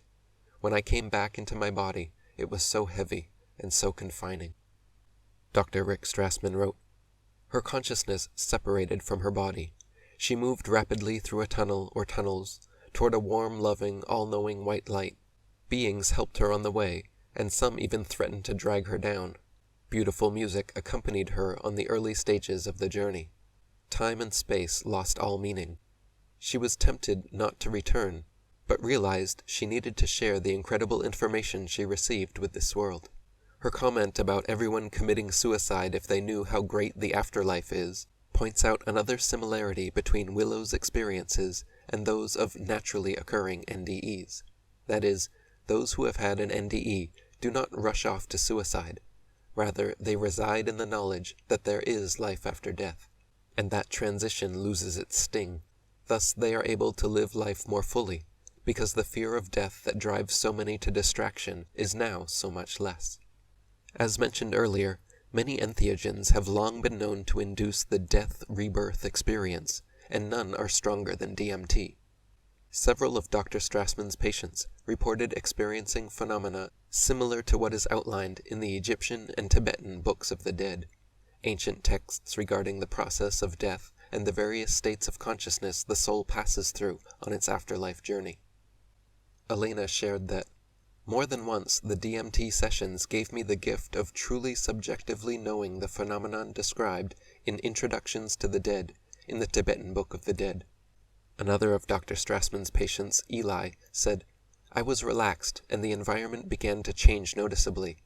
I knew I was going through the first bardo of death, that I had been here many times before, and it was okay. I had broken out of time and space. I no longer fear death. It's like you're there 1 minute, and then you're somewhere else, and that's just how it is. These experiments are helping me in my reading of the Tibetan Book of Living and Dying. I know what it's like to be totally free." Another patient, Joseph, noted, "I think the high dose is like death trauma. It knocks you out of your body. This would be a good drug for people in a hospice program, or the terminally ill to have some acquaintance with."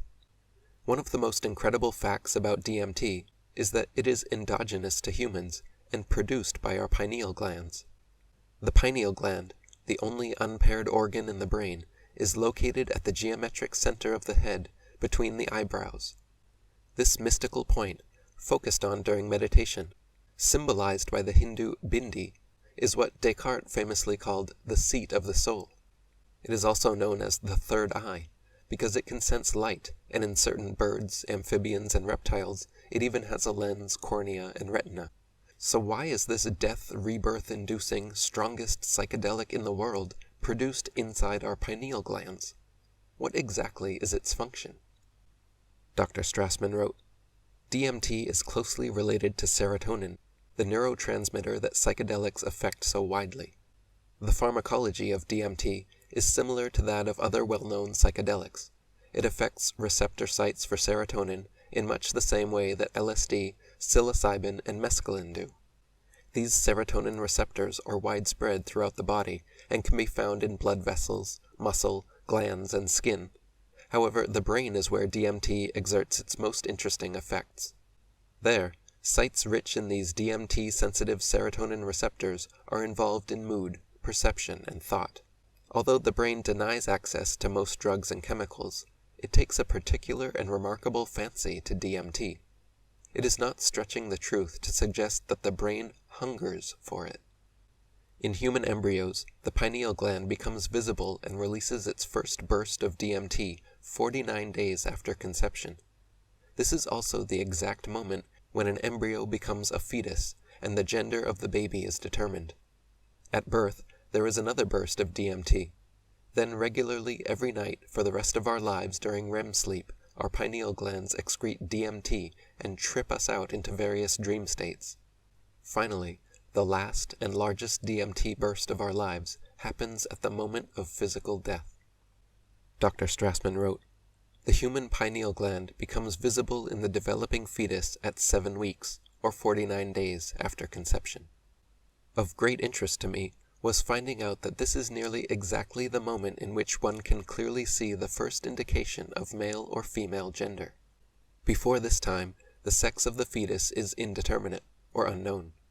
Thus, the pineal gland and the most important differentiation of humanity, male and female gender, appear at the same time.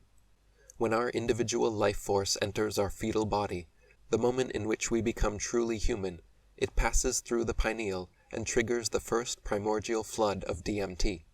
Later, at birth, the pineal releases more DMT. In some of us, pineal DMT mediates the pivotal experiences of deep meditation, psychosis, and near-death experiences. As we die, the life force leaves the body through the pineal gland, releasing another flood of this psychedelic spirit molecule. Traditional Chinese funerals are 49 days long. The Tibetan Book of the Dead states that it takes 49 days for a recently deceased soul to travel from one physical body into the next. It also contains 49 days worth of specific passages for friends and family to read aloud to assist the deceased in their transition. 49 days after Easter is Pentecost, the day when tongues of fire came into the temple and rested upon the heads of the elders. Symbolically, this could mean their crown chakras were illuminated, pineal glands functioning, and the spirit came down onto them, just as literally 49 days after conception, the fetal pineal gland begins functioning and the gender is determined. Are these 49s all just a coincidence, or is this mystical number the time it takes for deceased souls to reincarnate? The Catholic Church celebrates the Immaculate Conception on December 8th, exactly 9 months before Mary's birthday, and celebrates the Incarnation of Christ on March 25th, exactly 9 months before Christmas. Is this why the death and conception of Jesus can happen simultaneously? Because we are all reconceived, reincarnated, at the moment of our deaths, and 49 days later, our soul enters the embryo through a burst of pineal DMT? Dr. Strassman wrote, I already knew that the Tibetan Buddhist Book of the Dead teaches that it takes 49 days for the soul of the recently dead to reincarnate. That is, 7 weeks from the time of death of one person elapses until the life force's rebirth into its next body. I remember very clearly, several years later, feeling the chill along my spine when reading my textbook of human fetal development. I discovered this same 49-day interval marking 2 landmark events in human embryo formation. It takes 49 days from conception for the first signs of the human pineal to appear. 49 days is also when the fetus differentiates into male or female gender. Thus the soul's rebirth, the pineal, and the sexual organs all require 49 days before they manifest. Then, as we die, if near-death experiences are any indication, there is a profound shift in consciousness away from identification with the body. Pineal DMT makes available those particular non-embodied contents of consciousness. All the factors previously described combine for one final burst of DMT production: catecholamine release, decreased breakdown and increased formation of DMT, reduced anti-DMT, and decomposing pineal tissue. Therefore, it may be that the pineal is the most active organ in the body at the time of death. Might we say that the life force therefore exits the body through the pineal? It seems very likely that our souls enter and exit physical bodies via the pineal gland, third eye. Robert Monroe, Robert Bruce, and other out-of-body experts have reported the third eye as the main contact point, where consciousness enters or exits the physical body during OBEs. Several near-death experiencers talk about the silver cord, a long, bright, elastic cable of light which extends from the third eye of their physical body attached to their disembodied consciousness wherever it goes. René Descartes noticed he could only think one thought at a time and guessed it must be the pineal gland, the only singular unpaired organ in the brain responsible for these singular unpaired thoughts. He even went so far as to call it the seat of the soul, which certainly concurs with Dr. Strassman's findings. Both intravenous DMT injections and endogenous pineal DMT conclusively cause out-of-body near-death experiences and play a key role in the birth-death process. Dr. Strassman wrote, "While the release of neuroprotective compounds near death certainly is a useful response, the psychedelic side effects are not as obviously beneficial. We must therefore wonder, are these spiritual properties a coincidence, or do they have a purpose? I suggest that near-death chemicals released by the brain are psychedelic for this reason. They must be. It is similar to asking why there is silicon in computer chips. Silicon works. It does the job. Near-death brain products are psychedelic because those are the properties consciousness requires at that time. Psychedelic compounds released near death mediate consciousness exiting the body. This is their function, and this is what they do. DMT is a spirit molecule, just as silicon is a chip molecule. Rather than just causing the mind to feel as if it were leaving the body, DMT release is the means by which the mind senses the departure of the life force from it, the content of consciousness as it leaves the body." Stanislav Grof wrote, "Activation and opening of the transpersonal area in the unconscious of dying individuals can have far-reaching consequences for their concepts of death, their attitudes toward the situation they are facing, and their abilities to accept physical mortality. Those who see themselves as an insignificant and impermanent speck of dust in an immense universe become open to the possibility that the dimensions of their own beings are commensurate with the macrocosm and microcosm. Consciousness here appears as a primary characteristic of existence, preceding matter and superordinated to it, rather than being a product of physiological processes in the brain. It seems to be quite plausible that consciousness and awareness are essentially independent of the gross matter of the body and brain, and will continue beyond the point of physical demise. This alternative is experienced in a way that is at least as complex, vivid, and self-evident as the perception of reality in usual states of consciousness. The transcendental impact of these experiences is usually stronger in those individuals who, prior to entering the transpersonal realms, went through the experience of ego death and rebirth. The memory that consciousness emerged intact from this seemingly final annihilation constitutes a powerful emotional and cognitive model for understanding the process of actual death. Contrary to Hollywood's many fanciful, farcical depictions, ghosts are generally not monstrous, malicious, or even particularly mysterious. They are simply recently deceased, disembodied souls lingering around the physical plane. In fact, the only difference between a ghost and a person in the OBE state is that an out-of-body traveler can return to their physical body, whereas a ghost cannot. In death, the silver cord that connects astral travelers to their physical bodies, that life essence is severed, and the disembodied consciousness can no longer return. The Bible even mentions this in Ecclesiastes 12, 6, and 7. Remember him before the silver cord is severed, or the golden bowl is broken, before the pitcher is shattered at the spring, or the wheel broken at the well, and the dust returns to the ground it came from, and the spirit returns to God who gave it. Adrian Cooper wrote, "Although ghosts are very real, they are almost always completely harmless. A ghost is, after all, quite simply a totally normal but deceased human being, living within a more subtle body. But after having experienced physical death, for some reason, they become trapped in the lowest part of the etheric plane, closest to the physical world. There are many reasons why deceased souls fail to smoothly transition from out of their bodies and the physical plane. Some people dying from sudden accidents, murder, or heart attacks, for example, do not realize they have passed on. Other people simply will not accept that they have died and cannot return to the physical. Some are so attached to the material world and addictions like sex and power that they refuse to move on. Others are attached to certain relationships or harbor guilt they feel must be reconciled. David Icke wrote, "The true nature of death, in fact a seamless transition from life to life, was portrayed so well in the 1998 Robin Williams film, What Dreams May Come. It is simply a withdrawing from the biological computer, and therefore the frequency range or dimension in which the computer operates.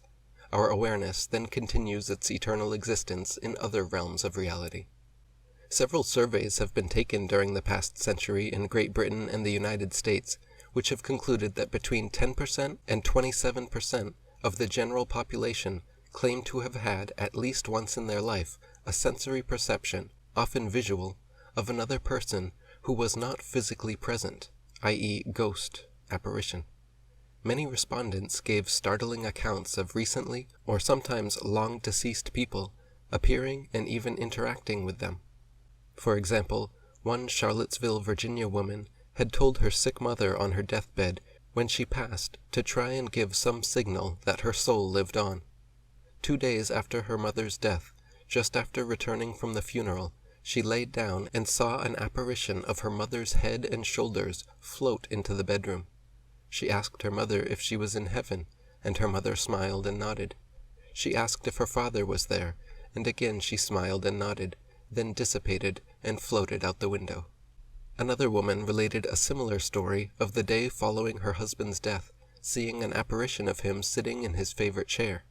He greeted her nonchalantly with a smile, asked her how she was doing, assured her he was doing fine, then told her where to find the legal papers she would need for finalizing his estate.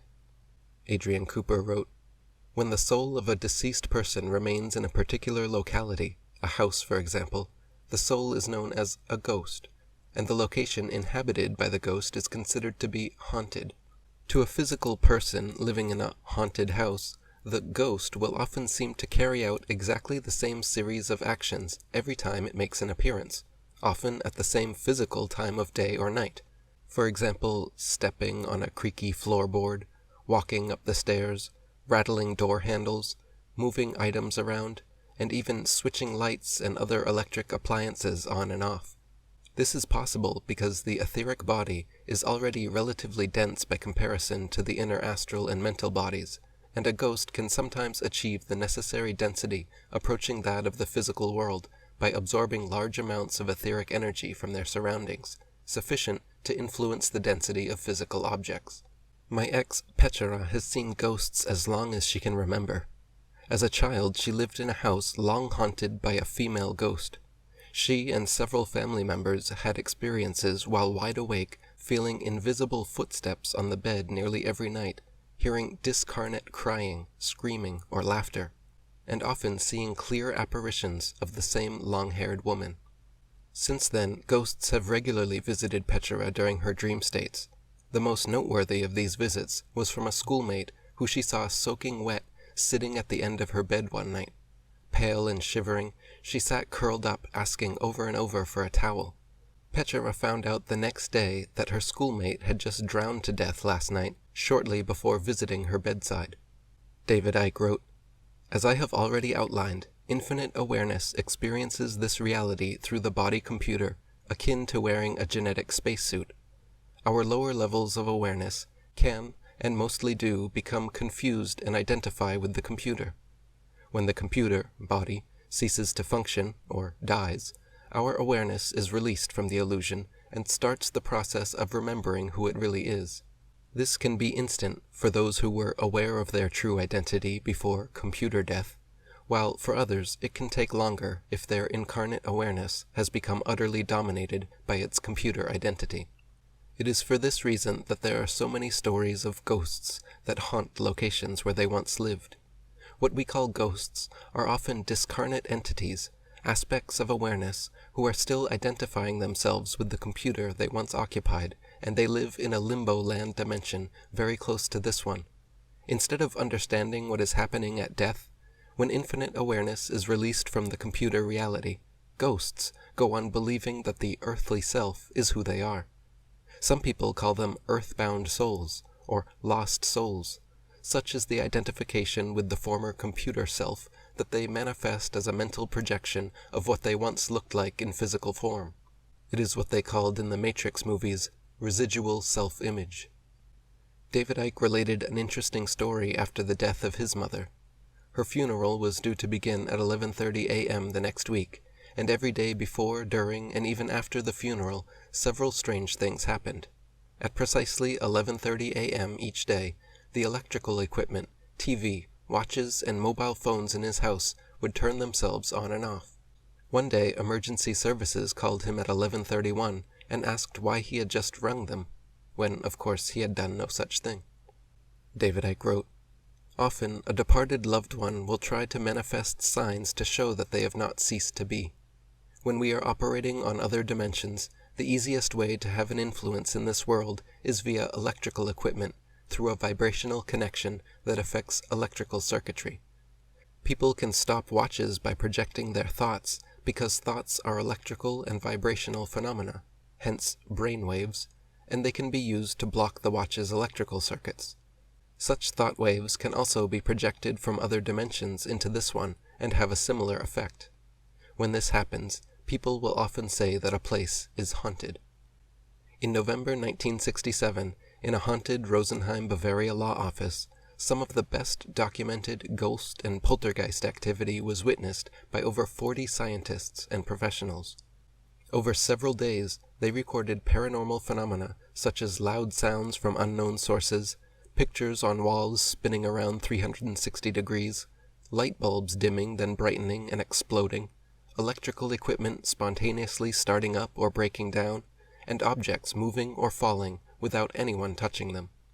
Also in 1967, American researchers Gaither Pratt and William Roll witnessed and recorded 224 accounts of paranormal activity at a warehouse in Miami, Florida. Over and over they watched as books and boxes slid around and bottles and glasses flew, dropped and shattered all by themselves. William Roll himself wrote, "One time I watched Julio place a ceramic alligator on a shelf when a glass 4 feet behind him fell to the floor and shattered. Both his hands were occupied. In the right he held the alligator, in the left his clipboard. The 2 other workers in the room were more than 15 feet from the glass. They could not have picked it up previously and then thrown it, because we had placed the glass on the shelf ourselves, and no one had been near it since then. The glass was among 10 targets we had set out that moved when one or both of us had the area under surveillance, and when we were the first to enter the area after the incident. The incident was also among 7 when Pratt or I had Julio in direct view at the time." Spiritism, seances, and mediums, due to an unfortunate history of hacks, quacks, and hoaxes, have long been discounted and dismissed as mere tricks and illusions. Mixed in with the conniving charlatans, however, have been many famous, scientifically verified and documented cases of actual contact with discarnate entities. Mediums such as Eusapia Palladino, Daniel Douglas Home, Gordon Smith, and many others have repeatedly produced paranormal phenomena witnessed by teams of scientists and experienced researchers. Phenomena including touches from invisible hands, discarnate voices and sounds, apparitions, psychokinesis, levitation, and manifestations. Stanislav Grof wrote, "There is no question that at the time when Spiritism enjoyed its greatest popularity, around the turn of the century, many participants were victims of cunning swindlers. However, we should not throw the baby out with the bathwater and conclude that this entire area is nothing but fraud. It is difficult to imagine that so many outstanding researchers would have invested so much time and energy in a field with no real phenomena to observe. There exists hardly any other realm where the expert testimony of so many witnesses of the highest caliber has been discounted as stupidity and gullibility and thus written off. We have to realize that among serious researchers were many people with outstanding credentials, such as the famous physicist Sir William Crookes, the Nobel Prize-winning physician and physiologist Charles Richet, and Sir Oliver Lodge, a Fellow of the Royal Society in England. University of Arizona psychiatry professor Gary Schwartz has performed laboratory studies of several mediums and recorded the results in his book The Afterlife Experiment, Breakthrough Scientific Evidence of Life After Death, and over 450 other scientific papers on the subject. In experiments carefully controlled to eliminate fraud or cheating, several mediums were able to produce over 80 bits of information about deceased relatives, such as names, jobs, appearance, personal stories, and the nature of death. Combined, the mediums averaged an astonishing accuracy rate of 83%. Gary Schwartz and his team concluded that the most parsimonious explanation is that the mediums are in direct communication with the deceased. Irvin Laszlo wrote, "Tested in Glasgow by Roy and Robertson, British medium Gordon Smith performed with the greatest accuracy of anyone yet measured. He achieved 98% success rate with his information deemed specific and accurate under the tight experimental protocol. When asked what, in his view, is his most convincing proof of the continuation of human consciousness beyond the brain, he told of a particular case that he'd been involved with. A woman, Sally, had come to him in great distress to ask if he could help her find her missing son. Without her providing any other information, Smith was able to contact her son, who told him that his name was Blake, and what his mother would find out, she wouldn't like.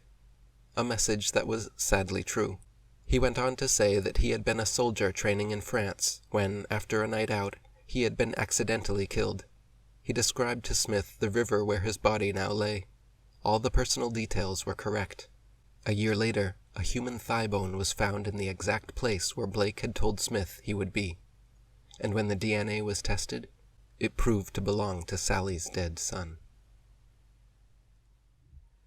One of the cornerstone beliefs of many world religions, such as Hinduism, Buddhism, Jainism, Sikhism, Taoism, Shintoism, and Zoroastrianism, is the idea of reincarnation.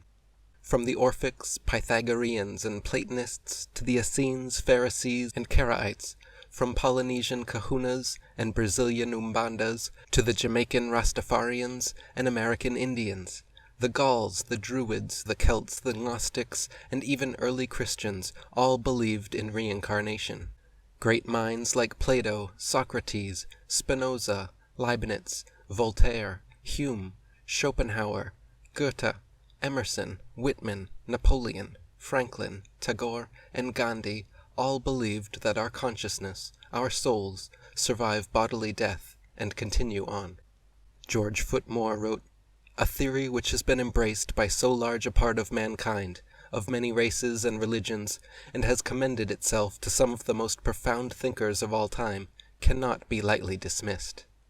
Irvin Laszlo wrote, "The concept of reincarnation is widespread in the world's cultures, throughout ancient Egyptian, Greek, Judaic, and early Christian traditions, Buddhism, many schools of Hinduism, Japanese Shintoism, and Chinese Taoism. It is less a belief than a fact, based on direct experience and observation." Julius Caesar wrote of the Celts that they were fearless warriors because they wished to inculcate this as one of their leading tenets, that souls do not become extinct, but pass after death from one body to another. Elderly Eskimos have a tradition of selecting newly married couples to permit them to reincarnate into, their children. If they prove good and honorable, the family gives their consent, and the elderly Eskimo commits suicide, believing their soul will enter into the family's newborn. The British Museum has receipts and other legal documents showing that it was actually once common practice for the Druids to borrow money and promise to repay in a future life. Origen, St. Augustine, St. Gregory, St. Francis of Assisi, and many other early Christian scholars wrote about souls returning to earth and reincarnating. For example, Origen wrote that it can be shown that an incorporeal and reasonable being has life in itself independently of the body. Then it is beyond a doubt bodies are only of secondary importance and arise from time to meet the varying conditions of reasonable creatures.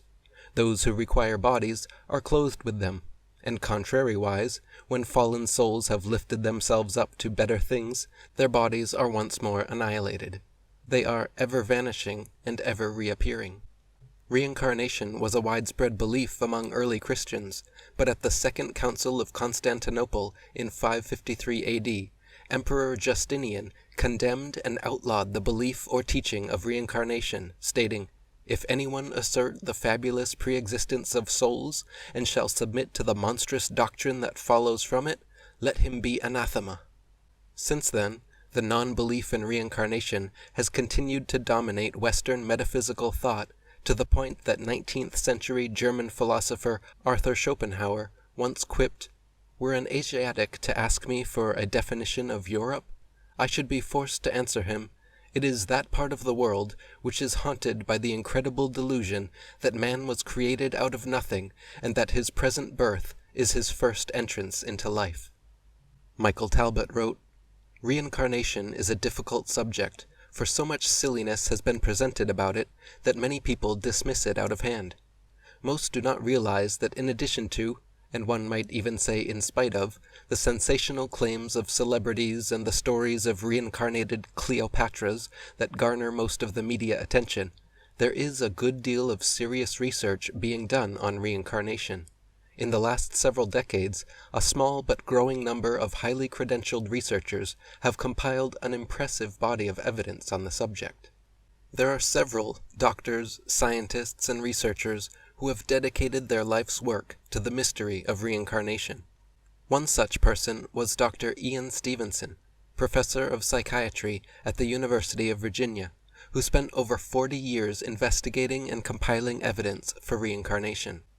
He meticulously documented and verified over 3,000 cases of children remembering and confirming knowledge from past lives. So many children from around the world are able to remember so much about their previous lives that he repeatedly located former friends, relatives, villages, houses, and possessions based solely on their testimony. For instance, one 3-year-old girl was able to recall so much of her previous life that Dr. Stevenson was able to find her old family and take her to her old home. Adrian Cooper wrote, "It all started when the family was traveling approximately 100 miles from their home. The girl suddenly pointed and asked the driver of the car in which they were traveling at the time to go down a road to my home, saying they could get a better cup of tea there. Soon afterwards, she started to relate numerous details of her past life associated with her previous family living in this home, including her previous name and that she had 2 sons. The little girl also provided a very wide range of highly accurate information regarding the precise details of the home, including its location relative to other landmarks in the area, and numerous other details regarding the interior, details which she could not possibly have known any other way. The little girl said she had died after experiencing a pain in her throat. The family confirmed every single detail of what the little girl had previously stated, including that she had died very suddenly, leaving behind a grieving husband and 2 sons. The 2 families lived 100 miles apart and had certainly never heard of each other previously. When the girl's parents drove through her old town, she was able to provide directions all the way. Upon arriving at her old house, she immediately recognized her former brother and called him by his pet name. She then proceeded to correctly state the name and relation of each person present, including her former husband and sons. As incredible as it sounds, this story is far from unique. There are hundreds of credible past life researchers, and Dr. Stevenson alone has published 6 volumes with over 3,000 such cases. He says genuine spontaneous past life recall is actually so common among children that the number of cases considered worthy of investigation far exceeds his staff's ability to do so. Michael Talbot wrote, "As unorthodox as many of Stevenson's conclusions are, his reputation as a careful and thorough researcher has gained him respect in some unlikely quarters. His findings have been published in such distinguished scientific periodicals as the American Journal of Psychiatry, the Journal of Nervous and Mental Disease, and the International Journal of Comparative Sociology.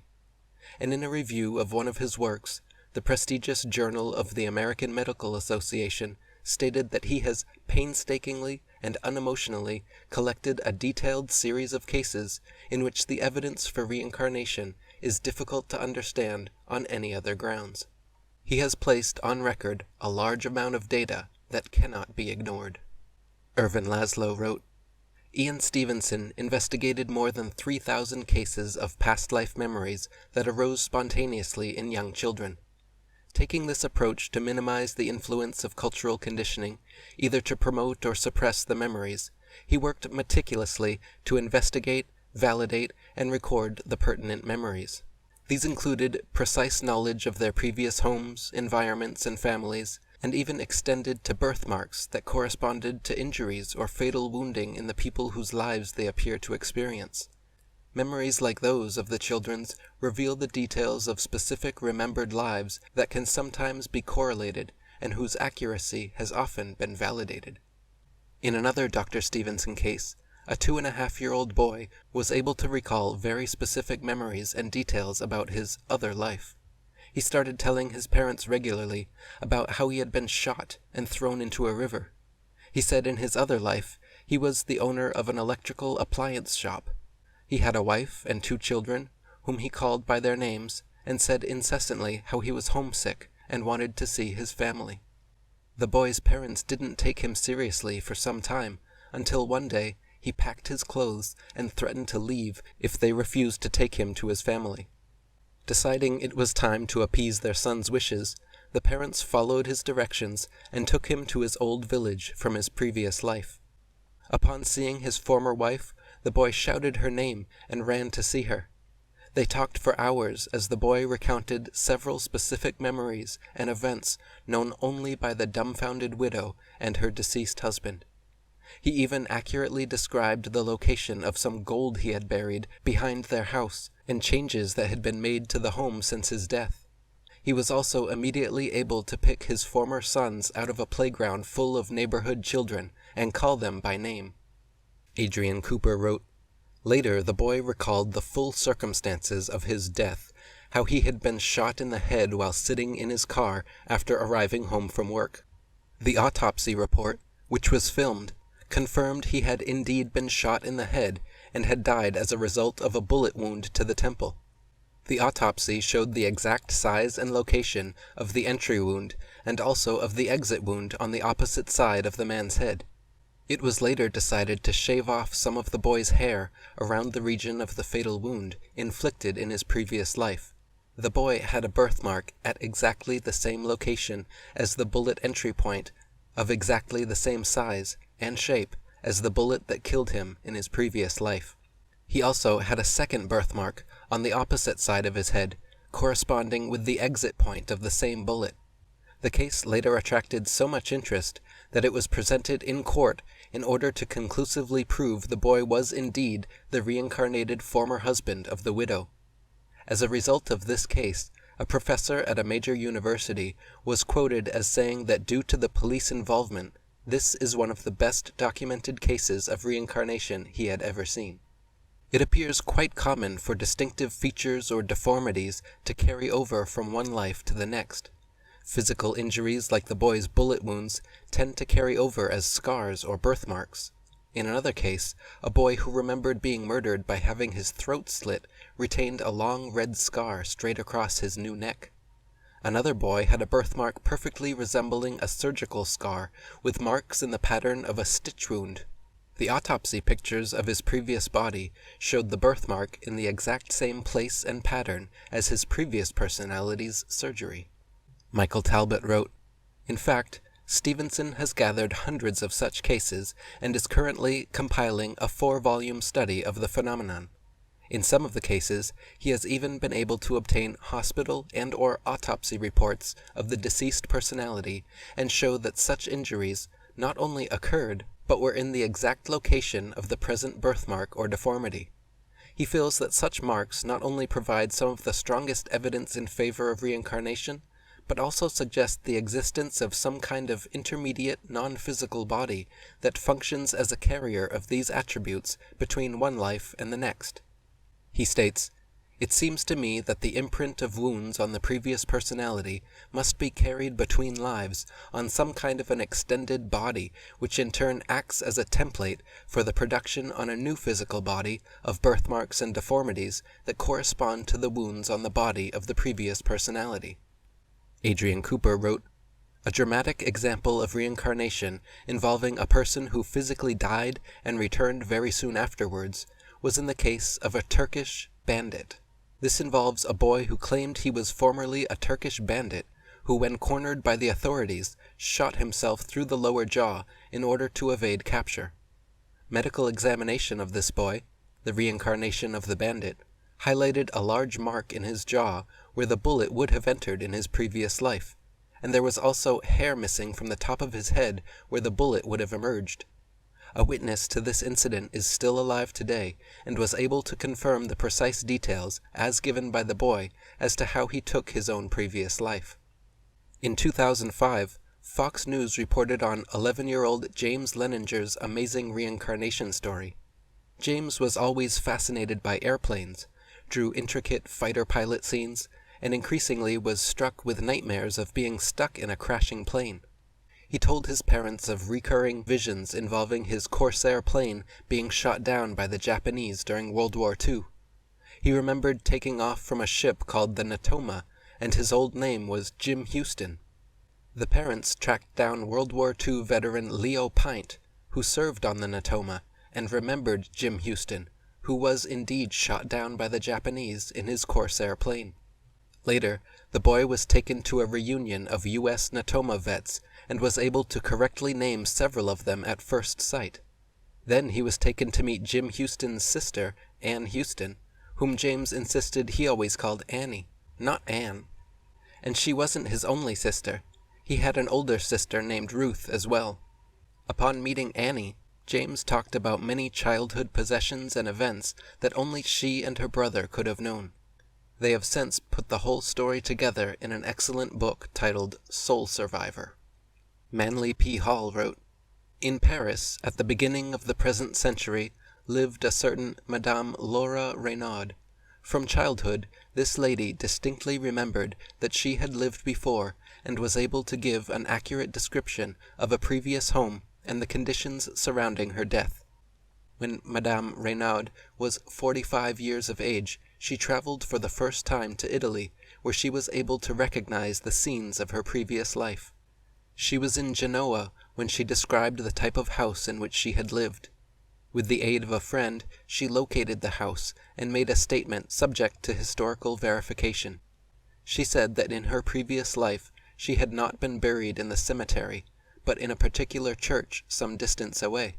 Research proved that a young lady, answering Madame Renaud's description of her previous self, had died in the house on October 21st, 1809, and had been buried in the church where Madame Renaud had indicated. In Buddhist countries, it is no very unusual thing to have children gravely claiming to have had such and such a name and to have lived in such and such a place in their previous lives, and occasionally these claims are in a sort of fashion substantiated. Such children are in Burma called winzas, and it is no uncommon thing for a sort of rough test to be carried out by taking a winza to the scene of his former life, when it is said that he or she can generally identify his former dwelling and friends, and can state facts known only to the dead person and one other living man. These winzas are so relatively frequent in Burma that their existence is commonly taken for granted.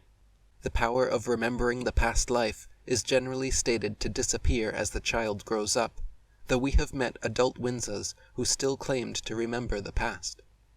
The most amazing, well-known, and well-documented account of reincarnation in modern times comes from a young Hindu girl, Shanti Devi, who at 4 years old began frequently referring to incidents and people from her former life. She claimed she was a Choban by caste and lived in Mutra with her husband, a cloth merchant named Kedar Nath Chaubey. As she grew older, Shanti Devi often spoke of her previous life, family, and experiences. Her recollections were so lucid that she even remembered her old address and could describe her old house in complete detail. At 11 years old, she decided to send a letter to her former husband and shocked her family when Kedar Nath Chaubey wrote back stating emphatically that Shanti Devi must be his wife. Based on all the things she wrote, which only his deceased partner knew, he could not escape the astonishing conclusion. Kedar had already remarried, but was so intrigued that he traveled to Delhi to meet Shanti. When he arrived, she immediately picked him out of a crowd, and they spent the next few days together, Kedar asking several intimate questions, and Shanti consistently giving correct and characteristic answers, convincing Kedar that it could only be his dead wife speaking. She perfectly described the town of Mutra, the special temple she always visited, their village, house, and even the location of some money buried under their floor. Kedar returned to Mutra, and soon after Shanti began growing weary and impatient, insisting she was a grown married woman and belonged with her husband. Eventually, after enduring several tantrums, her reluctant family and a party of 15 researchers made a trip to Mutra with Shanti. Upon arriving, she was completely familiar with the town and directed the driver exactly how to reach her former village and house. On the way, she saw a man she recognized as her former father-in-law and called him out by name. Her house had been repainted a different color, but she knew every detail about the interior before entering. That evening at dinner, she immediately identified her former mother and father out of a group of over 50 people, called them out by name, and ran to embrace them. At the end of her visit, a huge open-air meeting was arranged for the public at a local high school. Over 10,000 people gathered, many of whom had personally known Shanti in her previous incarnation. The villagers in attendance were so profoundly interested and impressed that they requested she be left there with them. Shanti herself also pleaded with her parents to let her stay, but to no avail. They felt it would be better for her to return to Delhi and brought her home with them, kicking and screaming, quite literally. All the way home, Shanti argued and insisted she stay in Mutra. Soon after arriving back in Delhi, she became very depressed and reserved. Her spirit seemed crushed, and for the rest of her life, Shanti Devi never married, remaining faithful to her lost love, Kedar. Manly P. Hall wrote, "The facts of her story have been carefully checked by men of the highest character, including Lala Deshbandhu Gupta, managing director of the Daily Taj, the leading newspaper of Delhi, N.R. Sharma, leader of the National Congress Party of India, and a close associate of Mahatma Gandhi, and T.C. Mathur, a leading attorney of Delhi. These men, with many others, have issued a report on their findings in which they conclude that the story of Shanti Devi is not only entirely genuine, but one of the most remarkable records of the remembrance of a previous life ever witnessed and documented." Dr. Joel Witten, regression hypnotherapist and author of Life Between Life, has documented dozens of cases where patients have successfully regressed into a past life or into the between life state. For instance, one of his patients was a Canadian psychologist who possessed a few quirks. He had a lifelong nail-biting problem, irrational fears of air travel and breaking his leg, an obsessive fascination with torture, and as a child he strangely spoke with a British accent for years. While under hypnosis, Dr. Witten regressed him to his previous life, and the man began telling what he was experiencing. He was a British World War II pilot on a mission over Germany under heavy fire. A spray of bullets hit his plane, and one of them penetrated the fuselage, breaking his leg. His plane crash-landed in enemy territory, and he was captured, then tortured for information by having his nails ripped out. After reliving this experience and coming out of hypnosis, the patient was soon able to recover from his quirks and obsessions. Michael Talbot wrote, "Witten's most remarkable discovery came when he regressed subjects to the interim between lives, a dazzling light-filled realm in which there was no such thing as time or space as we know it. According to his subjects, part of the purpose of this realm was to allow them to plan their next life, to literally sketch out the important events and circumstances that would befall them in the future. But this process was not simply some fairy tale exercise in wish fulfillment. Witten found that when individuals were in the between-life realm, they entered an unusual state of consciousness in which they were acutely self-aware and had a heightened moral and ethical sense. In addition, they no longer possessed the ability to rationalize away any of their faults and misdeeds, and saw themselves with total honesty. To distinguish it from our normal everyday consciousness, Witten calls this intensely conscientious state of mind meta-consciousness. Thus, when subjects planned their next life, they did so with a sense of moral obligation. They would choose to be reborn with people whom they had wronged in a previous life, so they would have the opportunity to make amends for their actions. They planned pleasant encounters with soulmates, individuals with whom they had built a loving and mutually beneficial relationship over many lifetimes, and they scheduled accidental events to fulfill still other lessons and purposes. Many of Witten's other patients gave incredibly accurate historical details about the times and places in which they had lived, and some even began speaking long-lost languages.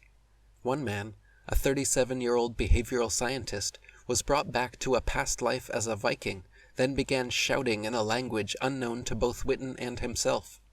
Linguistic professionals later identified the recording as being Old Norse.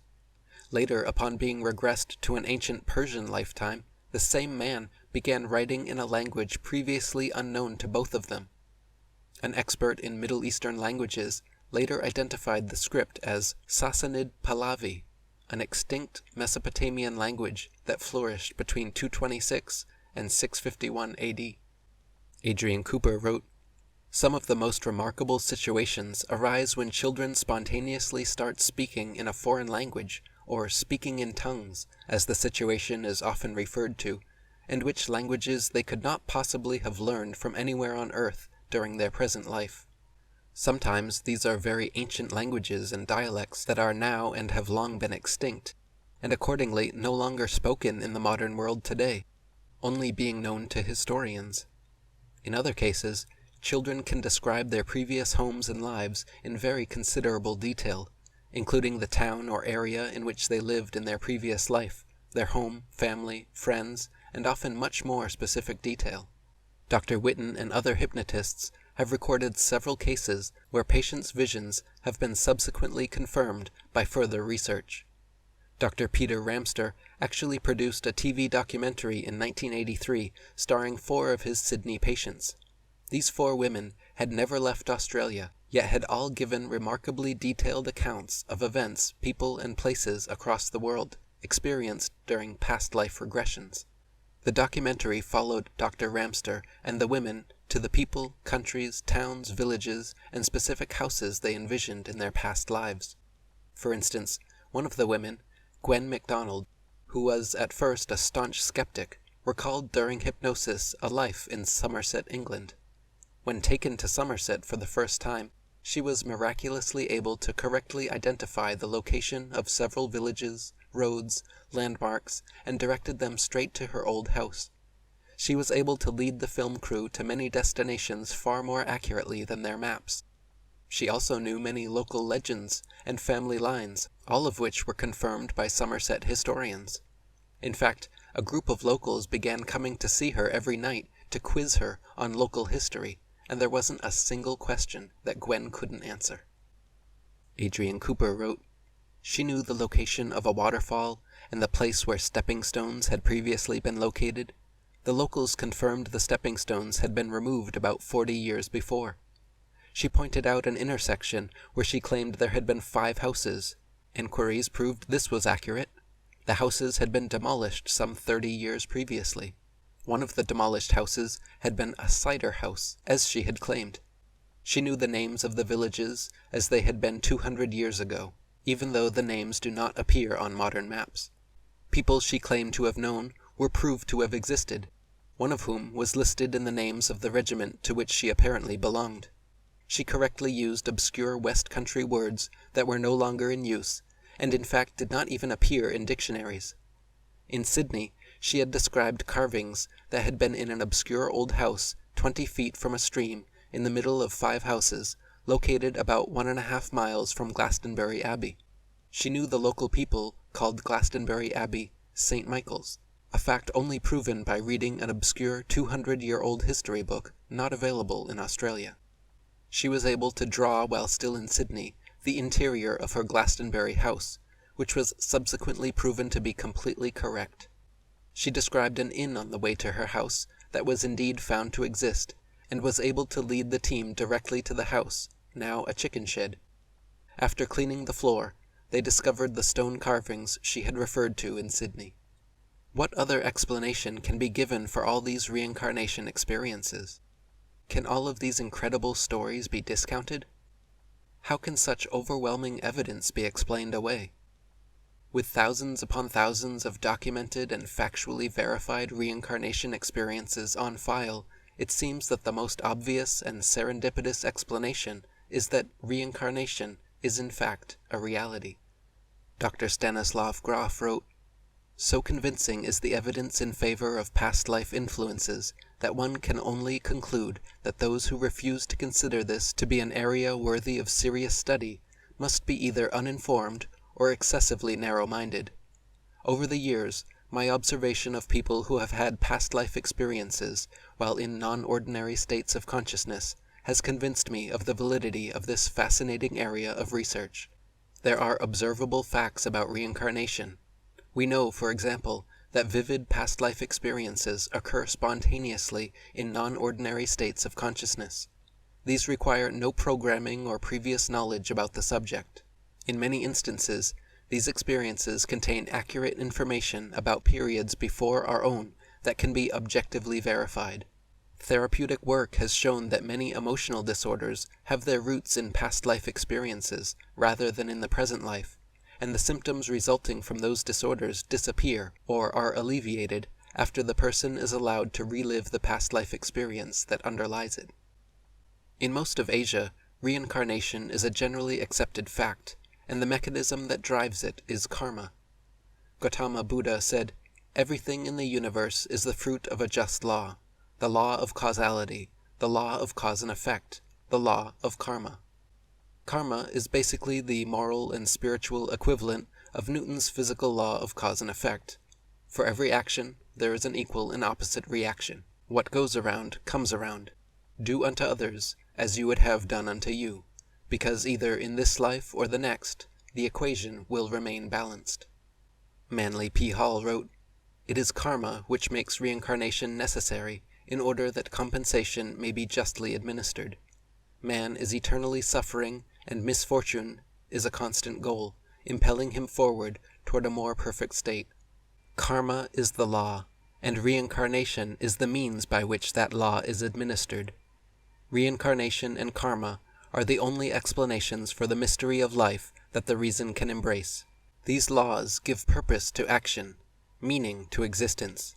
These same laws release man from the monotony of the daily routine by giving him perspective and the power to see beyond the horizon of his present life. Reincarnation and karma also light the dark mystery of ethics and morality. These laws give reason to right action, revealing that every action is intimately related to the progress of the individual. We no longer do right because of scriptural admonition, but because we have learned the meaning of right and wrong as they react upon us through the law of karma. We grow through every thought and action. We learn not for one life, but for eternity. Each art and science that we master becomes part of the immortal self flowing through the ages.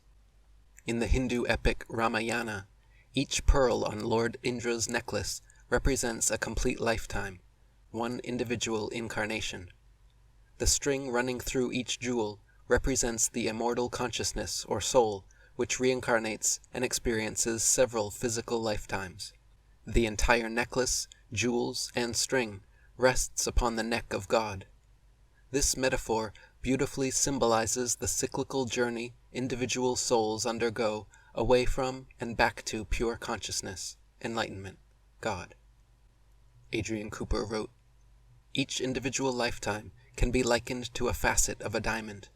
The full sparkling diamond, with all of its many facets, represents the entire self, the individual, while each facet of the diamond represents each separate life.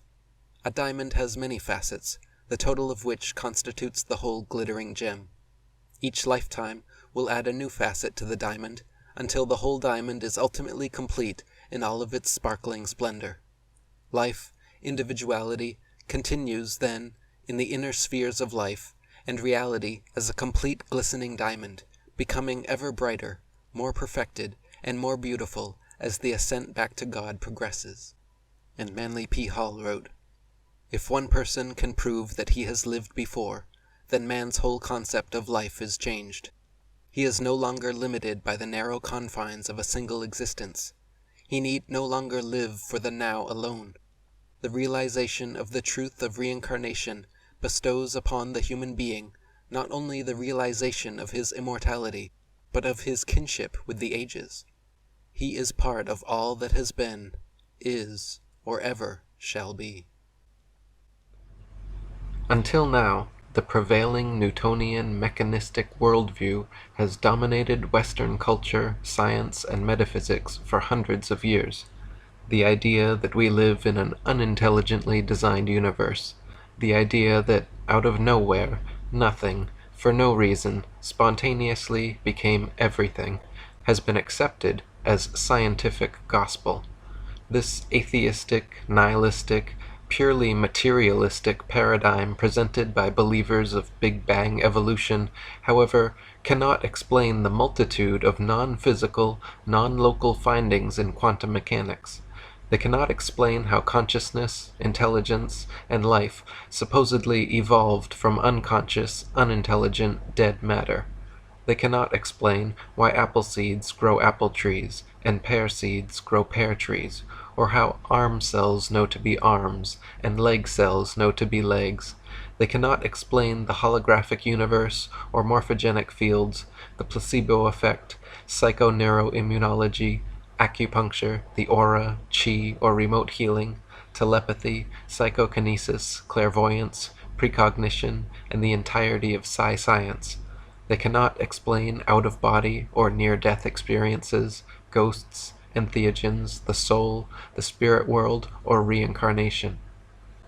Adrian Cooper wrote, "Although the true nature of the universe has been known and taught throughout the ages by many and varied sources throughout the world, all of which are highly consistent and in broad agreement, it is also now being substantiated by the work of modern quantum physics, and increasingly by other branches of the sciences as well.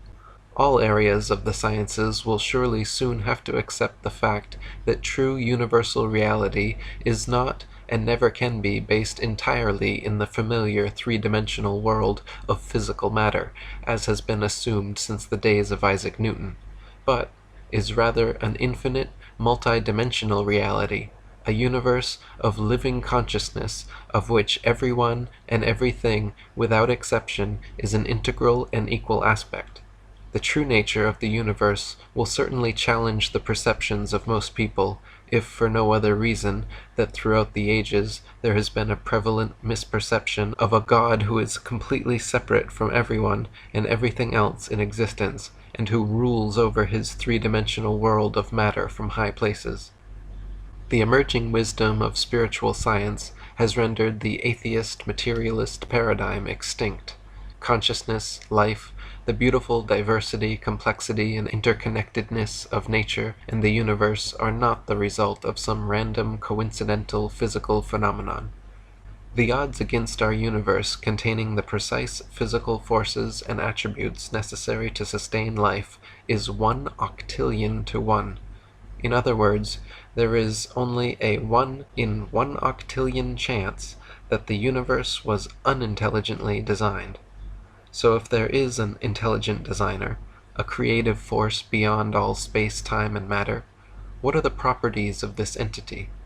Theologists and metaphysicians throughout history have agreed that this intelligent creative force must by definition be all-knowing, omniscient, all-powerful, omnipotent, and all-present, omnipresent. Furthermore, by definition, if God, an omniscient, omnipotent, omnipresent being, exists, then we all must be a part of it. In my Asbestos Head book, I wrote, "Either God is causal, singular, and separate, an outside entity somehow responsible for his own existence, the creation of the universe, and the creation of other beings to recognize him, or existence is non-causal, plural, parts and whole of all that is, with nothing outside us, because we are all infinite, self-reflexive pieces of God, interacting, changing, acting out eternity." Many people are happy to accept the notion that God is some external entity like a bearded white man in the clouds who created us and watches over the universe like a cosmic fishbowl. Others are happy to accept that there is no God and the universe, consciousness, life, matter, space, and time are all the result of a random, spontaneous Big Bang accident. Personally, neither of these ideas have ever resonated with me, and both are relatively modern. If instead we consult the most ancient culture and the oldest texts in recorded history, the Indian Vedas, a very different story presents itself. Roger Stevens wrote, "Here's a parable, an analogy, which comes from India, from the Upanishads, and is thousands of years old. It presents a parabolic answer to the root question of all religion and philosophy. Who am I, and what is this? And does so in a way which everyone can relate to. In the beginning of the world, and though it probably had no ultimate beginning as we think of them, you have to start somewhere, there was only Brahma.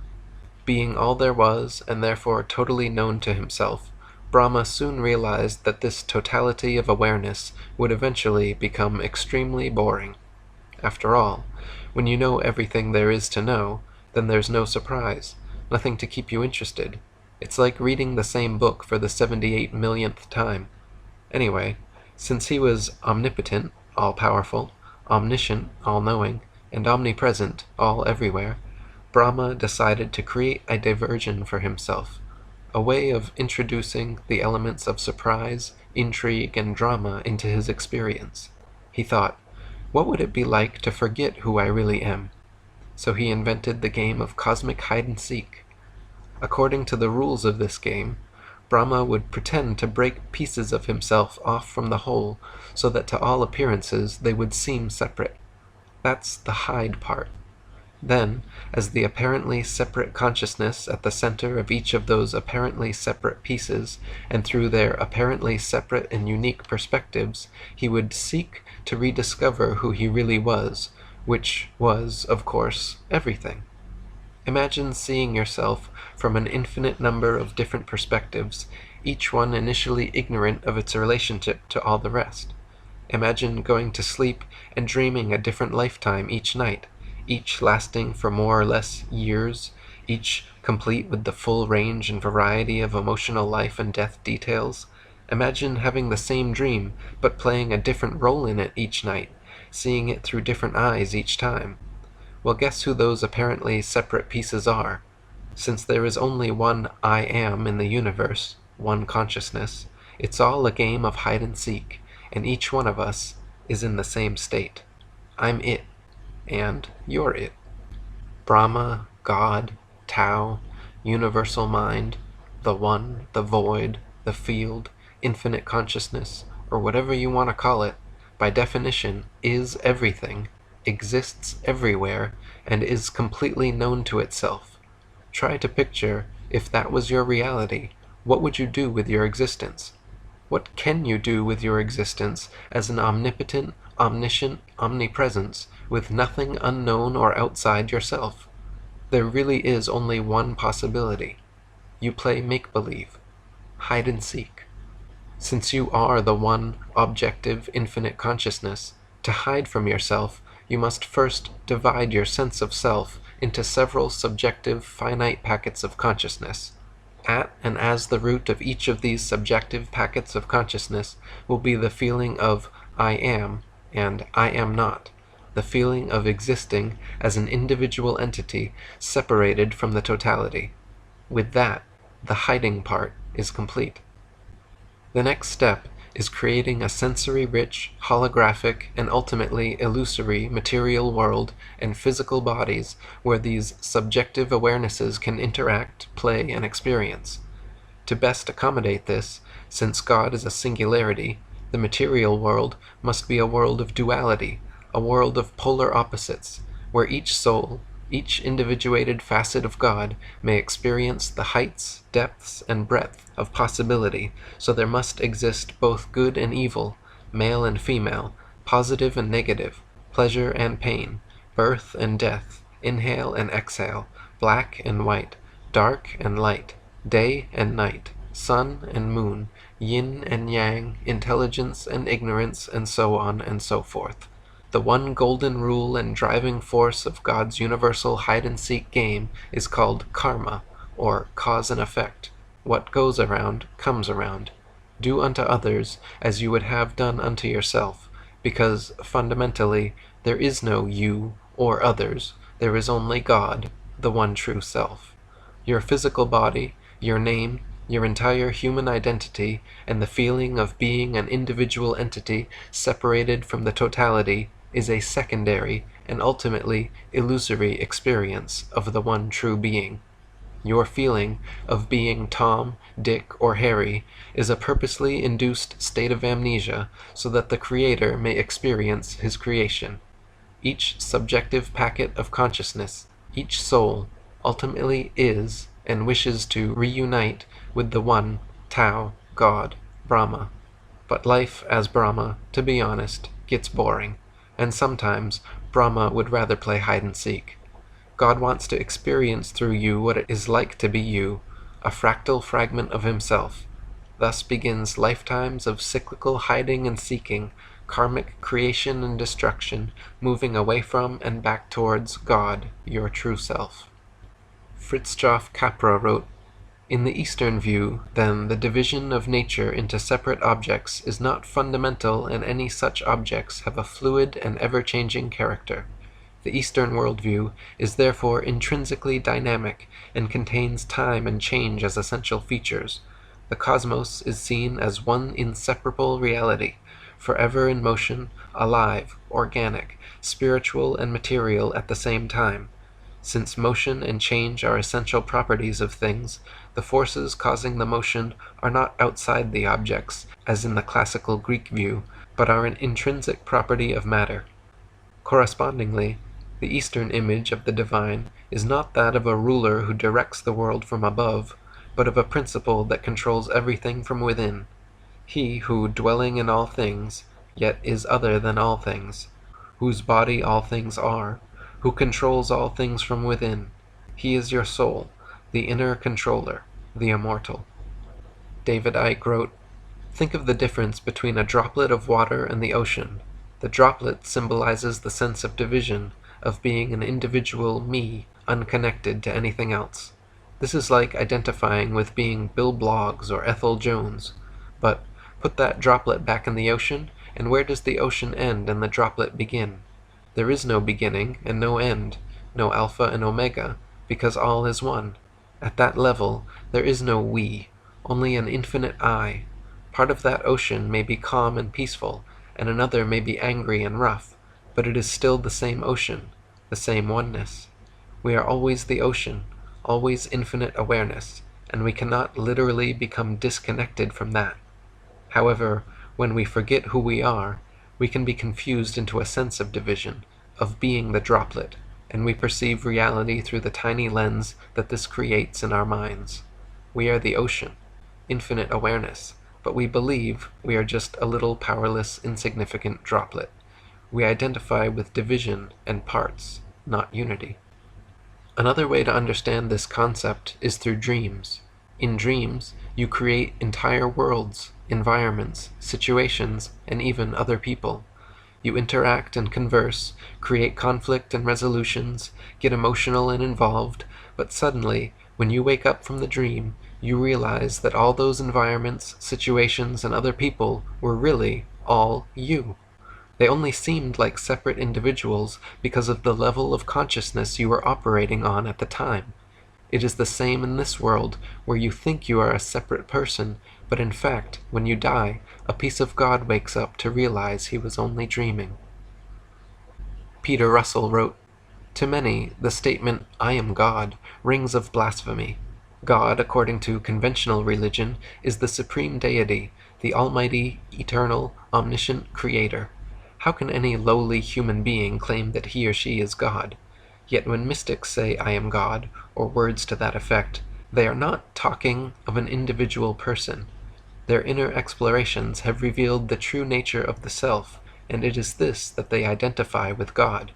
They are claiming that the essence of self, the sense of 'I am,' without any personal attributes, is God.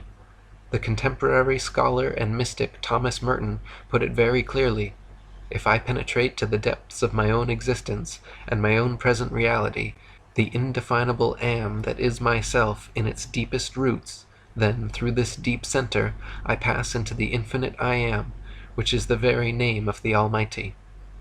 I am is one of the Hebrew names of God. It is often translated as I am that I am. Similar claims appear in Eastern traditions.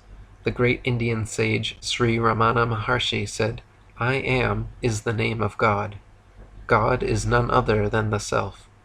In the 12th century, Ibn al-Arabi, one of the most revered Sufi mystics, wrote, "If thou knowest thine own self, thou knowest God." Shankara, the 8th century Indian saint, whose insights revitalized Hindu teachings, said of his own enlightenment, "I am Brahman. I dwell within all beings as the soul, the pure consciousness, the ground of all phenomena. In the days of my ignorance, I used to think of these as being separate from myself. Now I know that I am all." Since people always misinterpret the phrase, "I am God," I prefer to explain it as, I am is God. The self-awareness and continuity of being expressed by the words I am, our inner witness and intuition, is our direct channel to God. It is undeniable that if God is omnipresent, then he must exist in you. He must be you, and everyone and everything else in existence as well. We are all playing an equal part as lost ripples in God's infinite ocean of consciousness. Michael Talbot wrote, "There is a Hindu myth that human consciousness began as a ripple that decided to leave the ocean of consciousness as such, timeless, spaceless, infinite, and eternal. Awakening to itself, it forgot that it was a part of this infinite ocean, and felt isolated and separated. Adam and Eve's expulsion from the Garden of Eden may also be a version of this myth, an ancient memory of how human consciousness, somewhere in its unfathomable past, left its home in the implicate and forgot that it was a part of the cosmic wholeness of all things. In this view, the earth is a kind of playground in which one is free to experience all the pleasures of the flesh, provided one realizes that one is a holographic projection of a higher order."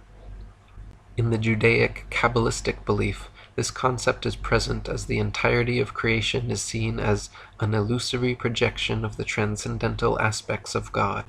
In Christianity, it is said the Father and Son are one. Thy Father art in heaven, the non-physical, but the Son lives in the flesh, the physical. The Father is Brahman, the ultimate, objective, implicate reality, and the Son is Atman, the fractal fragment of the One sent to experience and enjoy the Father's creation. The Mother Mary is nature, or Mahamaya, the sustainer of the material world. She is the illusion maker, the agent of change, keeping all things in constant motion and flux between polarities.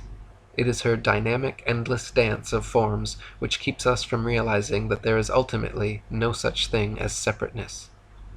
The Upanishads state that one should know that nature is an illusion, Maya, and that Brahman is the illusion maker. This whole world is pervaded with beings that are parts of him. Fritjof Capra wrote, "The basic recurring theme in Hindu mythology is the creation of the world by the self-sacrifice of God, sacrifice in the original sense of making sacred, whereby God becomes the world, which in the end becomes again God. This creative activity of the divine is called Ma, the play of God, and the world is seen as the stage of the divine play. As long as we confuse the myriad forms of the divine with reality, without perceiving the unity of Brahman underlying all these forms, we are under the spell of Maya. Maya, therefore, does not mean that the world is an illusion, as is often wrongly stated. The illusion merely lies in our point of view, if we think that the shapes and structures, things and events around us are realities of nature, instead of realizing that they are concepts of our measuring and categorizing minds. Maya is the illusion of taking these concepts for reality, of confusing the map with the territory. In the Hindu view of nature, then, all forms are relative, fluid, and ever-changing Maya, conjured up by the great magician of the divine play. In the Vedanta, our individual souls, our separate subjective packets of I Am consciousness, are called Atman, and the one unified, objective, infinite wellspring of consciousness from which everyone's Atman arises is Brahman. Atman is our divided, dualistic self, and Brahman is our whole true self. But fundamentally it is taught that Atman is Brahman, and Brahman is Atman. Your true self, beyond this earthly identity, is not divided and dualistic. Your true self is not separate and subjective. Your true self is not Jack, Jill, Joe, Jen, Jim, John, James, or Jason. Your true self is the same as my true self, as everyone's true self is God. Adrian Cooper wrote, "This ultimate reality is called Brahman and is exactly the same as the One, the All, Spirit, everything that is, and in the West might be regarded as the true definition of God. Brahman, universal consciousness, considered to be the ultimate reality, is infinite, exists beyond the 5 physical senses, and is incomprehensible. Most ancient wisdoms of the world teach that human beings are God in the microcosm, immortal spirits made in the true image of God. Hinduism teaches the same principle in the form of Atman, which is equivalent to the human soul. The Hindu culture teaches Atman and Brahman, the individual reality and the ultimate reality, are one." Michael Talbot wrote, "The Hindus call the implicate level of reality Brahman. Brahman is formless, but is the birthplace of all forms in visible reality, which appear out of it and then enfold back into it in endless flux. Like Bohm, who says that the implicate order can just as easily be called spirit, the Hindus sometimes personify this level of reality and say that it is composed of pure consciousness. Thus, consciousness is not only a subtler form of matter, but it is more fundamental than matter, and in the Hindu cosmogony, it is matter that has emerged from consciousness, and not the other way around." Finally, quantum physicists like David Bohm and consciousness researchers like Peter Russell have now proven what the world's most ancient spiritual teachings have long espoused for thousands of years.